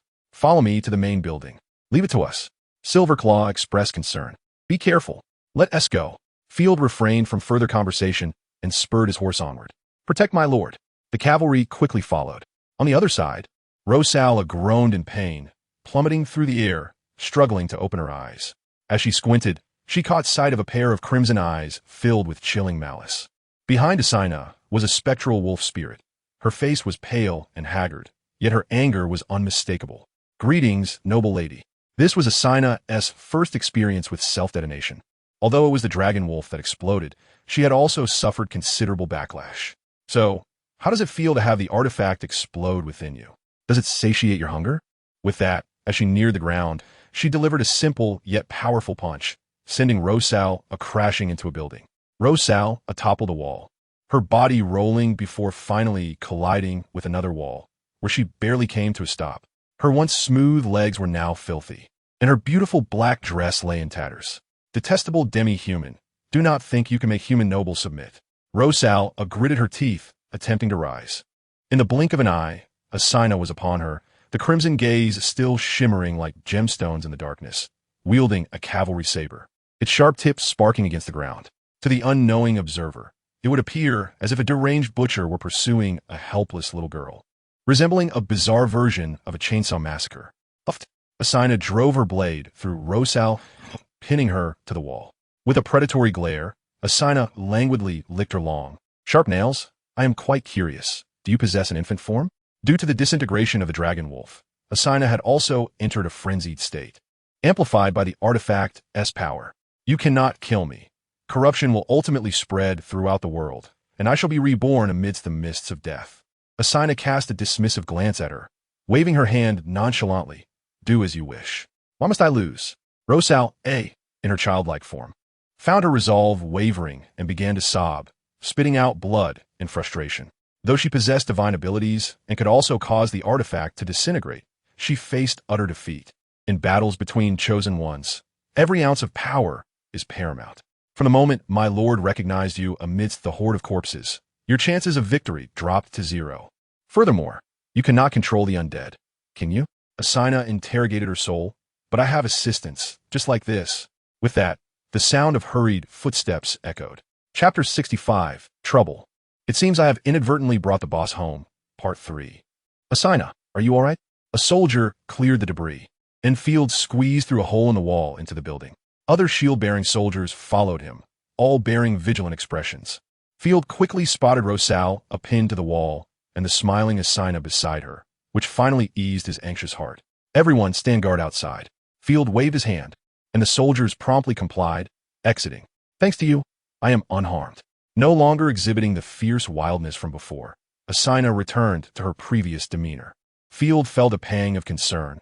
Asina's condition was not good, and the wolf spirit behind her flickered and twisted, seemingly on the verge of vanishing. Your wolf Field pointed at the spirit, worry etched on his face. I didn't expect the artifact could self-destruct. Will it recover? Does it affect you greatly? It does not impact me much.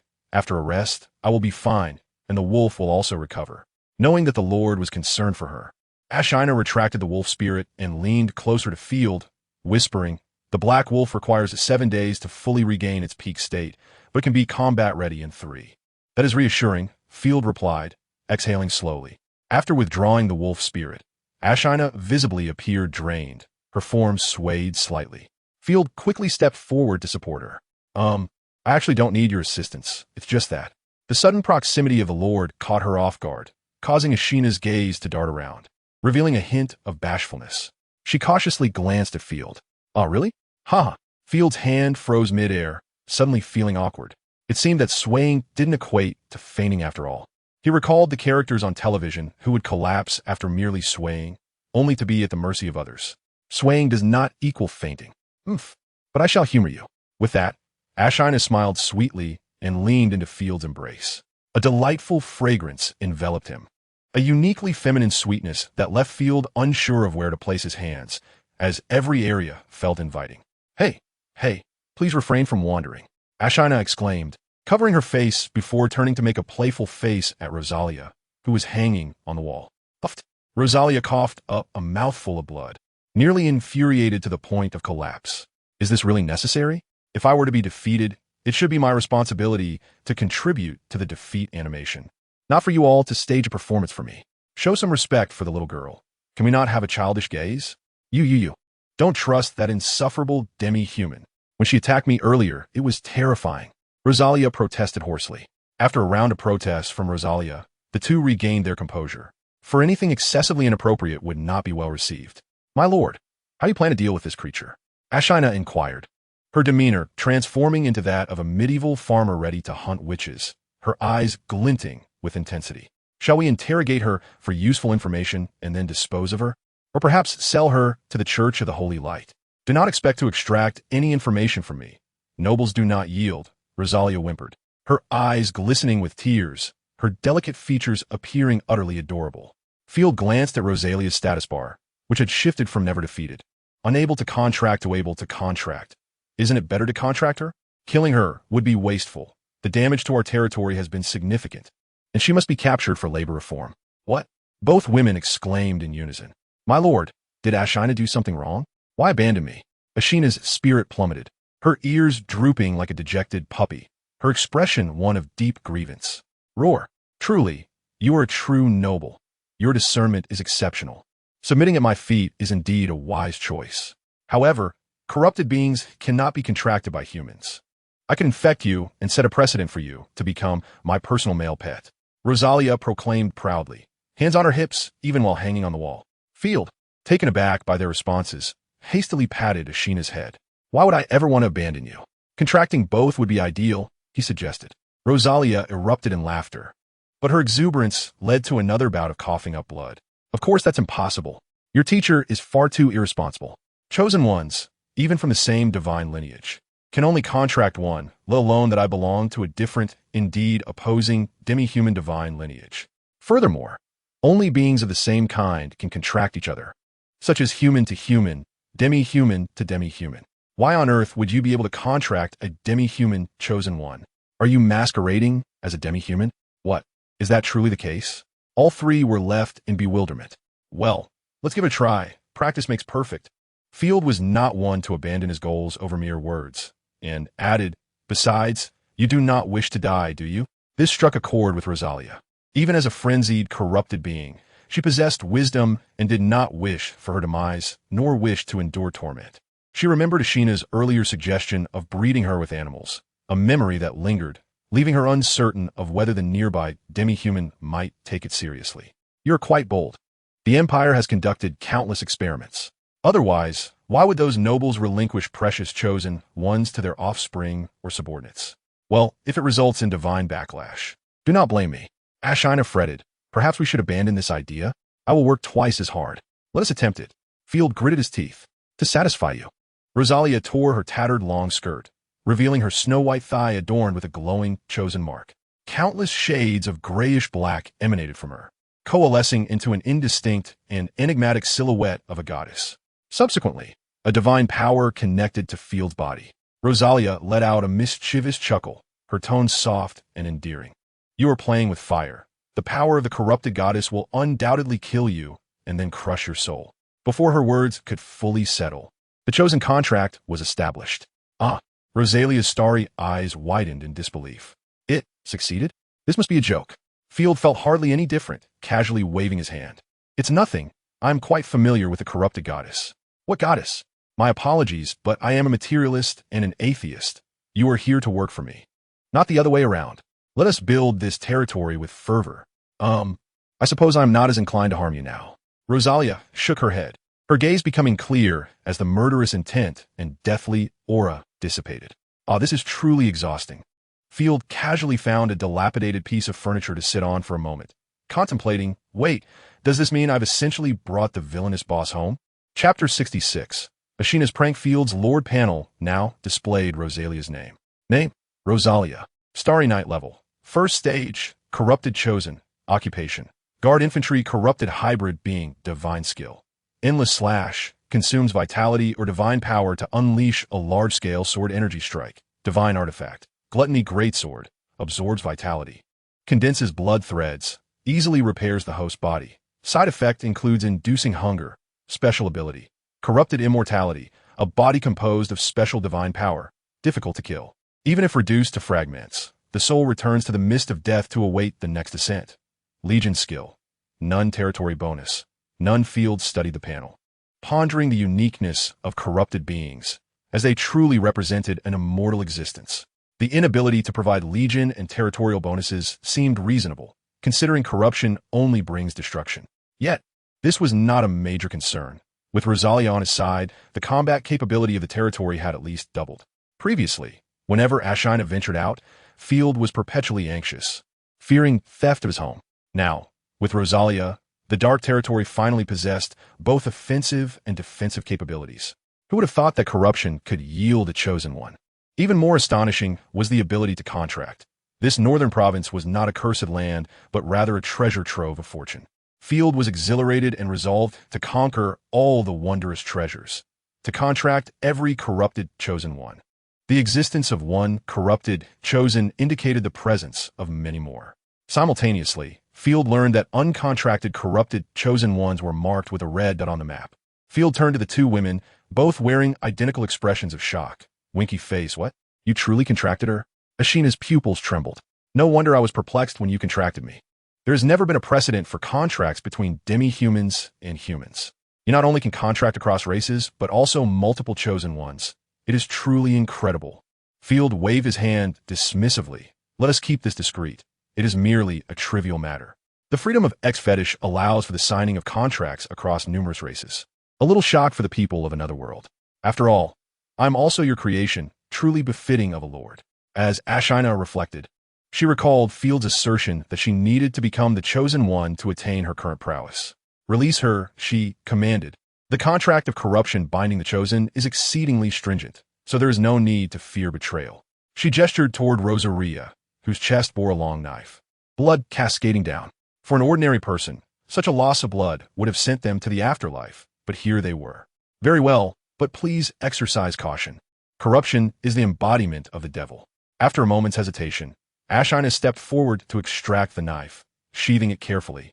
Not forgetting to bare her teeth in a warning to Rosaria, do not even think of harming anyone, especially Lord Field, or I shall nail you to the wall once more. The little girl lowered her eyelashes, devoid of strength to speak, and without the healing from the gluttonous great sword. She could not recover. Her injuries were severe.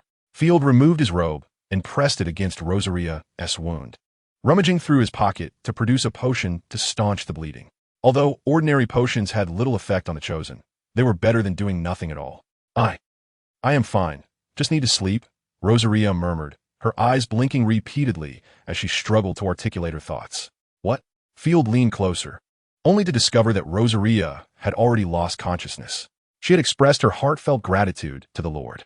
Ashina's ears perked up, but her gaze wandered, hands clasped behind her back, feigning innocence. Field smiled with satisfaction, noting that the little girl was quite understanding. In truth, Ashina had heard clearly. The little girl had said, "Pregnant, not now." Previously, while bantering with Rosaria, she had threatened to make her pregnant if caught. Who would have thought it would actually happen? Now a dilemma arose. Should the matter of the corrupted chosen be disclosed within the Nightshade territory? Field found himself in a quandary. This was no trivial matter, as it pertained to the future of Nightshade and himself.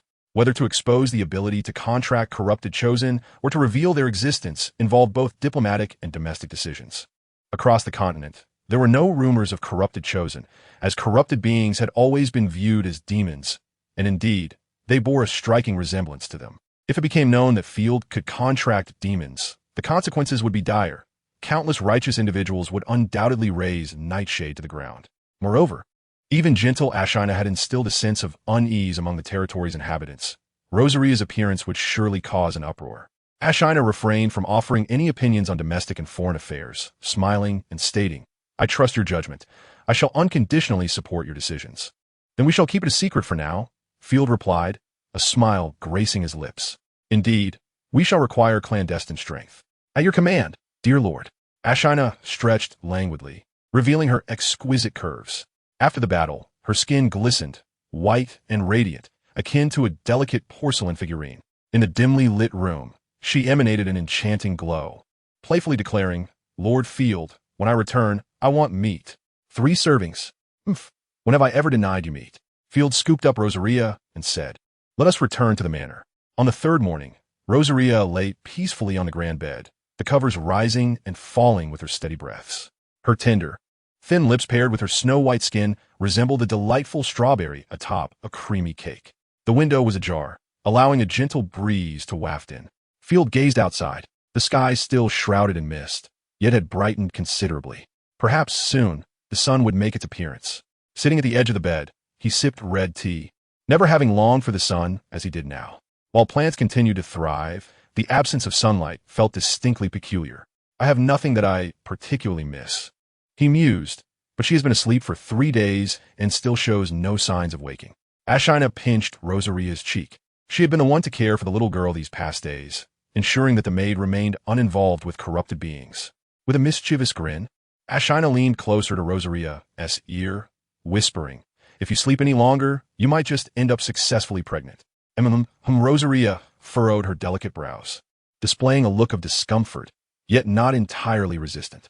It is the child of a dragon-born black wolf, Ashina quipped with a sly expression. Rosaria's face contorted in struggle, her tiny hands gripping the covers tightly, as if in a desperate battle. Ha! I was only teasing you, noble lady. Ashina ceased her playful torment. Rosaria returned to her tranquil state. The memorial ceremony is about to commence. Let us proceed. Chapter 67.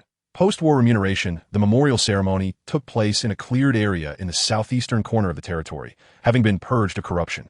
Due to its distance from the manor, crops had yet to be sown there. Field designated a section as a burial ground. In the recent military action against the main building, 26 lives were lost, including 15 slaves, 7 guards, 1 freeman, and 3 beastmen cavalry. Most perished at the hands of Rosaria, the chosen one, whose unleashed power from severing their artifacts was devastating. Yet, such is the nature of war. There are no conflicts without casualties. Only in fairy tales do enemies alone perish. As Lord, Field's duty lay in caring for the living. Thank you, Goddess of Holy Light, for receiving the souls of your servants. Thank you, Goddess of Holy Light, for granting peace to the souls of your children. The eulogist was an elder freeman, a seasoned man who could barely recite the words of mourning. Though his delivery was shaky, his trembling hands revealed the emotion behind his words. It was likely, however, that he was simply nervous. Slaves were cremated, while freemen were buried, a privilege reserved for those above the status of slaves. The faithful believed in the Holy Light's judgment. The deceased were to lie peacefully in the river of light, awaiting the final judgment by the Goddess of Holy Light, whether they ascend to heaven or descend to hell. This belief was nearly universal across the continent, given that the official faith was the Goddess of Holy Light. In truth, there was no atmosphere of sorrow. Most attendees were numb, merely responding to Field's summons to mourn, eager for a piece of black bread and the chance to avoid labor. Death was an ordinary occurrence, particularly for slaves. Hammer felt the weight of a gold coin hidden against his chest. There truly is a gold coin, he exclaimed, as if in a dream. Before arriving here, he had never even touched a gold coin. Neither his father nor grandfather had. If they were alive, they would undoubtedly be consumed by jealousy. The coin's beautiful, weighty texture was intoxicating. He had slain enough corrupted corpses to earn this coin, and by presenting it to Field, he could escape his status as a slave and live a life of dignity. Hammer was uninterested in the elder's eulogy. In his eyes, slaves were merely sent into dark, treacherous minds by noble lords, enduring days without a scrap of bread, succumbing to hunger, cold, illness, or the jaws of beasts. Nothing unusual. Rather than wallowing in sorrow for others, he preferred to think of how to acquire more bread. To the guards, the sole utility of the Goddess of Holy Light lay in the fog lamps and purification potions. The Lord is about to speak. A comrade nudged Hammer. Don't flaunt your coin. Hammer immediately straightened his neck. Oh, we must heed the Lord's words. Field's address was concise, yet Hammer absorbed every word, particularly the part about the fallen becoming heroic spirits, eternally guarding Nightshade. This notion struck a chord within him, evoking an indescribable sensation. Yet, lacking the education to articulate his feelings, he could only express his excitement in silence. Most astonishingly, Field announced a sum of money to be distributed to the deceased, referred to as a remuneration. The guards were utterly unaware of this new provision, a rule Field had just established, coincidentally announced today. Field cleared his throat. Compensation for free citizens is 1 gold coin and 20 silver, while for slaves, it is merely 20 silver. The compensation is given to relatives. If there are none, it is confiscated and used to improve the army's rations. When the money was handed over to the widow of the deceased free citizen, nearly everyone's eyes widened in astonishment. Such a fortunate event? Many women whispered to each other, exclaiming about the substantial sum. The guards felt the heat of numerous gazes directed at them, suddenly transformed from overlooked protectors into the objects of desire for many women. Even some beautiful free women regarded the slave guards with curious eyes. Damn, I better have a son soon. I can't let my money go to someone else. Almost all the guards shared this thought. Let us disperse, Field declared. Completing these tasks would signify the resolution of the war's aftermath. As he walked along the path, Field sighed, feeling a pang of sorrow for the many who had perished in battle, recalling the names of several. You have done remarkably well, Ashina said, gently taking Field's arm and smiling tenderly. Field nodded, feeling invigorated. There is always room for improvement. In truth, ordinary people, or even slaves, do not require a funeral. Fighting for you is their obligation. Ashina pondered for a moment and remarked with a sigh, "You are too kind. Slaves are like the wild grass of the plains, abundant everywhere. I have been a slave myself and understand my lack of worth. I cannot read or manage." "Do not think that way. For all these skills can be learned," Field said, patting Ashina on the head with a smile. "It is the people who create history, just as wild grass comprises the plains. Nobles and elites are merely—" Where was I going with that? Field had intended to say that nobles and elites are akin to particularly beautiful flowers or trees, dependent on the plains for existence. However, such notions are futile in the present context, as productivity does not align. Voicing them would only bring unnecessary worries. It is like discussing AI with primitive men. It is better to simply provide them with a peach, ensuring that 1S subjects can live well. This is the Nightfall territory, a realm of new beginnings. Field snapped his fingers, acknowledging that the compensation was entirely beneficial, providing numerous advantages, the most straightforward being an enhancement of morale, alleviating their concerns. "Good day, my Lord Baron." Tate approached, leading over 30 slaves and 3 carts loaded with chopped wood and 2 crates of black bread. "Good day, Tate. How is the clearing of debris around the main villa progressing?" "Almost complete. We still need to make about 7 trips. We have recovered a significant amount of supplies, and we will not return to the Grand Winery for lunch today," Tate reported efficiently. "Moreover, we will transport the wood to construct walls and a wooden fortress." "Excellent. Let South not build too close to the structures. There are still scattered monsters indoors. The reclamation of the main villa is a certainty, and given that our chosen ones are in a weakened state, there is no need to take unnecessary risks at this time." Field surveyed the surroundings, planning to move to the main villa in the future and vacate the Grand Winery for the slaves' dormitory. The Grand Winery is centrally located amidst vast farmland, effectively radiating influence over all surrounding fields. "Thank you for your concern.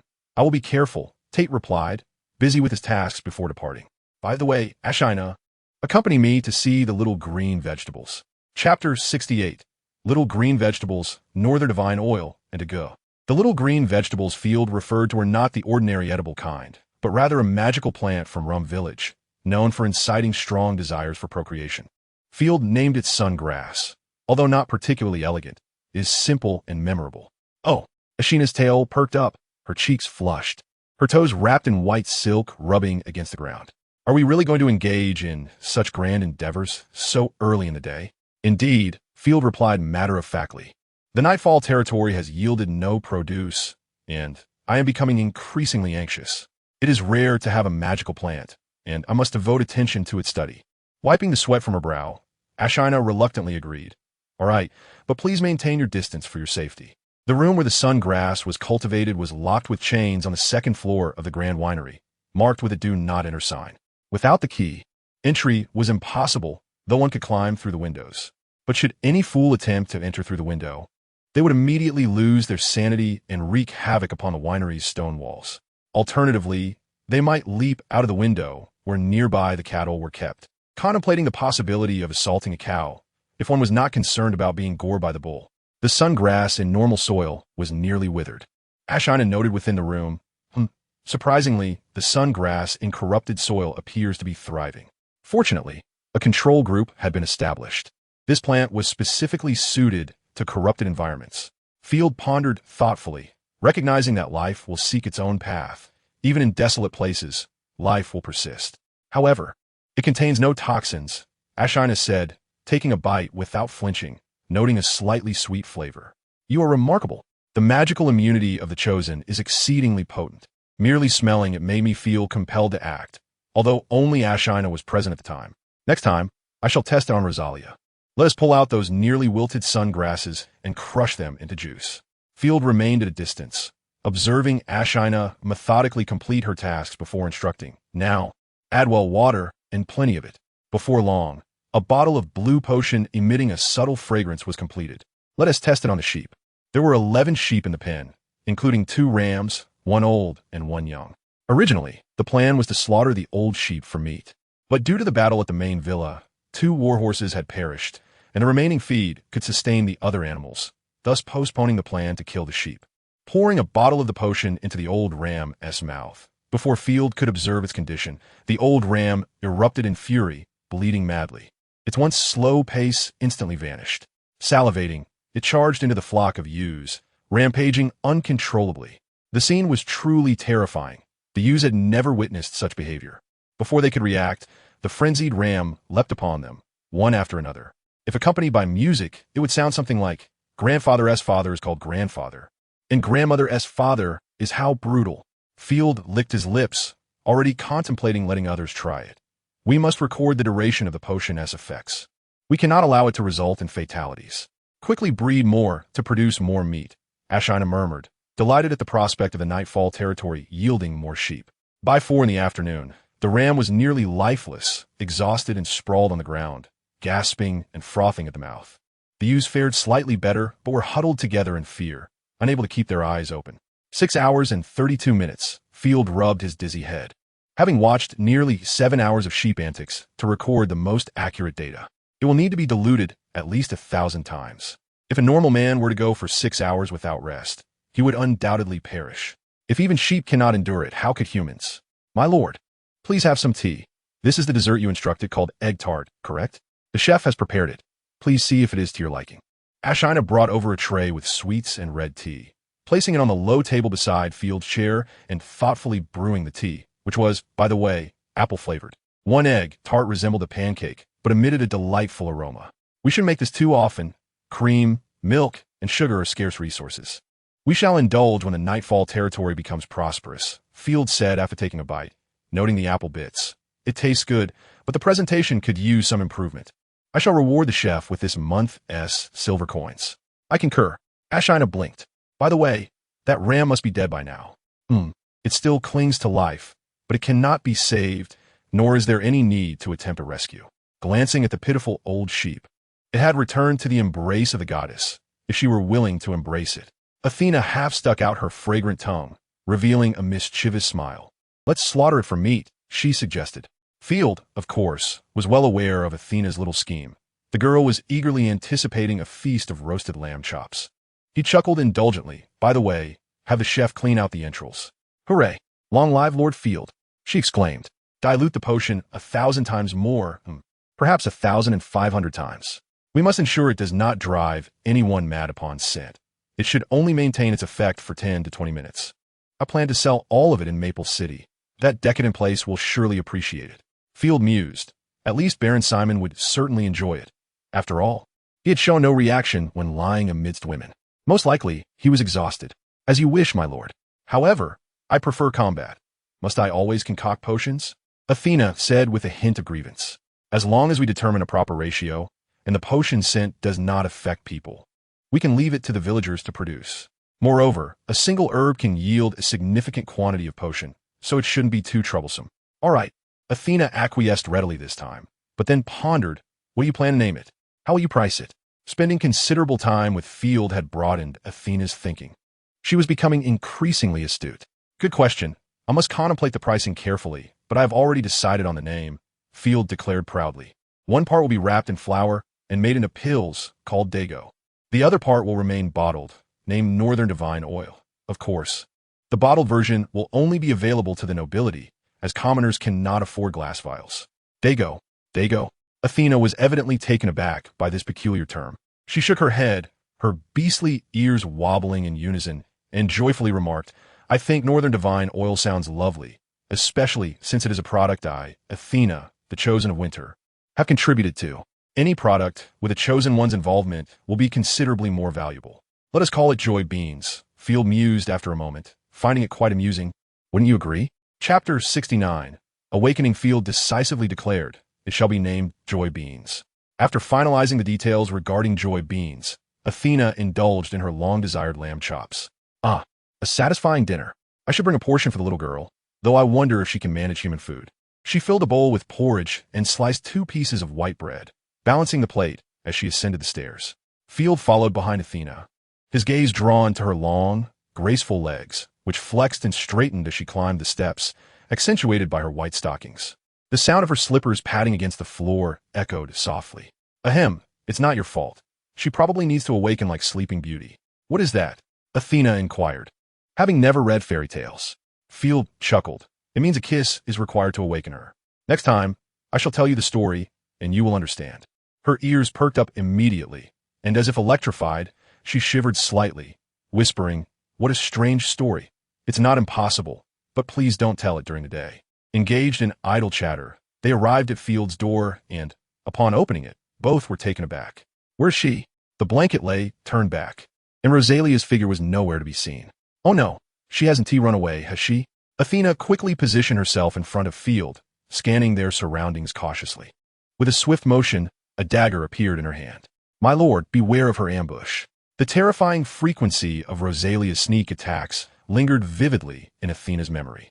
"Do not panic. The contract shows no anomalies. Let me sense her location." Field furrowed his brow, maintaining his composure. As the Lord and Chosen One, they possessed an invisible connection of divine power. Although she could not be pinpointed on the minimap, as long as she did not actively shield herself, the Lord could discern her general whereabouts. In the graveyard, Athena's thoughts darkened. She isn't digging up graves, is she? Or perhaps attempting to infect corpses? Corrupting living beings is perilous. Should we gather troops to prevent greater losses? Unlikely. If she harbored malevolent intentions, the corruption contract would lead to her immediate demise. We should investigate first. The constraints of the corruption contract were exceedingly stringent. Any violator would face obliteration of their soul. The winter contract was somewhat gentler. Regardless of which party breached the agreement, they would only suffer severe injuries, not death. Of course, the contract was reciprocal. The Lord could not harm the Chosen One either. Athena took Field with her as they swiftly approached the outskirts of the graveyard. A gentle breeze swept through, the shadows of trees swaying, and the tranquil night filled with serenity and peace. The surrounding corruption had long been cleared away, as long as they stayed clear of the gray mist. The grand winery now resembled a solitary cottage enveloped in fog amidst the woods. Rosalia remained in her youthful form, her black dress fluttering gently in the wind, revealing her delicate skin, which glowed like the moon in the night. Despite her outward appearance as an innocent little girl, her brilliant starry eyes betrayed a profound sorrow. After a prolonged silence, Rosalia folded the black handkerchief in her hands into the shape of a flower and placed it before gravestone. "I'm sorry." With a heavy sigh, Rosalia mourned. After paying her respects, she turned to return to her room, only to find Field and Athena staring at her in astonishment. This lady just stepped out for some fresh air. What has happened to the grand winery?" Rosalia, flustered and at a loss, quickly adopted an innocent demeanor, folding her arms. "The night is quite lovely. Wouldn't you agree, Lord Field?" "Do not address my lord so directly," Athena replied gently, her tone softening. "Even a Chosen One must observe decorum." Rosalia puffed out her frail chest, placing her hands on her hips, and proudly declared, "I am nobility as well, and moreover, Field's sister. Thus, I can address him by name." "Very well, Miss Rosalia," Field chuckled inwardly, pleased to see her awake. "Come inside and have something to eat." "Field, as a noble with the spirit of knight, you must not so boldly flirt with a noble lady. I am still unmarried and cannot casually enter a gentleman's room," Rosalia said proudly. "Though you, like everyone else, seem captivated by my charm, I shall maintain the pride of a noble lady. However, since you're now my lord, I shall extend you a slight favor." In her previous life, Rosalia was renowned for her beauty, with countless suitors, and had only grown more alluring after becoming a Chosen One. Yet, Athena was no less captivating. Field would not be swayed merely by physical appearance. Moreover, she currently resembled a charming little girl, exquisitely adorable. Field playfully tapped Rosalia's head, as if offering candied chestnuts. "That hurts, Field. How rude. You're a bad person." Tears welled in the corners of Rosalia's eyes as she covered her head. "I want to speak to you for 30 seconds. You little actress. Do you wish to eat now?" Field chuckled, bemused. He had hardly exerted any force. How could he make a Chosen One cry? Rosalia, looking forlorn, replied, "I'm hungry." "By the way, do not wander around like that in the territory." Athena looked around. "You might frighten the villagers. I'm so adorable. Meeting me is a blessing for them. They can boast about it for a lifetime." "Boast? Are you referring to the demon tail behind you or the little wings at your waist?" Athena laughed. "From now on, you must keep your face hidden when you go out and wear a cloak. If your existence is discovered by the church or other nobles, it will cause great trouble.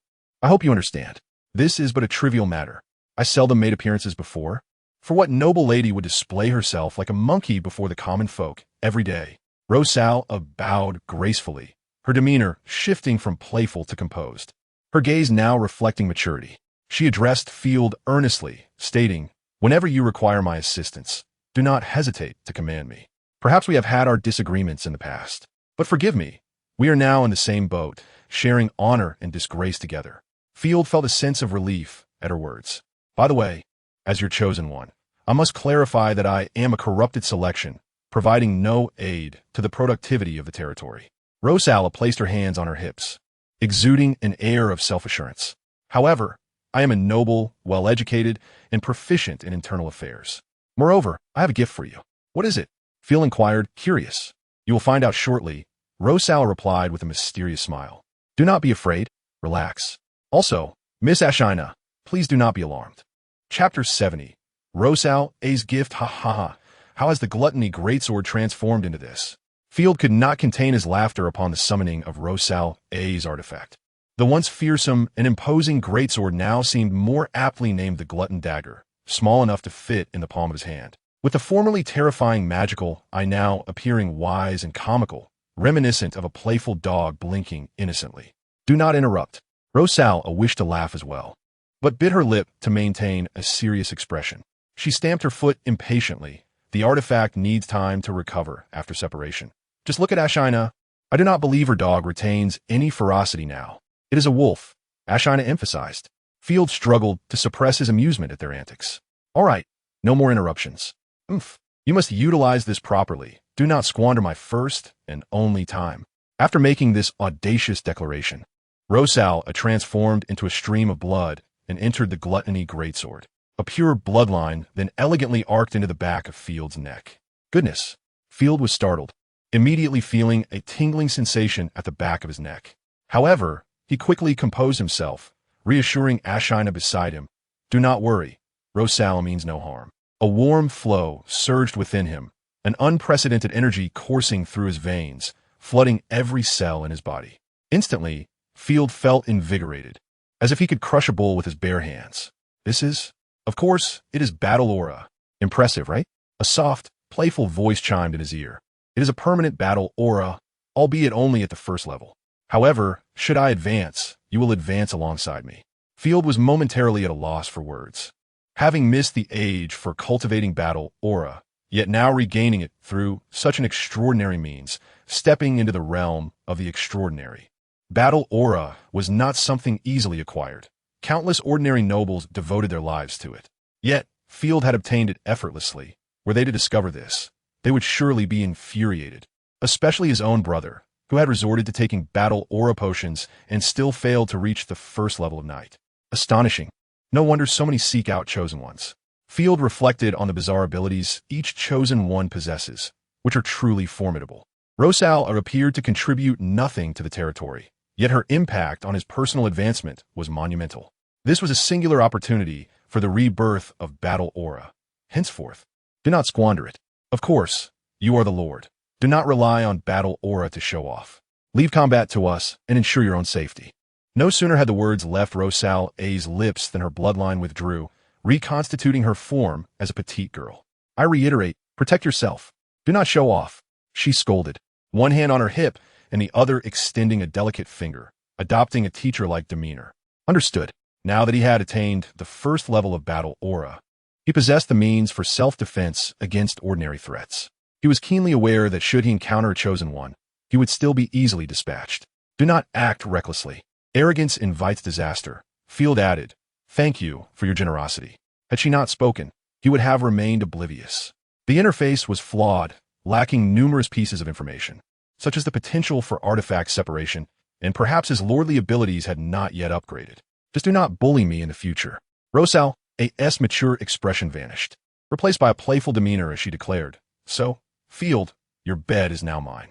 "Excuse me?" he retorted, incredulous. "You just warned me not to be bullied, and now you claim my bed?" Her thought process seemed rather erratic. "To share a bed.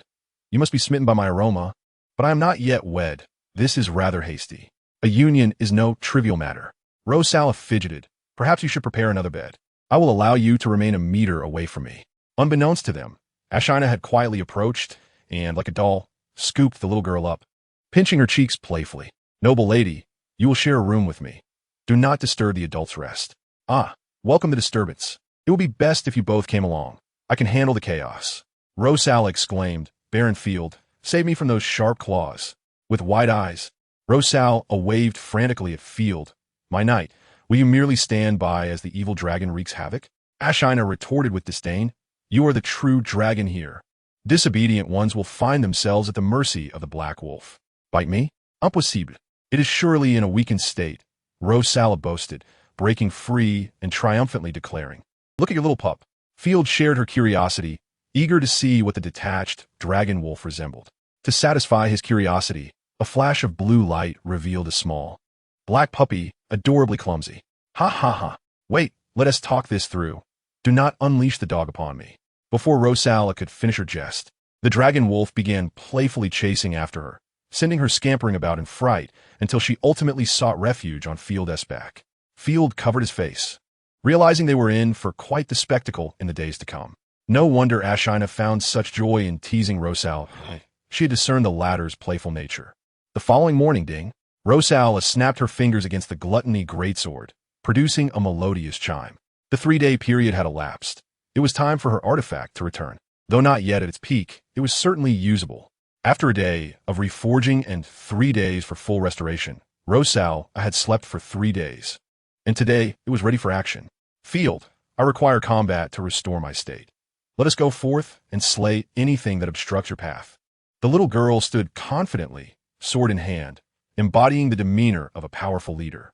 Calmly munching on bread, Field nodded. Perfect, I too wish to test my battle aura. Today, I shall rely on you. Must I truly be on duty today? Ashina lamented, her ears drooping with disappointment as she glanced at the duty roster. The schedule, marked by dog heads and bone wings, represented the guard duties for the Grand Winery, and she felt utterly dejected. Field quickly patted her head in comfort. Tomorrow we shall join forces. The territory requires your protection. Very well. Rosal, you must protect our lord. Should a single hair go missing, I shall unleash the Black Wolf upon you. Chapter 71. The Dowry in the Nightshade Territory. Within a concealed iron mine, roar. A corpse, shackled and grotesque, lunged towards Field with a ghastly shriek. With a swift motion, Field unsheathed his iridescent longsword, stepping forward to meet the corpse, channeling his strength into the blade as it hummed ominously. Without the slightest sense of obstruction, it was as effortless as slicing through soft tofu. The blade cleaved into the decaying corpse's cheek, severing its entire jaw, shards of teeth scattering across the ground. The putrid blood gushed forth as if it were free, and the corpse fell with a terrifying wail. Field stepped forward, pressing his foot against the body, delivering a final blow to ensure its demise. With a sigh, he noted that the corpses in the mine were nearly eradicated. Before their decay, they must have been criminals. This place is not far from the Grand Winery. As our territory expands, we will be able to mine here. Shaking his trembling hand from exertion, he turned to glance at the 12 uniformly attired corpses behind him, filled with a sense of accomplishment. Indeed, most of the criminals have been taken to the front lines as cannon fodder to combat the orcs, leaving few behind. By the way, have you adapted to the power of fighting spirit? Rosal rummaged through a nearby box, complaining about the need to search for items herself instead of having soldiers assist her. The cold, tainted blood flowed down the blade, making Field's right hand sticky and uncomfortable. I am almost accustomed to it. The fighting spirit has greatly enhanced my strength and speed. If only I had a manual for quicker training. Rosal brushed off the dust from her hands, shaking her head thoughtfully. There's no rush regarding the manuals. Your talent should not be wasted on mere fighting spirit. We must focus on establishing our territory. A prosperous land will encourage the chosen ones to advance. Furthermore, most fighting spirit manuals originate from a chosen, so they are not particularly impressive. You can contract the talents of various chosen, which I have never seen before. The more you can contract, the greater your potential for assistance. You are correct. Combat is not suited for a lord. Self-preservation is sufficient. Field had no intention of neglecting his responsibilities as a lord to become a berserker. What would happen to the ladies if things went awry? Clang! I found it. Rosal gleefully brandished a simple key, shaking it enthusiastically. What is this? Field's eyes lit up. With Rosal, a native noblewoman, the Nightshade territory held no secrets. This hidden mine was not marked on any market maps, nor could it be discerned from his own small map. However, Rosal was quite familiar with the mine. Follow me. There are delightful treasures ahead. Rosal giggled, concealing her mouth, assuring him he would be pleased. Delightful treasures? Is it a new game? Come on. It's even more thrilling than a game. The two navigated through the mist, eventually stopping at a hunter's cabin. Upon entering, Rosala smashed the floor with her great sword, revealing a metal cellar door beneath. Hee, inside is the dowry I've secretly saved. Rosala beamed with pride, having hoarded it for quite a while. My mother, that miser, forbade me from associating with men or marrying, even planning to send me to a convent to safeguard her treasures. Field was taken aback, staring intently at the young girl. Is this something I should know?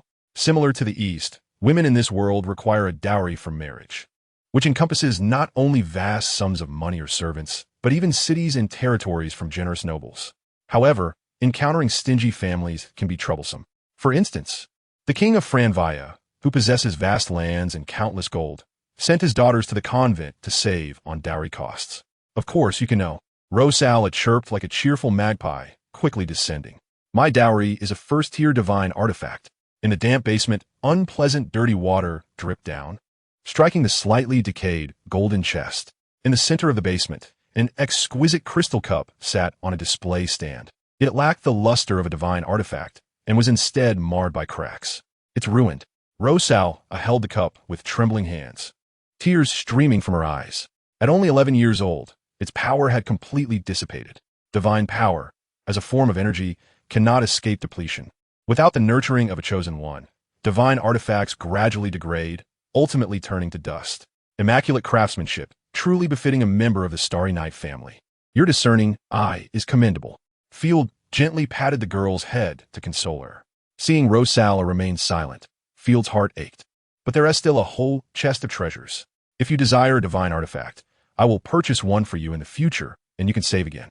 Foolish. Foolish. Whom would I save my dowry for? It is all your property anyway. Rosala playfully delivered a small punch, and after regaining her composure, she wiped her tears. Do not touch that chest. It is a treasure chest monster that captures people and forces them to bear offspring. I wonder if it has survived these 11 years. What the hell is a treasure chest monster? Field could not contain himself. Why such a grotesque thing kept indoors? To deter thieves, of course. Rosala collected the damaged crystal cup and unearthed a key from a corner, though her excitement had clearly diminished. There's a bit of private savings left, not much. But let's take a look. Field, curious, inquired how much. Perhaps over 1,000 gold coins, along with some jewelry, if it hasn't been discovered. Impressive. Field felt embarrassed. Even this young girl had managed to amass such wealth. After 10 years, she still had money to spend. When I first arrived, I was utterly destitute. Unfortunately, the wealth of the Starry Night family, built over generations, has been taken away. Rosala stated solemnly what happened. In truth, I'm puzzled by this matter. Why did you not leave the northern province when the Empire announced the release of the death fog? How could you, as nobles, remain unaware? This is absurd, Field replied, bewildered. Indeed, it is quite strange. Before the outbreak of the Grey Mist, my mother, Lady Sophia, secretly took all the wealth, artifacts, and potion formulas from the family treasury. Even I did not know where they were transported. The war raged fiercely, with orcs breaching 17 fortresses within 3 days, and even the central city of the north. Lionheart City suffered a bloodbath, with 20 fallen chosen ones. Yet, the noble families exhibited no basic reaction. I lost contact with my mother, and without fortifications in the Nightshade territory, I had no choice but to retreat and send scouts, attempting to evacuate the populace to Starry Night City for refuge. Chapter 72, pregnant but not increasing the population. However, the scouts had yet to return when the guards first reported the presence of corpses.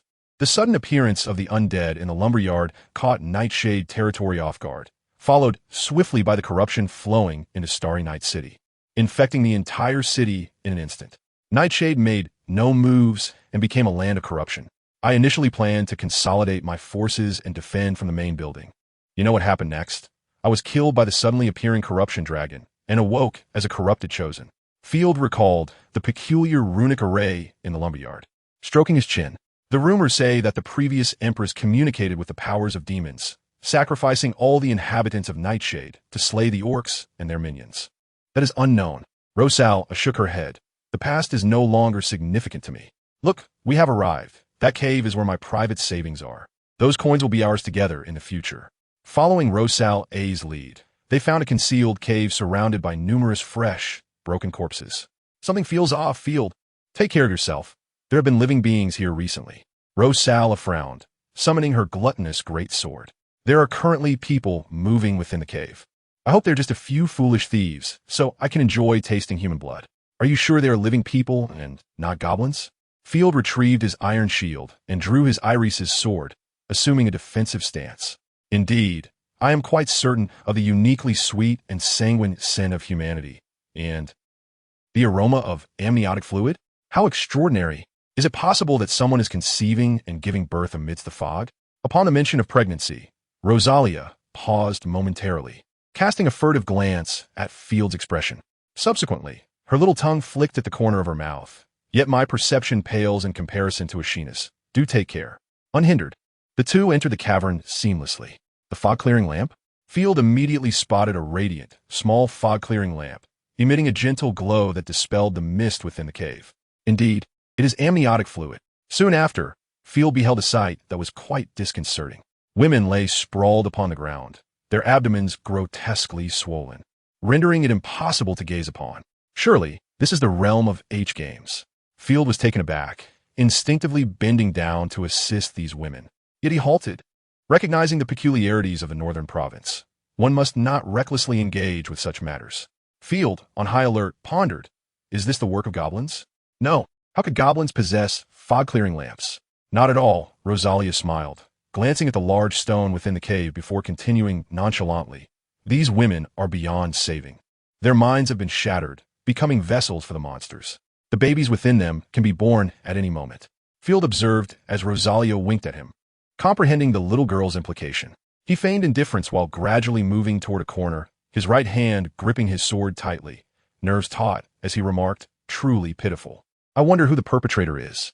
Then we must inquire of the master of this place.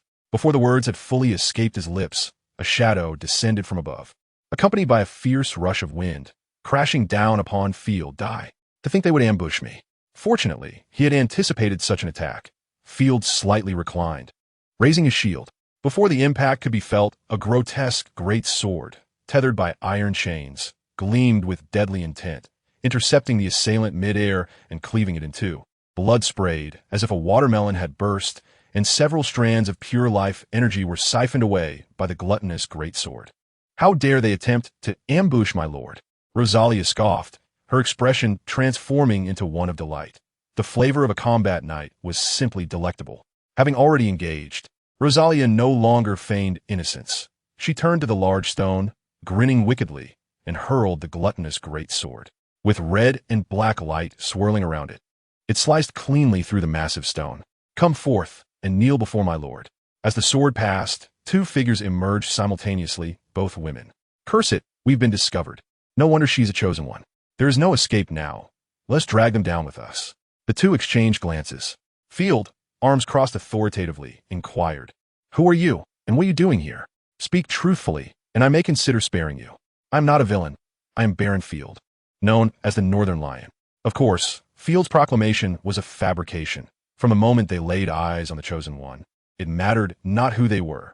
Either they would join the ranks of the Nightfall, or they would be buried in the earth. The northern province was far from as simple as it appeared. Field sensed the scent of conspiracy. Hesperus, mind your own self, the red-haired woman cackled. I regret to inform you that even a chosen one may find their divine power depleted. For infringing upon our affairs, you shall pay with your life. The price of life? If you truly possessed such prowess, there would be no need for an ambush. Although Field considered this, he remained vigilant, warning, be cautious, Rosalia. Retreat at the first sign of danger. Not a problem, Rosalia smiled. Everything is under control. The two women tore apart the scrolls in their hands. The bound women emitted collective cries of anguish, and in the next moment, with a sickening squelch, deformed creatures with spider legs burst forth from their bodies, blood splattering everywhere. Quite grotesque. As the spiders emerged, they ascended the cavern's ceiling in peculiar postures. The red-haired woman, like a fervent devotee, proclaimed loudly, Let you taste the wrath of the vengeful spider. Rosalia's lips curled into a delightful arc. I shall savor it. My stomach is quite empty. 13 shrill spiders erupted in a cacophony of eerie screams, and in an instant, Field's small map was inundated with countless red skull icons, nearly drowning the entire map in crimson. More spectacular than the initial wave of monkey corpses, an army of corrupted spiders surged toward the cave. Corrupted spiders. common among the corrupted creatures, were the size of hounds and adept at devouring and tearing apart their prey. One or two posed no threat, even slaves could crush them. Yet a tide of spiders was an entirely different matter. The air was filled with the unnerving sound of skittering, sending shivers down one's spine. Ha ha ha! Do you hear that delightful sound? Countless spiders will engulf this place. You shall be buried alongside us. The two women laughed maniacally, as if deranged, causing Field to step back in alarm, fearing contagion. Then, shockingly, they stripped themselves bare, lying in a star shape, exposing their forms. We offer our flesh and blood as a tribute to the descent of the divine. May glory shine upon us. Chapter 73. Unmatched Harvest TSK. Such poor physiques, all clumsy muscle, likely from the Imperial Army. With a calm glance, Rosalia neither slaughtered the vengeful spider nor attacked the two women. Field, please refrain from staring so intently. Trust me, my figure surpasses theirs by far. The little girl posed proudly, hands on her hips, exuding an air of superiority. After Rosalia's revelation, Field maintained his gentlemanly principles, openly appreciating their performance art. What are you attempting to achieve? By the way, could you perhaps take a bath? This overwhelming marine scent can be detected from 20 meters away. The two women kept their eyes closed, offering no reply, muttering unintelligible prayers. They seemed to await their fate to be consumed by the creatures, appearing to be cultists mingled within the army. Rosalia grasped the gluttonous great sword, swinging it casually. However, their hopes would likely be dashed. Be cautious. Field remained vigilant, raising his shield in anticipation of the vengeful spider's assault. Within half a minute, countless corrupted spiders surged through the entrance, resembling a slow-moving black tide. Before the small spiders could reach Rosalia, a motorcycle-sized, vengeful spider could no longer contain itself. It twisted grotesquely in midair before launching its sharp legs toward Rosalia. How bold of a newly birthed Tier 1 creature to act out before my lady. As the two forces collided, Rosalia effortlessly grasped the spider leg with her delicate hand. Then, with a powerful throw, sent the vengeful spider crashing against the stone wall. Before the spider could emit a sound of distress, the gluttonous great sword was already hurled toward it, cleaving it in half and sending juices splattering. The remaining corrupted spiders had arrived. Mere food. Rosalia seized the chain, maximizing her cutting range, and then abruptly swung the gluttonous great sword in a fan-like arc. In that instant, the air was rent asunder by a horrific force, producing a deafening sonic boom. The gluttonous great sword, along with the trailing chain, swept through, instantly erupting in a cloud of blood mist, accompanied by the shrieks of innumerable spiders and the sound of severed flesh. The cave floor was soon littered with tainted blood and dismembered limbs. What a terrifying area of effect, reminiscent of the dragon fire of a dragonborn wolf. It seems Rosalia can effortlessly inflict area damage. Field felt a wave of relief wash over him as he surveyed the now empty spider territory, yet a sense of dread lingered. Had Rosalia once been an enemy? What if she had disregarded Ashina and charged into the fray? Countless strands of life essence surged into the great sword, transforming into blood threads that returned to Rosalia's body. Bring on more. The more I kill, the more exhilarated I become. Rosalia's pupils trembled with excitement as she unleashed a series of terrifying sword lights, invoking her divine technique, Endless Slash. 3 colossal sword energies, imbued with the essence of corruption and death, surged through the air, cleaving the cave's rocky walls apart. The sword energy collided violently with the oncoming tide of spiders, plowing through them for miles, shattering everything in its path, be it spiders, trees, or stones. To utilize a divine technique now? Truly a reckless endeavor. The two women, no longer reciting prayers, exchanged cold smirks. Field shrugged, calmly suggesting, "Why can't we discuss this? Perhaps our territories could engage in mutually beneficial arrangements.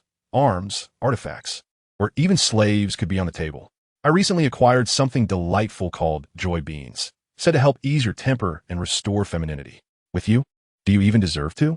The red-haired woman burst into laughter, but her hardened physique from training made the mirth lack any grace. "You short-sighted nobles will never comprehend the great world we aspire to build."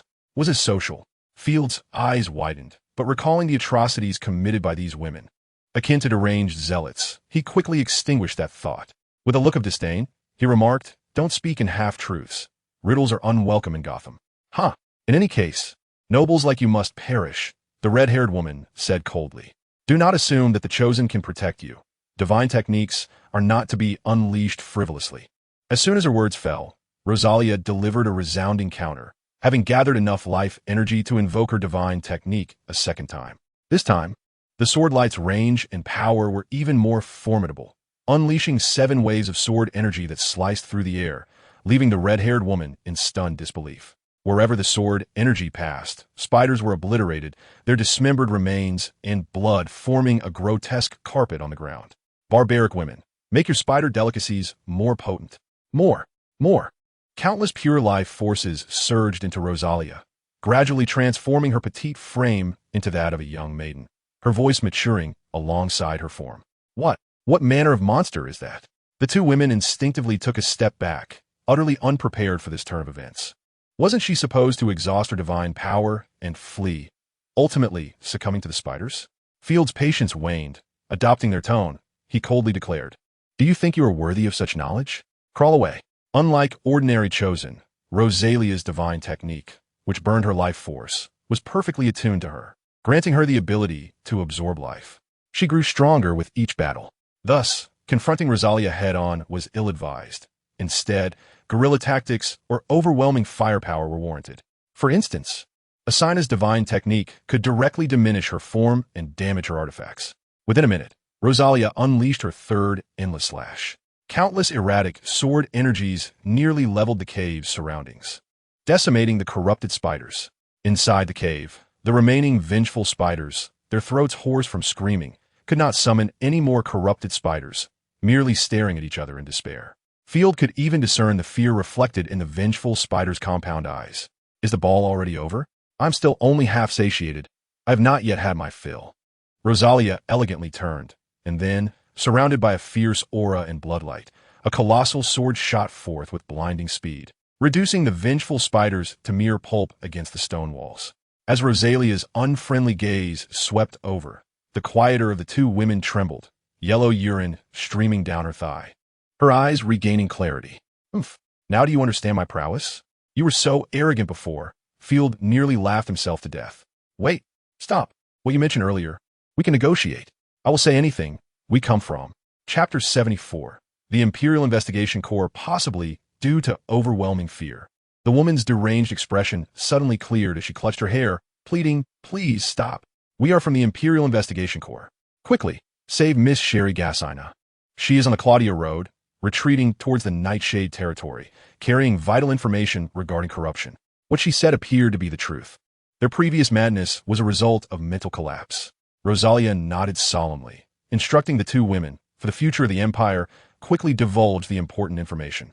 I sense a power in your minds rapidly expanding. We were attacked by terrifying corrupted monsters. Miss Sherry ordered us to retreat with the wounded, but at Nightshade territory. We were. Just as she was about to utter a crucial term, both women's heads exploded simultaneously, a foul yellowish substance splattering everywhere.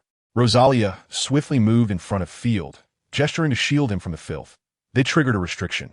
The spellcaster forbids them from thinking or mentioning certain matters. No wonder they seemed deranged, resembling zealots. They had fallen victim to mental parasitism.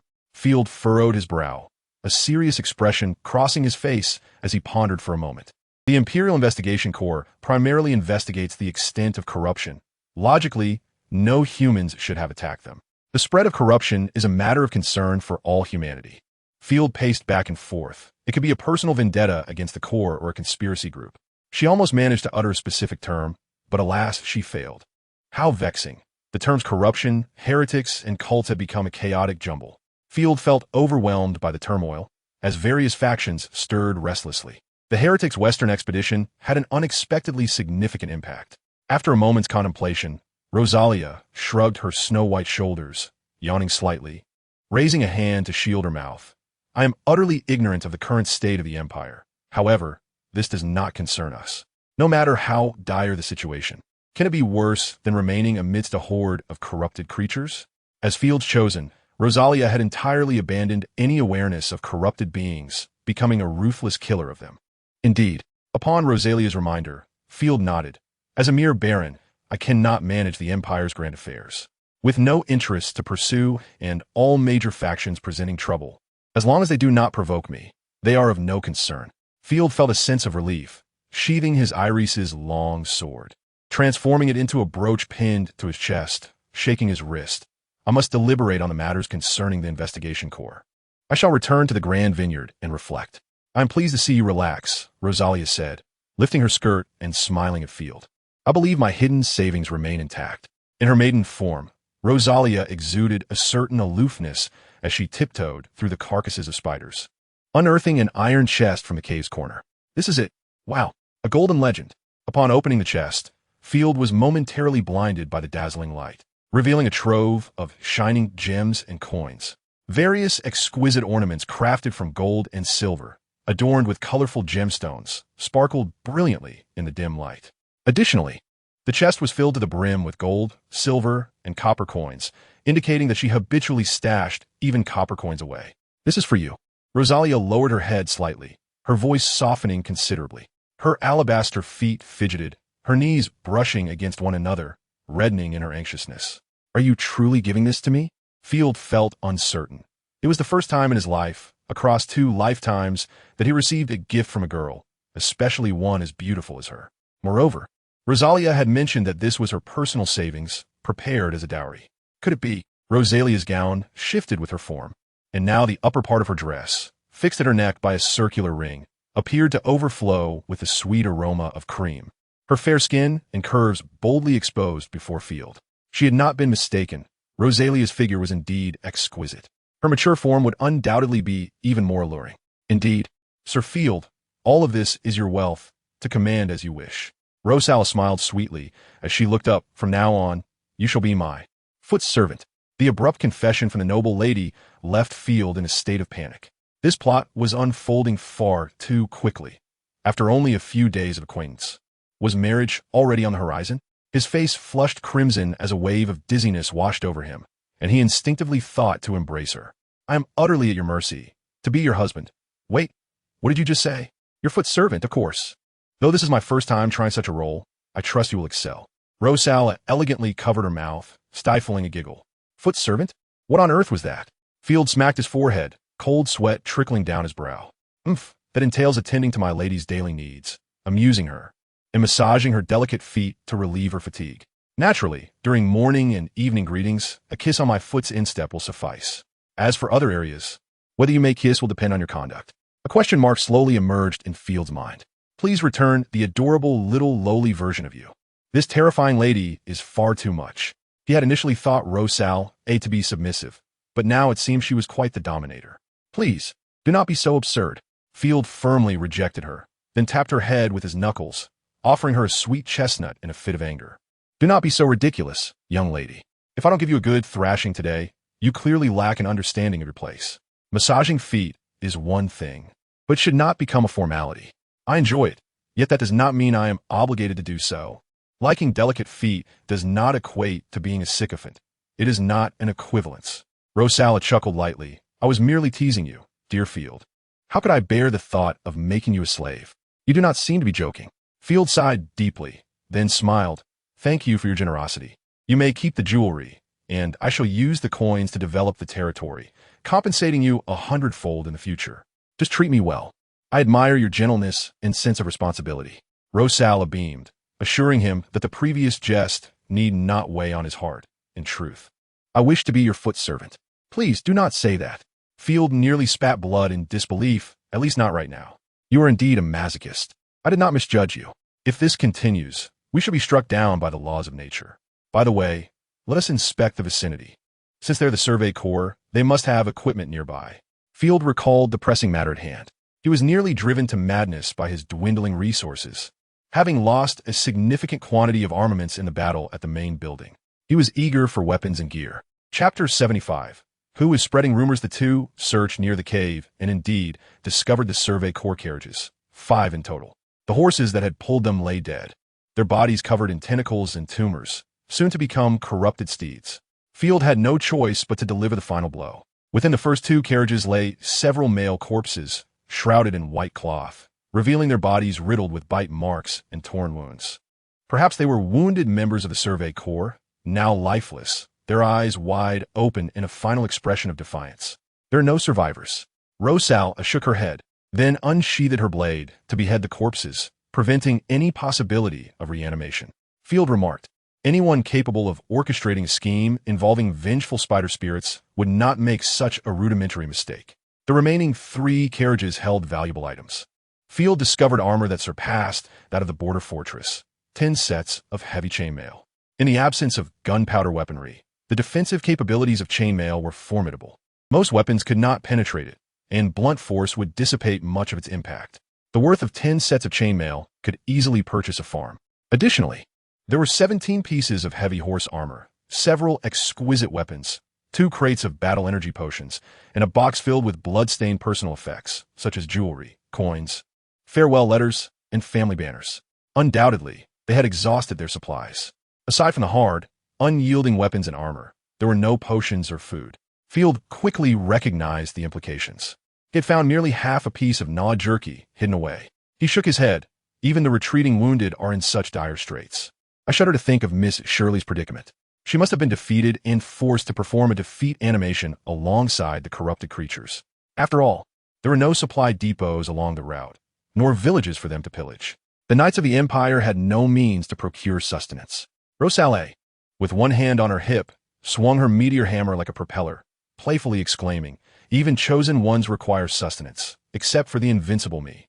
Rosalie's method of killing is akin to feasting. You shall earn my title, the foremost model worker of Nightfall territory. Field was delighted and assigned her the title. From now on, the dragon breed wolf that survived by consuming corpses and Rosalie, who survived by dispatching them, would be jointly recognized as the foremost models of Nightfall territory. Absolutely not. Rosalie protested loudly. As punishment, you shall refrain from kissing my feet for 30 seconds. Compared to titles like the Gorgeous Dancer or the Crimson Rose, foremost model worker of Nightfall territory seemed utterly foolish. Thus, moving forward, our army must establish a comprehensive logistics system. Field mentally blocked out Rosalie's outrageous remarks. Unlike the Eastern philosophy of securing provisions before mobilizing troops, the noble families of the empire did not place sufficient importance on logistics, often resorting to pillaging to replenish their supplies. Only the kingdom of Franvia, influenced by mercantilism, began to improve military support systems. However, the prevailing mindset on the continent preferred to extract resources from the enemy. Using chains, Rosalie secured several carriages together and dragged them back to the territory. She carefully wrapped her jewelry and hid it in a place known only to her. You are such a hoarder, always hiding things, Field quipped as he returned to the Grand Winery. He had just begun to command the slaves to store the spoils when he was interrupted. My lord, Tate requests an audience. The steward, holding a cloth, was busy cleaning the entire Grand Winery. Let him in.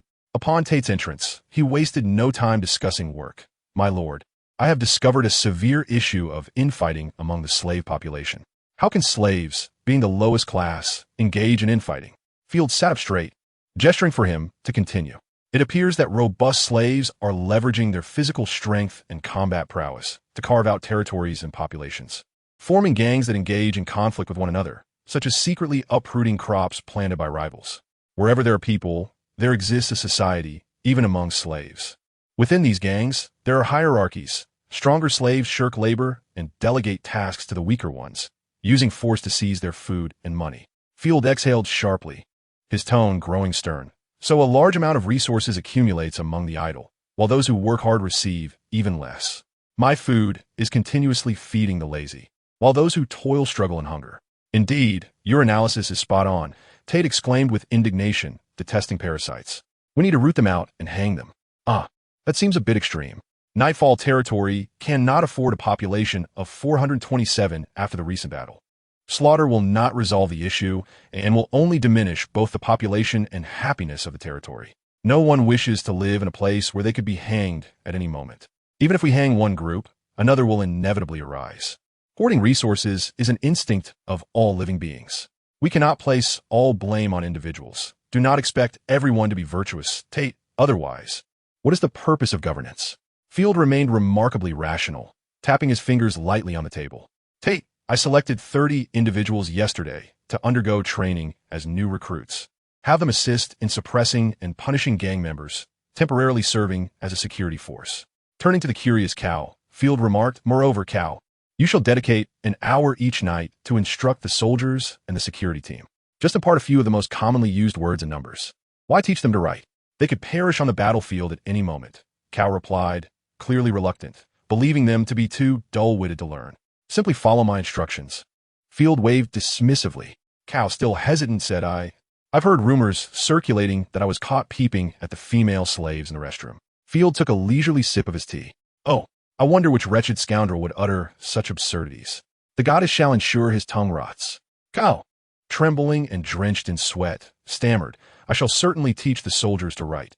Indeed, my lord has bestowed upon me not a burden, but an honor, and I shall cherish it dearly. Very well. Off you go. Field set down his teacup. Cal scurried away in a hurry. Tate, wearing a puzzled expression, stood up and said, My lord, I too shall attend to my duties. Do not rush. I intend to devise a new method of work, assigning tasks to individuals.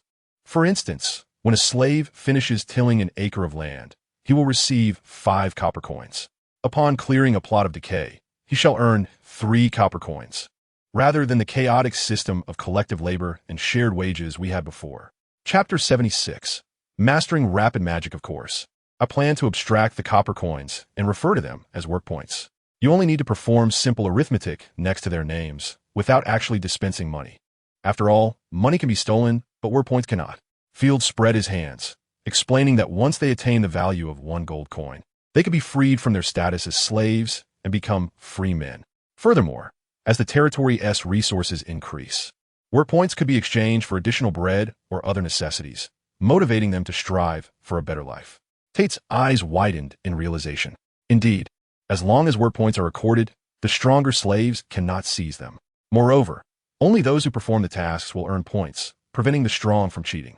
Just as Field was about to conclude their conversation, he suddenly remembered the recent lapse of the decree against indiscriminate defecation. No, I have erred in my civility and mercy once again. This is a step too far. Field smacked his head, contemplating that work points should be a long-term goal, to be approached gradually, step by step. First, the security team must tighten their grip on gang issues, encouraging reports, confiscating the assets of wrongdoers, administering public whippings, and then assigning them to the most arduous tasks for hard labor. Field pounded his fist on the table. Those who harm the populace must face severe punishment and forced labor. Your sense of justice is astonishing. Tate trembled in shock, secretly reflecting that coming to the Nightfall territory might have been his wisest decision. Go execute this plan. I shall monitor the process closely. After sending Tate off, Field sought out Ashina, intending to discuss matters concerning the Survey Corps with the 2 chosen ones. Rosalia has yet to return. You come first, for I have something to discuss with you. Field ushered Ashina into the room. In broad daylight, we are to... Ashina's voice dwindled, eventually covering her face in embarrassment. Indeed, waiting idly is a waste of time.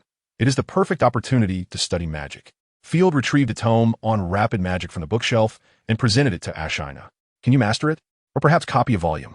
After perusing the pages, Ashina replied, I cannot replicate or utilize it. It is a creation of the chosen ones, akin to divine artifacts. Conversely, you or others could learn from it. Would you care to try? Much like the church's fog lamps and purifying potions, it is indeed a product of the chosen ones, which explains their exorbitant cost. Field felt disappointed. It seemed no one in the territory possessed magical abilities, and it would have to gather dust for now. With a playful smile, Ashina spoke in a teasing tone. However, precisely because it is a creation of the chosen ones, there exists the potential for divine power to be harnessed. If you wish to experiment, I could lend you a bit of divine energy. You should be able to manifest it yourself. Lend. Field was taken aback. Does this mean I could become a great mage? Not quite. It is not that I am withholding. Divine energy can only be transmitted to a contracted individual, and its effect is exceedingly weak, making it hard to utilize. Unlike Rosalia, sharing her combat energy, you will understand once you try. It is less than 1% of first-tier mage's power. Ashina perched on the edge of Field's desk, crossing her legs, her delicate feet peeking from her slippers, the perfect arch accentuating her graceful form. My lord, do not be disappointed. It would be best to seek a spellbook with minimal magic consumption. Field found himself entranced by the tantalizing view. This young lady had grown increasingly bold. When he first acquired her, she would only sit on the ground to eat, and now she dared to lounge on his desk with such nonchalance. So it seemed, she might even sit upon his lap. Clearing his throat, Field replied, I shall not blame you. Very well then. Ashina's wolf ears perked up mischievously. her playful spirit igniting. With a sigh, she teased in a mix of resignation and allure. To gain divine power, a kiss is necessary for the transfer. As soon as the words left her lips, Ashina's face flushed crimson, and she hastily stuck out her tongue, waving her hand to cool down. Oh my, what did I just say? Ashina regretted her impulsiveness. No problem. I've been eagerly awaiting this moment. Field stood abruptly and strode decisively toward Ashina. Hey, I was joking. Ashina's eyes widened in alarm, her conservative nature at odds with her playful provocation, which was only possible due to Field's indulgence. Field, however, paid little heed, seizing her hand while his other hand began to explore, caressing her gently.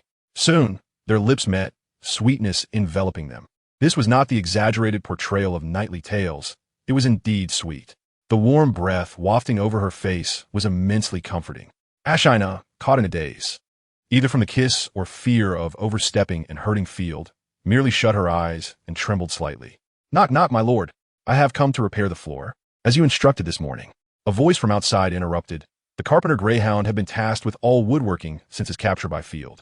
Not now. Come back tomorrow. Field replied tersely, realizing he had completely forgotten.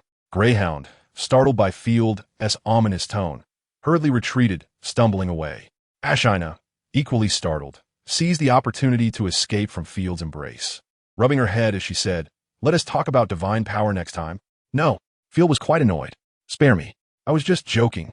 Divine energy transfer doesn't require kissing there." Ashina pouted, recalling how nearly suffocating the moment had been, though it had left her feeling inexplicably exhilarated. Field was stunned. "Then where do I kiss?" "Nowhere. My lord, you're so perverse." Ashina covered her face in embarrassment. "Very well, I shall let you off this time. The contract with the Chosen One is far more binding than a marriage certificate. There is no need to rush." Ashina gently tapped Field's forehead. A surge of pure energy accompanied by a terrifying pressure coursed through him, causing visions of a towering snow-capped mountain to flash before his eyes, making it difficult to breathe. Fortunately, the pressure was only fleeting. As Field's rationality returned to reality, he found himself drenched in sweat. "That is all for now." Seeing Field's fatigued expression, Ashina grew concerned. Her knowledge was inherited and practical application often varied. "Are you all right?" "There is only a trace of divine energy, but it is sufficient to power the rapid magic. Of course, this divine energy holds no utility in other areas. It is akin to borrowing 2 batteries from an AI to power a flashlight, but it does not confer the AI as computational abilities." Extracting the feathered beast empathy, Field let his blood drip into it, and the grimoire immediately began to flip its pages, unusual runes radiating a brilliant glow. Field swiftly mastered the magical techniques of feathered beast empathy, as if it were innate. Although he did not comprehend the specific meanings of the runes, he could still invoke their power. I shall try it now. Chapter 77. Divine Perspective, the state of the territory taking a white dove from the pigeon coop. Field cast the feathered beast empathy spell upon it. A silver energy shot forth from his fingertips, penetrating the dove's mind. In an instant, Field felt his vision expand, akin to watching a split-screen video, leaving him momentarily perplexed as to where to focus his gaze. Fascinating. Fortunately, Field conceived a clever idea. He reclined back onto his bed and closed his eyes. Instantly, one side of the screen turned dark, revealing only the dove's perspective. Ashina, release the dove. Understood. She opened the aged wooden window of the grand winery, and the dove soared into the sky.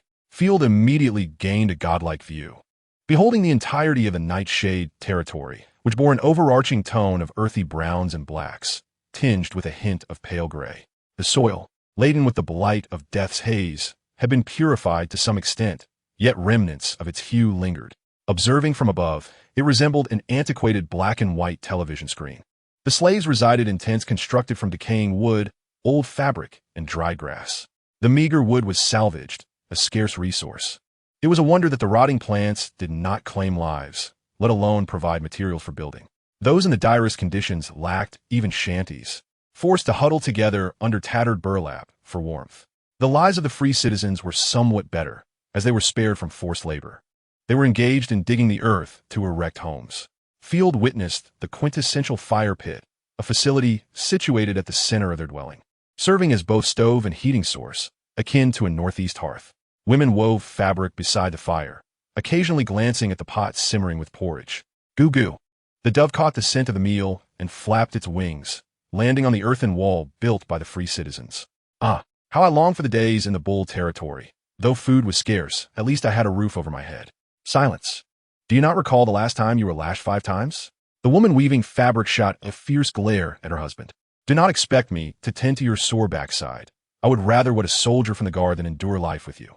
Oh, damn it, this short-sighted harpy. You would prefer a slave. The man seethed with indignation. Slaves could never rise from their station, and their future sons and grandsons would remain slaves as well. The woman spat disdainfully. Oomph. The Lord has declared that any slave who earns a gold coin shall be freed. Do you know how much the guard can earn? It is said that Hammer has saved up 1 gold coin. I have never seen so much in my life. If that money returns to the bull territory, it could make me the wealthiest in the village. The humiliated man nearly fainted in rage. But can you even leave? The Nightshade territory lacks merchants, taverns, and markets. Money is useless without a place to spend it. Such places will come in time, the woman retorted defiantly. Do not use that as an excuse to shirk your duties. I am already weaving, and I can directly trade at the winery for oats. Nobles do not keep their word.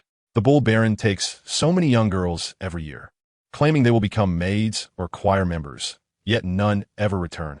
Our little Finny is also missing, without a trace. Silence descended upon the room. Field silently absorbed their conversation.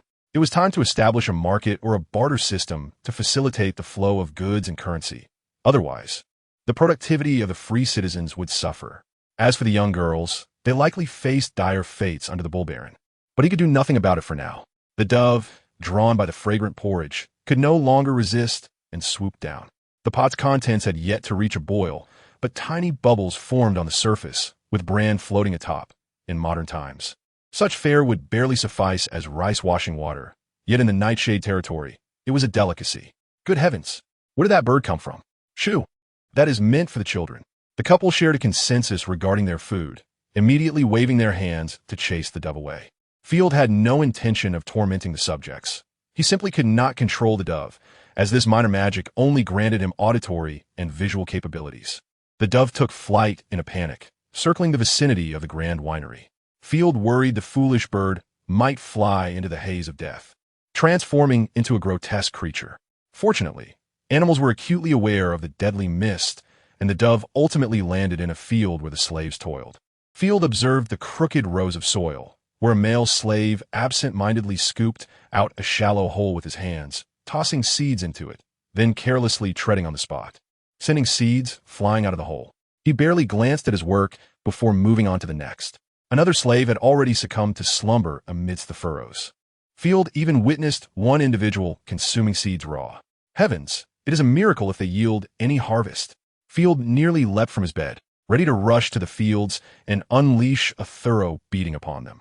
No wonder slavery was destined for eradication. The productivity was laughable. Just then, a sharp bark echoed. Get up and work. Tate, accompanied by 2 members of the local security force, new recruits Field had enlisted, approached with clubs and whips. They kicked and beat the negligent slaves soundly. You foolish gluttons, food will be had within 3 days. Those who do not work diligently will have to redo their tasks. This plot of land will yield no rewards. And as for the lazy one, go carry wood. Running back and forth will surely keep you awake. Do not squander the adult's bread. Tate swiftly laid down a series of judgments, while the 2 new recruits wore expressions of glee as they promptly set to work. Excellent. A reasonable punishment, neither brutal nor overly lenient. Field watched this unfold with satisfaction, nodding in approval. The execution of the decree was on point, and Tate's ability to act immediately after Field's command pleased him immensely. A person capable of executing orders properly was a treasure for the Nightshade territory. Sister, look at the dove over there. Shoo! Just as Field pondered further, he heard the voice of a girl. The dove, drawn by the sound, turned to see 2 dirty little children with wide eyes blinking at it. Such a rarity, twins. Field compared the 2, confirming their identical features, though their temperaments differed greatly. The one wielding a stone appeared strong and assertive, while the crouching girl bore a timid and melancholic expression. Wait, a stone? Field was taken aback. The white-feathered child clutched the stone, her mind racing with the bird-catching techniques her father had taught her in life. She crouched down, gripping the sharp rock tightly. Sister, do not, Black-Feathered cried out in alarm, trying to scare the dove away, but shrinking back under her sister's gaze, too frightened to act. licking her lips. The white feathered child recalled the savory aroma of meat, her stomach involuntarily contracting, saliva dripping from the corner of her mouth. Sister, do not fret. Soon, there will be bird meat to eat. Chapter 78. The bird has struck the dove, particularly oblivious, remained motionless, cooing innocently. Field could not control the dove, silently praying it would not meet its fate. Sister, no. As the sister prepared to throw the stone, Black-Feathered waved her hands in a panic. Stop. That belongs to the Lord. Fool. The bird is not ours. The white-feathered girl retorted, disregarding her sister's protests as she hurled the stone, striking the dove accurately as it flapped its wings in haste. Field felt the world spin, and when the dove's perspective cleared, he was met with a pair of crystalline blue eyes gazing back at him. Eyes as beautiful as pure sapphires, yet within them lay a primal hunger. According to the laws of the empire, all that existed upon the land belonged to the local lord, a fundamental tenet of the Griffin Empire. Land belonged to the nobility. However, this law had its loopholes, for it did not stipulate ownership over the seas or the skies. Thus, hunting birds is indeed not illegal, while unauthorized hunting, even of squirrels and rabbits, or collecting branches and timber, is strictly prohibited as long as it pertains to the land. However, the Lord may issue local decrees that alter imperial laws, such as designating specific areas for firewood collection and granting permits to hunters. Field's expression darkened as he contemplated instructing a servant to retrieve the pigeon. Sister, return the pigeon to the Lord's castle. The black-feathered one trembled. From the realm of nightfall, there were no ordinary birds, only flying monsters. Thus, the pigeon must surely belong to the Lord. What, oh, how could I have been so slow to realize? The white-feathered one gasped, her pupils shaking, yet she stammered. What if it is wild, or perhaps a divine gift? Besides, I have already been seen. Other slaves had witnessed them striking the pigeon, their greedy gazes converging from all directions, each wishing to partake. The white-feathered one understood that using the excuse of finding an injured pigeon would no longer suffice. They have struck the Lord's pigeon. Hurry and report it. Lord Tate proclaimed a reward for informants. Was it not wild? I have seen caravans carrying bird cages. It must be the Baron's pet. Pets and wild animals are two distinct matters. A nobleman would undoubtedly resort to severe punishment upon discovering that his pet had been harmed. The younger sister crouched on the ground, weeping, her tears washing away the dirt on her face, leaving streaks behind. I do not want my sister to die. Their father had been hanged for taking the Lord's branches. The white-feathered one fell despondently to the ground, unsure whether to discard the injured pigeon or to hold on to it, as if it were a scorching iron brand. If she were to perish, what fate would befall her sister at the hands of ruffians? She could not bear to contemplate it, and stubbornly declared, "We will heal the pigeon." Poor child, Field sighed, rubbing his temples. He attempted to sever the divine connection to the feathered beasts, and after several attempts, he succeeded. He sat up to find Ashina curled up beside him, sound asleep. Her delicate brows slightly furrowed, her long, rounded toes revealing a subtle pink hue, as if adorned with elegant nail polish, contrasting beautifully with her smooth, fair skin and perfect arches, evoking a sense of tender affection. Without hesitation, Field began to massage her delicate feet. How tragic, to have to assist a subordinate in such a manner, he mused. The slumbering girl let out a soft, drowsy sound. You lecherous lord, she teased, casting a playful glare at Field. Perhaps it would be best not to employ torture on the young girl, he thought. Although pigeons are not inexpensive, Field, possessing a modern soul, would not truly hang the girl for her transgression. A simple whipping could send her back to the womb. Yet absolving her entirely or imposing a paltry punishment would not be prudent, lest it portray the Lord as excessively lenient or even weak, prompting other slaves to imitate such leniency. In the predatory realm of the sacred Griffin Empire, Field needed to maintain absolute authority.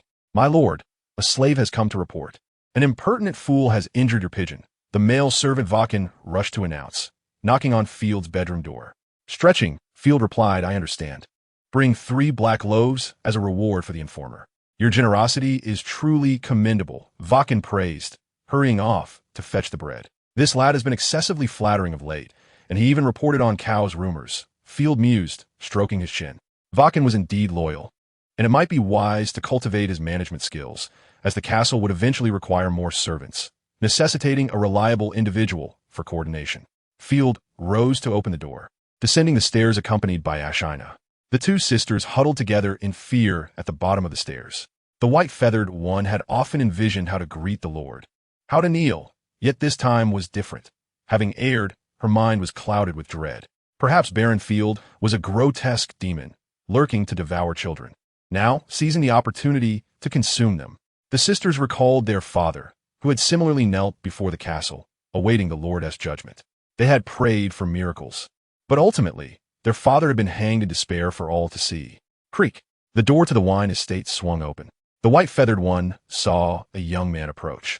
Clad in a fitted black robe adorned with a striking silver brooch, a finely forged sword hanging at his waist, striding with vigor, unlike the cowering servant. He was likely a knight of the Baron. The white-feathered one thought, recalling the bard's praises of knight's gallantry and handsomeness, now confirmed before her. The only disparity was her own circumstance.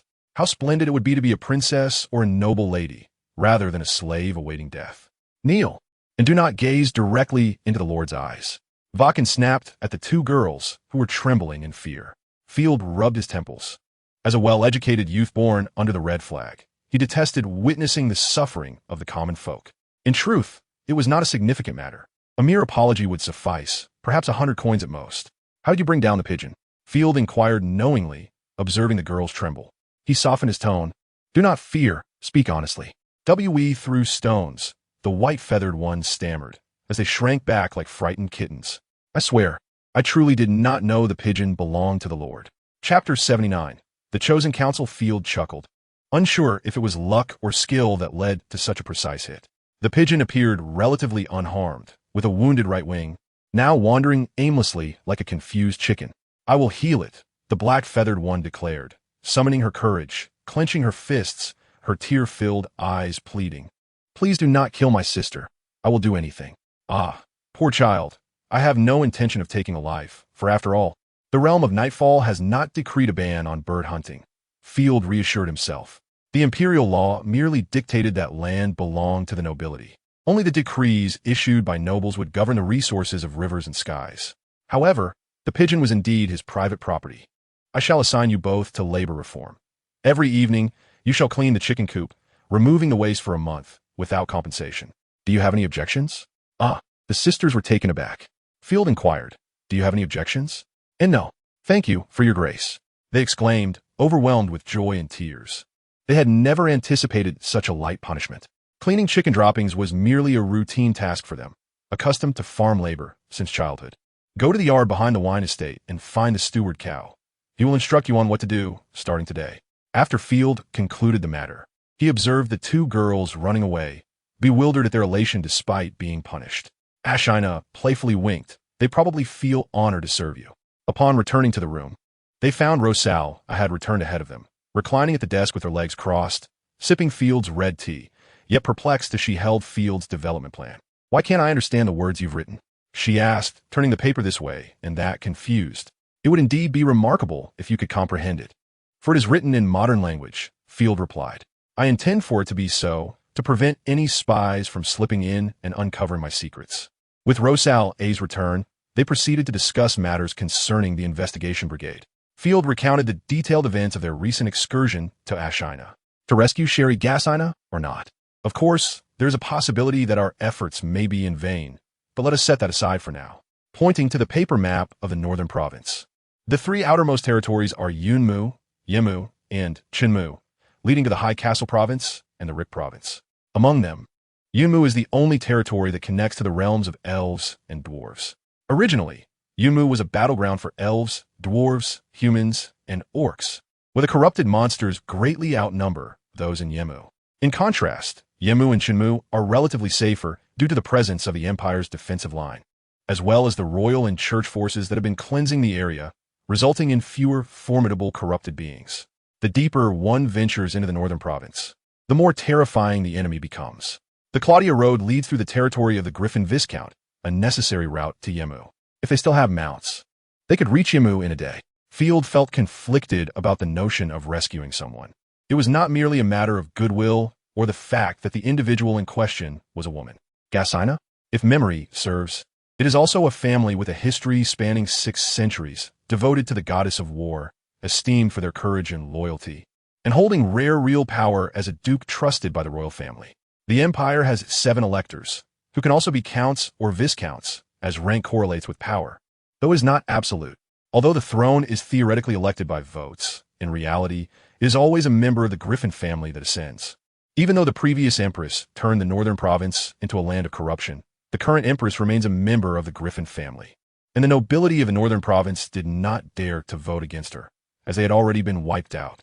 Moreover, the empire boasts 13 dukes and 67 marquises, of whom less than a third hold real power, while most dukes have territories that are merely nominal, with their lands managed by the empire's county officials.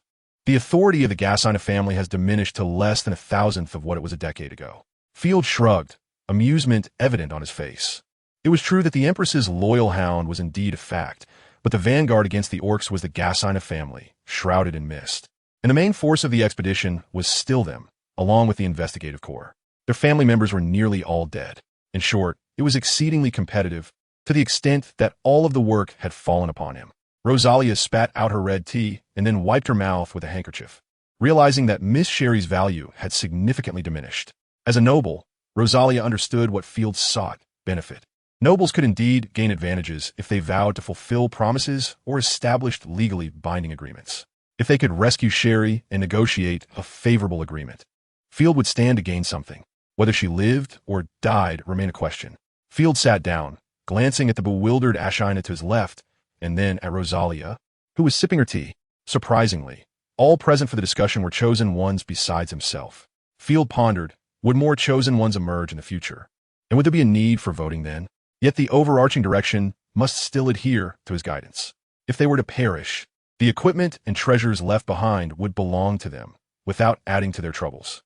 Once viewed from a perspective of interests, everyone's words turned cold, including Rosalia's. However, the chance of complete annihilation was slim. The investigation corps would surely have chosen ones providing escort, albeit in a poor condition at most. If they were in a dire state, they could either seize the chosen ones or eliminate them entirely.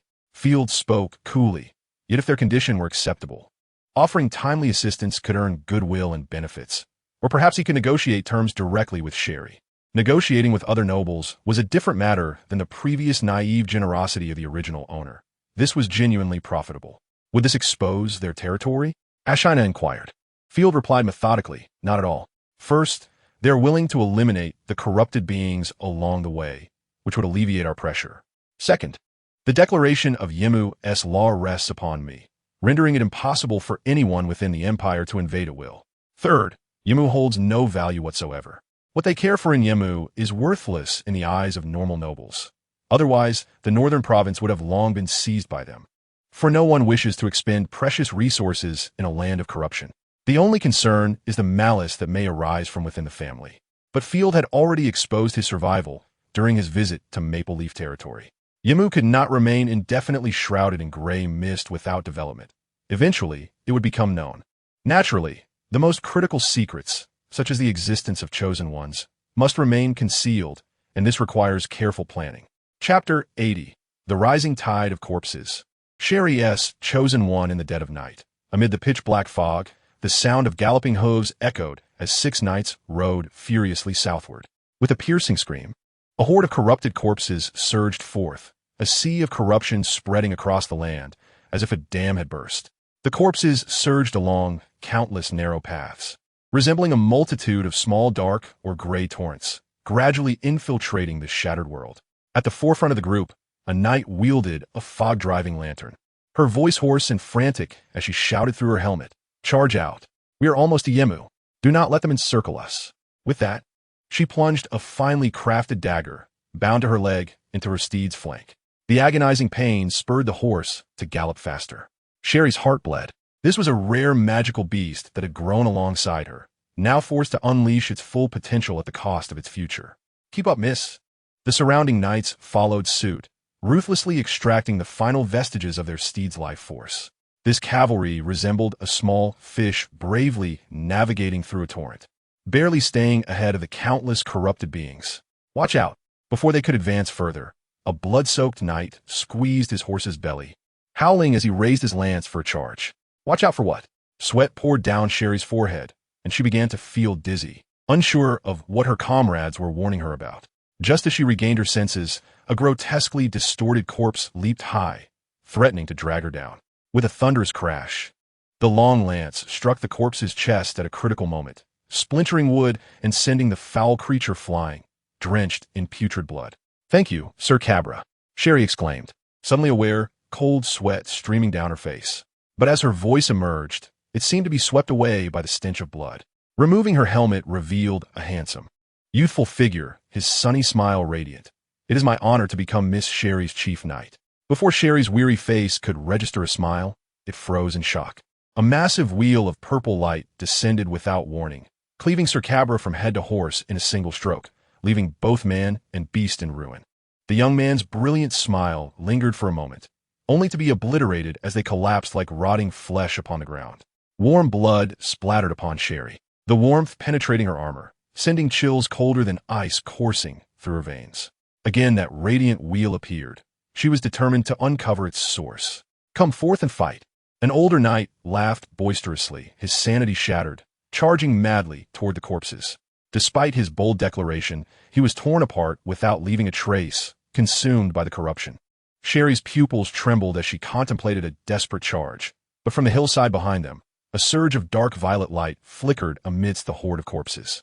"The corrupted are preparing to launch a ranged attack," Sherry shouted, still dazed. Indeed, the next moment, a deluge of black and violet spears rained down upon them. Fighting spirit. Vitality slash. Sherry's true chief knight acted decisively, his powerful strike sending the rain of spears ricocheting off as if they had struck a wall. "Well done." Sherry mustered her courage, loudly encouraging her comrades, striving to maintain their spirits and prevent further mental collapse. Every knight was a precious legacy of their family. They could not afford to sacrifice anymore. Before the words had fully left his lips, 300 corrupted cavalrymen surged forth from the flanks of the corpse, among whom were even some of Sherry's former knight companions. Infuriating. I must hold them off a little longer. The last female knight in the squad could no longer bear it. "Vartley, do not go. Your divine power is nearly depleted. I have rested long enough. The goddess of war will protect me." With that, the knight known as Vartley roared, divine technique, breaking army armor. Waves of light rapidly converged upon her, transforming Vartley into a veritable steel tank, ruthlessly trampling through the horde of corpses. Instantly, the tide of the undead faltered. Another cavalryman charged forward. "I too wish to embrace battle and assist Lord Vartley." All of this was observed by Field and the others. They adhered to the principle of casting their nets, whether fish were present or not, and had lingered on this road for 2 days. Field, Ashina, and 15 beastmen cavalrymen concealed themselves on a small hill, while Rosal operated alone, hidden elsewhere. "Ashina, do you think that Chosen One can survive? Or will Sherry make it?" Through Ashina's explanation, Field was able to discern all that transpired with the aid of the map. Ashina confidently replied, "They will both survive. There is still a third-tier Oronite in the squad. While Rosal, and I could slay Sherry, the opposing Chosen One might go berserk, which could prove troublesome. Sherry's Chosen One hasn't even released her artifact. She likely retains some hidden cards. If the artifact remains unreleased, it hardly constitutes a crisis. Moreover, the corpses also possess a Chosen One. That radiant wheel from earlier was hers, but she seems reluctant to leave the Viscount's territory. To be precise, there are 2. Field gazed at the 2 red dots marked on the map, consumed with desire, wishing he could seize them immediately for thorough training. However, with so many corrupted creatures aiding them, abducting 2 Chosen Ones amidst the throng was nothing but a dream. Then he resolved to save as many as possible, exchanging lives for benefits. Signaling Rosal, Field mounted his horse, proceeding cautiously. Boom! Boom! Boom! Vartley plunged into the horde of corpses, her fists encased in heavy armor, unleashing devastating blows. No matter the monstrous foe that approached, they were obliterated with a single strike. In that instant, she stood as a bulwark unassailable. The warhorse neighed while the corrupted cavalry raised their long spears, commencing their assault on Vartley. "Ha! Come, allow me to demonstrate the weight of the breaking army armor." The armor, capable of reducing physical damage by 80, rendered the corpse's attacks mere tickles, especially since she herself was clad in 3 layers of masterfully crafted heavy armor. After smashing a third-tier corpse with one hand, Vartley faced the charging cavalry head-on. "Vartley!" Sherry cried out, watching her contracted Chosen One become engulfed by the corrupted cavalry, her heart racing with anxiety. "Do not worry about her," the chief knight shouted, just as the 2 were momentarily distracted. Sherry's warhorse was suddenly seized and killed by a corpse emerging from the ground. "No, Damn it! Sherry fell from her horse, her eyes turning red in an instant. Her beloved warhorse, which had traveled with her through thick and thin, had become akin to family, now lying lifeless before her. She staggered to her feet, wildly swinging her long sword to shred the corpses. The chief knight, startled, quickly dismounted. "Milady, quickly take my horse." Clop, clop, clop. Chapter 81. The just allies, enemies? No, not at all. Just as despair began to take root within Sherry's heart, she saw the gray mist dissipating, and her spirits soared with uncontainable joy. As the mist cleared, a squad of cavalry clad in black robes burst forth. Before engaging, the knights drew their bows, and the sound of mechanisms firing echoed as they felled a number of the approaching corpses. Field lowered his empty crossbow and, raising his long spear, deftly dispatched 2 corpses with swift thrusts. The beastmen cavalry surged forward, quickly eliminating the surrounding undead. "Please help us." Upon seeing that the newcomers were dressed as nobles, Sherry could no longer conceal her elation, waving her hands toward Field in desperation. "I am Sherry Gassina of the Imperial Investigation Corps. Our mounts are exhausted." Before Field could respond, Sherry tossed something toward him. "Take this. We need horses. I will offer more in return." Field opened his palm, nearly blinded by dazzling light. It was not a flashbang, but rather an artifact, its body woven from golden threads into a conical frame reminiscent of the Millennium Puzzle from Yu-Gi-Oh! Except that the hollow center contained a beautiful ruby. Goodness, how generous, Field thought, nearly gasping in awe. Without even stating his conditions, she had directly thrown an artifact his way. He could hardly believe the wealth of this woman. True nobility was indeed formidable. Field decisively accepted, pricking his finger to let his blood drop onto it. Accompanied by a soothing power, his blood was absorbed by the ruby, and he immediately felt clarity of mind, as if boundless wisdom had flooded into his brain. Then came a sense of overwhelming grandeur that filled him with trepidation. The artifact, now bound to him, felt as though he had gained an additional pair of hands. In the Divine Gift section of the Lord's panel, a new item appeared. Divine Gift. Eye of the Mist, Tier 1 Artifact, Source. Goddess of Wisdom Effect. The wearer can see through illusions caused by Tier 1 Divine Power. Active. Activate the artifact to gain a clearer, more distant view. Special Effect. Exclusively for the use of chosen ones of wisdom. A telescope? Field's lips twitched. Once he teaches the crafting of glass to artisans, he could easily produce telescopes in bulk. Yet, he soon dismissed his dissatisfaction. This artifact would indeed prove invaluable for the time being, and even if it became useless later on, he could sell it for a considerable fortune. Looking up to see Sherry's hopeful gaze, Field revealed a radiant smile and casually remarked, "Esteemed Lady Sherry, I am Baron Field of Nightshade Territory. You may refer to me as your just ally." Just ally? Sherry was nearly incensed, nearly spitting blood. Had she not been driven into a corner, she would never have exchanged such a precious artifact for mere horses. Yet, after enduring relentless attack from the horde and now losing her horse, she found herself devoid of courage to continue. The endless tide of corpses continued to claim her companions one by one. While Ashina had assured her that the 3 would survive, Sherry could not share that belief. Her reason was teetering on the brink of collapse. "Greetings, Baron Field. Please assist us." The chief knight beside her also knelt on one knee.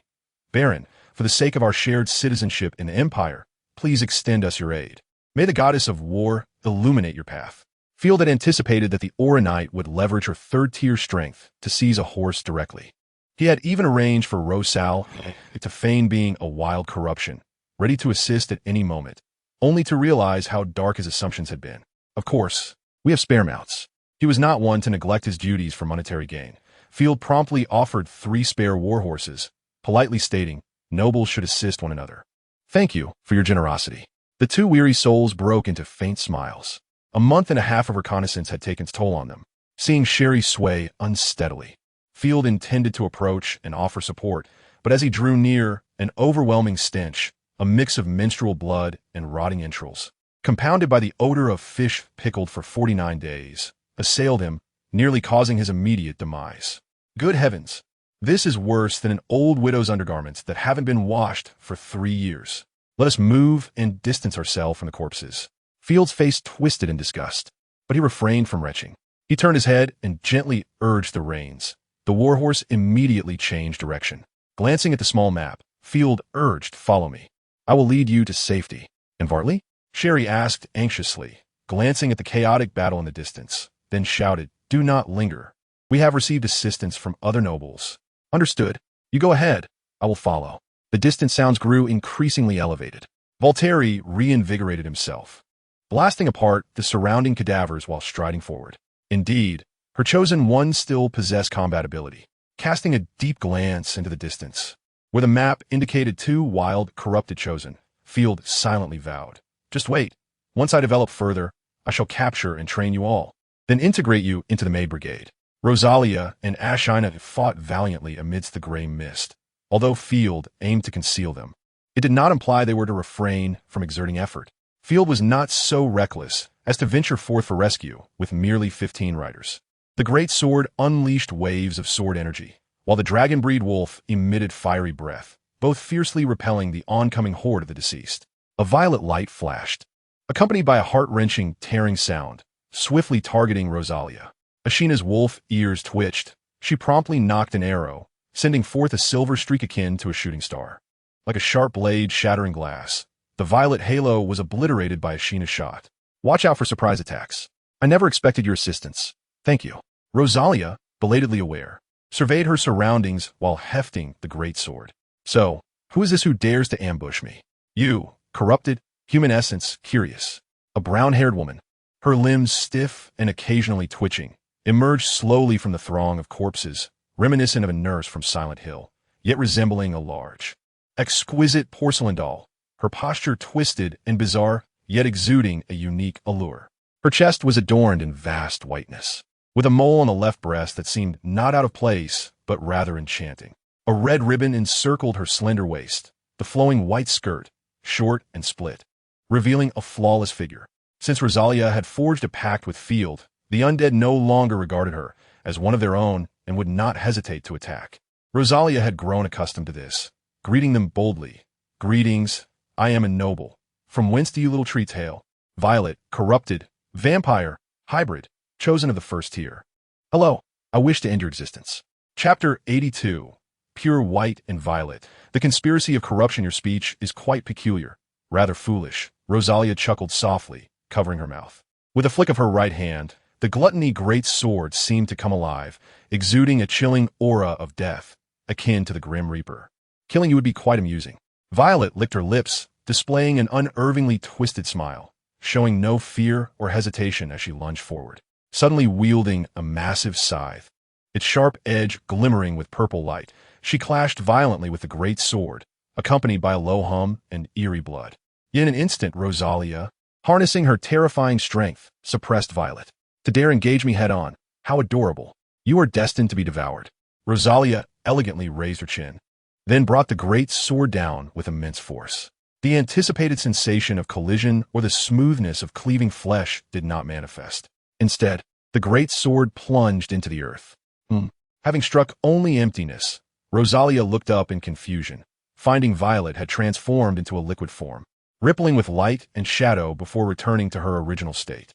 Before Rosalia could comprehend, Violet's scythe morphed into twin daggers, brutally stabbing into Rosalia's back, which then transformed into a pool of blood, seeping into Rosalia's body. Divine skill, blood explosion. Rosalia's pupils dilated, feeling a torrent of violent blood surging within her as if a dam had broken. Threads of blood, condensed by divine power, erupted in a violent explosion, accompanied by a muffled boom, causing her veins to rupture. Countless streams of purplish-red light burst forth from Rosalia's body, only to be absorbed by Violet. Is the artifact merely a pool of purplish-red blood? Ashina gasped in shock, patting her chest. "Fortunately, I did not act rashly. Noble lady, have you learned your lesson? One should not always act recklessly." "How painful! How can such icy words emerge from your breath-warmed lips?" Rosalia propped herself up with the great sword, standing despite her numerous wounds. "You are putting on quite a performance for me. Thankfully, I have been dead for 10 years, so I do not care about these minor injuries." The vitality stored within the gluttony great sword rapidly transformed into threads of blood, healing its master. Were this used on a normal chosen, it might have succeeded, but I am indifferent.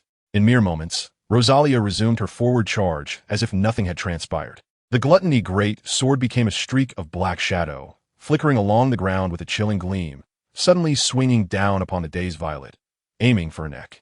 The air crackled with a violent explosive sound, indicating that Rosalia showed no mercy. Ineffectual once again, Violet remained unfazed. The purplish blood swiftly entered her body, and her form rippled once more, the great sword passing straight through without inflicting a scratch. Curse it! This tactic again. Rosalia swung her sword in vain, nearly tripping over herself, witnessing Violet prepare to strike again. Not a chance. At a critical moment, Ashina commanded the giant wolf to unleash a breath of fire, forcing Violet to retreat. Leave the rest to me. Neither of you can slay the other. Violet will not evade. Demi-humans must be eliminated. Despite sensing the threat from Ashina's dragon flame, Violet's expression remained inscrutable, her gaze fixed blankly upon Ashina. A gust of foul wind swept in, the brown hair slightly brushing against the vampire's pointed ears, making the earrings sway gently. Such a dull demeanor. She is entirely unlike Rosalia. Ashina glimpsed despair and sorrow in Violet's purplish-red eyes. For some reason, she felt that before her corruption, Violet must have been someone who smiled often. Ashina, do not overanalyze a deranged vampire. Our task is to eradicate corrupted beings or defeat her, bringing her to field, and then let her bear offspring, thus allowing you to have more sons or daughters. As Rosalia rambled on, she began to utter more outrageous statements. Ashina's lips twitched. Corrupted beings seemed to have lost their wits. Yet, Ashina had forgotten that the notion of bringing her back to bear offspring was originally her own idea. All right then, we shall take her back. The master will be quite pleased. Invigorated, Ashina thrust her spear, conjuring 17 beautiful flower-like strikes, while the dragon-breed wolf's mouth also spewed forth dragon flames. Just as they were about to engage, the ground trembled violently, and a massive corrupted worm burst forth, sending sand and stones flying. Ashina instinctively dodged, watching helplessly as the worm swallowed Violet whole, disappearing into the earth. What? She was eaten. What did she taste like? I want to taste it too, Rosalia exclaimed, astonished. Sniffing the remnants of the air, Ashina shook her head. She is not dead. She has merely left the Nightshade domain. We shall continue to repel the other undead and lure them away.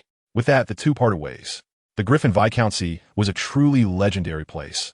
In fact, the Viscountcy was an anomaly in itself. This title did not derive from an earl's fief, as a viscount's rank is lower than that of an earl. Yet there exists no hierarchical relationship, akin to an emperor's special decree, sometimes allowing one to become a formidable lord.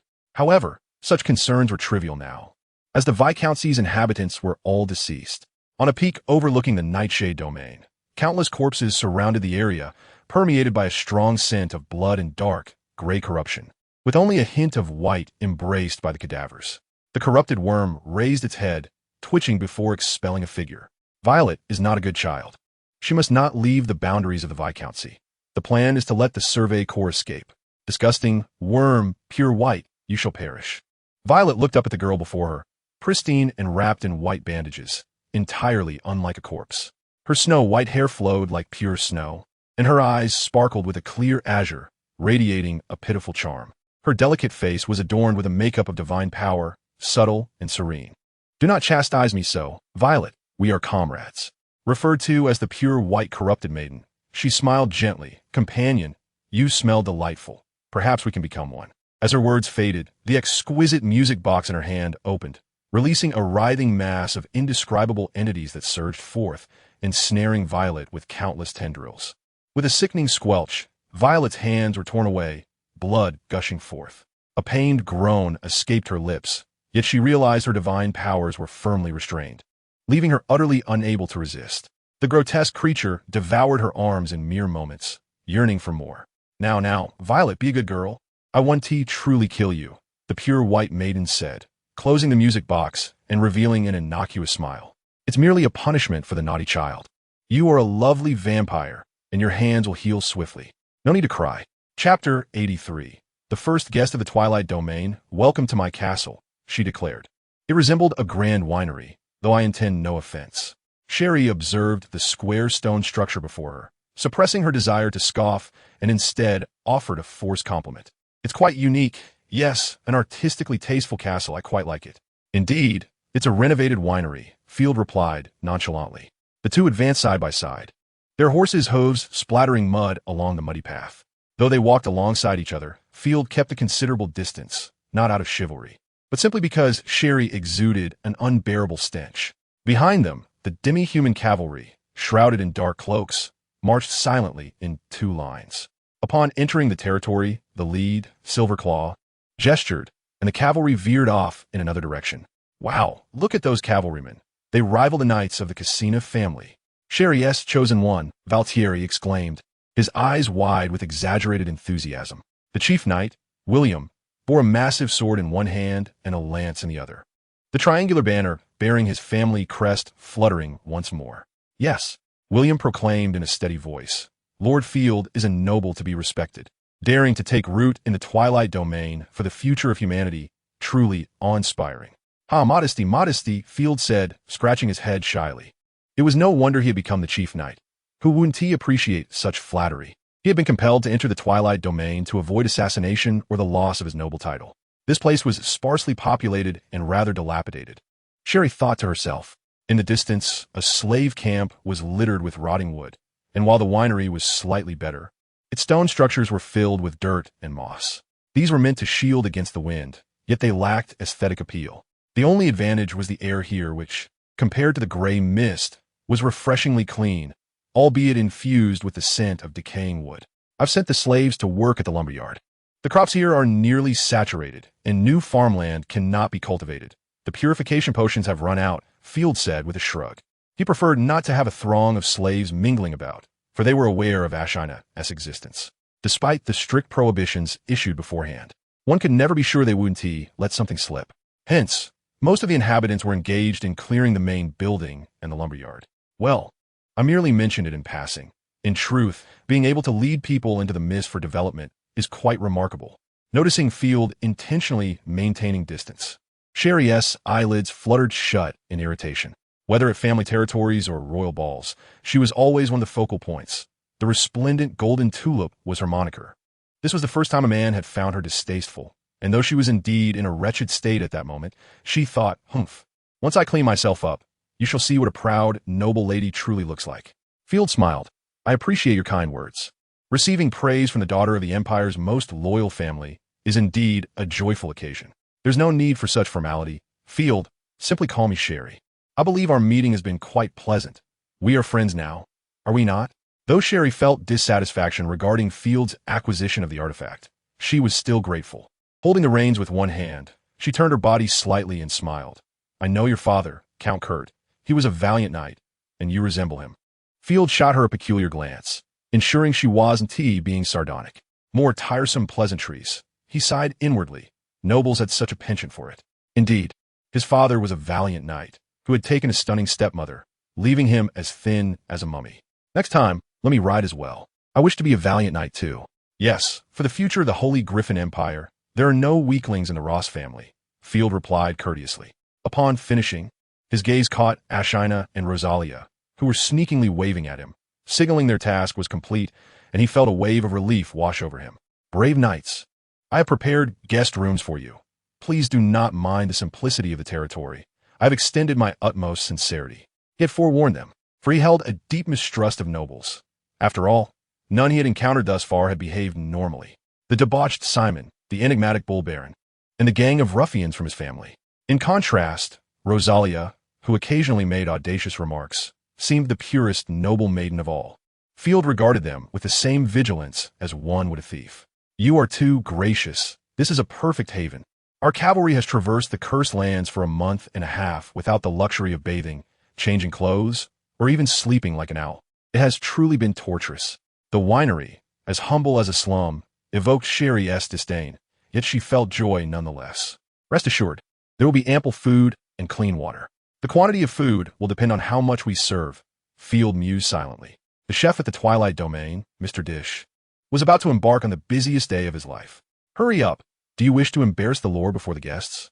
Cal regged insistently, casting an unfriendly glance at the pot, which was currently chopping meat. Sparrow, scissors. Are you merely watching me toil? Bring me some flour at once. Mr. Dish grunted, wiping his sweat while rotating the large meat roast on the grill. My goodness, what kind of guests require this much meat? I'm not slacking off. However, you should fetch the flour yourself. My shoulders are nearly dislocated from boiling water, Sparrow replied while washing vegetables. Why are you all here? Who will serve the Lord and the guests today? Scissors appeared bewildered, struggling to envision a noble gathering without servants. I will take care of Lord Field. As for the guests, they will manage themselves. Ashina suddenly emerged, clad in a maid's uniform, lifting a platter from the table. You need a bag of flour, correct? I'll bring it right away. As soon as Ashina exited, the others exchanged glances. The guests will take care of themselves? That seems utterly absurd. The Lord worries we might reveal the chosen one's identity. Cal, being the knowledgeable one, understood the implications. Protecting the Lord's secrets was an obligation of a servant. We are very loyal, the maid Scissors pouted. Of course, but we must exercise caution. It's inevitable that some chosen ones possess the ability to read memories. It's better to be safe. Cal suddenly recalled something, shivering, and after glancing around, whispered, You want to understand how peculiar some chosen ones can be. Some could even turn people into puppets. Chapter 84. The movements of corruption. Cal, in a display of excitement, could hardly contain his trembling voice as he exclaimed, Do you know who the greatest nemesis of the illustrious Ross family is? It's the elves. After the family's most powerful chosen, the Blood Rose, fell in battle. The subsequent chosen ones also perished in the Elven Wars. Now, the family's chosen ones are dwindling, with the strongest currently in the hands of the second miss. I have heard whispers of a divinely chosen individual capable of crafting puppets, who has long secluded himself within the ancient fortress of the Ross family. Surely, you are aware of this, are you not, Mr. Cal? The maid, Scissors, rolled her eyes and immediately expressed her skepticism, for she was among the few unafraid of the steward. After all, serving closely to the Baron bestowed an invisible authority. Indeed, this revelation reached my ears while eavesdropping on the eldest son of the Count and his sister-in-law during a rather tempestuous day atop the castle balcony. Cal, brimming with mischief, wore a gaunt face alight with excitement. The room fell silent. Noticing the servant's sudden quietude, Cal gradually realized he was treading on perilous ground. He looked at the others, particularly at the seemingly innocuous expression of the pot, and felt a cold sweat break out. You want to speak of this, will you? Now I understand why our Lord forbids us from receiving guests. The sparrow looked dumbfounded. Scissors nodded, speculating that even the color of our Lord's undergarments might be divulged by a traitor. Meanwhile, feeling relieved, Sherry had finally managed to clean away the bothersome slime and bloodstains. After washing up, she donned a loose shirt and coat, her damp hair cascading neatly over her shoulders. With a radiant smile that exuded confidence, she cast a glance at Field, only to find him rather unresponsive. How infuriating! If only she had a suitable long dress instead of the unattractive garments provided by Field, she could surely enchant him. You look much improved, a dazzling beauty indeed, Field remarked blandly. Sherry huffed, then smiled. I appreciate your honesty. The chief knight William and Waltery entered, their clothes cleansed of grime and blood, appearing as though they had stepped out of a television drama. William, a man with a square jaw and a serious demeanor, exuded unwavering determination, possibly suited to embody the essence of Demacia. Waltery, resembling a female bodybuilding champion, was brimming with muscular vigor, yet possessed a strikingly beautiful face. The chosen ones were undoubtedly blessed with good looks. A loud growl erupted from the three of their stomachs, causing them to blush. My sincerest apologies, Baron. We are simply famished, having not eaten a morsel in 6 days. Waltery laughed heartily, scratching his head in embarrassment, alleviating Sherry's discomfort. Please have a seat. The food has long been prepared, and I was concerned you might find it unworthy. Field gestured amiably, smiling gently. I believe we understand one another. This is a land of corruption, and the luxurious standards of nobility are challenging to uphold. Thus, I can only offer this assistance. Food is all that matters. Waltery could no longer contain himself, sitting down and devouring a piece of meat voraciously. Sherry, too, found it difficult to maintain her elegance, resorting to a knife and fork, which was the extent of her restraint. Field had prepared a speech to explain why no maid was serving, but Sherry and the others were indifferent, saving him the effort. It seemed that nobility could be amiable, Field thought, realizing he had been overly cautious, treating them like thieves. How satisfying! The three of them rubbed their full bellies. Having consumed enough food for 15, Field worried for a moment that they might burst. Seeing the guests pause their meal, Field set down his teacup, dried his hands with a damp napkin from the wash basin, and then rang the bell on the table. Ashina swiftly emerged, quietly clearing the dining table. I did not expect you to keep a demi-human maid, Sherry remarked, wiping her mouth with a napkin, her expression one of surprise, followed by a teasing look that conveyed, You're quite peculiar, yet I understand your feigned disdain. Field found amusement in Sherry's playful grimace, recognizing that she meant no offense. He countered, "Isn't she rather charming?" "Indeed. Everyone has their preferences, and I respect that." Sherry tilted her head, but then her expression turned serious. "Respected Baron Field, I bring troubling news. Although it may displease you to hear it, I feel compelled to issue a warning." "Oh." Field straightened his back, leaning slightly forward. "Please do speak openly. It is corruption. A vast accumulation of it. It is everywhere, spreading from the Lionheart City to the territories of the Viscount, constantly gathering." Sherry's previous smile faded, replaced by a tone of profound sadness and even fear. "It is a terrifying calamity, unprecedented in our history." Waltery nodded, affirming, "My lord, I am Waltery, a second-tier chosen one, and I can swear by my faith. Of the 200 knights in the investigation squad, only the 3 of us remain." Upon uttering this, a heavy silence enveloped them, tears streaming from the corners of Sherry's eyes. Field sighed, joining in the moment of mourning. After a minute passed, Sherry wiped her tears, saying, "Corrupted beings are devoid of aim and logic. Their sole purpose is to kill and corrupt others. In the past, when our investigation squads ventured into the northern province, though we faced waves of corpses, it never felt like this." Field furrowed his brow. "What do you mean? Please elaborate." "Corrupted beings have begun to coordinate with one another, arranging formations and employing strategy, establishing hierarchies. I sense that corruption has birthed an entity capable of controlling all corrupted beings, a king, if you will." Sherry's face darkened, and the view of the unending gray mist outside sent a chill down one's spine. "This is dire," Field exclaimed, slapping his forehead. "After a decade of corruption, the very moment I arrive, it seems corruption has gained sentience. Therefore, Field, you must hasten to leave the northern province and return to the Imperial defense line. The Nightshade territory offers no safety. Should it come under attack, its fall would be instantaneous. Do you know when they might launch their assault?" Field suppressed his inner turmoil, taking several deep breaths. "At the earliest, within a year. At the latest, 3 years. They will undoubtedly attack the defense line," Sherry stated resolutely. "I have accompanied my father in battles since I was 8, and I am well acquainted with the nature of various monsters. Time is of the essence. A year." Field fell into contemplative silence before bluntly stating, "Abandoning my fief without cause would violate imperial law, and aside from the Nightshade territory, I have nowhere else to go." Chapter 85. A declined invitation nobility does not merely idle away their days. They bear obligations such as paying taxes to the royal family, engaging in warfare, and safeguarding their territories.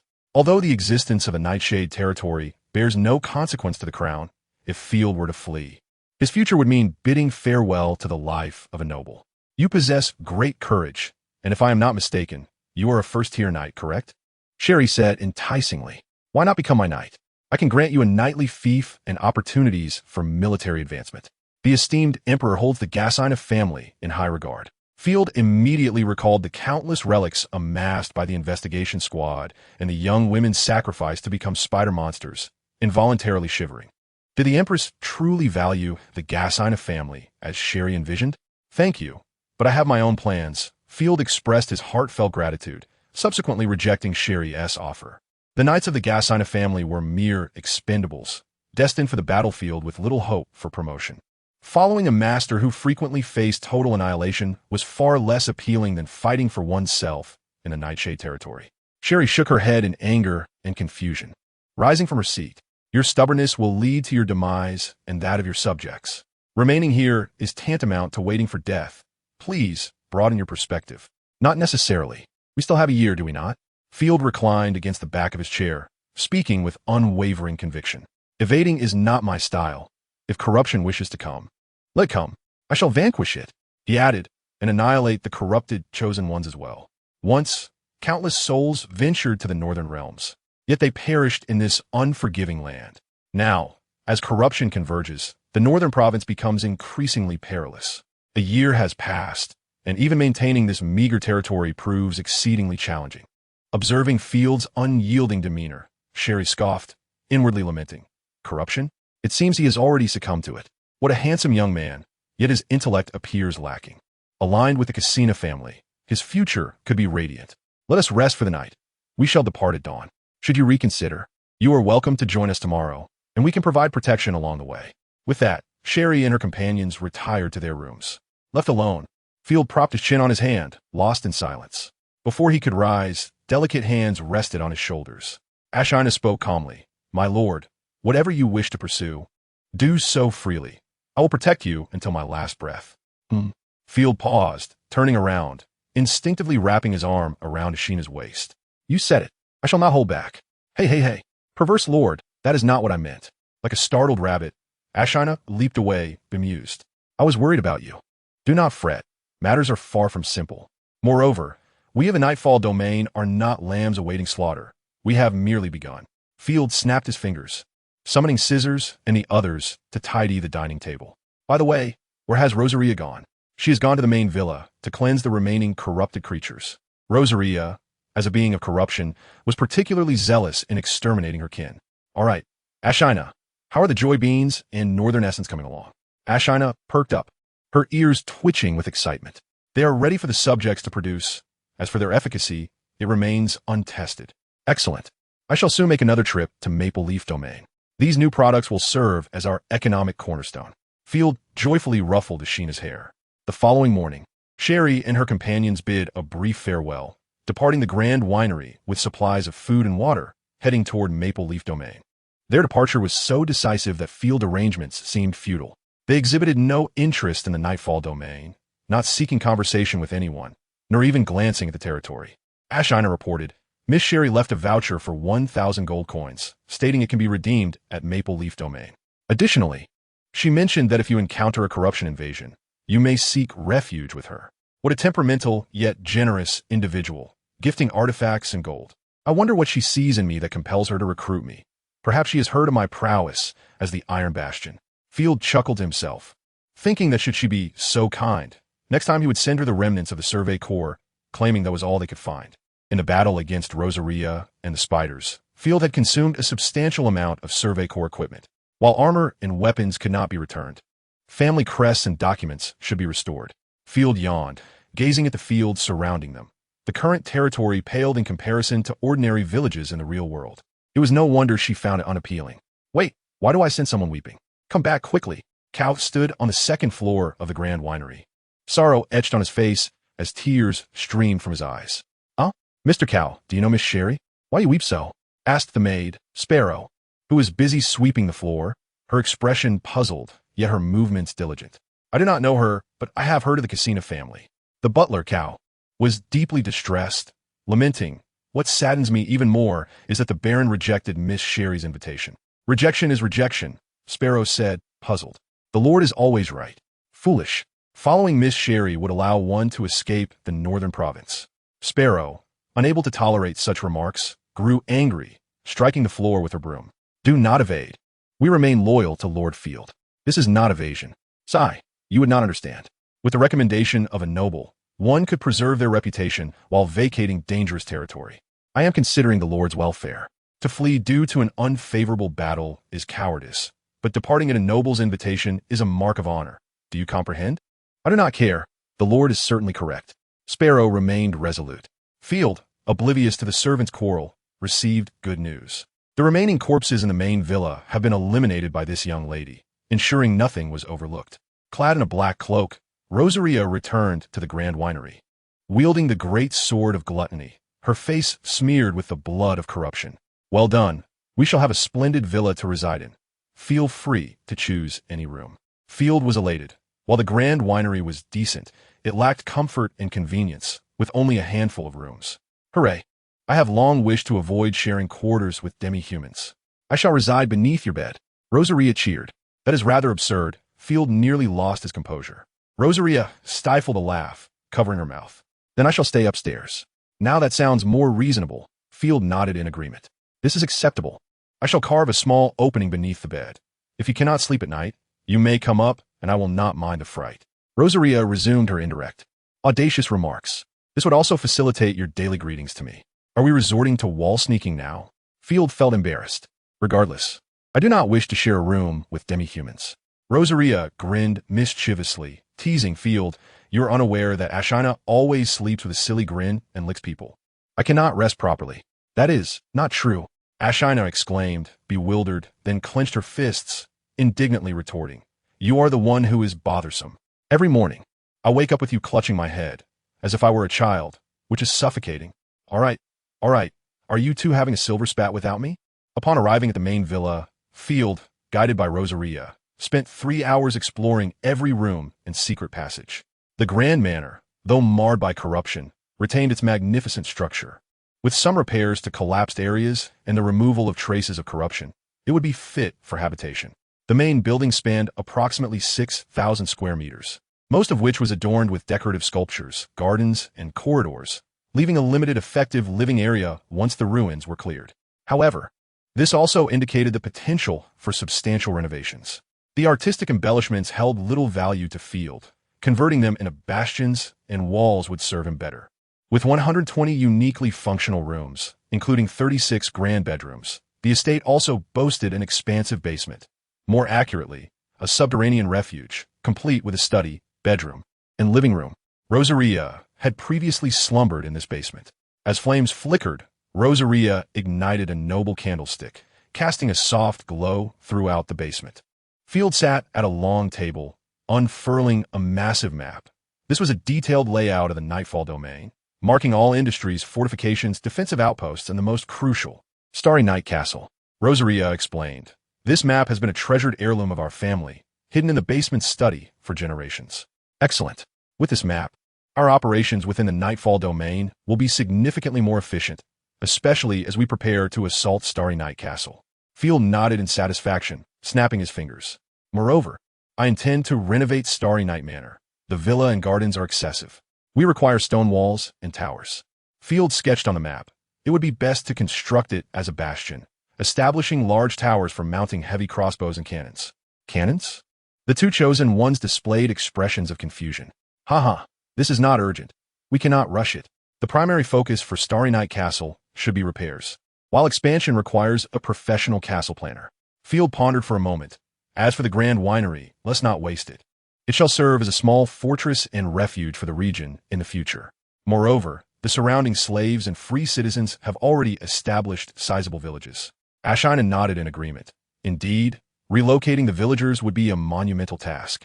Henceforth, the area of the Grand Winery shall be renamed Windrise Town, and the main estate shall be called Starry Night Castle. After christening the names, Field pointed to the quarry's location on the map. Next, we shall commence infrastructure development. Rosal, you will eliminate the decaying corpses at the quarry. Ashina was responsible for security, safeguarding every inch of habitable land. Yes, my lord, she affirmed. You still rely on me, don't you? The two accepted their commands. Furthermore, to attain wealth, one must first construct roads.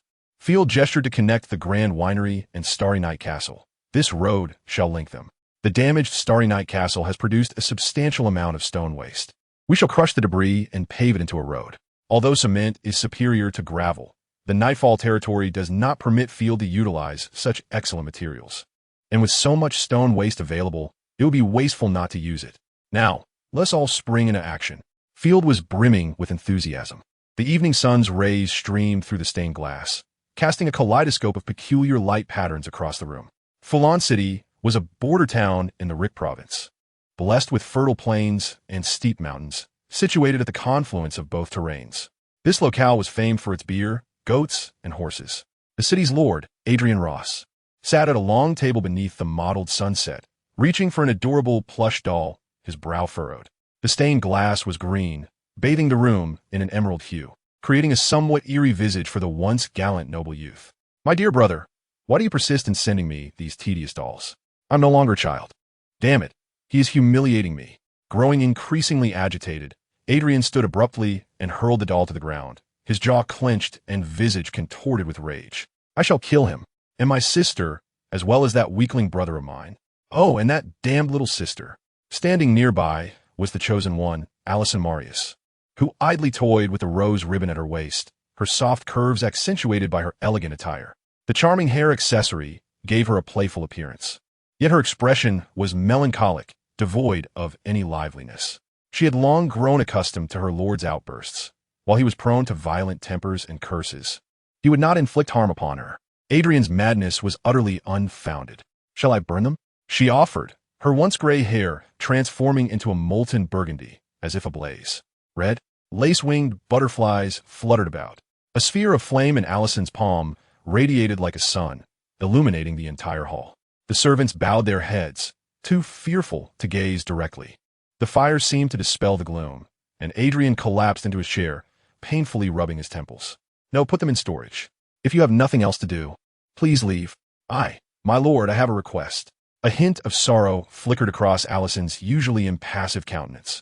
I hope you will accept refugees from the Purple Gold Empire, providing them with food and water. They're my fellow countrymen, and I cannot stand idly by as they suffer. Chapter 87. The situation with her silver hair and a Marius surname. Allison was indeed a remnant of the Purple Gold Empire. However, she had relocated with her family to the Holy Griffin Empire before the empire's fall. A week prior, news had reached them of the capital's downfall, a devastating blow. The City of Desire, the royal city of the Purple Gold Empire, had completely fallen into the hands of heretics, with the emperor and chosen ones slaughtered or humiliated. This was followed by a massacre of the populace. Fortunately, the heretical emperor displayed some measure of mercy, sparing half of the city's residents, allowing the refugees to flood into the Griffin Empire. Adrian remained silent for a moment.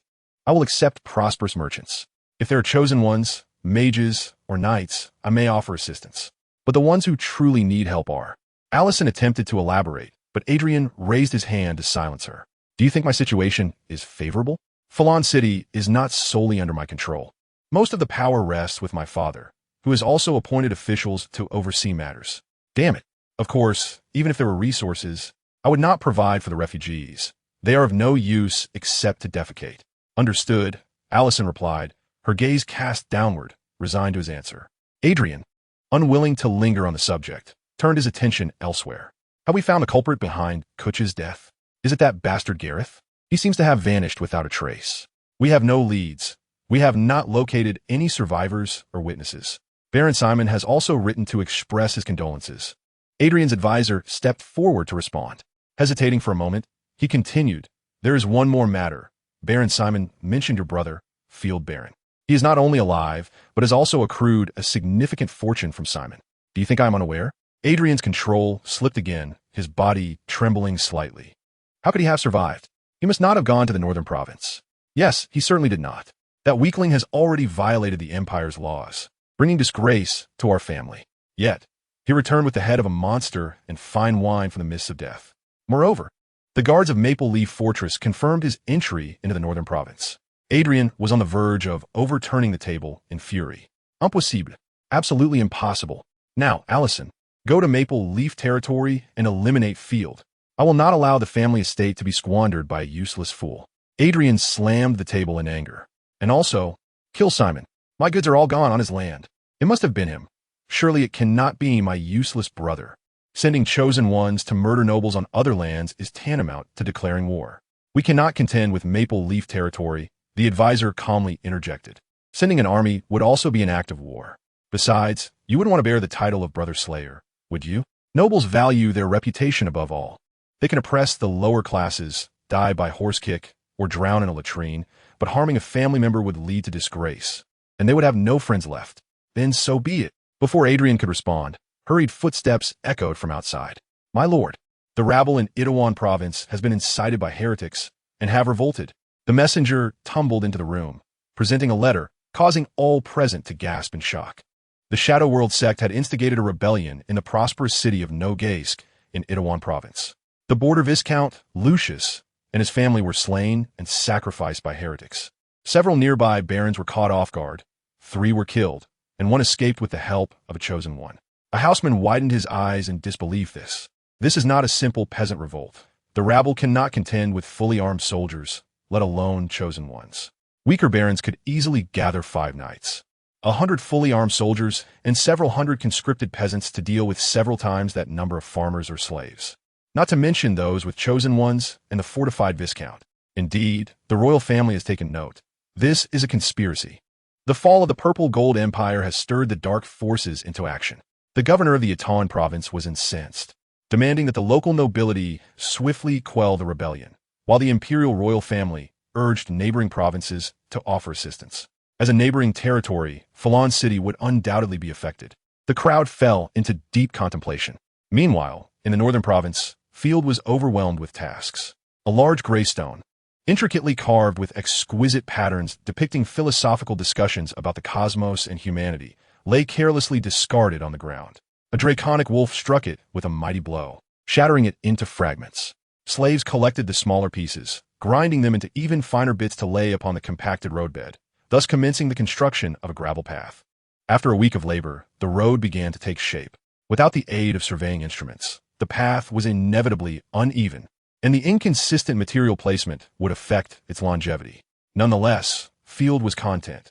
This road was merely temporary and would eventually be replaced with superior materials, such as concrete or magical substances. Raw materials from quarries and lumberyards flowed steadily into the territory, while inferior scraps were purchased by slaves for the construction of shanties. Indeed, they were bought. Field had erected a makeshift market in front of the Grand Winery, selling various discarded items, such as wooden offcuts, where one could procure a large bundle for a single copper coin, suitable for kindling or building shelters. The market's profits were nearly negligible, and Field did not anticipate significant sales. It merely served to demonstrate his intentions for domestic affairs, reassuring the populace that their currency would eventually find purpose. This initiative invigorated the free citizens, who became eager to work for Field, transporting stones from the quarry or participating in other tasks. Once the first harvest of grain was reaped, the food supply could be discontinued. Observing the dwindling food reserves filled Field's heart with sorrow, for he would soon require the free citizens to fend for themselves or purchase sustenance. The entirety of the territory's food supply was sustained by Field, including that of the free citizens, as he could not afford to let them starve. Sir, the first batch of joy beans is ready," Ashina exclaimed joyfully, bounding over with glee, having made an abundance of them, sweet in flavor. "Do not mistake those for candy," Field retorted, exasperated. Ashina's gluttony was excessive. "How did the experiment proceed?" Ashina blushed. "That was Cow's responsibility. I do not know." Chapter 88. The unfortunate pigeon when Field found Cow. He was concealed behind a mud wall, spying on the scene inside a house with 2 free citizens. "Yes, just like that. I swear by the goddess. You are truly strong. Muda, muda, muda. Ora, ora, ora." The 2 individuals inside battled fervently, the details of which could fill volumes. As far as anyone could tell, the mighty path had been obliterated. "O goddess, do not let me descend in a chaotic hell," Cow prayed, eyes wide as he gestured fervently at his chest. The 2 free citizens were utterly flabbergasted, unsure where to place their hands. My heavens, could Tom truly accomplish such a feat? They exchanged bewildered glances, for Tom was notorious for his cowardice. How could he have tormented a widow thus? "Look at her. It is unbearable to behold." "Indeed he can." He consumed the magical potion devised by Lord Field, known as Joy Beans. Cow, unable to watch any longer, silently noted the time. The potion's effect lasted an hour, yielding satisfactory and stable results, with side effects of weakness. 5 data points had already been recorded. Remarkable. The free citizens' faces were filled with longing. No one would decline the chance to become an invincible man. The Baron is a genius, a man who wields divine miracles. Certainly, the Baron's research in that area is unparalleled. I heard from the maid that his bed always carries the scent of women, and not just that of Miss Ashina. I suspect he must have a lover. The free citizens, initially eager to gossip, were abruptly silenced as they caught sight of Cow's expression. Gasping in alarm and signaling with their eyes, "Sir is not married. How could there be another woman? You must be mistaken. Good heavens! If he plays around so much without marriage, what will happen once he is married? I tell you, he spent an entire day observing goat reproduction. The Baron is truly a king among nobles, with such variety." Cow grew increasingly animated, entirely oblivious to the beads of sweat forming on the foreheads of the 2 free citizens. "I know.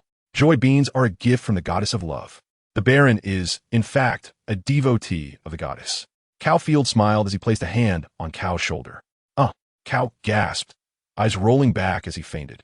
Later that afternoon, after being publicly reprimanded, Cow dutifully submitted documents to Field. 1 sungrass can yield approximately 1,600 joy beans. As for the northern holy oil, production is determined by the number of glass bottles, thus it is not included in the statistics. This is the experimental data. As instructed, we observed 5 men continuously. To date, no side effects have occurred.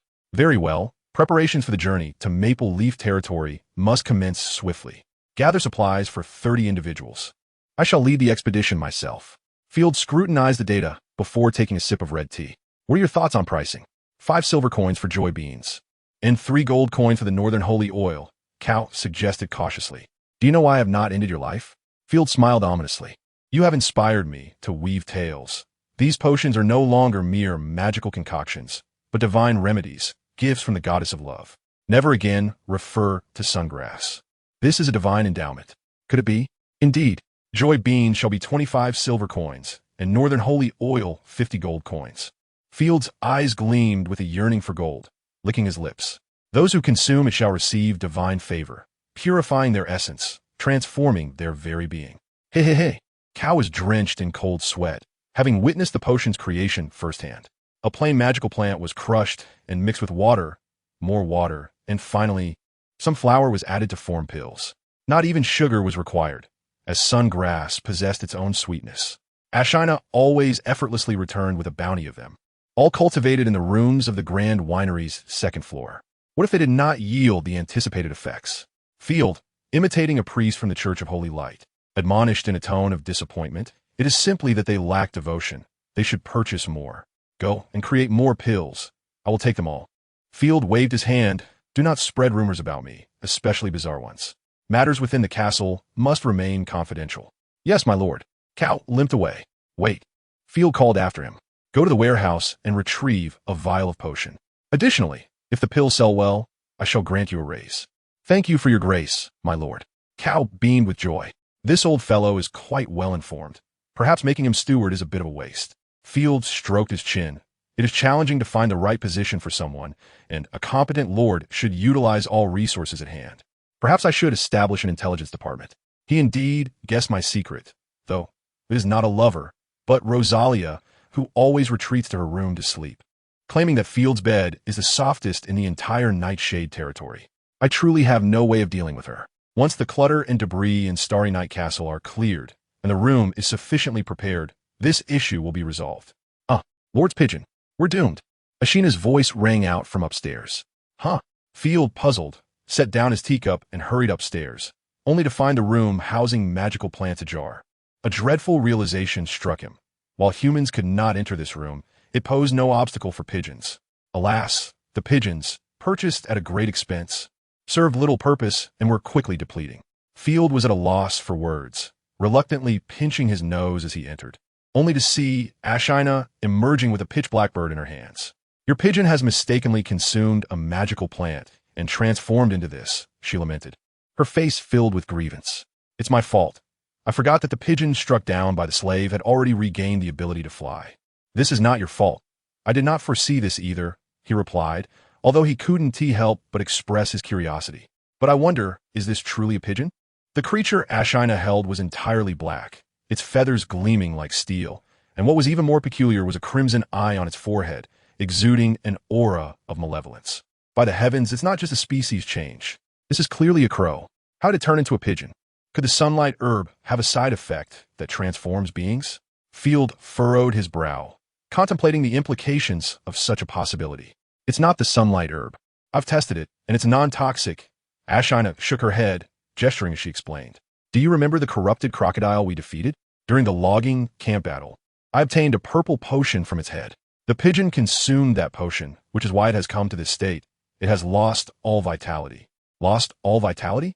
Field poked the bird with his hand, puzzled. Why do I feel that the feather beast empathy spell has not dissipated? Previously, in a moment of whimsy, he had cast a spell on the pigeon, establishing a mental link. Let me try this magic again. Closing his eyes, Field felt as though he plunged into the depths of the ocean, only to suddenly resurface, unimpeded. In the next moment, the three-eyed pigeon slowly lifted its head, opening its crimson eyes, and spoke in a hoarse, profound voice. Isn't this a visible perspective? This pigeon is not dead. My lord, how are you speaking through the pigeon? Ashina cradled the bird before her, and Field was equally bewildered as they exchanged incredulous glances. Do not panic. I believe I can control this pigeon, he declared, commanding it to turn its head, revealing his own eyes shut tight. To his delight, it seemed they had inadvertently refined the hastily learned magic. Originally, the feather beast empathy was quite useless, unable to dictate the movements of birds, allowing only instinctual actions, even risking being dropped by stone. Now, it was entirely different. Spread your wings. The pigeon unfurled its wings, black feathers slicing through the air like blades. its previously feeble talons transformed into eagle-like claws. Field marveled. It appears that peculiar magical plant has altered the pigeon's body, yet it has extinguished its consciousness. Fortunately, my magic has preserved a trace of that consciousness. As he directed the consciousness back to the bird, it seemed to lose its energy and fell straight down, only to be caught by Field. From now on, I shall possess a drone. Field was overjoyed. Since the species has changed, it should no longer be called a pigeon. Let us henceforth refer to it as the black crow. He casually named it, stroking its steel-like feathers. It resembles a Prussian eagle. Perhaps I could use its design for a flag. Now, let us test its capabilities. Field, like a child discovering a new toy, released the black crow to soar within his territory. Astonishingly, the black crow flew at remarkable speeds, akin to a peregrine falcon in full dive, leaving only a black afterimage for the slaves to witness. Moreover, it could traverse the gray mist without succumbing to corruption. Perhaps it had already become a corrupted being. Fortune may indeed favor us in disguise. While Field was thoroughly engrossed in his newfound companion, a knock echoed at the door. He adjusted his collar and said, "Enter." "My lord, the assembly is about to commence. As per your command, I have gathered all the subjects in the open area." Tate, ever the diligent worker, wasted no words. He had tirelessly managed the construction in recent days, even personally hauling stones, seemingly forgetting about his wife and children. His wife remained at the Grand Winery, aiding in the production of joy beans, which required no skill. The female workers hired by Field were careful and had thus far avoided any poisoning incidents. Even if such incidents occurred, they would not lead to significant disasters. Tate's daughter, Alexia, spent her days playing with the young girl, Wormwood, in the gathering of free folk. The only notable role in the Nightshade domain, apart from herself, was that of Wormwood, a name reflecting the standard foolishness of a free folk who had been offered to the Bull Baron by villagers but was intercepted by Field. Under the care of free folk and maids, Wormwood was well fed, and her work consisted of cooking porridge for the slaves. Field, multitasking, perched the black crow atop the Grand Winery, while he donned his sword at his waist. "Excellent. Has the bread been distributed?" "Yes, it has all been given out." Tate smiled, nodding. "You are truly generous." "Ha! It has nothing to do with generosity. I merely wish for them to realize that listening to my words equates to receiving bread." Field did not shy away from expressing his thoughts. Since acquiring the two chosen ones, he felt considerably more confident in his endeavors. Even in the event of the worst-case scenario, should the entire territory betray him, he could still rely on the two chosen ones to turn the tide, for he himself was a first-tier knight of Chi, holding the top 3 fighting forces in his hands. Power, strength, and wealth are the foundations of a man's confidence. Field muttered to himself, "It has been a while since I checked the happiness level of the territory." Name, Field. Occupation, Lord Territory, Starry Night Fortress, Windrise Village, and surrounding lands signed, chosen ones. Ashina, Winter, Rosalia, Corruption, Population, 427 Development Level. 2. Nothing, Happiness Level. 3. Slightly Oppressive, Environmental Value. 25. Dilapidated. Surrounded by rampant corruption, probability of chosen ones appearing. 1 in 100 billion by the heavens, it has improved considerably. Field chuckled, though the development rate was slow. Both happiness and environmental values had seen significant enhancement. The probability of chosen ones appearing had increased 9-fold. While it still approached 0, it offered Field a glimmer of hope. "Let's go see our subjects." Field was filled with vigor. Outside the Grand Winery, he shouted, "Run! Those who lag behind will be tasked with stealing Mr. Cow's boots." Tate's daughter, Alexia, darted ahead like a joyful lark, eager to join the throng. The little girl was at an age brimming with curiosity about the territory. In fact, when she first arrived at Nightshade, she was terrified, believing she had entered the lair of a witch or a swamp monster, a place only the most deceitful children would dare venture. The territory had been in disarray, littered with remnants of corruption, writhing masses of flesh and tentacles, alongside despairing slaves. The little girl had been so frightened that she hid beneath the covers all day long, even in sweat, refusing to poke her head out. There were no flowers, no companions, and no bustling markets. However, as of today, to be precise, several days prior, Alexia had gradually acclimated to her surroundings and had witnessed the transformation of the territory. Corruption had been eradicated, and the miasma of death receded further from her sight. Knights draped in black cloaks frequently roamed, and armored guards stood vigilant at the Grand Winery, never shirking their duties. The first step Alexia took outside the Grand Winery was to follow the maid Sparrow to the free folk to prepare the slaves' rations. And it was during this time that she met the young girl Wormwood, who had nearly been sent to the Bull Fortress. Hey, Wormwood, look. Uncle Hammer is on the stage. Are they going to dance? Let us join them. Wormwood shrank her neck. I don't know, I only know how to make porridge. Alexia tugged on her friend's arm. Stop thinking about cooking. Come on, dancing is so much fun. No, no, the Lord is about to speak. Wormwood hurriedly interjected. Chapter 90, Ashina versus Field, a stern crackdown on land enclosure, the second harmony. Good day, my subjects. I am your lord, Baron Field. Field stood tall upon the platform, waving to the crowd. Good day, my lord. Many voices responded from the throng, with some slaves fervently waving their hands, their faces beaming with joy. Field quickly recognized that most of the enthusiastic responses came from slaves who had joined the guard. Finally, there were some spirited responses. Field mused, recalling how the last assembly felt like addressing a corps of the deceased, utterly lifeless. His gaze swept across the crowd, his eyes resolute and bright. I shall not ramble. As promised, anyone who earns me 1 gold coin shall be freed from their slave status and restored to the rank of a free citizen. As of today, 6 individuals from my guard have successfully earned a gold coin. With that, Field pointed a hammer and the others. By the heavens, how did they earn it so swiftly? They had been busy slaying the undead, and it was rumored that each undead yielded a silver coin. Oh, how envious! I too wished to stand proudly before everyone. One lamented. Field gestured for silence, urging them to remain calm. If we unite and follow my commands, we shall gain gold, food, and freedom. We must not only survive in the Twilight Domain, but thrive. Hammer and Lynx listened intently, their fists clenched tightly, filled with fervor. Since becoming slaves, their spirits had withered. For slaves had little chance of rising above their station. Their sole opportunity lay in hard labor, hoping for a heavenly afterlife. Yet, the prospect of regaining their freedom seemed almost dreamlike. Hammer felt a surge of pride, raising his head high. I shall no longer be a slave. I will marry and have children and build my own humble abode. What are your future plans? Lynx inquired, pulling out a gold coin from his pocket. Alongside 3 silver coins, though there were no places for consumption in their current territory. Of course, I shall continue to serve in the army. There is no meat to be found elsewhere. A rather blunt reason, Lynx remarked, puzzled. Why do I feel that becoming a free citizen would change little about our previous lives? That is because the Lord is too benevolent. You have never experienced the oppressive darkness of the mines or been treated like pets forced to fight one another. Life as a soldier-slave is, in fact, quite similar to that of free citizens outside. Indeed, it may even be more comfortable. How many free citizens enjoy daily rations of dried meat? Hammer appeared to have a tale to tell. Policies can change. Regardless, following our Lord's guidance is always the right path. Who would have thought you possessed such insight? Lynx was taken aback. You are correct. I hereby absolve you of your slave status. From this day forth, you shall be lawful residents of the Twilight Domain. With a smile, Field destroyed the slave contracts and accepted the 6 gold coins. Indeed, money breeds money. The initial 40 silver coins had transformed into 1 gold coin, all while alleviating numerous troubles for Field. We wish to continue serving in the guard. Lynx and the others chimed in unison.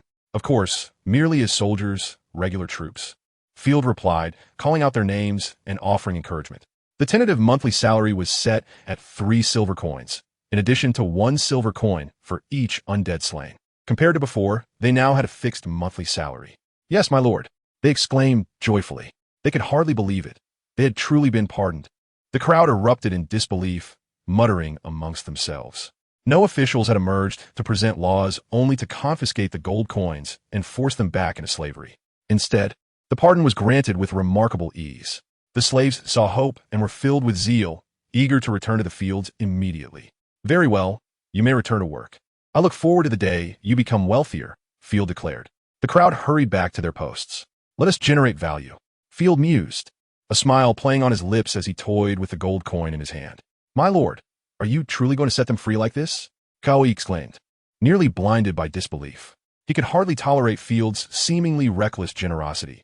Their previous treatment had already been quite favorable, and this would undoubtedly burden the finances. Money flows when it is in circulation. Hoarding it in my warehouse merely yields a cold pile of precious metals, Field countered, shaking the gold coin in his hand. Look, this is proof. Silver coins have transformed into gold coins. We can use these gold coins to purchase more slaves, which will yield even more gold coins. But. The steward felt a puzzling itch in his head, but could not articulate the source of his discomfort. Field offered no further explanation, instead summoning his drone, the Black Crow, using the Feather Beast empathy spell. However, as the Black Crow flew past his room, Field furrowed his brow. Wait, who is in my room? Is that a maid? Field commanded the Black Crow to hover and stealthily observe. To his surprise, he found a wolf-eared girl sitting on his pillow with a mischievous grin, her soft wolf tail swaying with pride. Sniffing the Lord's bed, there's a subtle fragrance. The Lord is quite tidy. How delightful. She licked her beautiful long nails, her expression smug. That vile Rosalia dares to mark the territory with her scent. I cannot be outdone. This place must bear my fragrance. What in the world? Field realized that Rosalia frequently invaded his room under the pretext of seeking the softest bed. Was this truly a ruse? Was her real intention an insidious scheme for land enclosure, attempting to claim his bed as her own? I cannot allow this. I must retaliate against these two little minxes. Field hastened upstairs and flung open the door. Ashina, with her keen perception, was already busily tidying the desk, her bed perfectly made, albeit slightly warm. My lord, what brings you here? Ashina asked, her expression adorably naive. Ah, so you dare to engage in land enclosure without my knowledge? The audacity of capital to impose heavy burdens upon agriculture for primitive accumulation shall not be tolerated. Ashina looked bewildered. What are you talking about? I don't understand. Precisely. I too am unsure of what I'm saying. Now, prepare for a punishment battle, Field declared, shutting the door firmly. Wait. You can't. Ashina stumbled backward. Didn't you just say you would mark the territory with your scent? Field flashed a terrifying smile. Let the battle commence. Should you lose, you shall contribute to the defeat animation. How could you possibly hear that? Ashina's eyes widened in shock. Her perception was off the charts. Even Rosalia, another chosen one, merely drifted around the twilight domain, and she had sensed her. Suddenly, it dawned on her. Could it be that the Black Crow had utilized her divine power mark? Chapter 91. Ashina's defeat. Field pressed forward with dominating force, his palms slicing through the air from both sides. I surrender. Ashina chuckled in disbelief. How could I ever truly strike you? But please, act normally and don't bully me. Surrender? How feeble. Surrendering is akin to conceding defeat. And conceding means handing over the defeat animation. Field's palm winds continued unabated, striking Ashina solidly, albeit with zero attack power. Please stop. I beg you. I do not wish to harm you during my counterattack. Ashina's cheeks flushed as she emitted a muffled moan, feeling a wave of tingling sensations that made her unsteady. The sweet, cloying scent of femininity filled her nostrils, completely obliterating Field's prideful rationality. Field, leveraging his non-existent power advantage, easily overpowered the chosen one, grasping her trembling foot with one hand while pressing her down with the other. The power of the chosen one is but a trifle after receiving just one blow. You exhibit such fatigue. How laughable. The first chosen one shall be crushed beneath my level. Field's blood surged with excitement. No one in this world could achieve such a feat, defeating a battle class chosen one of the same rank. No, I must restrain my divine power. It is exceedingly challenging to contain such surging energy. Even Ashina is losing her composure, her sharp nails gently piercing Field's skin, the tingling sensation and myriad silky feelings causing his mind to short-circuit. Little she-wolf, do not underestimate humanity. Allow me to demonstrate the true strength of mankind. The general narrative unfolds as Field and Ashina delve into the societal context of the enclosure movement, its historical significance, and evaluations of the events, leading them into a profound discussion. The detailed content spans 10,000 words. Please click to expand. All right, my lord, I am quite fatigued. Ashina, sporting dark circles under her eyes, stifled a yawn. The enclosure movement is too profound. Your knowledge has filled my mind to capacity, and I can absorb no more. Truly, I am a lion of the north. With renewed vigor, Field rose, nearly losing his balance, but still coolly inquired, do you dare to engage in the enclosure movement again? Shall we not discuss the primitive accumulation of capital? I dare not, the young woman replied indistinctly before succumbing to sleep, mumbling, I have mastered all knowledge. Well, our next target is the king of chosen ones. However, prior to that, we must trade in Maple Leaf City. No, first we shall eat and hydrate. I am famished. Field felt an unprecedented weakness. This battle had resulted in a mutual defeat. With the need to leave the Nightshade territory for a while, he busied himself with the affairs of the land. 3 days later, my lord, the goods have been loaded. Ashina announced as she entered, still clad in her maid outfit. Without any sign of alteration, she gently reminded him, the army has also assembled. Yes, go to the quarry and summon Rosalia. Field set down his quill and stretched. Rosalia had been diligently clearing out the corpses and, during her spare time, had been cutting stone at the quarry. The sturdy rock was no match for her greatsword. Ashina queried, is Rosalia going as well? Then there will be no one to protect the territory. The territory shall be entrusted to the remaining troops. I will only take 5 infantry and 5 cavalry to manage the slaves. The battles along the way will be left to you. Rosalia will not intervene unless in dire circumstances. Is there a special operation planned? Ashina keenly sensed the underlying issue. Under normal circumstances, Field would ensure a chosen remained at home. Field nodded. Indeed, this is also the reason I am bringing potions. As they conversed, Rosalia climbed through the window, casually discarding her black cloak. With a sulky gaze directed at Ashina, she huffed, from today onwards, aside from being by Field's side, I shall go nowhere, lest I be harassed by a certain beast who dares to snatch my foot slave. You seem to be the one intent on harassment. And what is this nonsense about a foot slave? Field rubbed his temples in exasperation. Rosalia bared her teeth at Ashina, while Ashina responded with a triumphant grimace. Enough of this nonsense. We must focus on the task at hand. Field interjected. Rosalia, I regret that you must remain in the cart. No need. I can easily conceal myself. With that, Rosalia transformed into countless threads of blood, surging into the gluttony greatsword. Only a single thread penetrated Field's neck, connecting the great sword to him. How about that? Disguised as a divine artifact, Rosalia's triumphant voice echoed in his ears. Impressive, Field remarked, grasping the gluttony greatsword and swinging it lightly, marveling at its weightlessness. Actually, I am controlling it. Otherwise, it would be quite heavy. Very well, let us set forth. Field secured the gluttony greatsword on his back. Downstairs, Iron Hammer and the others were fully armed, standing straight with their square shields and long pikes, awaiting Field's command. My lord, are we not taking any wine to sell? Cao inquired.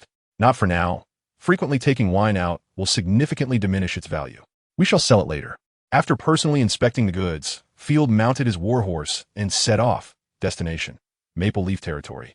As they approached Maple Leaf Territory, the sky darkened, and over 50 robust figures gathered. Amidst the rising flames, torches were lit, allowing them to see one another. I truly enjoyed the kill. Did you see that scene? The spear plunged into that female officer's belly, and she urinated herself. A man with naturally curly hair, clad in leather armor, boasted, with a piece of chest armor hanging from his chest. The defenses of Maple Leaf Territory are rather weak. One can easily disguise as a refugee to blend in. Another man with a thick beard continued to wipe the blood off his long knife. Hey, mage, murder and retrieving lost goods are 2 different prices. Rest assured, Bloodhand, I shall not shortchange you. A man clad entirely in red robes chuckled. Who are we to kill? Bloodhand cracked his knuckles ominously. The mage produced a portrait. Eliminate this baron. Clang. Bloodhand drew his knife instantly. Are you mocking me? No wonder you are so mysterious. It turns out you're courting death. The mercenaries' expressions shifted dramatically as they aimed their weapons at the mage, their eyes filled with unabashed killing intent, some spitting in disdain. Kill a baron? For what? A woman, power, or land? It matters not to Bloodhand mercenary group. What is crucial is that the baron possesses fully armed guards and crushing heavy cavalry. If luck runs out, they might even encounter a knight of valor, who will slaughter them like melons. Chapter 92. Bloodhand mercenary group. Haha. Do not be so tense. If he truly had strength, I would not have come personally. The red-robed mage chuckled. Moreover, do not pretend to be law-abiding citizens. You have precedence in murdering nobles, such as at Wolfhowl Castle. Haha. I merely wished to test your true intentions. If the price is right, even the Empress's bed can be shared among us brothers. Upon hearing the red-robed mage expose their past, Bloodhand laughed instead of getting angry. He sheathed his knife and approached with eager camaraderie. Just your jobs. The red-robed mage brushed off the outstretched hand, his smile cold. Mercenaries possess no morals or discipline. They are some of the few daring enough to murder nobles or even attempt a coup. History has shown this to be true. Sforza usurped Milan, and in 1066, the mercenary leader Robert the Fox seized Sicily. The target is Baron Field. You may inquire further. He is a cowardly and incompetent fool, with hardly any soldiers. Or perhaps none at all. First, find him, and then eliminate him. The bounty is 500 gold coins, and all his wealth shall belong to you. Oh, a noble without soldiers? Bloodhand tilted his head in confusion. What a joke. The mercenaries burst into laughter. I can hardly wait to undress the Baroness or his daughter, holding them like little lambs in my arms. Come now, who among us heading to Maple Leaf territory possesses a wife? We are all here to hunt for pleasure. Ha ha ha. Enough. The mage interrupted, adding, I shall assist you throughout. I am a second-tier fire mage. A second-tier fire mage is considered a formidable force in this era, wielding incredible destructive power. Having a mage's assistance is optimal. However, we shall not charge recklessly into battle. Grant us some time to verify your claims. Bloodhand's lips curled into a greedy smile. If your words prove false, that will incur a different price. The Bloodhand mercenary group extinguished their torches and vanished into the darkness. As Field stepped into Maple Leaf Fortress, he was greeted by cheers. See? I told you he would emerge alive. The soldier at the gate laughed heartily as he cranked the winch, exclaiming, Please enter the fortress, esteemed Baron. We have hot soup and olive wine ready for you, sir. Come in and have a drink. Many soldiers on the wall cheered loudly. Where there is joy, there is also sorrow. Some soldiers hung their heads, lamenting for their empty pockets. It is truly astonishing that someone has emerged a second time. Alas, I've squandered all my money. The victorious soldier stepped forward to invite me, saying, You are our hero. Please join us for a drink. Our beds are ready for you. You have truly returned from the north, blessed by the goddess. How dare they wager on my return? Yet, the feeling of being welcomed certainly warms my heart. I shall forego the drink, appreciating your kind offer. Field lifted his eyelids. Indeed, upon arriving at Maple Leaf territory, the atmosphere transformed entirely. The soldiers were lively and carefree, indulging in gambling and drinking. However, he was in good spirits and chose not to quarrel with them. The journey was remarkably smooth, perhaps due to the small number of companions, 5 on horseback and 5 on foot, along with 15 slaves and a maid. With the aid of the mini-map and the chosen ones, they easily reached the border fort. Notably, the border fort of Maple Leaf territory is not considered private property, but rather a shared asset between the Empire and Baron Maple Leaf, with the Empire holding the majority stake. After all, maintaining a massive fortress alongside a continuous wall is beyond even the affluent Baron Simon's means. It has been so long since I have been in the realm of the living. It is blindingly bright here, and I find myself tempted to wreak havoc, to eliminate all in my path. Unlike the restful Ashina, Rosalia, concealed within the great sword, chattered incessantly in Field's ear. Do not let yourself be discovered, he whispered. I shall be cautious, she replied. My lord, take care. I sense a presence of hostility drifting from that mountain, Ashina remarked, yawning as she pointed in the direction. Hostility? Very well, I understand. Field cast a glance toward the distant mountain, shrouded in dense forest, rendering it unclear. Amidst the soldiers' farewells, Field led his party toward Maple Leaf City. Arriving the following day, Maple Leaf City remained unchanged, its 3-meter-high walls resembling something comical, adorned with beautiful silks and flowers. However, the number of vagrants had multiplied exponentially since his last visit. Disheveled and expressionless individuals huddled together, easily numbering in the thousands, creating a bustling scene. Even the typically unguarded Maple Leaf City had no choice but to deploy troops and officials to maintain order. So many vagrants? Field was taken aback. A melodious laugh echoed beside him. You must have come from the moon. Following the sound, Field turned to see an extraordinarily beautiful woman. Clad in the simple garb of a merchant and wearing a headscarf, her demeanor reminiscent of a lively young maiden despite her apparent maturity. Is that so? Field winked at her. Would you care to enlighten me? They are refugees, some from the Purple Gold Empire, others from the Athavan province, and, of course, genuine vagrants. She shrugged, her eyes revealing a hint of disdain. War is always like this. Unscrupulous individuals harm ordinary people who cherish life for their fleeting gains. You speak the truth. Field smiled.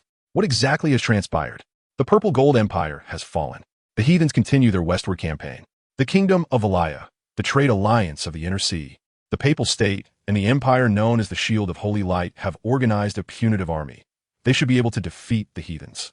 The Athavan province, however, has erupted into civil strife, as cultists have seized the missing 5th-tier artifact, the Eye of Longing, and overnight amassed an army of tens of thousands. The governor has begun to unite the nobles to quell the rebellion. Undoubtedly, the Athavan province is in ruins. The pace of change is indeed swift. Rather than alarmed, Field felt a surge of delight, his face reflecting a sense of lamentation. Truly, the people suffer in times of prosperity and perish in times of disaster. Oh, you possess such insights, the woman expressed with surprise. Field offered a languid smile, sensing the scent of opportunity. It is only amidst great upheaval that one can seize substantial profits. I hope you are not one who revels in war and slaughter. She quirked an eyebrow. Departing with the merchant caravan. Of course not. I'm immensely grateful for your assistance. He waved goodbye. As soon as she left, Field clenched his fist. Excitement etched across his face. The rebellion in the Athavan Viscounty? Huh, that is splendid news. A cold smile crept upon Field's lips. Fulon City is just next door.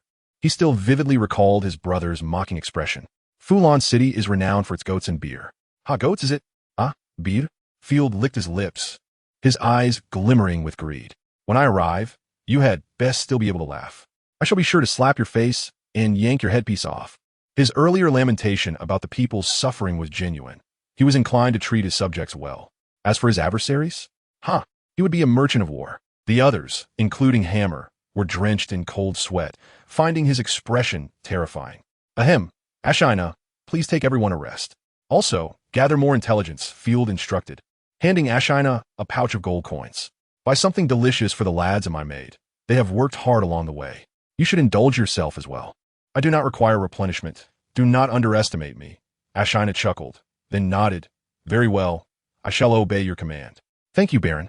The others nearly rushed forward to express their gratitude. Hammer, I have not forgotten my previous promise. You are all free now. Go and enjoy yourselves. Field produced 5 gold coins for the guards and some joyous beans. Do not forget to showcase the true strength of the men from Nightfall territory. These coins are your advance wages. As long as you can endure, do your utmost.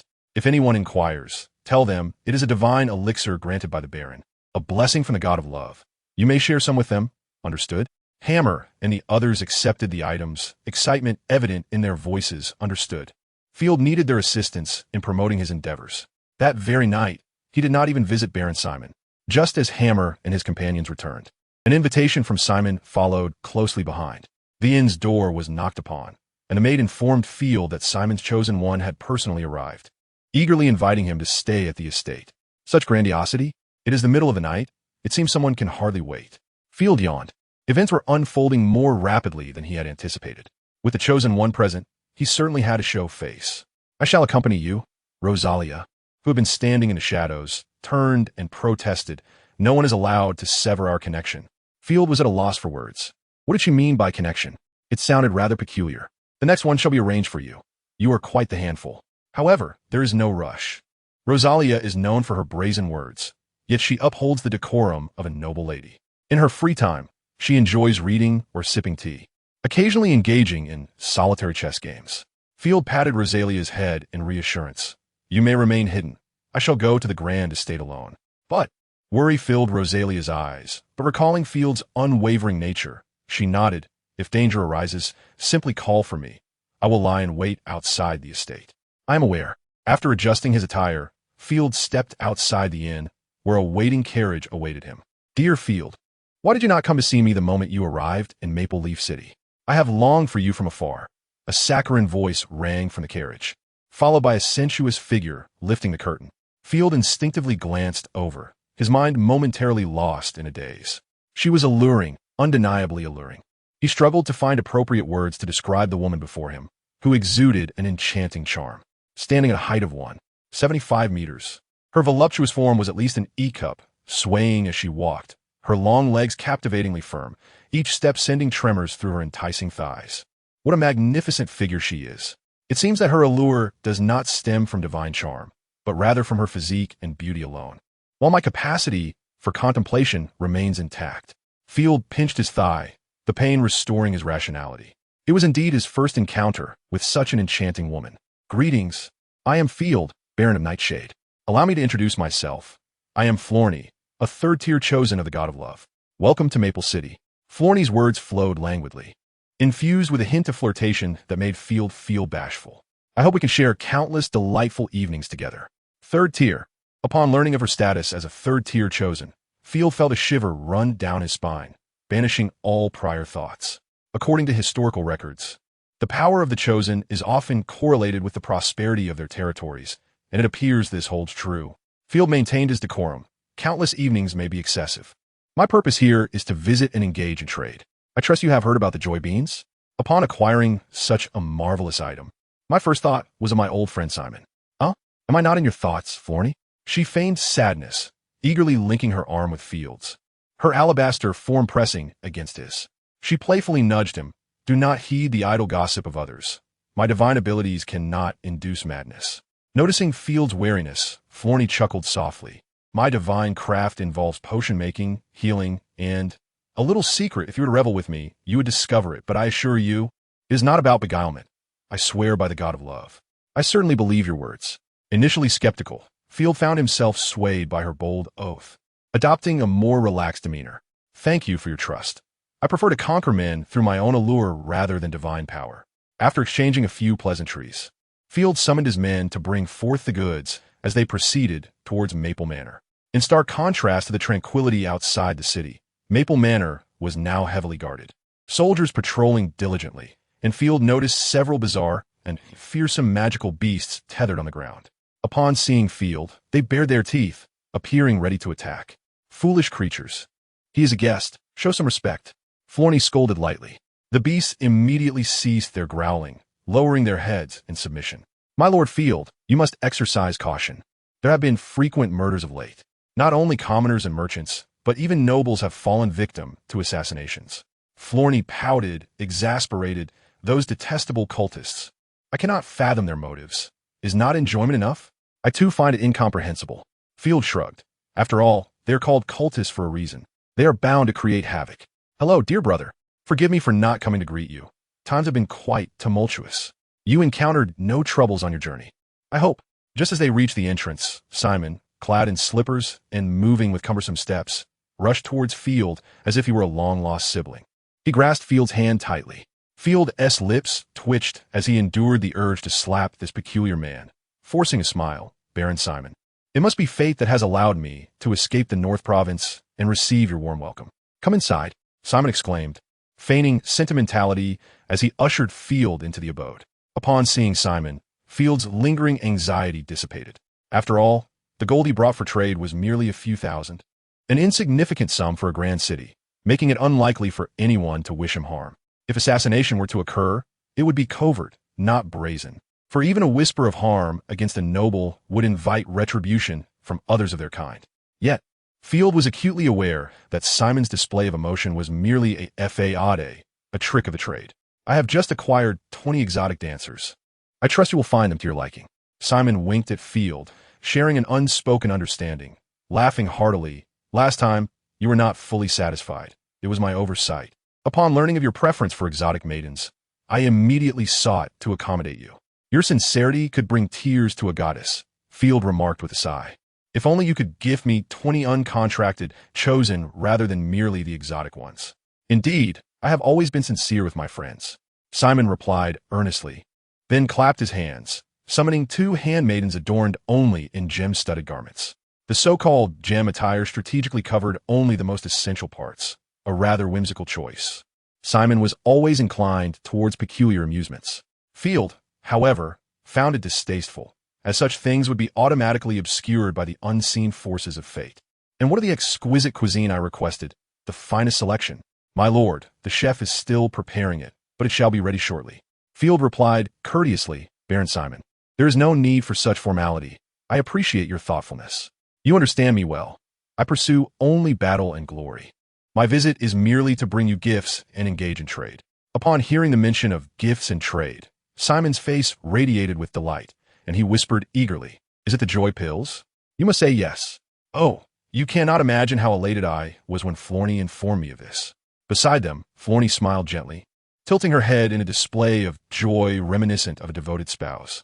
It was apparent that Simon was grappling with a persistent dilemma, one that had troubled him for quite some time. Beyond physical reasons, being surrounded by numerous beautiful women would inevitably heighten one's expectations. Having a stunning chosen nearby, visible yet unattainable, would be a source of distress for anyone. Moreover, Field discerned something unusual. Simon's control over Maple City was disturbingly proficient. Despite his hedonistic lifestyle within the manor, He was acutely aware of the recent happenings regarding Field's exotic maidens and the joy beans within mere hours. Perhaps Simon possessed exceptional administrative skills or commanded a powerful intelligence network. One must never underestimate anyone. In a fleeting moment of contemplation, Field spoke earnestly, "Indeed, it is not solely the joy beans. I also bring the Northern Divine Oil and a special gift for you. While they may belong to the same category, your gift is of the highest quality." In plain terms, it meant the exclusive portion meant for Simon was slightly diluted. "You are my most esteemed guest, Simon." Simon beamed, his face and belly jiggling with excitement. "Let me see the gift. I can hardly contain myself." "Patience, Simon. The dishes are arriving. Let us not neglect our guests. We shall dine and converse simultaneously." The three settled according to noble etiquette, with Simon taking the head of the table, declaring, "Although we have not hosted a ball, I assure you that these delicacies are the finest in the entire High Castle province." As Simon had promised, before the main course, a sculpture was presented. A lifelike mermaid reclined upon a rock, her movements graceful, as though she were singing. Edible sculptures? Field had heard of such pre-meal desserts, crafted from almond paste, pastries, and dairy products, intricately shaped into representations symbolizing auspicious animals or mythological scenes. Indeed, and here is something to warm you. Florney accepted a jug from a handmaiden and poured a glass of milk for Field. It had been ages since he had savored milk. Field was genuinely craving it. Although the goat's milk from Nightshade was nutritious, its strong flavor was overwhelming. He took a generous sip, finding it delightfully palatable. Florney furrowed her elegantly shaped brows, puzzled. This milk does not taste as it should. It originated from my estate, carrying a hint of human essence. Does it not?" Field burst into laughter, unable to contain himself. Ah. Florney covered her mouth with a sly smile. "I was merely jesting. This is indeed milk. You could even visit the ranch right now." "Very well. Are we to play with fate in such a manner? I have a friend named Rosalia. Perhaps you two will engage in delightful conversation." The speechless Field wiped his mouth with a handkerchief and jested, "Oh, what a pity. Hey, I'm still here." Simon gently tapped the table, feigning indignation. Yet his face bore a broad smile. He instructed the maid to pour us some wine. Starry Night wine, to be precise. Flonny narrowed her eyes and playfully chided, "Oh dear, you shouldn't drink so much. You get tipsy after just a little." I am familiar with the ensuing drama. Field immediately conjured an imagined scenario. A husband intoxicated, with guests and his wife performing acts of natural procreation before his drunken stupor. Then pregnancy ensues, leading to his son inheriting the Maple Leaf territory. Absurd. Simon would never be that foolish. I should refrain from drinking, Field mused, when suddenly he felt a slight movement on his leg. Is temptation presenting itself? Field smirked. "However, I shall give you a reprieve for now." He quietly savored a pastry, just as he was about to take a second bite when someone lightly kicked him. "TSK, playing such games, am I intimidated?" Field was no soft target. He silently extended his leg. Flonny shivered, instinctively tightening her legs, then cast a gaze of 3 parts confusion and 7 parts affection towards Field, a look that seemed to pierce through his thoughts before glancing at Simon. How audacious of you to provoke me." Field began to shake his leg, causing Flonny's head to lower, a smile dancing upon her lips. Yet, to Field's astonishment, he felt another leg lightly kick him, and then again. "Even if you were chosen one, you shouldn't possess 4 legs. Are you a crab?" Chapter 95. The Sudden Assassination. The pink cat beastman Field found himself in a state of bewilderment. There were indeed 3 legs kicking him. This was no illusion. Is this a never-ending game? Surely, I cannot be the target of Simon's twisted desires. Field's pupils widened in shock as he contemplated lifting the tablecloth to inspect. But that would violate noble dining etiquette. The sensation on his leg could not belong to a man. Besides, Simon's legs were not that long. If he could kick over a table, he'd be more than capable of guarding against Kobe. Before Field could comprehend the situation, another leg kicked him. Could it be that Flonny is a spider demon? Field, his face darkened with confusion, could no longer contain his curiosity and attempted to kick back at Flonny. Flonny let out a small huff, casting a look of confusion and curiosity his way. This expression left Field nonplussed, his thoughts racing. So it truly isn't you. Which makes this all the more embarrassing. The pervert is actually me. Simon remained oblivious to the unfolding events, still preoccupied with thoughts of the joy beans. "Field, could you elaborate on the joy pills? I am genuinely intrigued." "Unfortunately, the sample I acquired from the brothel has been taken by Flonny." Flanny must have taken it to test its efficacy or examine its toxicity, Field mused silently. It wouldn't be surprising if she simply fed it to the Lord without a word. In simple terms, it can render you invincible, powerful, and valiant. Field raised an eyebrow. Oh, I heard from those Cohen women that the men of the Nightshade territory can take on 10 at once, tirelessly for an hour. They're the strongest men they have encountered. Simon's face was a canvas of envy.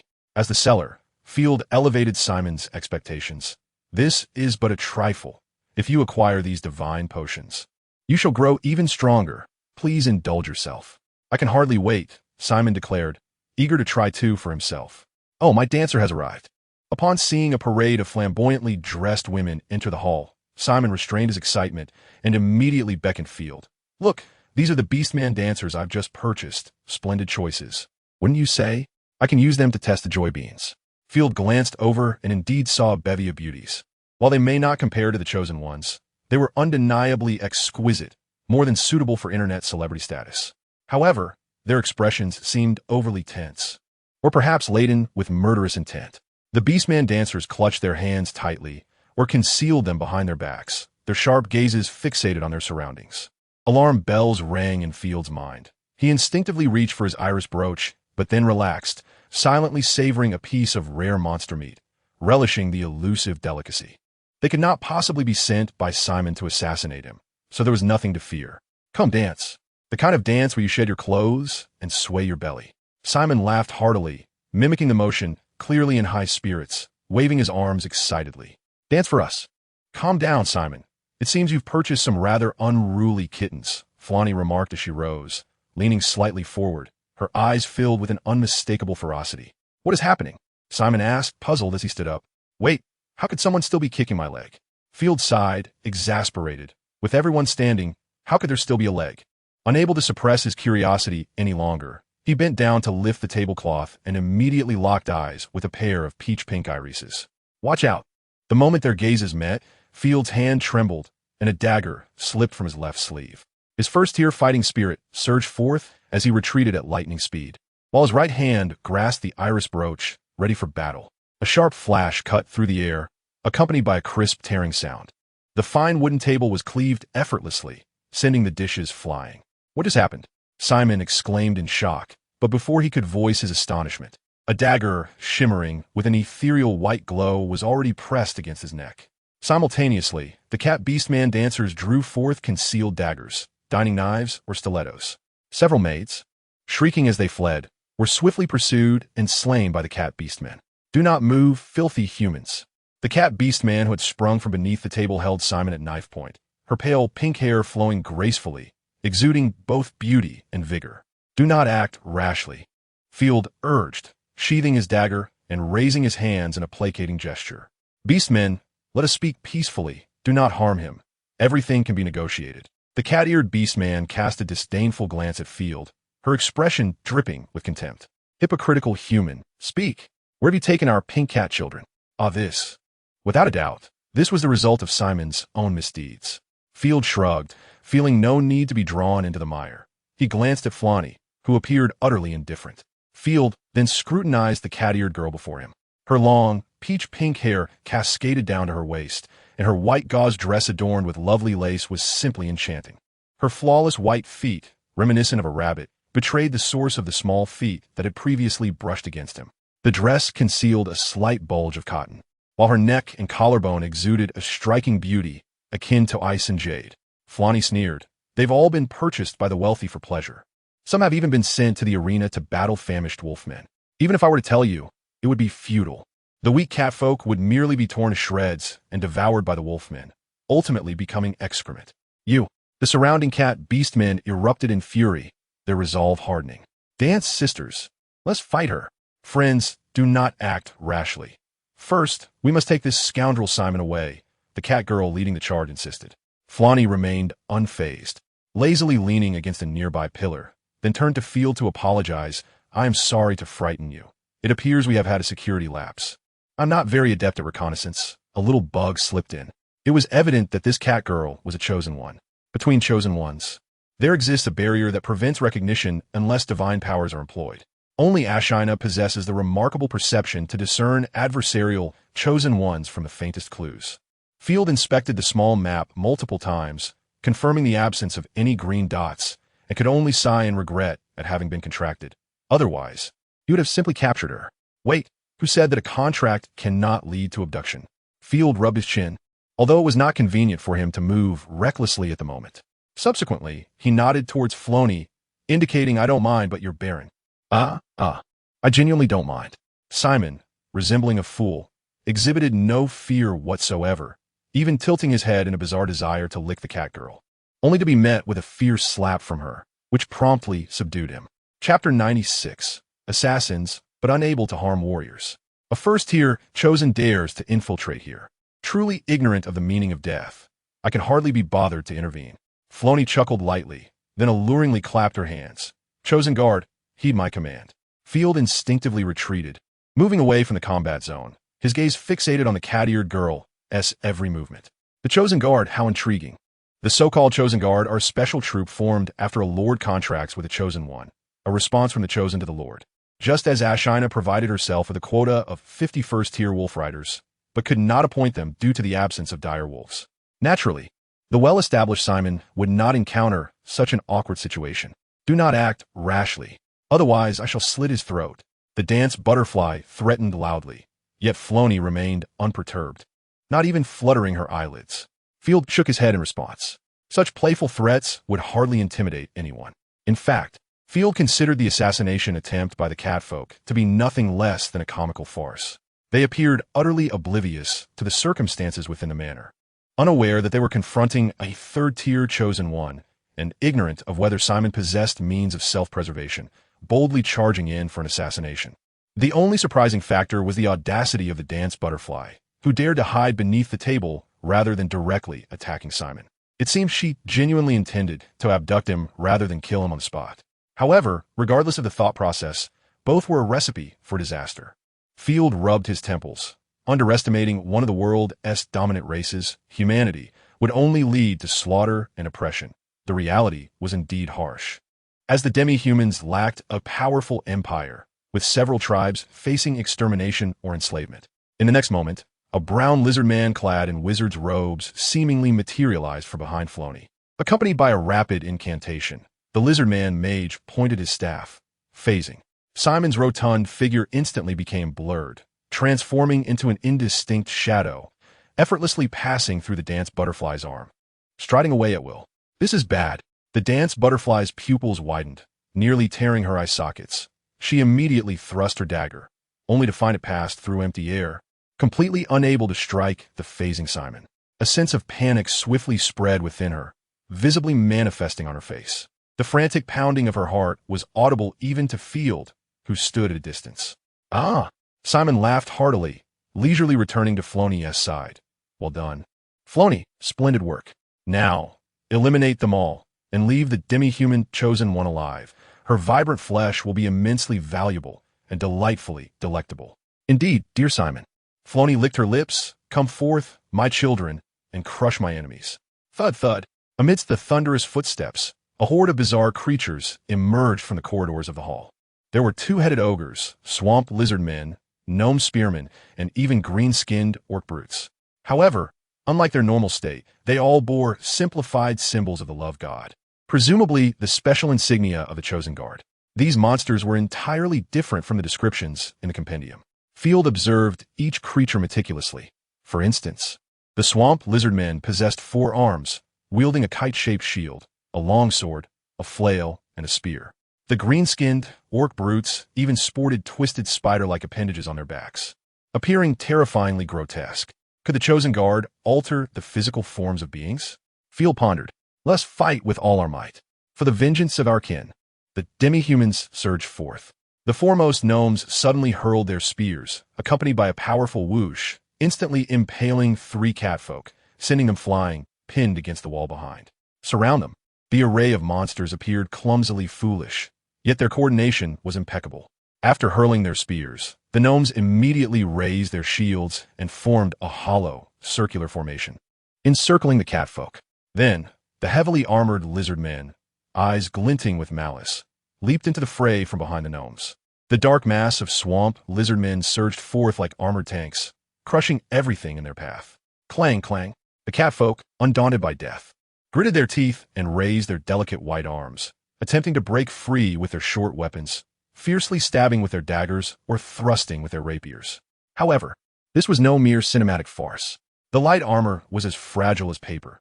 The scenario of heavy armor bending was utterly implausible. After a series of brittle sounds, the heavily armored lizard men remained utterly unscathed, their armor showing not a single scratch. With a simple yet effective swing of their massive cleavers, the lizard men unleashed a frenzy. The sound of torn flesh, accompanied by screams and spurting blood, swiftly obliterating the assassins. Then more swings, more swings. Grimy blood flowed onto the splendid floor with each swipe of the lizardmen's blades. In less than a minute, the previously menacing catfolk were reduced to mere fragments. Only the catfolk chosen one, the dance butterfly, remained, gasping for breath, desperately defending with her dagger, bolstered by divine power. TSK, still a chosen assassin type. Their frontline combatability is rather feeble. I estimate she can hold on for another quarter of an hour before she performs her defeat animation. Field discerned the pattern. This cat girl, let alone assassinating Simon, wouldn't even manage to land a hit on him or herself. Even if she attempted to assassinate him, if she failed to strike decisively, Rosalia or Ashina could easily handle her. Floney and Simon approached, holding wine glasses, both wearing smiles, completely unfazed by the bloody scene. Please do not let a minor interruption dampen your spirits. Of course, Field received the offered wine glass, politely raising it in acknowledgement. While contemplating the urgent need to enhance his own strength, the veteran Baroness' prowess was indeed fearsome. Those entrusted with guarding the frontier of the Empire were formidable individuals. The dance butterfly gradually faltered under the assault of 3 lizardmen. Divine technique, shadow strike. At a critical moment, faced with the fierce blade strikes from multiple directions, the dance butterfly's divine energy fluctuated, seemingly melting away, transforming into a pool of black shadow, swiftly traversing the floor, evading the monster's onslaught. As the shadow approached Simon, the dance butterfly leaped from the darkness, enveloped in a deep aura, her divine power coiling around the dagger, slowly condensing into a terrifying sharpness. Should such a dagger pierce, it would surely be an unpleasant experience.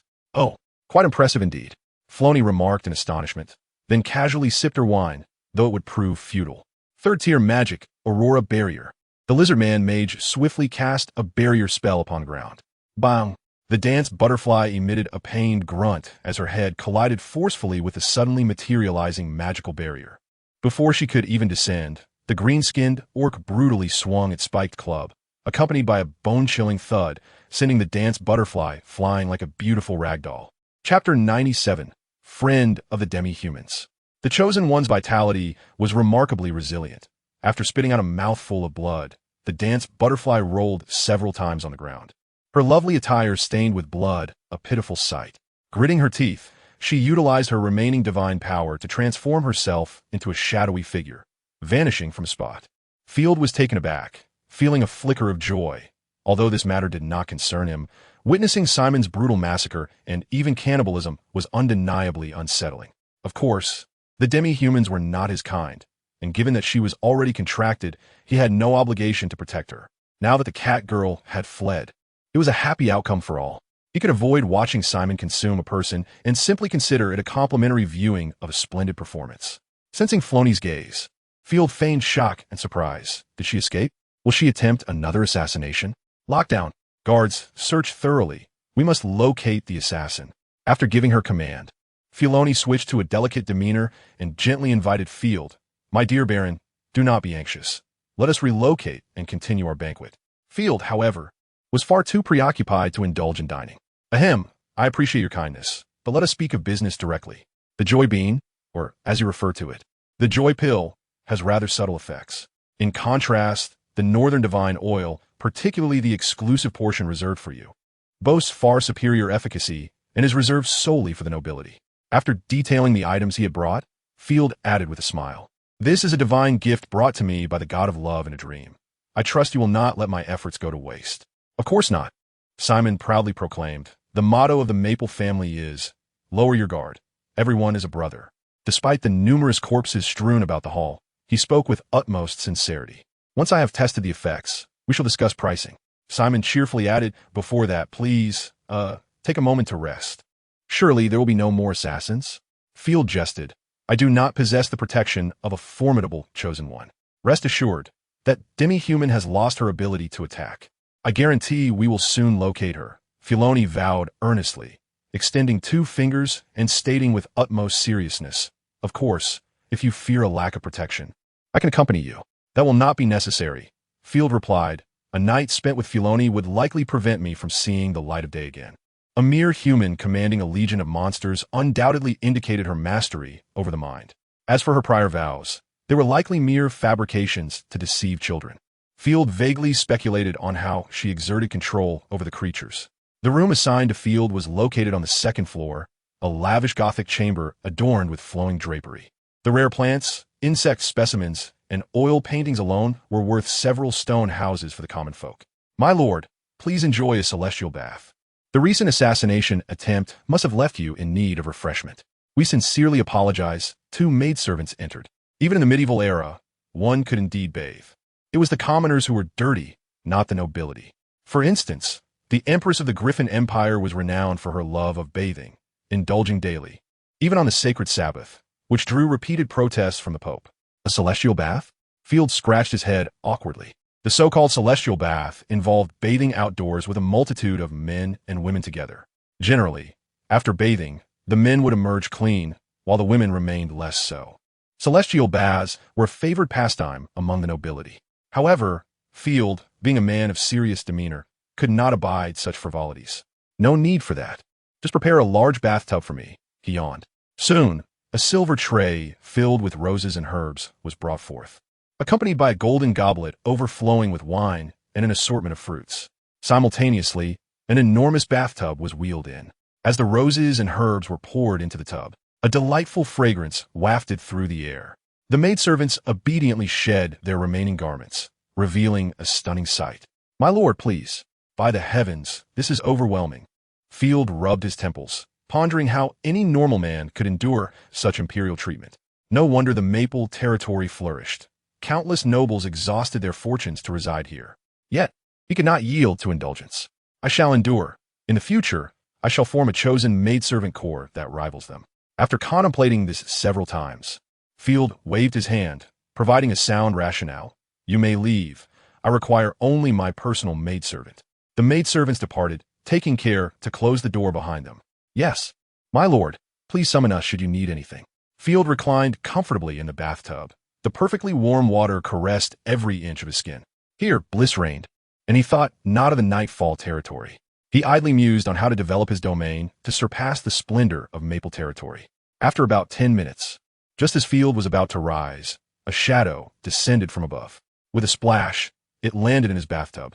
What bad luck! Field was startled, but quickly regained his composure. The ready iris longsword was activated, its tip pressing against the intruder's neck. Ah, little kitty, I knew you would come looking for me. The cat, demi-human, terrified of water, struggled to escape the tub, but the cold blade at her throat rendered her momentarily disoriented. Is this a divine weapon? Why are you not surprised? How'd you know I would come? Field snorted, with your reckless disregard for reconnaissance. I could deduce your next move using the arch of my maidservant's foot. Ah, the waterlogged cat girl remained perplexed, her pink eyes fixed on Field, confusion etched upon her face. This entire estate likely lacks guards and spies, does it not? Field grinned confidently. Thus, I deduced you would surely come here. I just didn't expect you to take such bold action. It seems we cannot escape the prospect of co-bathing today. Field had considered this when instructing the maidservants to leave. The cat girl was now in disarray. How do you know there are no guards? If there were, you would not have come. I knew Simon was keeping an eye on me. If there are none, it suggests that Simon respects and trusts me. Do you understand? Field patiently awaited the cat girl to untangle her thoughts. Once her eyes cleared, he sheathed his sword and introduced himself. Allow me to introduce myself. I am Field, Baron of Nightfall territory, known colloquially as the friend of cat demi-humans. You despicable human. Do you think I will believe you? Chapter 98. 3 million gold coins. The cat girl immediately recalled her fallen companions, her eyes welling with tears as she drew a dagger aimed at Field. Do not be foolish. Your enemy is Simon, and I, Field, have no connection to this. Killing me would lead to your certain demise, and in your current weakened state. Do you truly believe you can slay me? The cat girl calmed herself and coldly inquired, what do you want? I want you. Field answered without hesitation. Even if an assassin bore little utility for the future of Nightfall territory, Field was a man who valued talent. The cat girl gasped, nearly succumbing to her internal injuries. Her face flushed with indignation as she lifted her hand in a futile attempt to strike him. You vile humans are all the same. I seek your loyalty to me. Where else could your thoughts have strayed? Field interlaced his fingers, speaking leisurely. That is out of the question. I already owe my loyalty to my lord, and besides, humans cannot contract demi-humans, you fool. Field was well aware that the cat girl had already entered into a contract, yet he wished to test her. Oh, how intriguing. Who says having a lord means you cannot change masters? I refuse. I would rather die before you. The cat girl grew increasingly animated, as if she might leap at him at any moment. Come on, let us perish together. I still have an ace up my sleeve. That ace was undoubtedly a severing artifact. However, her resolute demeanor indicated that the chosen one's contract was significantly binding, far more so than a marriage certificate, making it difficult to sway her. Do not be alarmed, Field gently reassured her, then reached out to pat the fluffy ears of the cat girl, stroking her head. The cat girl replied, Hey, that feels nice. Wait, do not touch me. Why are you so skilled at this? Field had honed the skill at home, frequently grooming Ashina, even instilling in her a habit that was hard to break. If he went a day without ruffling her fur, he felt utterly uncomfortable. Suddenly, the cat girl's ears perked up. Someone's coming. Field frowned and pushed her head underwater. Hide, hold your breath, and do not move. Then, pour red wine and rose petals into the bathtub, covering it with a towel until the bottom of the water becomes obscured. The sensation of immaculate touch and the overwhelming pressure are unbearable for an ordinary person. Bubbles ripple across the surface of the water, perhaps due to discomfort or shock. The dancing butterfly nearly leaps out, only settling down at the bottom when a knock on the door interrupts. My Lord Field, we heard a commotion and suspect an assassin. May we enter to search for your safety? Of course, feel free, Lord Field replied, unfazed. Even if the cat person were discovered, he could easily assert that he was under duress. The estate's soldiers, wary of overstepping, conducted a brief search of the premises before uttering an apology and departing. The dancing butterfly emerged from the water, her face flushed as if it had been scalded. With wide eyes brimming with tears, she murmured, It's no longer pure. It's no longer pure. Who told you to move about and disturb young Field? Never mind that. Let us discuss matters of importance. You wish to survive, correct? To avenge your comrades, or to seek the missing children of the cat people? Field inquired earnestly. The dancing butterfly seemed to glimpse hope. Recalling her fallen companions, she implored. Yes, can you help me kill Simon? No. Why would I assist another's chosen one against my own business partner? Besides, Simon is formidable. Field rejected her without hesitation. He was not one to be controlled by a younger brother. After all, they were both human nobles, and he had vested interests tied to Simon. The butterfly's lips quivered, and tears began to flow anew. Do not be so fragile. My ties with Simon are based on mutual benefit. And so can it be with you, Field consoled, patting her head. The butterfly said, between nobles, eternal friendship is rare, yet eternal interests endure. My rapport with Simon is merely due to the absence of disputes, as I can provide him with advantages. Once night falls and trade, population, and land disputes arise, he will inevitably become an enemy, especially since he is a ruthless pervert. Field understood this well. Thus, pursuing one's own interests is paramount. However, such sentiments need not be shared with the cat person. Do not touch my head. Your human nobility is truly despicable, turning against allies in an instant, she retorted, though her agitation had waned, and she curled up in a corner of the bathtub, patiently awaiting Field's continuation. If you were to change allegiance and pledge loyalty to me, I would aid you in your vengeance. Without hesitation, the butterfly replied, That is unacceptable. Everything else is negotiable. Then let us consider another option. You may restore your divine power in my chamber, and I shall provide cover for you, even assisting your escape from the estate. You cannot transform into a shadow to escape, likely due to insufficient divine power or external surveillance, correct? Present your terms. After a moment of hesitation, the butterfly nodded. As my cough I jest. First, allow me to see your divine artifact. I am curious about its capabilities. The Shadow Lady's makeup box, which can transform into a shadow dagger. The dagger in the butterfly's hand became enveloped in darkness, morphing into a beautiful black makeup box. It can alter appearances, allowing one to evade detection. Upon saying this, the butterfly applied some of the box's contents to her face. astonishingly transforming into the form of the older sister she had previously conversed with Field. "Well, how do you find me?" "The Baroness from the moon." "So it was you who spoke of the Empire's current state during the day," Field exclaimed, slapping his forehead, realizing why her earlier appearance had exuded a youthful vivacity. "Impressive, is it not?" The butterfly beamed with mischief, pleased with Field's reaction, her cat ears twitching. "You must be envious, you pitiful lord without a chosen one." Envious of what? The iris longsword was of the same class as her artifact. Not only could it transform entirely, but it was also longer than her dagger while maintaining greater concealment. Regrettably, the iris brooch's transformation ability only allowed for mimicry of those one had encountered, while the makeup box offered limitless styling options. "Very well. If you can bring me 3 million gold coins in profit, I will assist in your escape.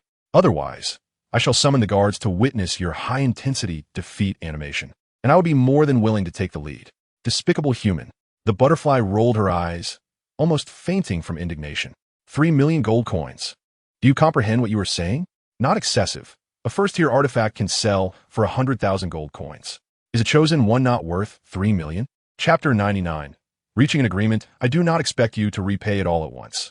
I trust that you and your lord can afford this price. Of course, you may also settle the debt with vital intelligence or resources, or even work for me, provided it satisfies the 3 million value. That is excessive. We cat people do not possess such wealth. The cat people are among the poorest races, save for a few noble cat folk, like dragonkin or the astute fox folk. The rest live in impoverished tribes. With a sorrowful expression, the butterfly retrieved a beautiful handkerchief, carefully wrapped around a single gold, 6 silver, and 3 copper coins. "This is all I have. I love buying beautiful clothing, and saving money is quite difficult." "You are a thief, or was an assassin. Surely you can find treasures or artifacts.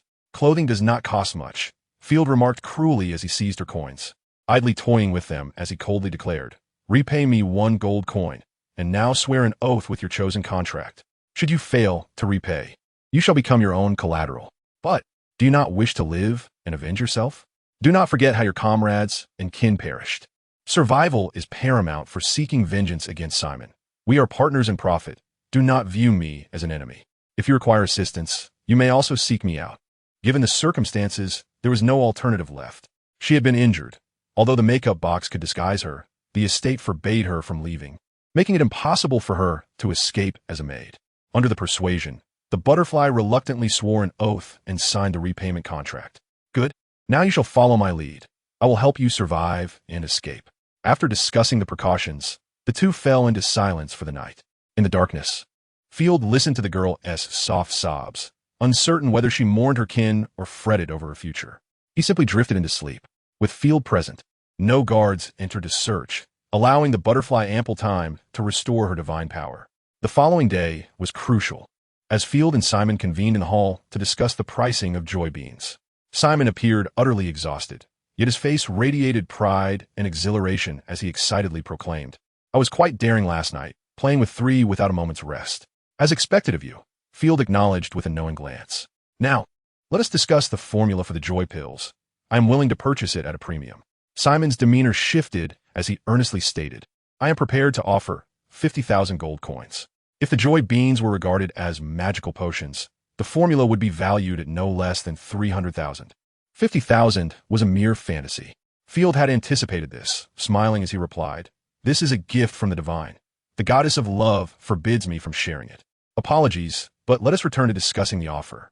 A flicker of anger and resentment flashed in Simon's eyes, though he concealed it well, yet Field's keen perception caught it. "Due to the complexity of production and the rarity of raw materials, I trust you would not want to disappoint the goddess of love." Field remained composed in his chair. "Joy beans are worth 50 copper coins, while the Northern Divine Oil is 10 gold coins." His tone suggested that Simon was not permitted to negotiate. "Apologies, but that is unacceptable." Field's fingers tapped rhythmically on the table, producing a crisp sound, his demeanor unruffled. "Though I bring many pills, you know well that this is the only batch in the entire empire, possibly even the world. I only provided you with the lucrative nature of monopolistic business. I need not elaborate further." Field flashed a bright smile, revealing his pearly white teeth. 40 silver coins for joy beans, 80 gold coins for Northern Divine Oil. "Are you jesting? 80 gold coins? That's equivalent to a potion." Simon was visibly agitated. It was the first time Field had seen him so flustered. Moreover, no commoner would ever spend 40 silver coins for merely an hour of pleasure. Don't be so rigid. You could divide the joy beans into 40 portions, each costing merely 3 silver coins. Wouldn't you then double your profits? Furthermore, not all need to be sold to the lower class. You could transport them along trade routes to various cities where there will be plenty of buyers. Field was confident about monopolistic goods. Simon fell into silence.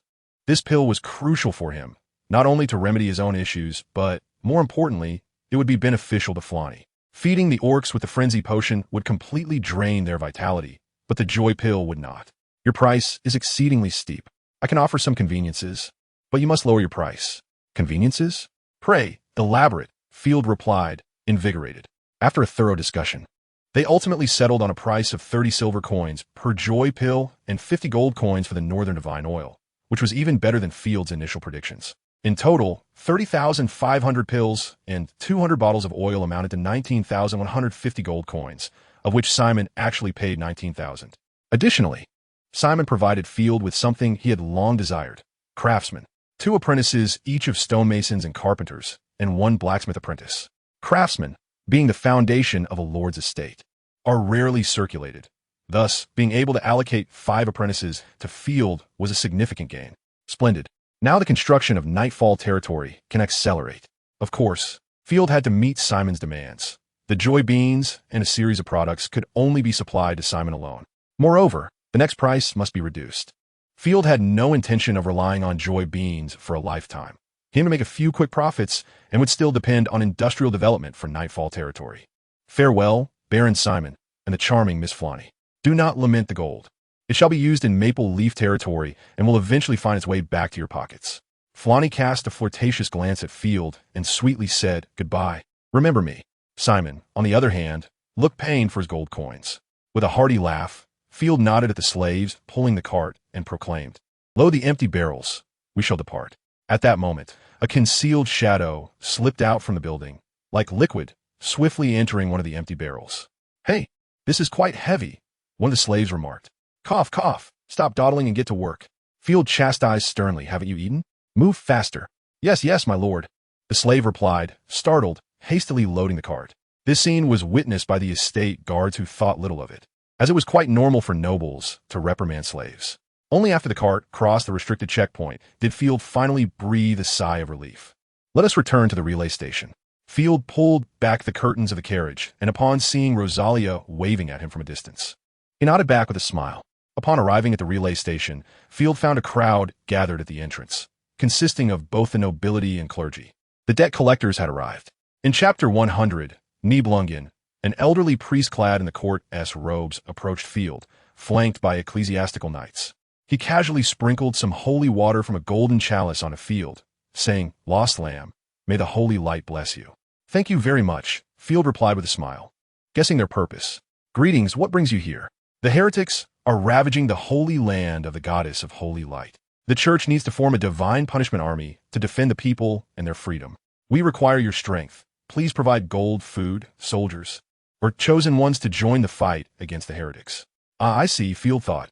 Just when he had received his gold, it was already being sought after by others. "I'm afraid I need the Empress's orders before I can provide military supplies." Field shrugged with a feigned look of regret. The old priest, with a righteous demeanor, declared, "We fight for all humanity. The Empress will surely agree. It's just that the edict has yet to be issued." Had Field not studied the continent's history, he might have been swayed by the priest's virtuous appearance. The church has organized divine punishment armies 7 times, but they only provide nominal support without deploying real military power, especially not high-level forces. Each time, they only muster a small army of 3,000 to 4,000, composed of old soldiers and thugs who pillage their way to the front lines, only to flee at the sight of the enemy. It's purely an act of plunder, and all contributions turn into lavish lifestyles for the clergy. The battles against the heretics are predominantly fought by various dukes, earls, knightly orders, and regular armies, who, despite their own penchant for looting, genuinely exert effort in combat. The last divine punishment army, known as the Silver Wing of the Holy Light, even lost the newly appointed emperor, leaving the imperial lineage in an awkward situation awaiting a parliamentary regent. Field laughed heartily. "Very well, I shall pray daily, hoping that the goddess of holy light bestows miracles upon the warriors." As for the gold, let us forego that. The old priest nearly choked on his words. Was this not a line they frequently used to coerce others? Do not engage in short-sighted measures. Once the heretics approach the Griffin Empire, you may find yourself regretting it. The old priest warned, his gaze sharp. Field remained undeterred, stating plainly, "Then I shall personally lead troops to confront the invaders, rather than hand over money to unrelated parties merely to sustain their lavish lifestyles." Field decided to spare him some dignity by withholding his more scathing remarks. A few chuckles erupted from the crowd. After all, he was merely a rural baron, unaware of the heretics' terror. Arrogance and hubris will surely lead to one's downfall. Foolish. Field's ire flared as he turned to those mocking him, about to retort when another voice chimed in. Baron Field speaks truthfully. Knights should indeed confront invaders, not hide behind the lines, paying for their safety. However, the most critical factor is loyalty. Until the Empress makes a decision, we should not act rashly. The Griffin Empire is on the brink of a falling out with the Papal States, a fact well known among the nobility. Of course, it was not due to the Empress bathing on the day of the Holy Lord. Field turned to see a rugged man dressed in noble robes. Though the attire was not the focal point, it was the family crest emblazoned on his chest, a blue dragon clutching a sword. Nibelungen family? The fierce ones from Morning Breeze province, one of the Empress's true swords, wielding a blue dragon and holding significant power as a sixth-tier chosen one. Rhine Nibelungen smiled. I've heard of you, the kindest noble, Field, always willing to aid the poor. Field extended a noble greeting. Greetings, esteemed sir. It is indeed a coincidence to encounter you. We were just about to visit Baron Maple Leaf. His economic and food support is crucial for our pacification efforts. Rhine did not hesitate to share information. The cultists are even more numerous than we imagined. They have completely brainwashed the populace of the Viscounty. Old dang, you two have come to seek favors? Field feigned hesitation. Perhaps our family should contribute to the Empire's efforts. Rhine inquired, of course. The governor's personal letter has already been dispatched. Did you not know? Falon City is right next to the Viscounty, and your brother is already mobilizing military forces. It is never too late to know. Field suppressed his excitement. I have been in the shadowy North Province for so long. I have only just emerged. Oh, the tale of your assumption of the knight's mantle is indeed true. Poor child, how could your father bear to send a mere fledgling into such a cursed place? I shall bring this matter to Her Majesty the Empress. Surely, her support will be forthcoming, for you are a hero endeavoring for the glory of the nation. This revelation took Field by surprise. Rather than offering donations or aid, the focus shifted to self-interest. Regardless of the niceties, Field's regard for the gentleman before him soared. I am most grateful, yet I wish to partake in the rebellion, not merely to contribute funds, but to lead troops. A familiar, mucking lafteriraptiv. This is no mere outing. A flamboyantly dressed youth, hands on his hips, puffed out his chest, and declared, Do you have soldiers? You appear utterly alone, devoid of even a retainer. One cannot possibly expect to achieve military honor in such a state. Who are you to mock me so? Lang frowned, admonishing, Farid, do set aside your frivolous demeanor. All who serve the Empire deserve respect. The man addressed, as Farid regarded this with indifference, folding his arms with a smirk. Field, dismissing him entirely, turned earnestly to Lang. I will bring troops to support the rebellion. Excellent. Now, this is the spirit of an imperial knight. The older gentleman nodded with satisfaction, retrieving a letter from his breast pocket. Once returned, he would privately open it. It contained precise details of the gathering point and time. Every ounce of support is invaluable.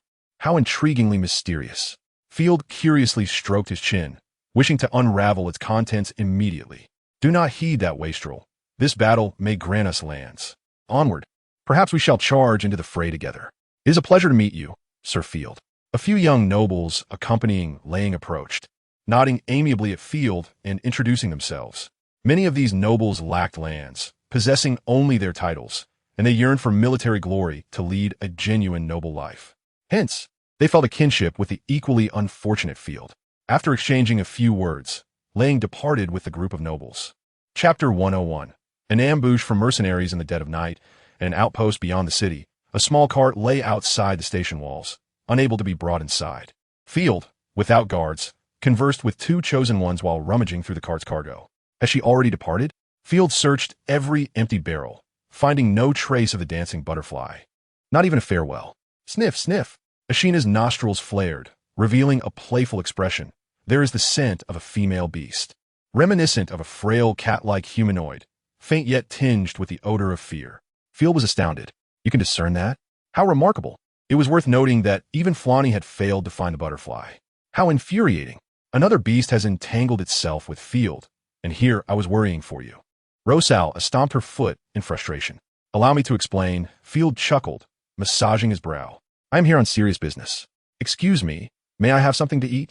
A filthy, trembling little girl emerged from the shadows, tears glistening in her eyes, clutching a ragged basket. Please, I've not eaten for 3 days. Of course. Field instinctively reached into his pocket, ready to offer a couple of copper coins. Danger. As the girl stepped forward, Ashina's pupils dilated, and she lunged toward Field. In the next instant, several red butterflies burst forth from the girl's sleeve. Accompanied by a blinding flash, an explosion erupted, engulfing the surroundings in flames and turning the area into a hellish inferno. The girl was obliterated in the blast. 3 mercenaries rushed into the fiery chaos, armed with swords and clad in leather armor. That sorcerer's magic is terrifying. To simply use a little girl to complete the task. Let us search for the body. We'll claim our bounty. Let us hope she wasn't completely destroyed. Amidst their banter, a figure appeared behind them, wielding a fearsome great sword, his murderous intent palpable. The mercenaries felt a chill creep up their spines and turned to see Field, the gluttonous great sword radiating a disquieting aura, its eyes fixated upon them. Their blood ran cold. What is this? The intel was flawed. Damn it, we've been deceived. The mercenaries were bewildered, sensing the battle aura emanating from Field and the terrifying sword in his grasp. An unexpected nightcap has presented itself. I happen to be quite hungry. Rosal A's voice echoed in their ears. She had melded into the gluttonous great sword, entirely under Field's control. Indeed, they must perish. Otherwise, I shall find no peace. To ambush oneself while employing an innocent girl, truly a fatal miscalculation. Without mercy, Field swung his sword, the overwhelming aura of corruption coiling tightly, effortlessly cleaving through the mercenaries, leaving them bisected. Their cries of anguish echoed as the corrupt divine power coursed through their remnants, tormenting their souls, rendering even death elusive. Curse it! Let us return to camp. Bloodhand, miles away, utilized eagle-eye magic to witness the unfolding scene. The 2 mercenaries beside him promptly mounted their horses, racing through the dense woods of Maple Leaf territory. The guards, suspecting an enemy assault, rushed out only to behold Field outside. At that moment, Field's expression was one of utmost displeasure. Numerous possibilities flashed through his mind, yet he cast them aside. He was no mere soft target to be toyed with. Unless I personally slay you, I shall boil you alive, little brother. Had it not been for the 2 chosen ones present, he might have truly fallen victim to the explosion. A human bomb is exceedingly difficult to anticipate. Ashina, can you trace their scent? Indeed. Ashina summoned a dragon breed wolf, instructing it to memorize the mercenary's scent. Ashina, you guard the outpost. Lend me the wolf for now. Field mounted the giant wolf and sped away into the distance. Bloodhand returned to the temporary camp, where the mercenaries were engaged in leisure activities. Stupid wretch. Still defiant? You think I can't uncover the whereabouts of Greyhound? 2 mercenaries viciously kicked a stripped woman until her face was bruised. Please, I was wrong. The woman managed to utter a few words before being pummeled again. Greyhound had been recruited by Kuchi. Field had inquired about Greyhound as well. Was this mere coincidence?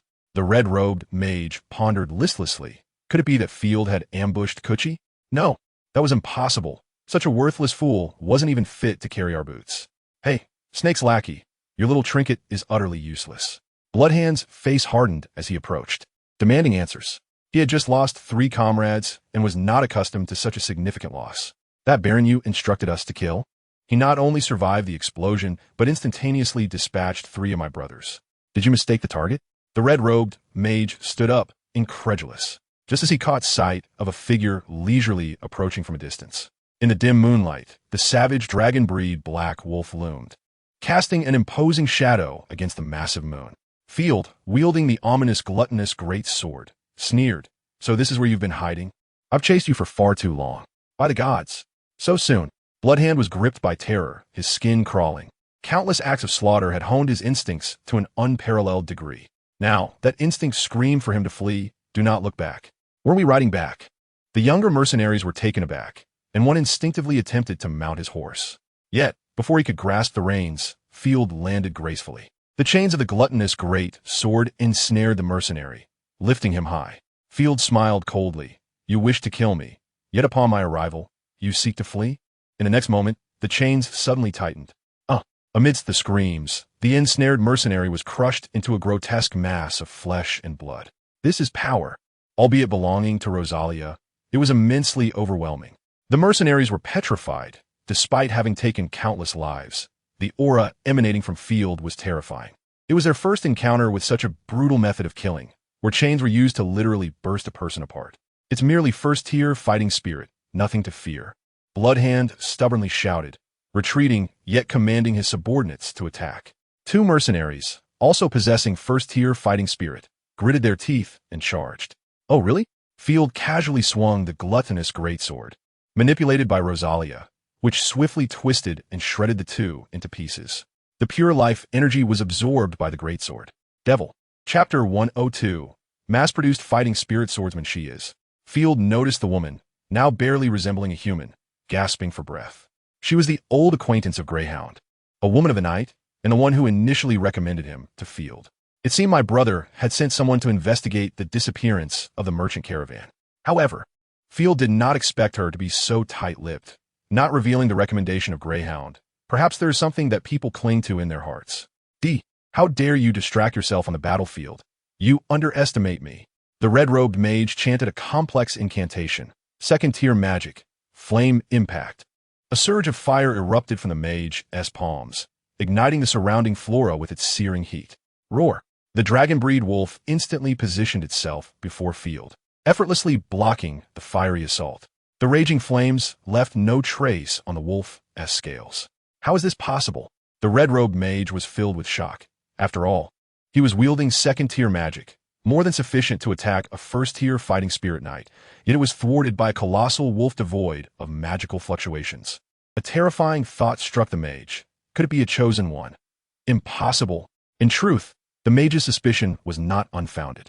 While it appeared he was battling Field, he was actually in a scuffle with the two chosen ones. You damn fool, still attacking? You deserve a beating.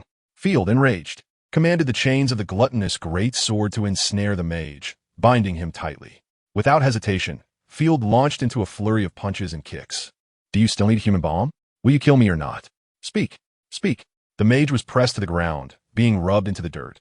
Don't just stand there, come help me, The surrounding mercenaries, witnessing the once mighty mage being toyed with like a child, not only lacked the desire to assist, but turned and fled. Who invited you? Do you have accomplices? Field hoisted the mage, whose visage had transformed into that of a battered pulp. The mage, barely coherent, stammered, If I tell you, you must let me go, but you must swear. Field lifted his mage robe, revealing a simplified version of the chosen mark. Undoubtedly, he was a member of the chosen guard, merely a chosen one of Field's brother. You think you can bargain with me? With a snap of his fingers, the mage's head was crushed by the chains, the vibrant life energy absorbed by the greatsword. Bloodhand, witnessing this scene, wet his pants and fled even faster. What a waste, so easy to deal with, worth only 500 gold coins, echoed in his mind. Had the situation not been urgent, he would have rushed to reclaim the mage's corpse and brutally desecrate it. Field, do not kill them all, Rosalia's voice reminded him. Why? Filthy beings are well suited for transformation into corrupted creatures. They can become our chosen guard. In my fervor, I almost forgot. Like Ashina, Rosalia could also provide chosen guards, though she lacked the military bonus. Field opened his Lord panel to the conferral section. Conferral, Giant Wolf Cavalry. Upgrade 50 Wolf Cavalry to first tier, provided by Ashina. Corrupted Swordsman. Corrupt 50 sinners into first tier, provided by Rosalia. Field had brought Rosalia along, armed with potions, specifically to acquire the chosen guard. Initially, the plan involved purchasing a batch of death row inmates. Blood surged, and Rosalia emerged from the greatsword, gleefully licking her lips. Second-tier mages are delectable. I am quite satisfied.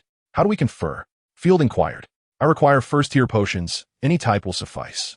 Please retrieve them for me while I capture the mercenaries. Oh, and don't forget to bring back some cloaks.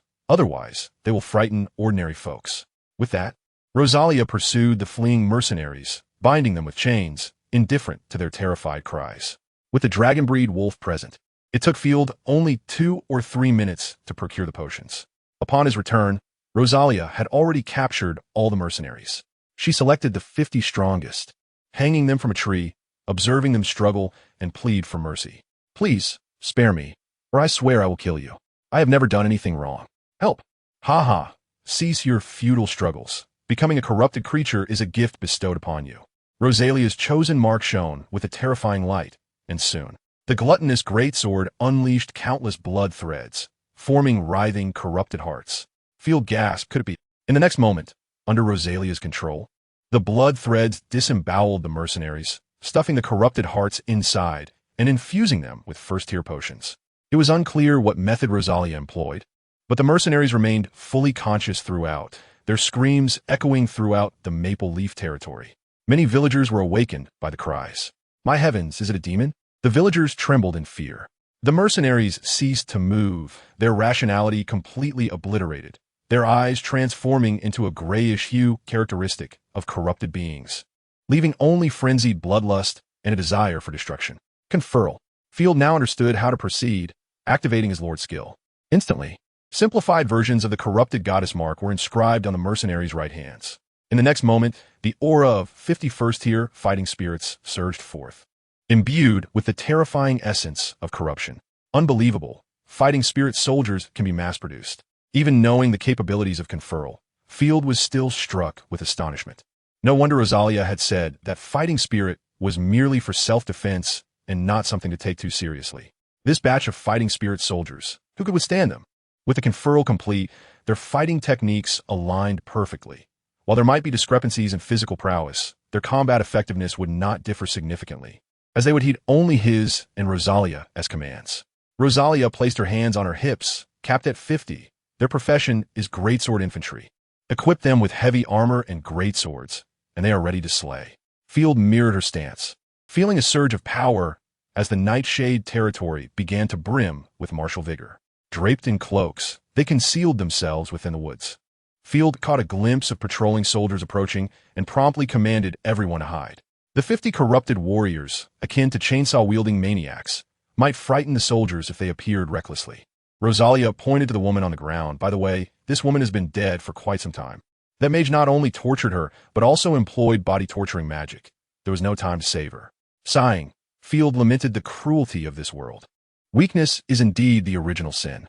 Chapter 103. The terrifying meat grinder let S dig a grave and bury her. Also, have the guards inquire about her family and send them some gold coins. Rest in peace.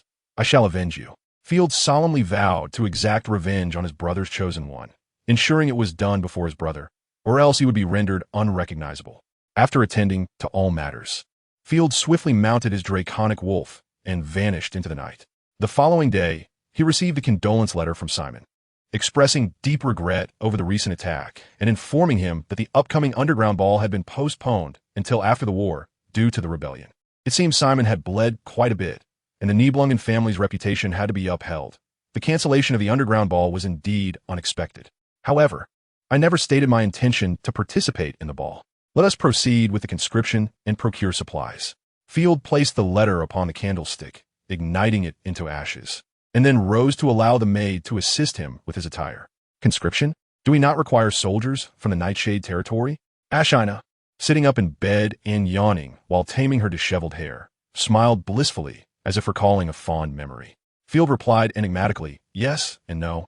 Sending the hard-earned elite soldiers to the battlefield to be ground into meat and fill the front lines was never Field's intention. He understood that engaging in a direct confrontation on the front lines yielded little profit while posing exorbitant risks. Following the outbreak of war, the number of slaves surged dramatically, and the slave market in Maple Leaf was overwhelmed with an influx of captives.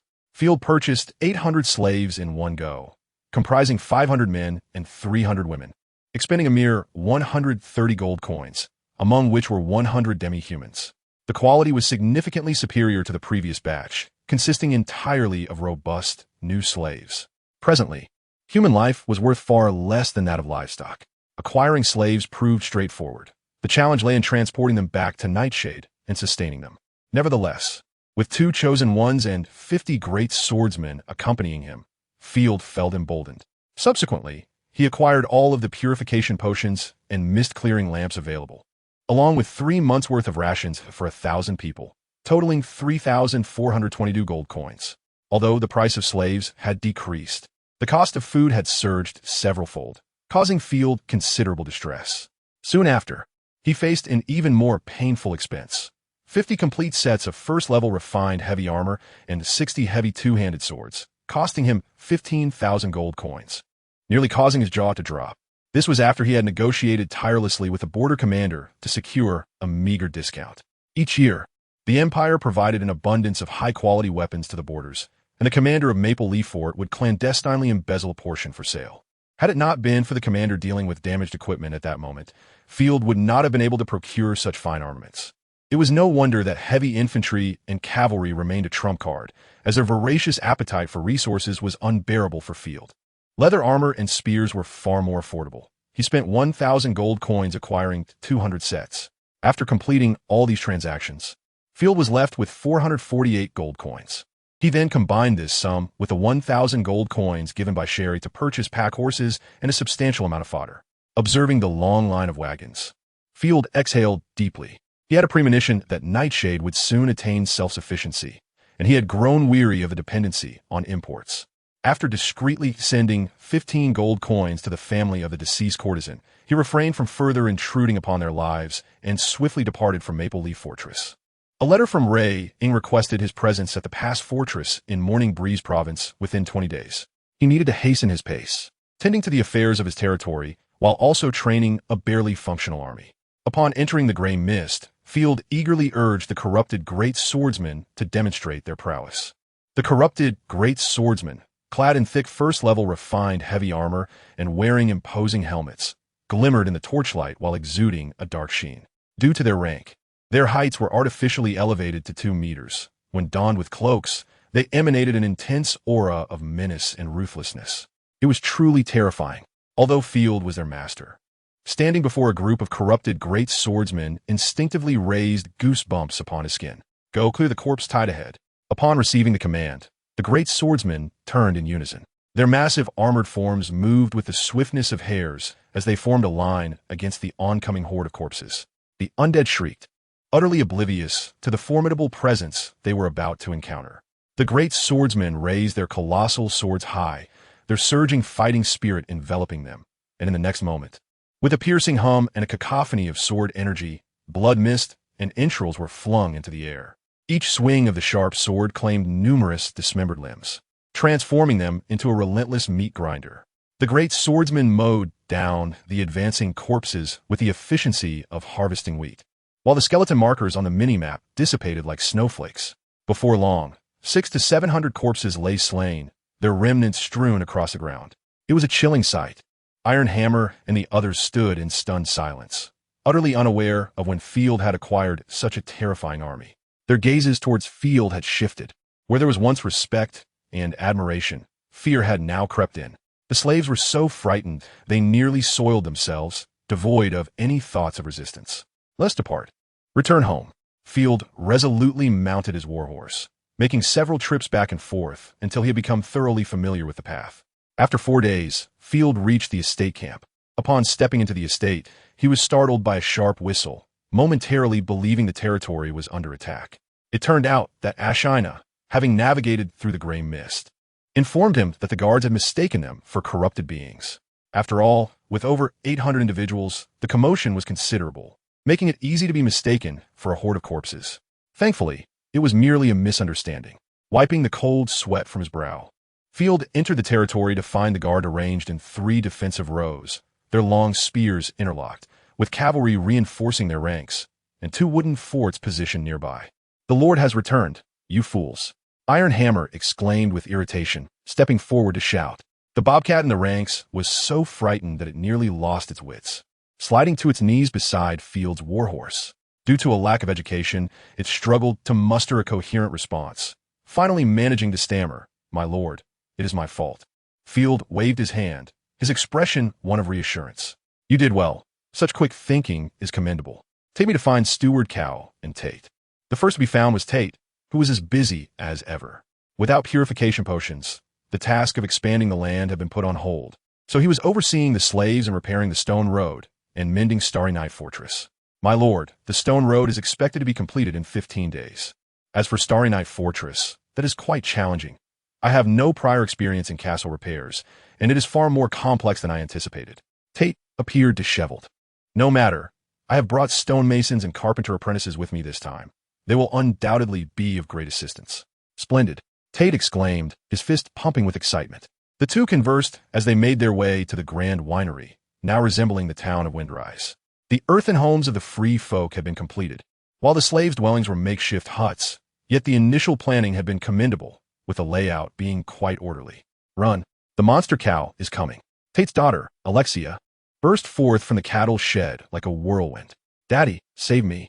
Mr. Cow has captured Miss Wormwood. He will eat people. In a panic, she collided into Field's embrace. This startled Tate, nearly causing him to lose control.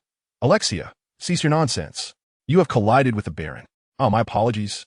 The dizzy young girl took a few steps back, her cheeks flushed, her small hands clasped behind her back as she weakly murmured, Everyone says the Baron is the best. Please forgive me. No harm done. Field gently patted the girl's head in consolation. But what is this about Cow eating people? It is our game. He pretends to be a corpse while we play as little girls gathering mushrooms. Ha! The adaptability of humanity is remarkable. They quickly found joy even in hardship. Within 3 minutes, Field spotted the clawing and howling cow, who approached with a reckless abandon, calling out in a bizarre manner. I am hungry. Ahem, Lord Field. You have returned. Cow nearly choked on his own saliva, hurriedly halting his steps and awkwardly changing the subject.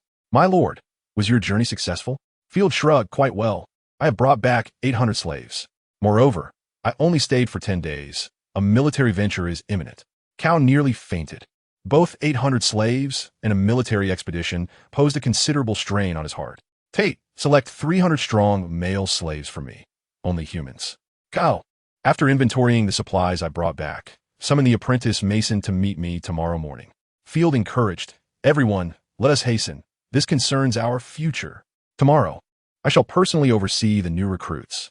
Once arrangements were made, Field seized the opportunity to rest, while the corrupted swordsmen concealed themselves in the basement of Starry Night Fortress.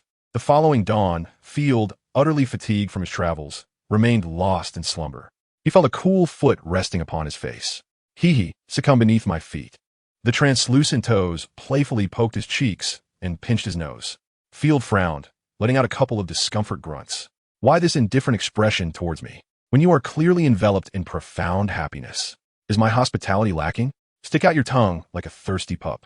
Rosalia perched on the edge of the bed, legs crossed. Wearing a smug expression, Field reluctantly opened his eyes, realizing Rosalia intended to tread on him. Are you out of your mind? Do you wish to give your lord athlete's foot? How absurd. Suddenly confronted with this, who could withstand it? Although fragrant and cool, it was infuriating. Field abruptly sat up, flipping Rosalia over, her face flushed with embarrassment. You dare pull this on me? All traces of fatigue vanished, replaced by anger as he reached for Rosalia. Watch me discipline you. Having thought she had settled down for a few days, he had presumed she had changed her ways. Little did he know, she remained as mischievous as ever, even concocting a substantial scheme. Do not misunderstand. You are merely having a nightmare. It is all an illusion. Rosalia made a face and quickly concealed herself within the great sword of gluttony. Come out. Field shook the sword, but Rosalia feigned death. Even the central eye of the sword turned away discreetly. I cannot bear to look. Very well, you are too idle. Tonight, you shall go to the quarry to cut stone. Field had no means to reprimand her. After all, she was his chosen one. Moreover, you will handle the administrative affairs alone. I shall have the documents placed on the table. Rosalia had once claimed to be adept in internal matters, with the maid's assistance. Once Field donned his attire, he encountered 2 apprentice masons. My lord, what are your commands? The 2 apprentices timidly raised their eyes to Field, only to quickly bow their heads again. They had witnessed Field's black-robed swordsmen, those terrifying warriors capable of effortlessly slaying countless corrupted beings, instilling in them intense fear of the man before them. I have no interest in your past. Now, amidst the mist, all you must do is obey my commands. Only thus can you live better. Do you understand? These apprentices might be spies planted by Simon, or perhaps not, but Field remained indifferent. For the Nightfall Fief was a grand melting pot. Ordinary people who entered had little hope of escape. Furthermore, with his newfound power, he was unperturbed by internal discord. Yes, my lord. The 2 prostrated themselves. We shall heed your every command. Very well, you shall first attempt to construct this. Acquire materials from my advisor and steward. Field presented a piece of parchment depicting the rough structure of a charcoal kiln. This is the carbonization chamber, the flue, in the combustion chamber, and then this is. The two stared at the lines, listening to Field's explanation. Their initially bewildered expressions gradually transformed into astonishment, culminating in profound shock. This was the earthen kiln from the early days of Huagua, a veritable industrial marvel.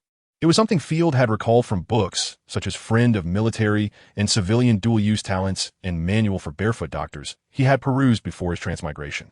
In the current sacred Griffin Empire, only blast furnaces were widely utilized, and earthen kilns were virtually non-existent.